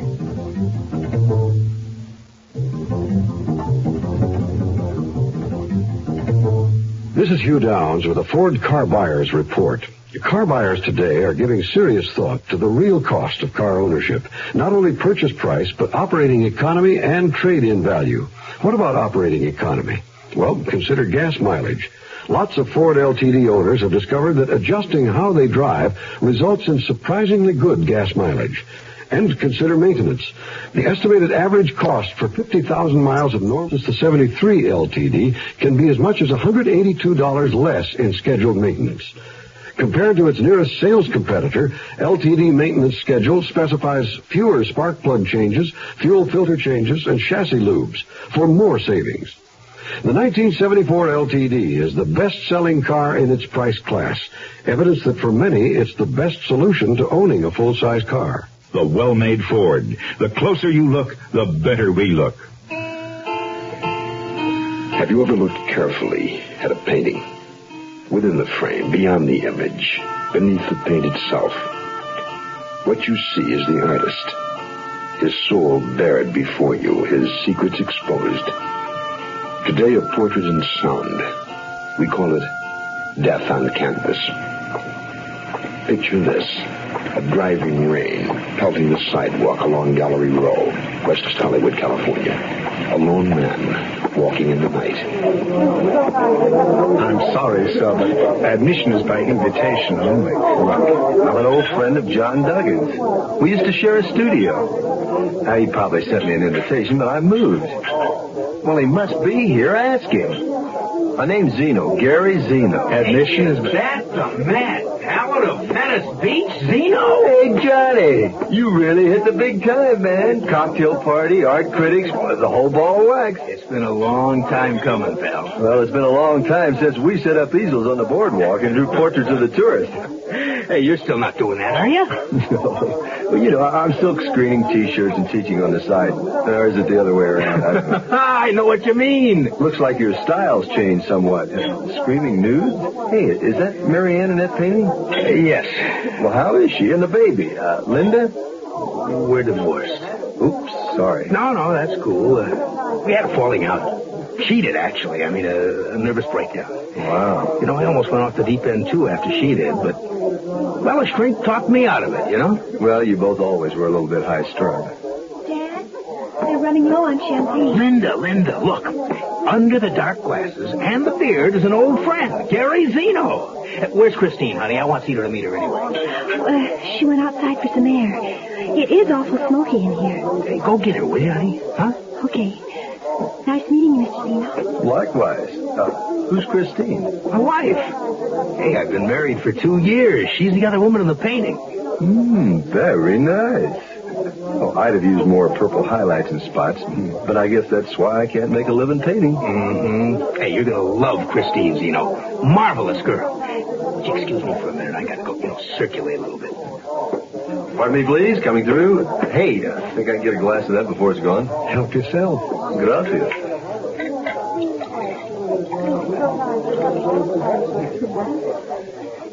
Father! Linda, what is it? What's wrong? Where's my father? I'm here, Linda. What's the matter? Where's Christine? She's out of the car. She's dead.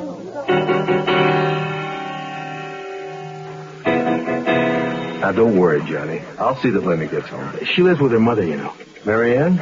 I thought... Marianne's mother lives there, too. Mrs. Stone, I think I met her once. Hefty, kind of mean. You met her all right. Hey, look, this question may take a while. Where can I reach you? Well, I'm living in my car at the moment. Maybe it'd be better if you'd give me your number. All right. Here's the number. Here's the address. Thanks. Do you have any idea who might have done it? Frankly, I've got a good idea. Who? My agent, or ex-agent. Fritz Emanuel. I fired him last week, the crook.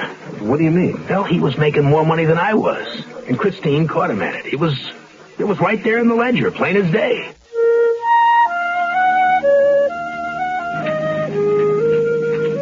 What's that you're writing, Linda? Nothing much. Just a poem. Want to hear it? Sure. Grandma Stone says I have the makings of a real poet. Go ahead. I'm listening. It's called Visions of Marianne, number 4. Behold the shroud above me, descending darkly through night skies.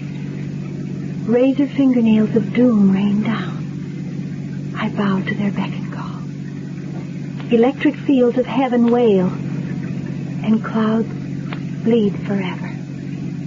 That's all I have so far. That's very good. Thank you. Visions of Marianne, number 4. Are the first 3 so gloomy? All my poetry deals with death. Marianne, your mother? Yes. I'm like a translator in a way. I'm not sure she understands what I write. Don't you ever ask her? I guess you don't know my mother. Well, I did, but that's been a long time ago. That must have been before she got sick. Must have been. That was 5 years ago. She's been this way ever since. This way? When she got out of the hospital, my mother came to live with Grandma Stone and me. I was so happy to see her. She looked strange. She didn't cry or anything like that. Not out loud anyway, but there was a tear like inside of her eye. She didn't say anything at all. She speaks little even now. And she's never left the house. Mr. Zeno, to the rest of the world, my mother died 5 years ago. Hi, this is Jim Baggins with news about why Lazy Boy is America's comfort favorite. It appeals to men because of rugged construction and He-Man comfort. Women love it because there are beautiful styles that match any decor, and there's an amazing choice of hundreds of colors and fabrics. A Lazy Boy lets you recline to any position, even full bed. Put a Lazy Boy in your living room and into your life. See your Lazy Boy dealer today. He's waiting. Run down there. Go. Yes, indeed. As I often tell my insurers, what good is a $10 a year auto policy if you can't get service when you want it? State Farm agent Bill Gosh talks about car insurance value. This is a very competitive business. Year in and year out, State Farm's rates are very, very competitive. The combination of good rates, excellent service, and good facilities, this is the winning combination that's put us across.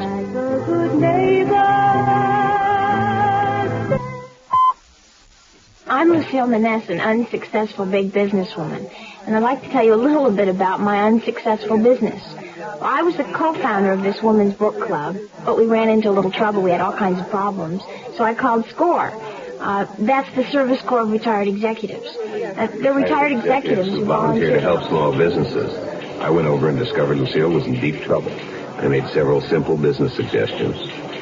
I also strongly recommended the club seek incorporation with a well-established women's magazine until its membership increased sufficiently. Unfortunately, one of my associates really didn't like the idea of a man giving us advice, so she wrote herself a check with the remainder of what we had left in the treasury and took off. Well, Mr. Krause came back to help again. A man who knows how to solve problems likes to keep solving them. Volunteer for SCORE. SCORE is one part of action. Action is doing something. There is something you can do. Get into action.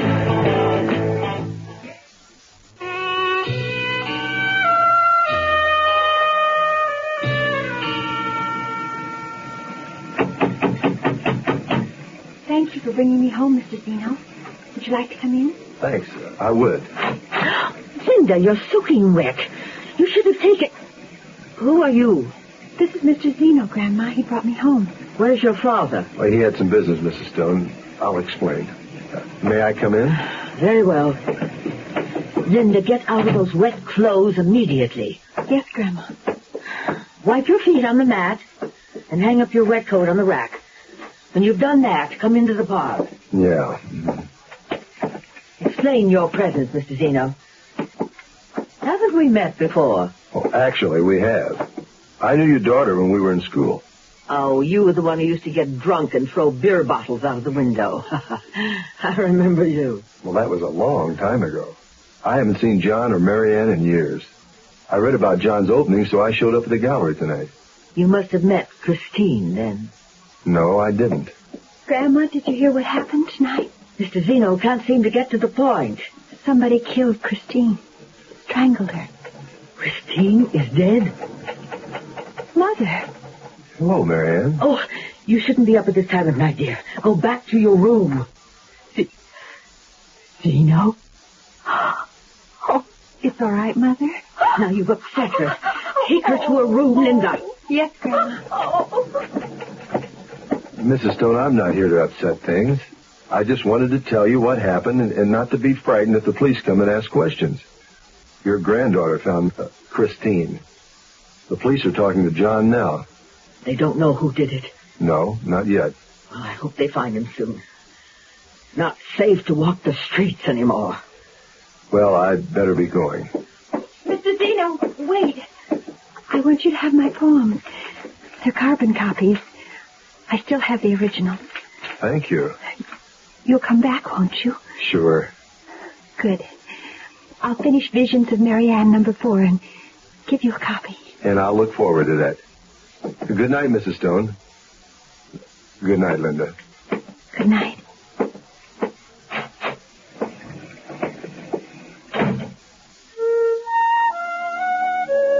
I've already talked to the police. I don't see what business this is of yours. John Duggan's a friend of mine, Mr. Emanuel. You were his agent. Well, what happened between John and me does not concern you. Oh, sure it does. John owes me money. And for what I understand, you may have it. You are a liar. Well, you're a crook. Look, I have a plane to catch. Oh, busy, huh? Oh, you are a cute one. Oh, I'm a real doll. Now, look, agent, I was with John last night at the station. I called him at home this morning, and there's no answer. Somebody's wife is strangled to death. The guy doesn't just disappear overnight. Well, maybe he's in mourning. Why don't you go back to your finger painting? Leave the detective stuff to the police. Yeah, well, thanks for your time. Don't mention. No, I'm sorry I did.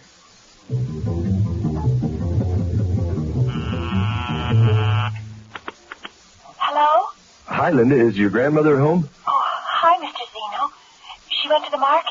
You haven't heard from your father, have you? No. Did you read about it in the papers? Read about what? The murder weapon. It's not a weapon, really. Christine was strangled with a nylon stocking. Isn't that weird? Yeah. Linda, if your father calls, tell him I'd like to talk to him. Would you do that for me? Sure. When are you coming by? I'll be done with the poem pretty soon. We can talk. Well, I'll let you know. You be good now, okay? Bye-bye. Bye.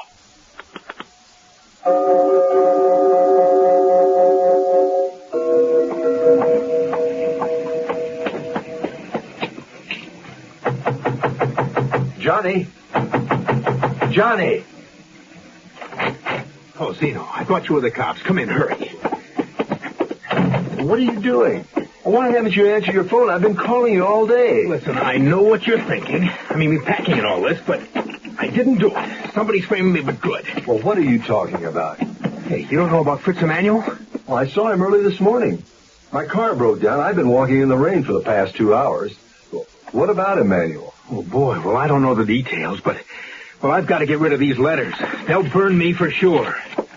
Fritz Emanuel's dead. Somebody strangled him.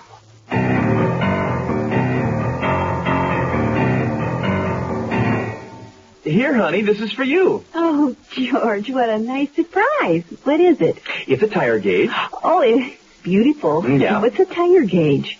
Well, you check your tire pressure. Well, it helps you get better mileage. Oh, yeah. Well, I got it free from our participating international dealer just for looking at the new international travel-all. A new international travel-all? Yeah. What's a travel-all? Well, it's something like our old station wagon. Our old station wagon? Except the travel-all's a foot and a half shorter, so it's much easier for you to park. Our old station wagon? Yeah, and it has 20% more room inside. More room for you and the kids, more room for groceries. We'll get lots more use out of it. Our old station wagon? And right now, until July 20th, you get 4 Firestone gas-saving steel-belted radial tires on most models at no extra cost. But where is... And they're worth $290, suggested retail price. George, where's the new travel-all? Right outside the window. Oh, George, it's different. I know.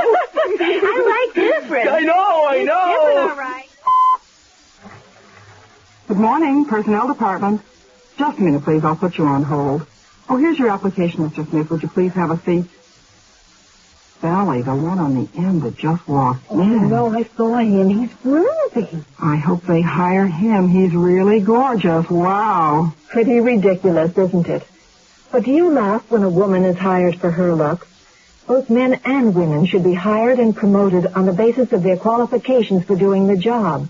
In a changing world where women are now becoming stockbrokers, economists, company presidents, lawyers, and judges, we can't afford to think of a woman as just another pretty face to be cast into the typing pool. Our country needs everyone's best contribution, woman power. It's much too good to waste. This message was brought to you by the Now Legal Defense and Education Fund, 127 East 59th Street, New York, New York. 127 East 59th Street, New York, New York.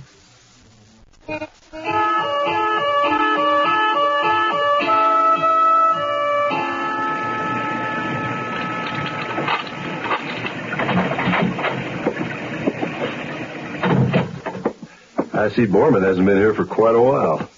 He lets me stay here when I need a place to work. Nice guy for an alcoholic. Hey, look, Zeno, I can't ask you to do this for me. Let me see those papers you want to get rid of. Trust me, Johnny. Duggan, while you're at home painting naked ladies, guess which model is posing for a certain agent? Is it really true that you're the last to know? It's unsigned. They're all like that. Well, who does this refer to? Your wife and Emanuel? Well, apparently so. Is it true? No, I don't think it is. I mean, Christine denied it, and so did he. I confronted them both with it. But that's the real reason I fired Emanuel. Now I see what you mean about those letters being incriminating. They give you a motive for both murders. It's a pretty good frame. Well, what about the stocking that was used to kill Christine? Just a plain old nylon. Anyone can buy a pair practically anywhere. It wasn't Christine. She never wore them. Johnny, burn those letters. Oh, wait a minute. Let me have one. Where are you going? To chip away some old paint.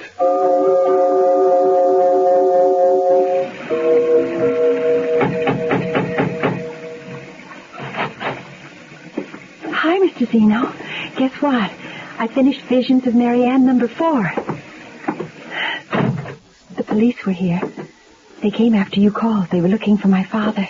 Well, what did you tell them? I told them the truth. I don't know where he is. Well, neither do I. Who was that on the phone, Grandma? Oh, a wrong number. Mr. Zeno, you're wet. Well, it's raining outside. I'll get you your copy of the poem. Mrs. Stone, I wonder if I might ask Marianne a few questions. She's asleep right now. Perhaps I can answer for her. All right. Do you know if Marianne ever wears stockings? Obviously, she has no reason to. Does she own any? I don't believe so. Do you? Oh, really, Mr. Zeno? I'm back. Here it is. Linda, do you wear stockings? Are you suggesting that Linda might have killed Christine? Somebody in this house did. Why, that's preposterous. Well, that couldn't be Mr. Zeno. Well, I think it could. As long as we're making accusations, sir, my guess is that my ex-son-in-law is the culprit. Or maybe you're the one. You're hiding him, aren't you? Let me show you something, Mrs. Stone. This is Visions of Mary Ann number 4, typed by your granddaughter on a machine I assume is in this house. Now, notice how the very top of the tall letters are chopped off. Now, take a look at this. See? It's from the same typewriter. No, I don't think so. Well, look at it. Oh, Mr. Zeno, I should throw you out of my house for speaking in such a tone of voice. But the police are on their way, so I won't. Grandma, you called the police. Why? Because they're looking for your father, and Mr. Zeno knows where he is. He drove up in your father's car. Were you really at the market this afternoon when I called? I didn't know you called. Linda, were you here all day today? You don't have to answer him, dear. Well, all day except for a few hours this morning. I went to the library. You left your mother here alone? No, Grandma was here with her, weren't you, Grandma? No. Mother, you're standing up. Help her, Linda. No, leave me alone. I'm perfectly all right now.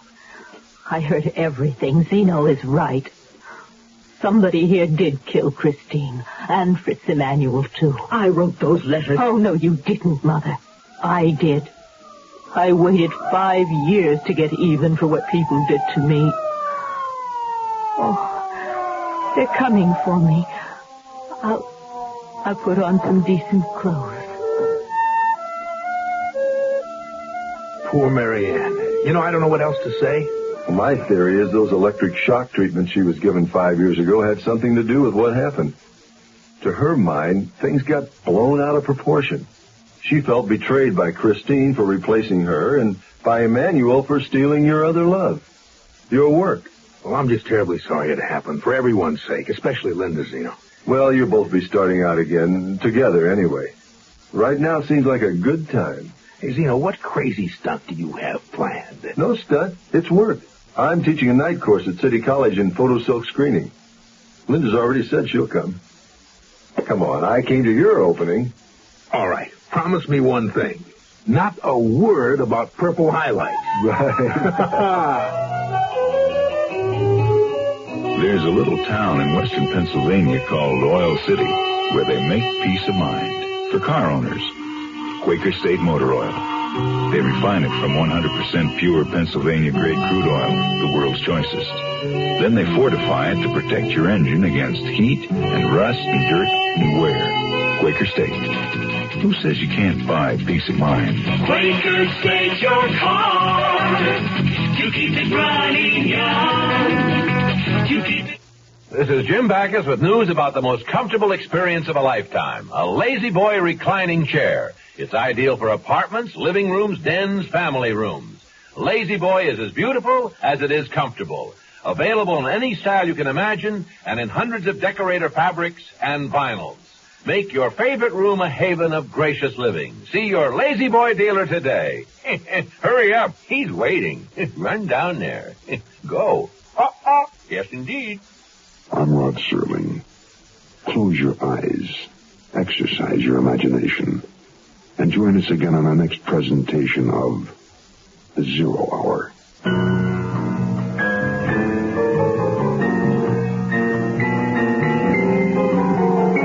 Death on Canvas is an original radio drama written by Sue Donham. Peter Lucas was heard as Tom Crocker. Featured in the cast were Charlie Dugdale, Peggy Walton, Jerry Hausner, Logan Ramsey, and Janet Waldo.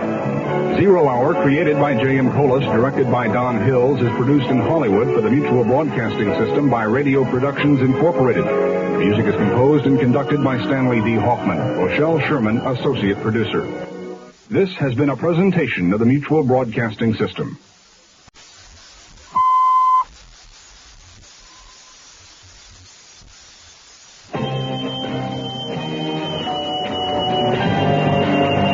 I'm Rod Serling. You're listening to The Zero Hour. Rest your eyes.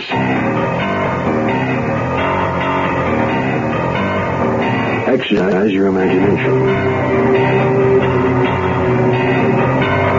Today, Keith Walker's hilarious tale of death by error.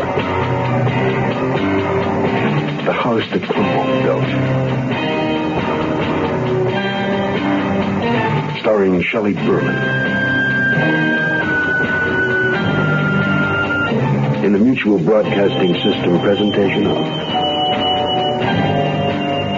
The Zero Hour. Brought to you by the Ford Motor Company and Lazy Boy Recliners. This is The Zero Hour on Mutual Radio.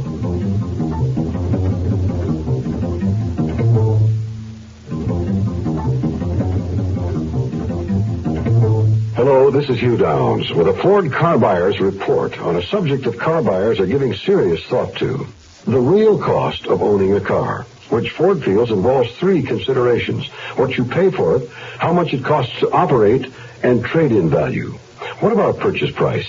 Well, Ford believes that the 74 LTD offers car buyers who need and want the 6-passenger comfort and quiet ride of a full-size car a real alternative to a big full-size car.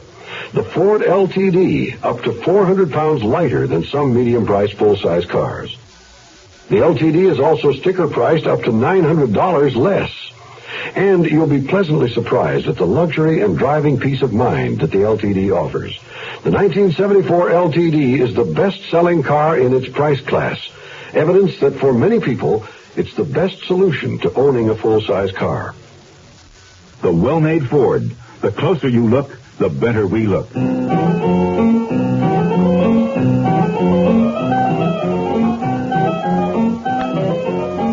The world of fashion is where you'll live for the next half an hour. It's a strange world filled with strange people. None the least of which is our old friend, Inspector Fouché. Join us now as the inspector leads us a merry but bumbling chase through this world of skinny models and fat designers.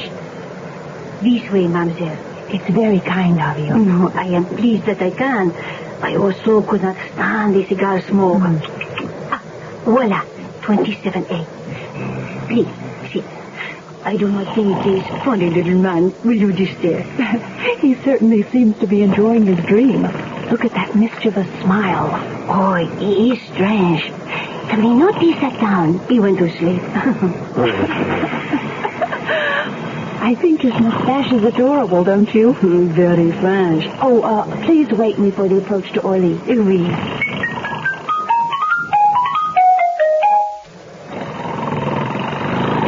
Libby?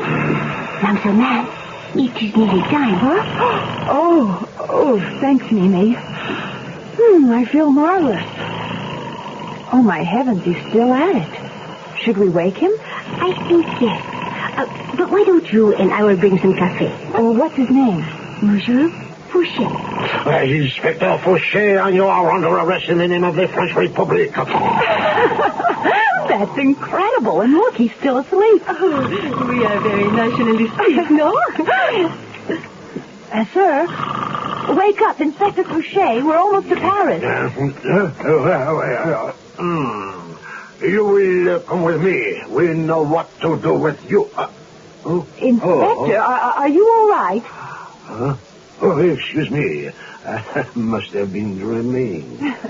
Are you a dream? I don't think so. But of course you are. Here, let these sad but wise eyes gaze. Inspector, are you okay? Yes. I don't understand why these seats pop up like that. Voila. You have made the acquaintance, huh? Yes. The inspector thinks I'm a dream. Inspector Emer Fouché of the Sûreté. J'attends. Oui, but an elegant one, no? Oh, Libby, watch out. When a Frenchman's mustache twitches like that, it means he has the sense. See the angel. May we have our coffee? Oui. Libby, enjoy your stay in Paris. Thank you. As your stay for a holiday? No, I've come to write an article on Henri Clemont. Oh, yes, the great designer. Mm-hmm. Oh, yes, he's a famous man. You are with a magazine? Yes, Designer's Daily. And you are with police? Oui. You see that man across the aisle? Yes. Is he wanted? No. I just thought you might like to see me arrest. Inspector, you are pulling my leg. Yes, but that is another matter. No, for the truth, I must tell you, I have been in exile. Really? Yes. I have been studying the police methods of your country. Where, New York? No, Fitzwilliam. Fitzwilliam? Where's that? New Hampshire. Oh, is it a large city? 1,362 people. I confess it was a punishment. Oh, I'm sorry. Did you have to stay long? 2 years. But I solved a major murder case, and they have let me return to this city. That's wonderful. I will be happy to never look another purple fish in the eye again. A purple finch. Is that a bird? Oh, yes. It's a state bird of New Hampshire. Ruined my best suit. Oh, we'd better fasten our seatbelts, Inspector. Oh, yes. Do you perhaps need a ride from the airport? That would be nice. Inspector. No, chérie. You fastened your seatbelt to mine.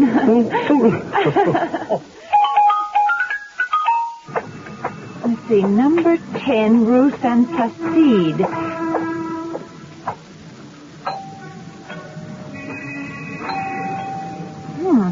That's odd. I know I was expected. Maybe it's the wrong address. No, it's number 10.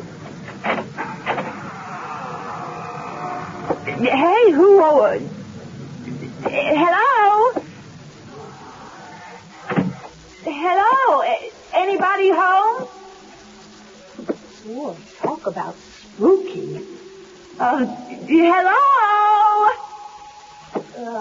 I'll try the drawing room.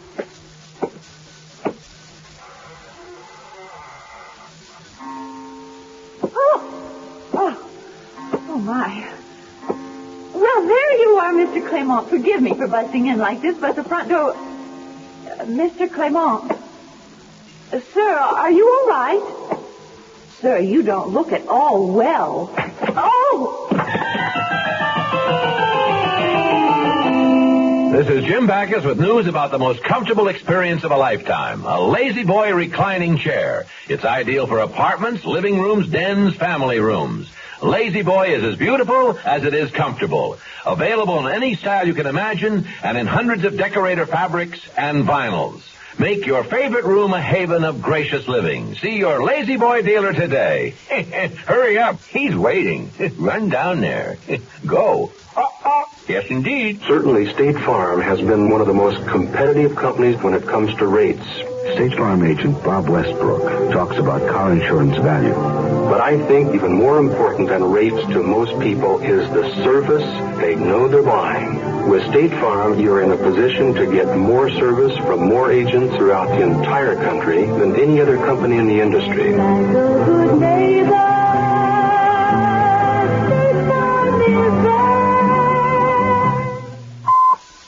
You're 17, 18. You've graduated from high school. You want to make something of yourself. But you don't have that something to make it with, like money for 4 years of college. What do? Well, you don't need 4 years of college to get a good job. Today, there's a crying need for technicians in exciting fields like oceanography, electronic data processing, health service, environmental control, forestry, and many others. Technicians earn twice the salary of the average high school graduate. Some even make more than 4-year college graduates. All you need is a year or two of technical training. To learn how you can become a technician, send for our free booklet. It's called 25 Technical Careers. Write Careers, Washington, D.C., 20202. If you can't afford 4 years of college, write Careers, Washington, D.C., 20202, and make something of yourself. Mademoiselle, wake up. Mademoiselle. What? Oh, who are you? I think you had better explain who you are before the police arrive. Police? That's right. Monsieur Clemont has been kidnapped. But he couldn't. I just saw him a few minutes ago. What time is it? 2 in the morning. I must insist, who are you? My name is Libby Mann. I've come at the request of Mr. Clemont to do a magazine article. Now, who are you, and what is this about kidnapped? I am Paul Bouchard. I am an associate of Monsieur Clemont. He did not tell me of your coming. Oh, the police. Pardon. Hello?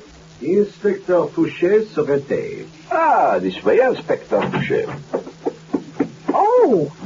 Is this where you found the note? Inspector! Ah, Mademoiselle Man. How are you? Bent, but the same. You know this woman, Inspector? Oui.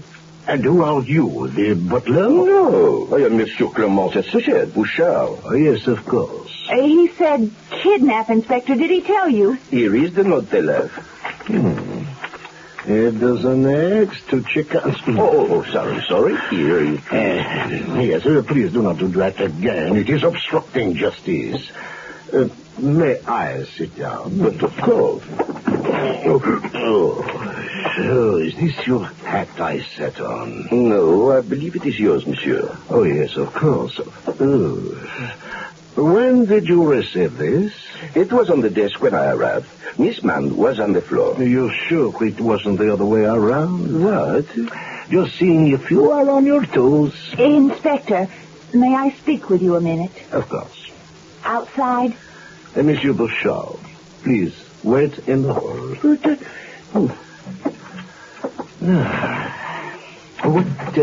What is it? Inspector, when I came in tonight, the door was ajar. I came on in and I found Mr. Clemont sitting at his desk. Yes? I think he was dead. Oh, that cannot be. Why would anyone want to kidnap a dead man? I don't know, but I swear it's the truth. I see. Monsieur Bouchard. Monsieur, I am taking the note. Now, I would advise you not to pay the ransom. But, Inspector, we must. The full collection is soon due, and Monsieur Clemont must be here. I insist. I insist that we must. I see. Have you received instructions as to what to do with the money? Not yet, but the note does say they will contact us. All right. I will post a guard on the house. Tap the telephone, just in case. That is good thinking, Inspector. Thank you. Mademoiselle, have you a place to stay? No, Monsieur Clemont had invited me to stay here while in Paris. Then by all means you must stay. Oh, I couldn't. I insist. He insists? If you insist. I insist. He insists. Oh, all right. I get the point. I'll stay. Good. I will be around tomorrow. And Bouchard, do not leave Paris. I can't. Why not? I live here. Oh, yes. Where? Good night. I will keep my eye on the house. Is certainly right about that. Why, Mr. Bouchard? No! Because he's in the closet. Good night again. Mademoiselle, is he always like that? I've only known him a short while, but I think so. I think so, too. You probably know all about Ford pickups, how they work like a truck, ride like a car, how they've got Ford's famous twin I-beam front suspension with front disc brakes standard, and a choice of an economical 6 or 3 V8s. But maybe you didn't know about Ford's new Super Cab. Super Cab's the only 2-door pickup that's roomy enough for a full back seat. I didn't know that. Well, Ford's new Super Cab pickup makes a big difference in capacity to carry people or things. You can do most anything with it. Order Super Cab with an optional bench seat that's 5.5 feet wide. That's room enough for a family of 6 to ride in sedan-like comfort. And the bench seat folds flat to make a load floor. I didn't know that. Or get 2 facing jump seats optional. They fold out of the way for cargo. Or order Super Cab with no rear seats at all. Then you get a full 44 cubic feet of storage space. I didn't know that either. Ford's new Super Cab. It's news even to people who thought they knew all about Ford pickups. See it now at your local Ford dealer. This is Bill Wendell saying, do not pity blind people. Give them your understanding and kindness. You can help provide second sight guide dogs for the unsighted by contributing to the Guide Dog Foundation for the Blind. Your help will enable them to travel safely and independently. These blind people can become active members of their community Go to work or school, shop, visit friends and their places of worship with a faithful second sight guide dog at their side. The dog, 4 weeks of training in its use and care, board and lodging at the Second Sight Training Center in Smithtown, Long Island, New York, are provided free of charge for qualified applicants regardless of race or creed. These services can only be made possible through your generosity. If you know of a blind person who is in need of our services, please have him contact us. And please send your contribution today to Second Sight, Forest Hills, New York.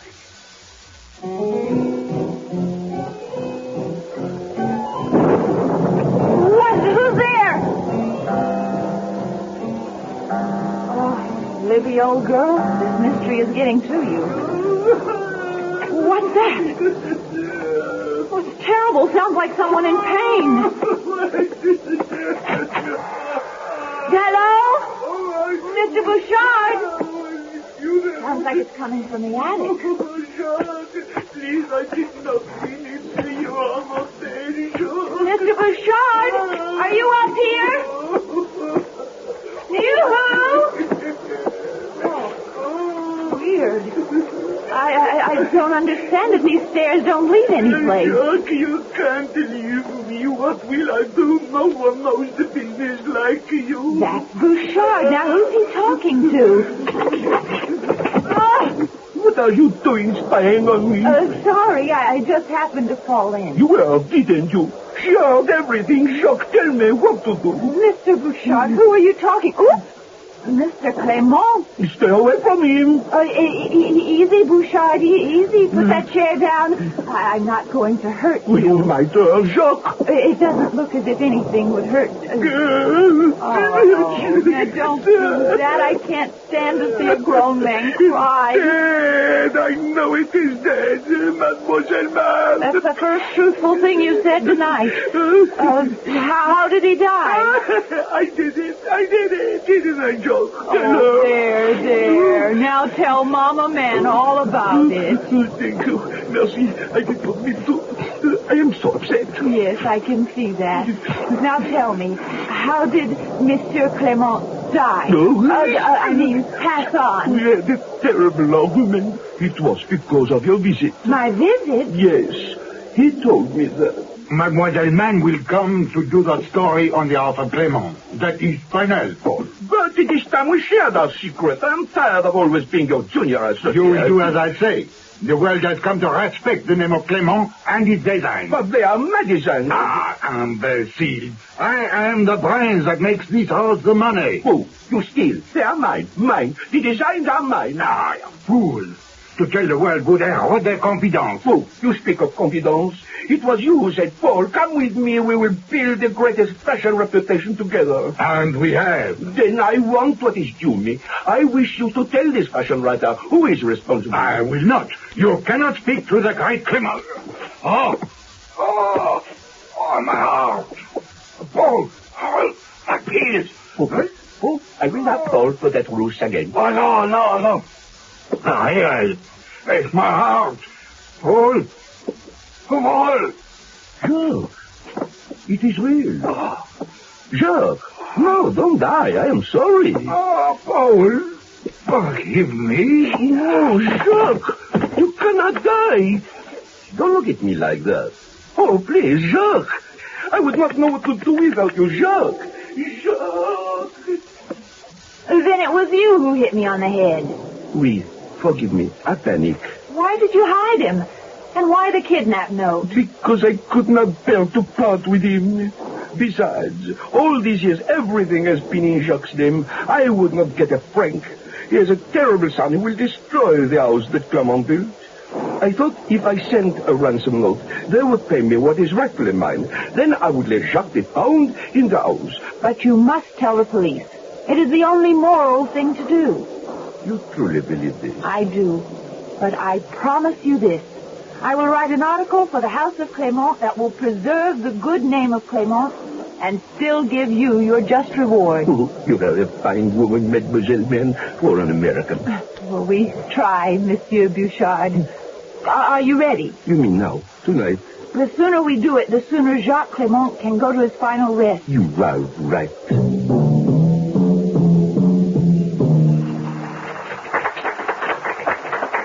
Inspector, why are you bringing me here?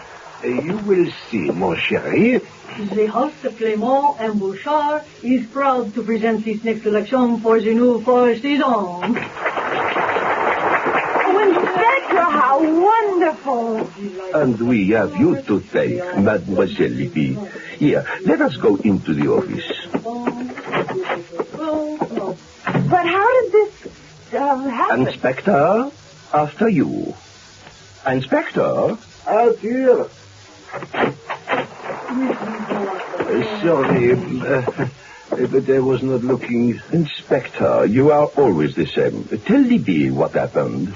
Clement's will left everything to Monsieur Bouchard. Oh, that's wonderful. His doctor said that he knew about his art months before we argued. Then you mustn't blame yourself. Thank you. I feel that it was inevitable. But I owe you a great deal. Would you and the inspector toast me? We'll open the champagne. It is my specialty. Oh, my eye. Inspector Fouché, your aim is formidable.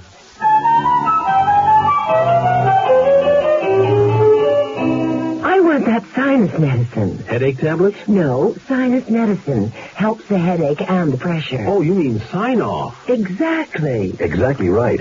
When sinus flares up with congestion and pain, insist on Sign-Off tablets. Sign-Off delivers a full dose of pure aspirin plus a sinus drainer. Sign-Off helps sinus pain while you drain. Use only as directed. Sineoff. Sign-Off. Exactly. Sign-Off, the sinus medicines in the bright red box. Hi, I'm Jim Backus with news about an exciting sale taking place at your Lazy Boy dealers today. You may now put a famous Lazy Boy reclining chair into your living room at unbelievable savings. The ultimate in beauty and comfort can be yours in the style of your choice to match your favorite decor. Don't just sit, relax, and recline sumptuously in a Lazy Boy. Your choice of quality colors and fabrics. See your Lazy Boy dealer today. Do that. Hey, hurry up. He's waiting. Yes, he is. I'm Rod Serling. Close your eyes. Exercise your imagination. And join us again on our next presentation of The Zero Hour.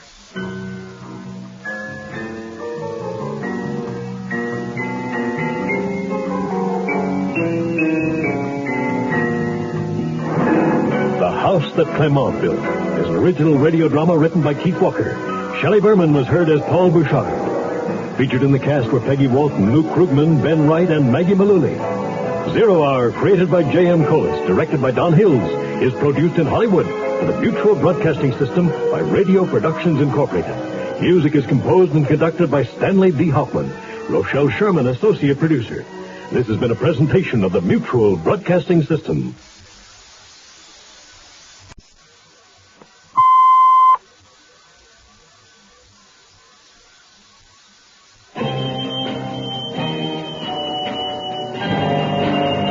I'm Rod Serling. You're listening to The Zero Hour. Rest your eyes.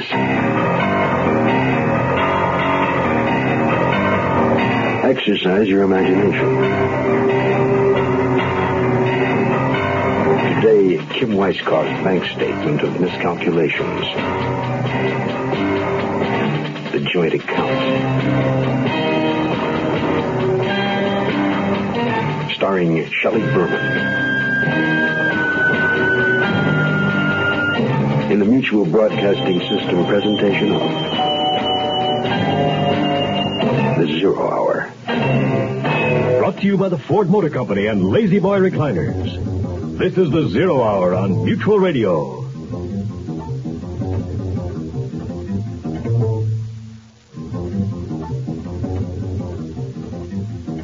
This is Hugh Downs with another car buyer's report from Ford. Comparing the total cost of ownership is the only way to be sure you get your money's worth when buying a new car. And Ford says there are 3 important considerations that make up the total cost of ownership: purchase price, operating economy, and trade-in value. Don't overlook that last one, trade-in value. I'd like to give you some interesting facts about trade-in that are difficult for the average consumer to come by. Like the fact that based on a national average of NADA wholesale prices, both the 1973 Torino and the 1973 Gran Torino returned more of their original purchase price than their closest sales competition. The facts speak for themselves. A solid, well-made car will generally return more at trade-in. Ford says that's one of the reasons why Torino is the best-selling car in its class. The closer you look, the better we look.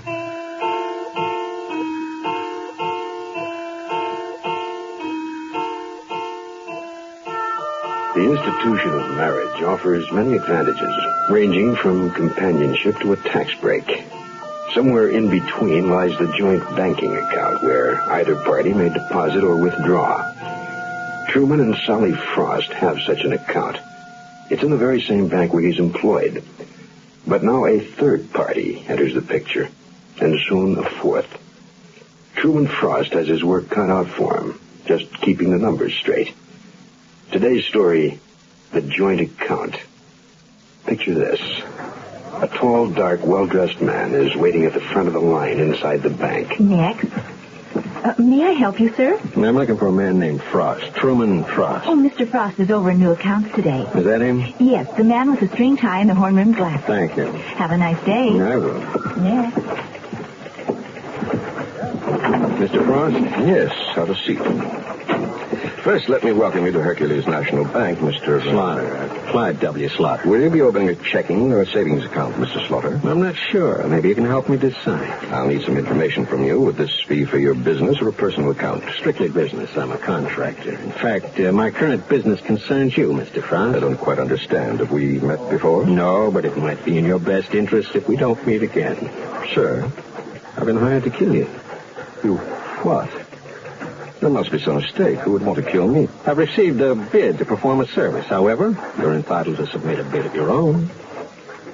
Who are you? Who sent you here? I've been offered $10,000 to arrange a death, Mr. Frost. If you can top that, you can buy a couple of things. First, the identity of my present client. What else? Your life.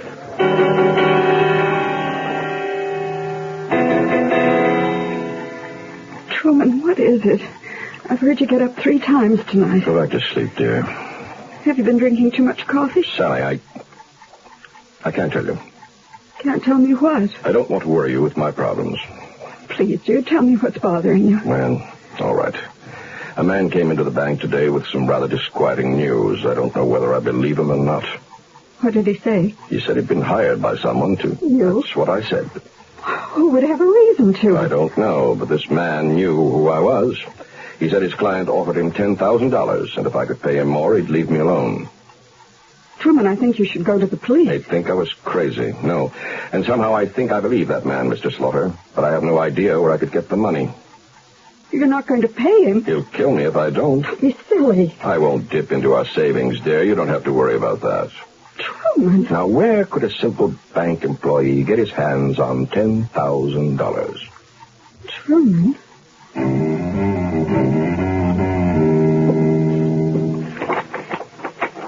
That's excellent work, Mrs. Kaufman. You're mastering the brush technique very nicely. Oh. Now, Mrs. Frost, what have we here? Greg, may I speak to you alone? Meet me in the office. Excuse me a moment, class.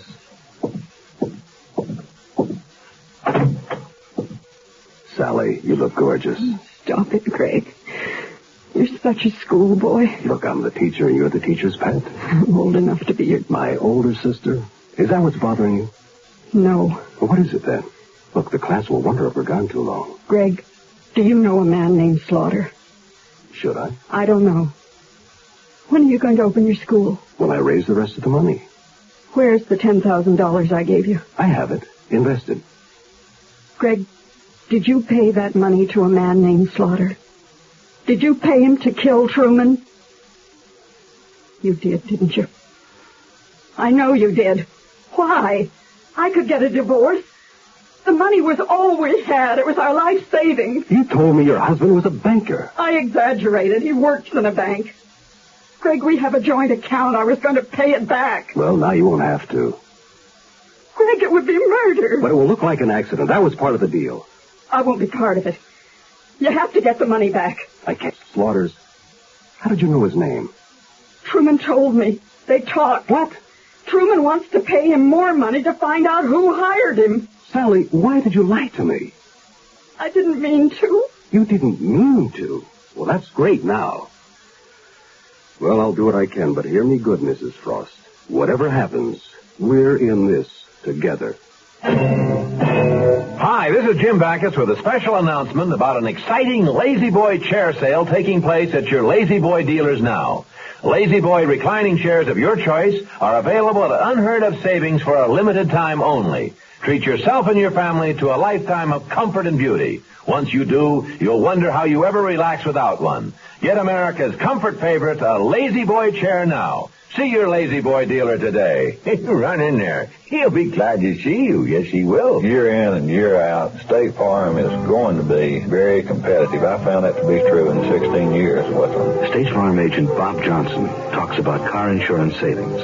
We're selling a good quality product. We're backing it up with service, and we're going to be competitive. And by being competitive, I mean we're going to be among the lower premium companies that you'll find. Like a good neighbor.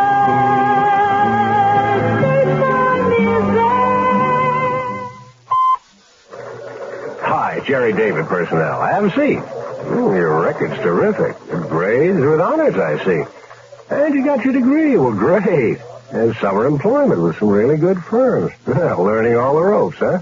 Well, there's no question about it. We certainly have a job for a bright college grad like you. If your typing's as good as your grades. This is job discrimination based on sex, and it's against the law. The young women of our country who have worked hard to earn their college degrees deserve the same breaks as young male graduates who often move into executive training jobs straight out of college. Stereotyping women constantly as office workers only is just not fair, and it's a waste. Woman power, it's much too good to waste.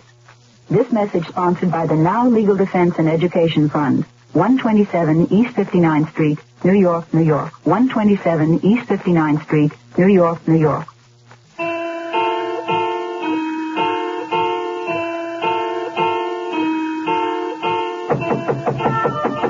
Come in. Sit down. I'll be right with you. Hello? Slaughter? Speaking. This is Greg Fontaine. What's the big idea you're meeting with Frost? I paid you to kill him, not talk to him. In my line of work, you have to dicker to get the best deal. Could you hold it a minute? Yeah, but hurry it up. Did you get it? Yes. Cash? Yes, I have it with me. Now, where were we? Look, I want to call the deal off. Can I get the money back? Yes to the first part, no to the second. However, you can make another bid. Slaughter, this is blackmail. Strictly business. I'm sorry, but could you hold it again? Slaughter? How much did you bring? $27,500. Sold.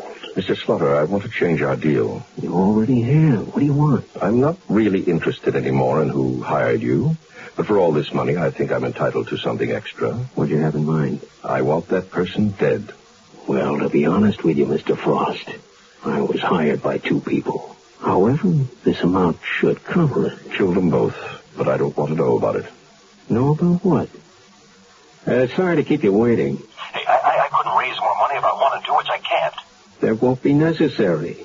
And strictly out of the goodness of my heart, I've decided to make a partial refund. How partial? Half. 3/4. 60%. Take it or leave it. I guess I'll have to take it. Good. When? Say this evening. Where? Well, let me think. There's a roadhouse on Kings Highway just outside of town. Do you know it? Tyler's Tavern, kind of a truck stop? Meet me out front at 7:30. Sharp. Okay. Don't forget the money. Don't worry. Be on time. Mr. Frost, I go to work for you, starting tonight. Fine. I must get back to work now. When will it all be over? Soon. Sooner than you think.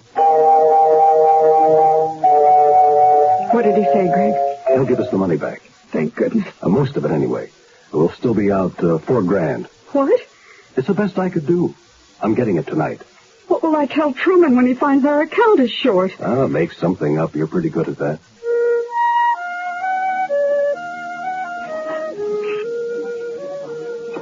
More coffee? No, thanks. Say, do you have the time? I think my watch is fast. Never known a trucker to be in such a rush. Well, I am. It's 7:30, sweetie, and 20 cents for the Java. Thanks, Ford.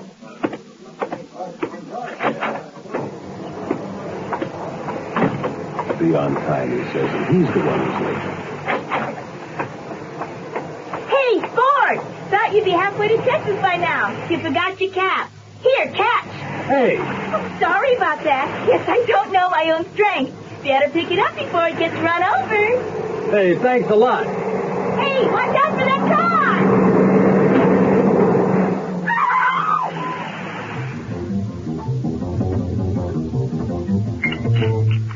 Truman, how are your eggs?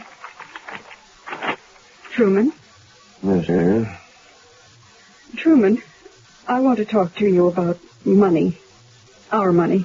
I paid the man, Sally, but not with our money. You paid him? Yes. I shouldn't keep it a secret from you. I embezzled the money. You didn't. I stole it from the vault.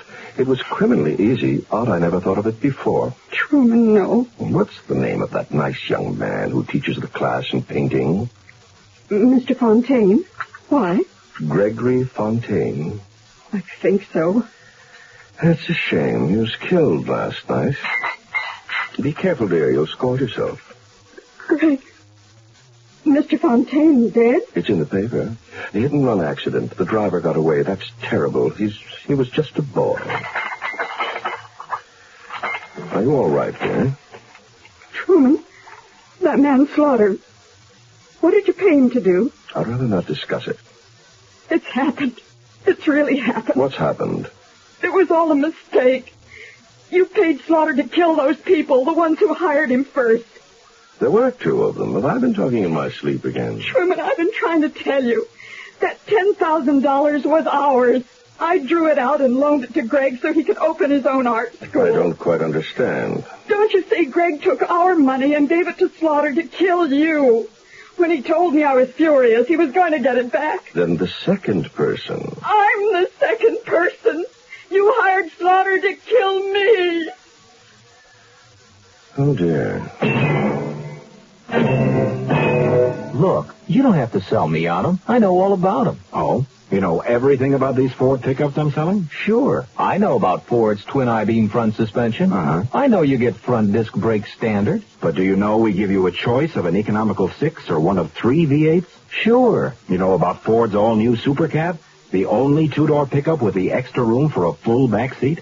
Super Cab? Ford's Super Cab pickup. It seats a family of 6 in sedan-like comfort.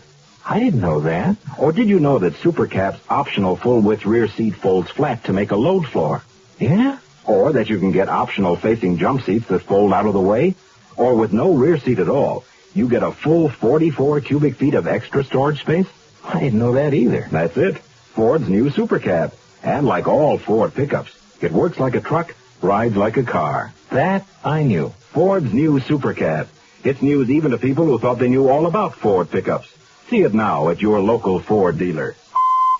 Hello, I'm Dale Evans. The VA directs this special message to holders of GI insurance. Your list of beneficiaries is VA's only way of knowing who is to receive your insurance money in case of death. Now, we all know that times change. Maybe you've married or had a son or a daughter since the last time you checked over your list of insurance beneficiaries. And if there are names you want added to your beneficiary list, you've got to notify the VA. You can get a change of beneficiary form at any VA regional office. Fill it out, sign it, then mail it to the VA office that handles your GI insurance account. Keep your list of beneficiaries current. And when you want to change the list, tell the VA. Help the VA to help you, okay?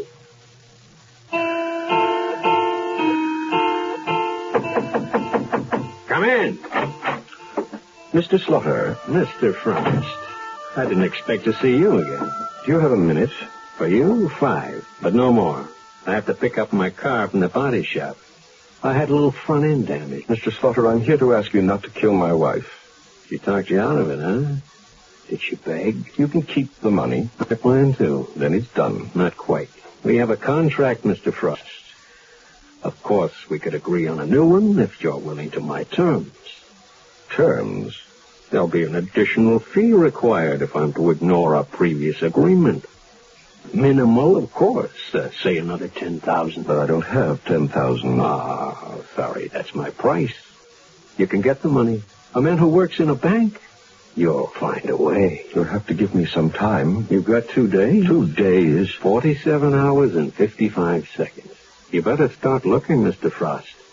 Time's a-wasting. Truman, I'm so frightened. Oh, it's my own fault. I should have asked you before I foolishly lent our money. You're not listening. What are you writing? According to my calculations, we've paid Slaughter $37,500. Another 10 makes $47,500. That's a great deal of money, Sally. Do you think it's worth it? Truman, don't play games. You have to pay him. You said yourself that getting money from the bank is easy for you. For heaven's sake, I'm your woman. You misunderstand me, dear. I mean to get the money, but why hand it over to Slaughter? He must be a rich man already. If you don't pay him the money, he'll kill me. Maybe. Maybe not. Truman.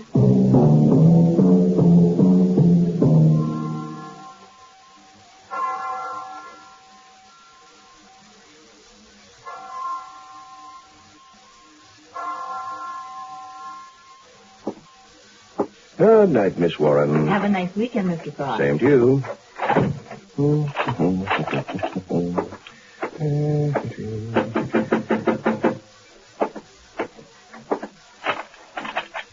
Sally, why did you leave the house? He called. He said he was going to burn the house down, so I left. Oh, pay him the money, Truman, please. I will, but I don't know who it was that telephoned. It was Slaughter. It's impossible. He's here in the bank. What? You can come out now, Mr. Slaughter. Dear, this is Mr. Slaughter. Oh. Truman. Did you call our house, Mr. Slaughter? It's a pleasure meeting you, Mrs. Frost. Live and in person like this. Yeah, I called just before I came to meet you. I wanted Mrs. Frost to be here, just in case. Can we get on with it? Yes, of course. The vault is over here. If you'll step this way. Mr. Britton, he's the bank president, leaves me in charge on Fridays. He trusts me. Just open it.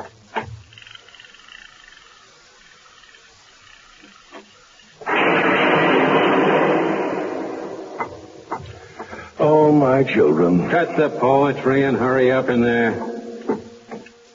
Truman, don't leave me alone with that terrible man. Wait out there. No. Oh, dear. Oh, well. If I don't have that money in 30 seconds, Mr. Frost, I'll have to honor our contract. The money or your wife. Could you possibly help, Mr. Slaughter? This cash box is very heavy. Here, give me that. Now, you clumsy fool. What's that? There's someone knocking at the door. I thought you said we'd be alone. It must be a late customer. I'll send them away. Stay here. Don't make a sound.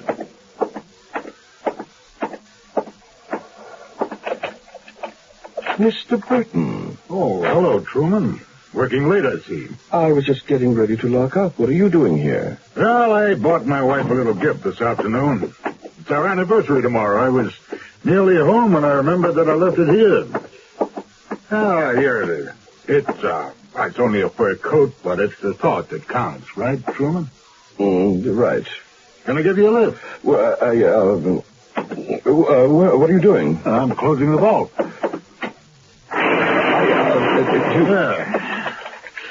Time lock is set for Monday at 9:30. That's a great invention, that time lock. But you got to be careful not to lock yourself in, especially on a Friday. You'd suffocate for sure over the weekend. Mr. Burton. Yes. Nothing. Well, can I give you a lift, Truman? Yes. Take me away. What do you tell a husband who comes home and says, I just don't know about a vacation this year? Well, you tell him about Ramada Inn's family plan, where your kids 18 and under share your room free. And you tell him about the toll-free Ramada Inn's reservation number, 800-228-2828. At least that's what I tell him. At Ramada Inn, you're always welcome home. Hi, this is Jim Backus with news about why Lazy Boy is America's comfort favorite. It appeals to men because of rugged construction and He-Man comfort. Women love it because there are beautiful styles that match any decor, and there's an amazing choice of hundreds of colors and fabrics. A Lazy Boy lets you recline to any position, even full bed. Put a Lazy Boy in your living room and into your life. See your Lazy Boy dealer today. He's waiting. Run down there. Go. Yes, indeed. I'm Rod Serling. Close your eyes. Exercise your imagination. And join us again on our next presentation of The Zero Hour.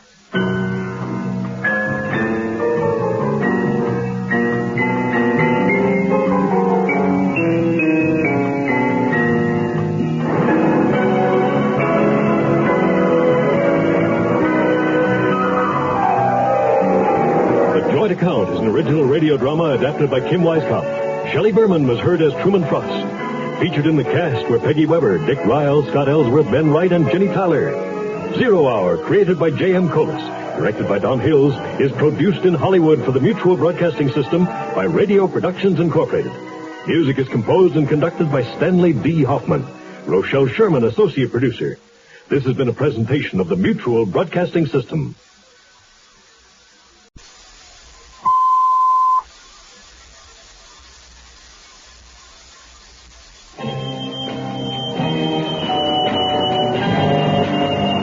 Rod Serling. You're listening to The Zero Hour. Rest your eyes.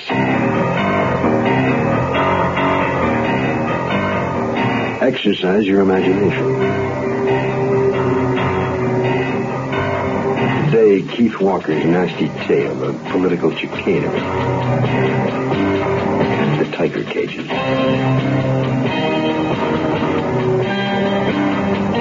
Starring Shelley Berman.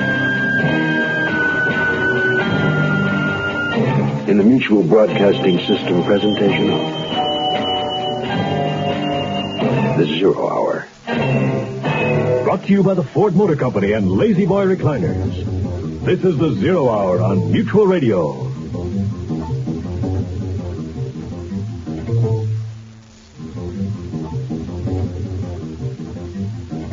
This is Hugh Downs with another car buyer's report from Ford.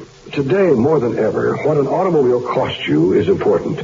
But what you should know is that the total cost of ownership involves three basic considerations: purchase price, operating economy, and trade-in value. So when you're looking at cars today, use all three in making your comparison. You'll be amply rewarded by what you find. Consider the purchase price of Ford's midsize Torino. Ford thinks you'll be surprised when you discover a four-door, 8-cylinder Gran Torino with automatic transmission is sticker priced less than its comparably equipped sales competition. And Torino is even sticker priced less than some compacts, comparably equipped with V8s, automatic transmissions, and steel-belted radial ply tires. So compare not only the cars, but the total cost of ownership, purchase price, operating economy, and trade-in value. Everyone says compare. Ford tells you how. The closer you look, the better we look. The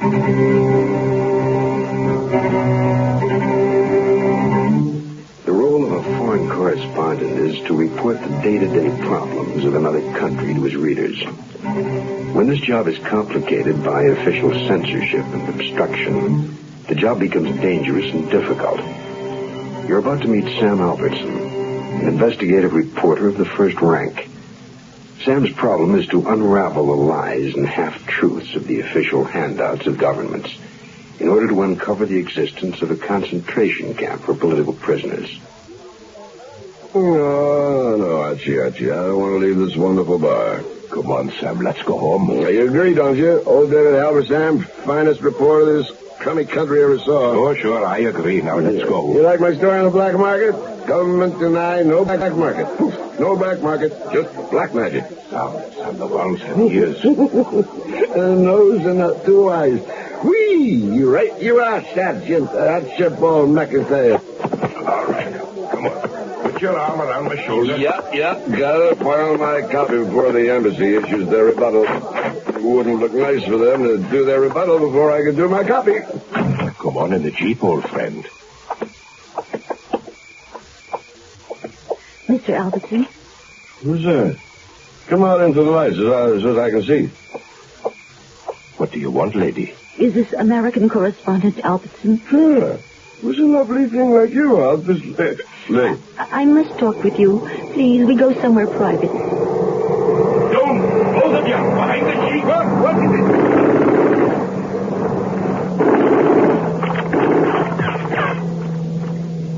it? Everybody okay?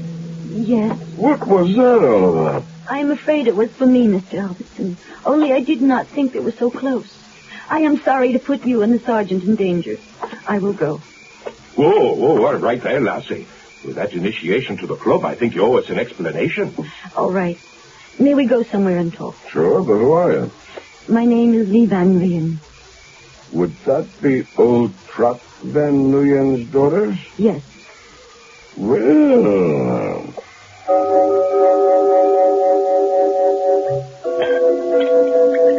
We are safe here, Mr. Albertson? Sure. Belongs to a friend with wire service. He's in Japan for a week. Here, drinks. Lee, I've always admired your father. He's one of the main hopes for this country. Thank you, but I think it is no more. Why? My father is missing. I think kidnapped by the palace secret police. No, it can't be. I just spoke with him 2 nights ago at a reception. That is why I came to you. My father and many countrymen have great respect for your stories. Also, you are not afraid to speak out when my country or yours is wrong. Well, you'd better fill me in quick. I'm afraid I'm not long for this country. I understand. I read your stories on the pacification program. Does not your country get upset? Oh, just a few of them, honey. Why do you think he's been kidnapped? He has spoken out for a coalition government. Coalition government? It means it includes communists, Archie. Lee, are you sure it was the palace? Couldn't it have been the Liberation Front? No, they do not like my father, but it is their policy to let him alone. They feel that although he is not a friend, neither is he an enemy. So the great democracy strikes again. When did it happen? Last night. A squad broke into our house. Then they took my father. Have you been to the palace? No, I was afraid for my own life. If I had been home, I think they would have also taken me. But there is one man. From Dak Tao. Sounds like an American game, Archie. Oh, sorry. He is a minor clerk at the palace and an old family friend. He sent a note telling me he had information of my father. Have you seen him yet? No. He asked that you be with me. Can you reach him now? I will try. There is a phone? Oh, yes, in the bedroom. If she gets him, you want to go along, Archie? I wouldn't have missed it for the world.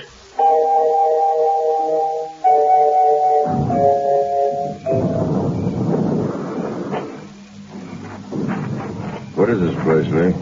It is the old pagoda where the Buddhists made their stand. I do not understand why Fong is not here. The person who took the message said he would come. Sam, Lee, there's someone behind the columns. You stay put. I am afraid, Sam. Let the old Scottish Indian look around. Sam, quick. Back here. Mr. Tao! Oh, Sam! Mr. Tao, Mr. Tao, can you hear us? What happened? Mr. Albertson? Sam, we should get him to a hospital. He's been tortured pretty bad. Nguyen hurt your father. Great man. Roxanne. Oh, no. No, please don't die. Sam, Lee, anybody hurt? I'm getting very tired of being shot at. Why would they try to kill us, Sam? They're not trying to kill us, Lee. They're just trying to frighten me off. Hi, I'm Jim Backus with news about an exciting sale taking place at your Lazy Boy dealers today. You may now put a famous Lazy Boy reclining chair into your living room at unbelievable savings. The ultimate in beauty and comfort can be yours in the style of your choice to match your favorite decor. Don't just sit, relax, and recline sumptuously in a Lazy Boy. Your choice of quality colors and fabrics. See your Lazy Boy dealer today. Do that. Hurry up. He's waiting. Yes, he is. I want that sinus medicine. Headache tablets? No, sinus medicine. Helps the headache and the pressure. Oh, you mean sign-off. Exactly. Exactly right. When sinus flares up with congestion and pain, insist on Sign-Off tablets. Sign-Off delivers a full dose of pure aspirin plus a sinus drainer. Sign-Off helps sinus pain while you drain. Use only as directed. Signoff. Sign-Off. Exactly. Sign-Off, the sinus medicines in the bright red box. I'd like you to ask yourself a personal question. What do you feel when you meet a handicapped person? Pity? Admiration? Fear? Are you from the school that teaches a stiff upper lip, try harder, fight, don't let anything stand in your way, do it? Do what? Learn a skill? Go to school? Develop confidence, self-respect? Then get turned down by a landlord who doesn't believe you'll pay the rent? By an employer who never hired the handicapped before and who isn't going to risk it now? If we don't believe in the handicapped, then how are they going to believe in themselves? Unless we recognize that they're human beings with feelings, with skills, with a sense of responsibility, and we're adding a handicap that they can't overcome. Let's stop handicapping the handicapped. This public service message brought to you on behalf of the Department of Health, Education, and Welfare and the Advertising Council.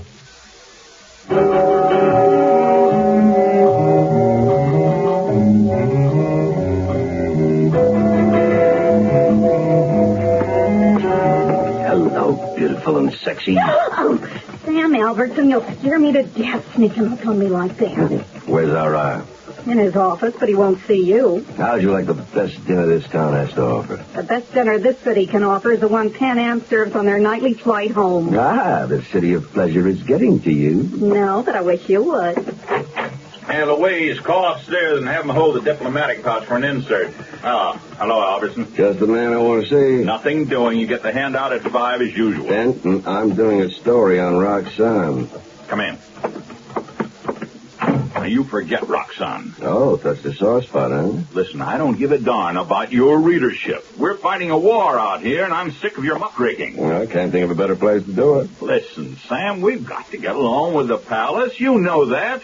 So maybe there's a few things we don't like. Like the war? Listen, there's a nice little man who got himself all sliced apart last night, so I want some answers. The last thing he said was Roxanne. I don't know a thing. You took too long. You know, you're skating on thin ice with the ambassador. Sure, but I skate a mean line.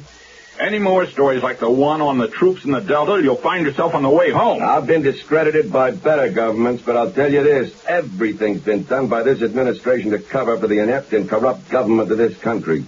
And it's my job to point it out. You want to throw me out, do it. Till then, don't get in the way of the truth. Now, what is Roxanne? Forget it, Sam. You'll get us all in trouble.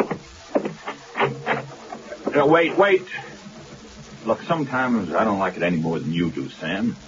Roxanne. All right, talk to Aaron Rosen. Yeah, okay, but I thought he was spooking it in Cambodia. That's it, Sam. Thanks.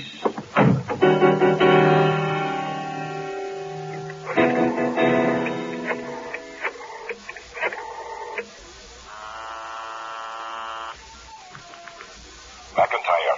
Albertson, what's the password? Rings at 7. You got it. And Archie, bring your spook captain along. Well, how do you know he was back? There's a banner at the airport. Tell him I have a friend I want him to meet. Oh, you mean the Bonnie Lass? You love it? Check 7 at Duck Cuyans.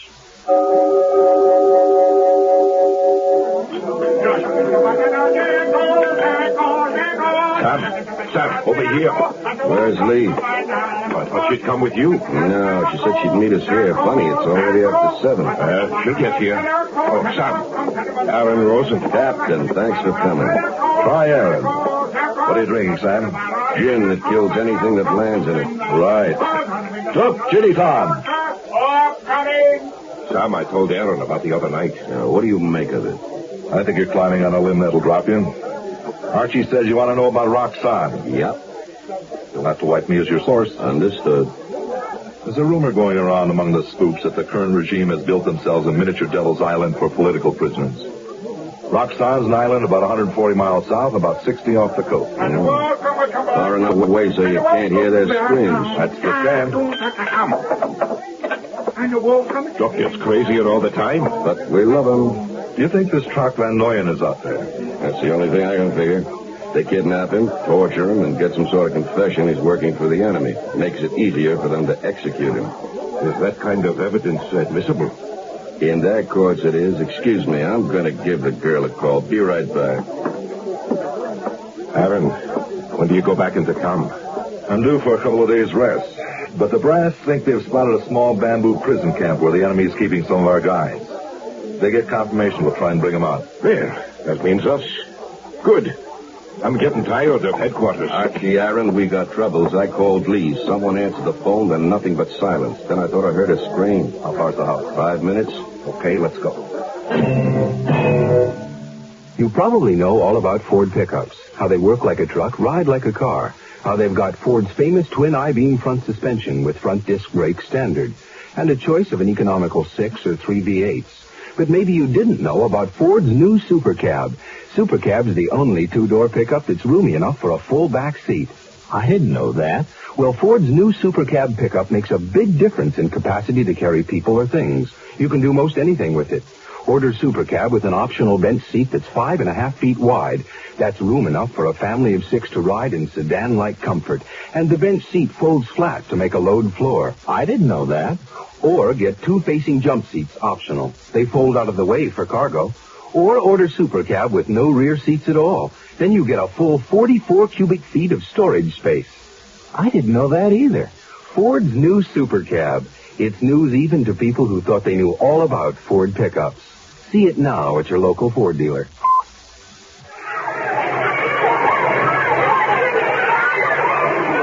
Leukemia is a disease of the blood-forming organs. It takes the lives of more children than any other disease known to man. It afflicts even more adults than children. At present, there is no cure. However, a great deal of progress has been made in the treatment of leukemia, and many doctors believe that if we can find a cure through research, it could well open the door to the cure for cancer.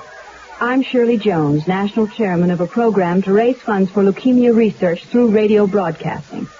If we can find a cure to this dread disease, we can stop the deaths of 15,000 victims each year and help in the search for the cure to cancer. Today, radio stations across the country are fighting leukemia. Please help. Make your check payable to LSA for Leukemia Society of America and send it to LSA Hollywood 28, California. That's LSA Hollywood 28, California.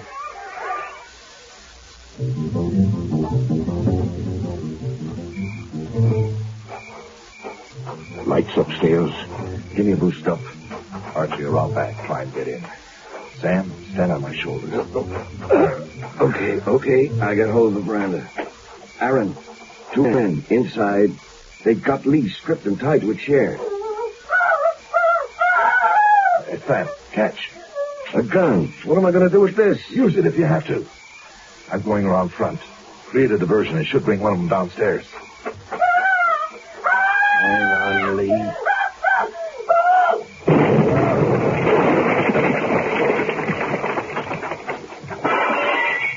Freeze.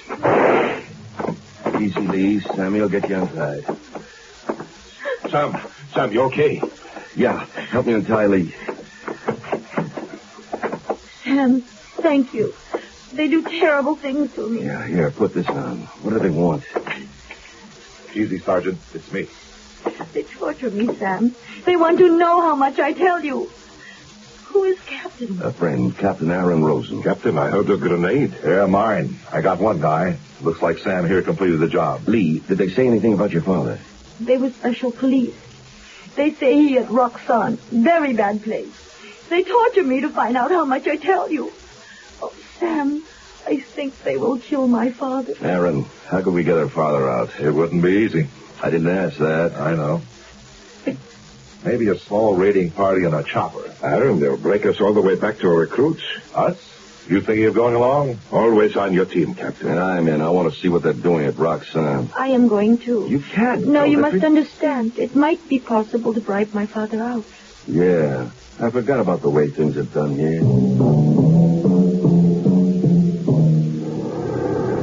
Aaron, how'd you manage this Jolly Green Giant? That, my son, is a spook secret. Suffice to say that this is a rescue helicopter and this is a rescue, right? Captain Aaron, why you do this? Because, lovely lady, your father has said some fine things that make a lot of sense to this gnarled believer of freedom. Bravo. The best speech I've heard you make. Aaron, how are you going to get us down onto the island? Simple. You just watch. I figure we're about there. You got the money, Miss Lee? Yes. Smart, Aaron. Nothing to it. We're down.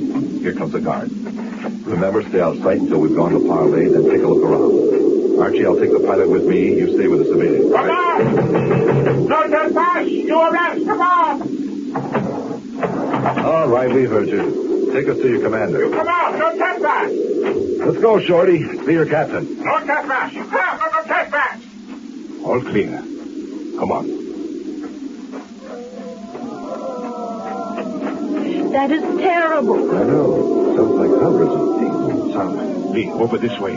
Looks like they got the place lit up like Coney Island. Here, climb up this hill. Oh, Sam, look. Oh, well, now, I believed it. It's like something out of Dante. Yeah.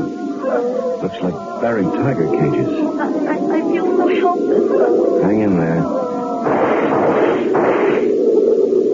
That is what's called penal reform.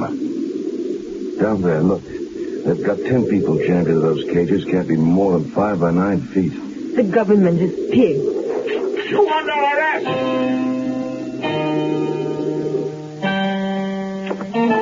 Good. They found you. What's going on? Like the lady said, bribery. They got a sweet system here. $2 or $3 for a nobody. For Troc, the whole grand. Lee, give me the money. You got to somebody. Yeah. Troc's being brought by an obliging captain of the guard. Oh, Father! Nice, Captain. Remind me to put you up for a promotion.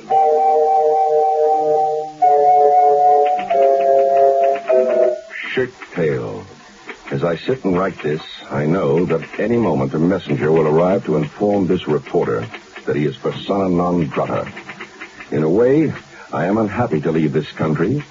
There is still a large and human story to be told about these tough and valiant people who are fighting despite the obstacles for an end to the years of war. But we have accomplished something. The tiger cages of Roxanne stand condemned before the world as inhumane. We have brought the whole sordid story to the American people. The tales of atrocities of Roxanne are difficult for a civilized society to accept. One prisoner, a 26-year-old social worker, was kept in the pit cages for 60 days. His crime, a mutilated ID card. A woman crammed with 25 others into the pits showed her burn scars to the press. Scars, she said, came when they asked for water and the guards threw lime into the pits. The American embassy here commented today that they are aware of the shortcomings of this country's penal system. Perhaps something has been learned. It remains to be seen. That's 30. Sam Albertson, July 7th, 1970.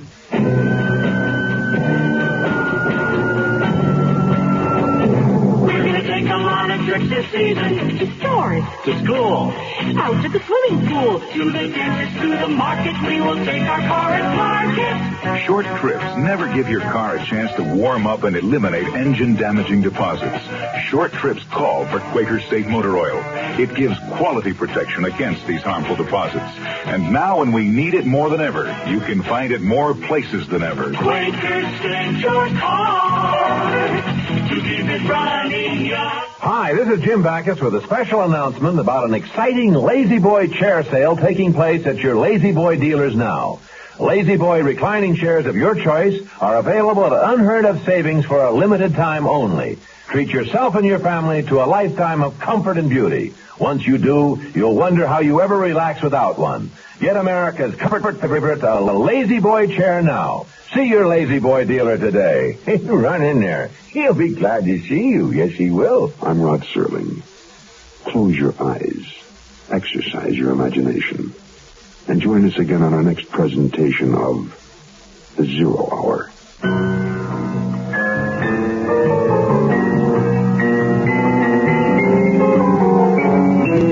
The Tiger Cages is an original radio drama written by Keith Walker. Shelley Berman was heard as Sam Albertson. Featured in the cast were Pat Lee, Alan Bergman, Paul Sorensen, Barney Phillips, and Peggy Weber. Zero Hour, created by J.M. Collis, directed by Don Hills, is produced in Hollywood for the Mutual Broadcasting System by Radio Productions Incorporated. Music is composed and conducted by Stanley D. Hoffman. Rochelle Sherman, associate producer. This has been a presentation of the Mutual Broadcasting System.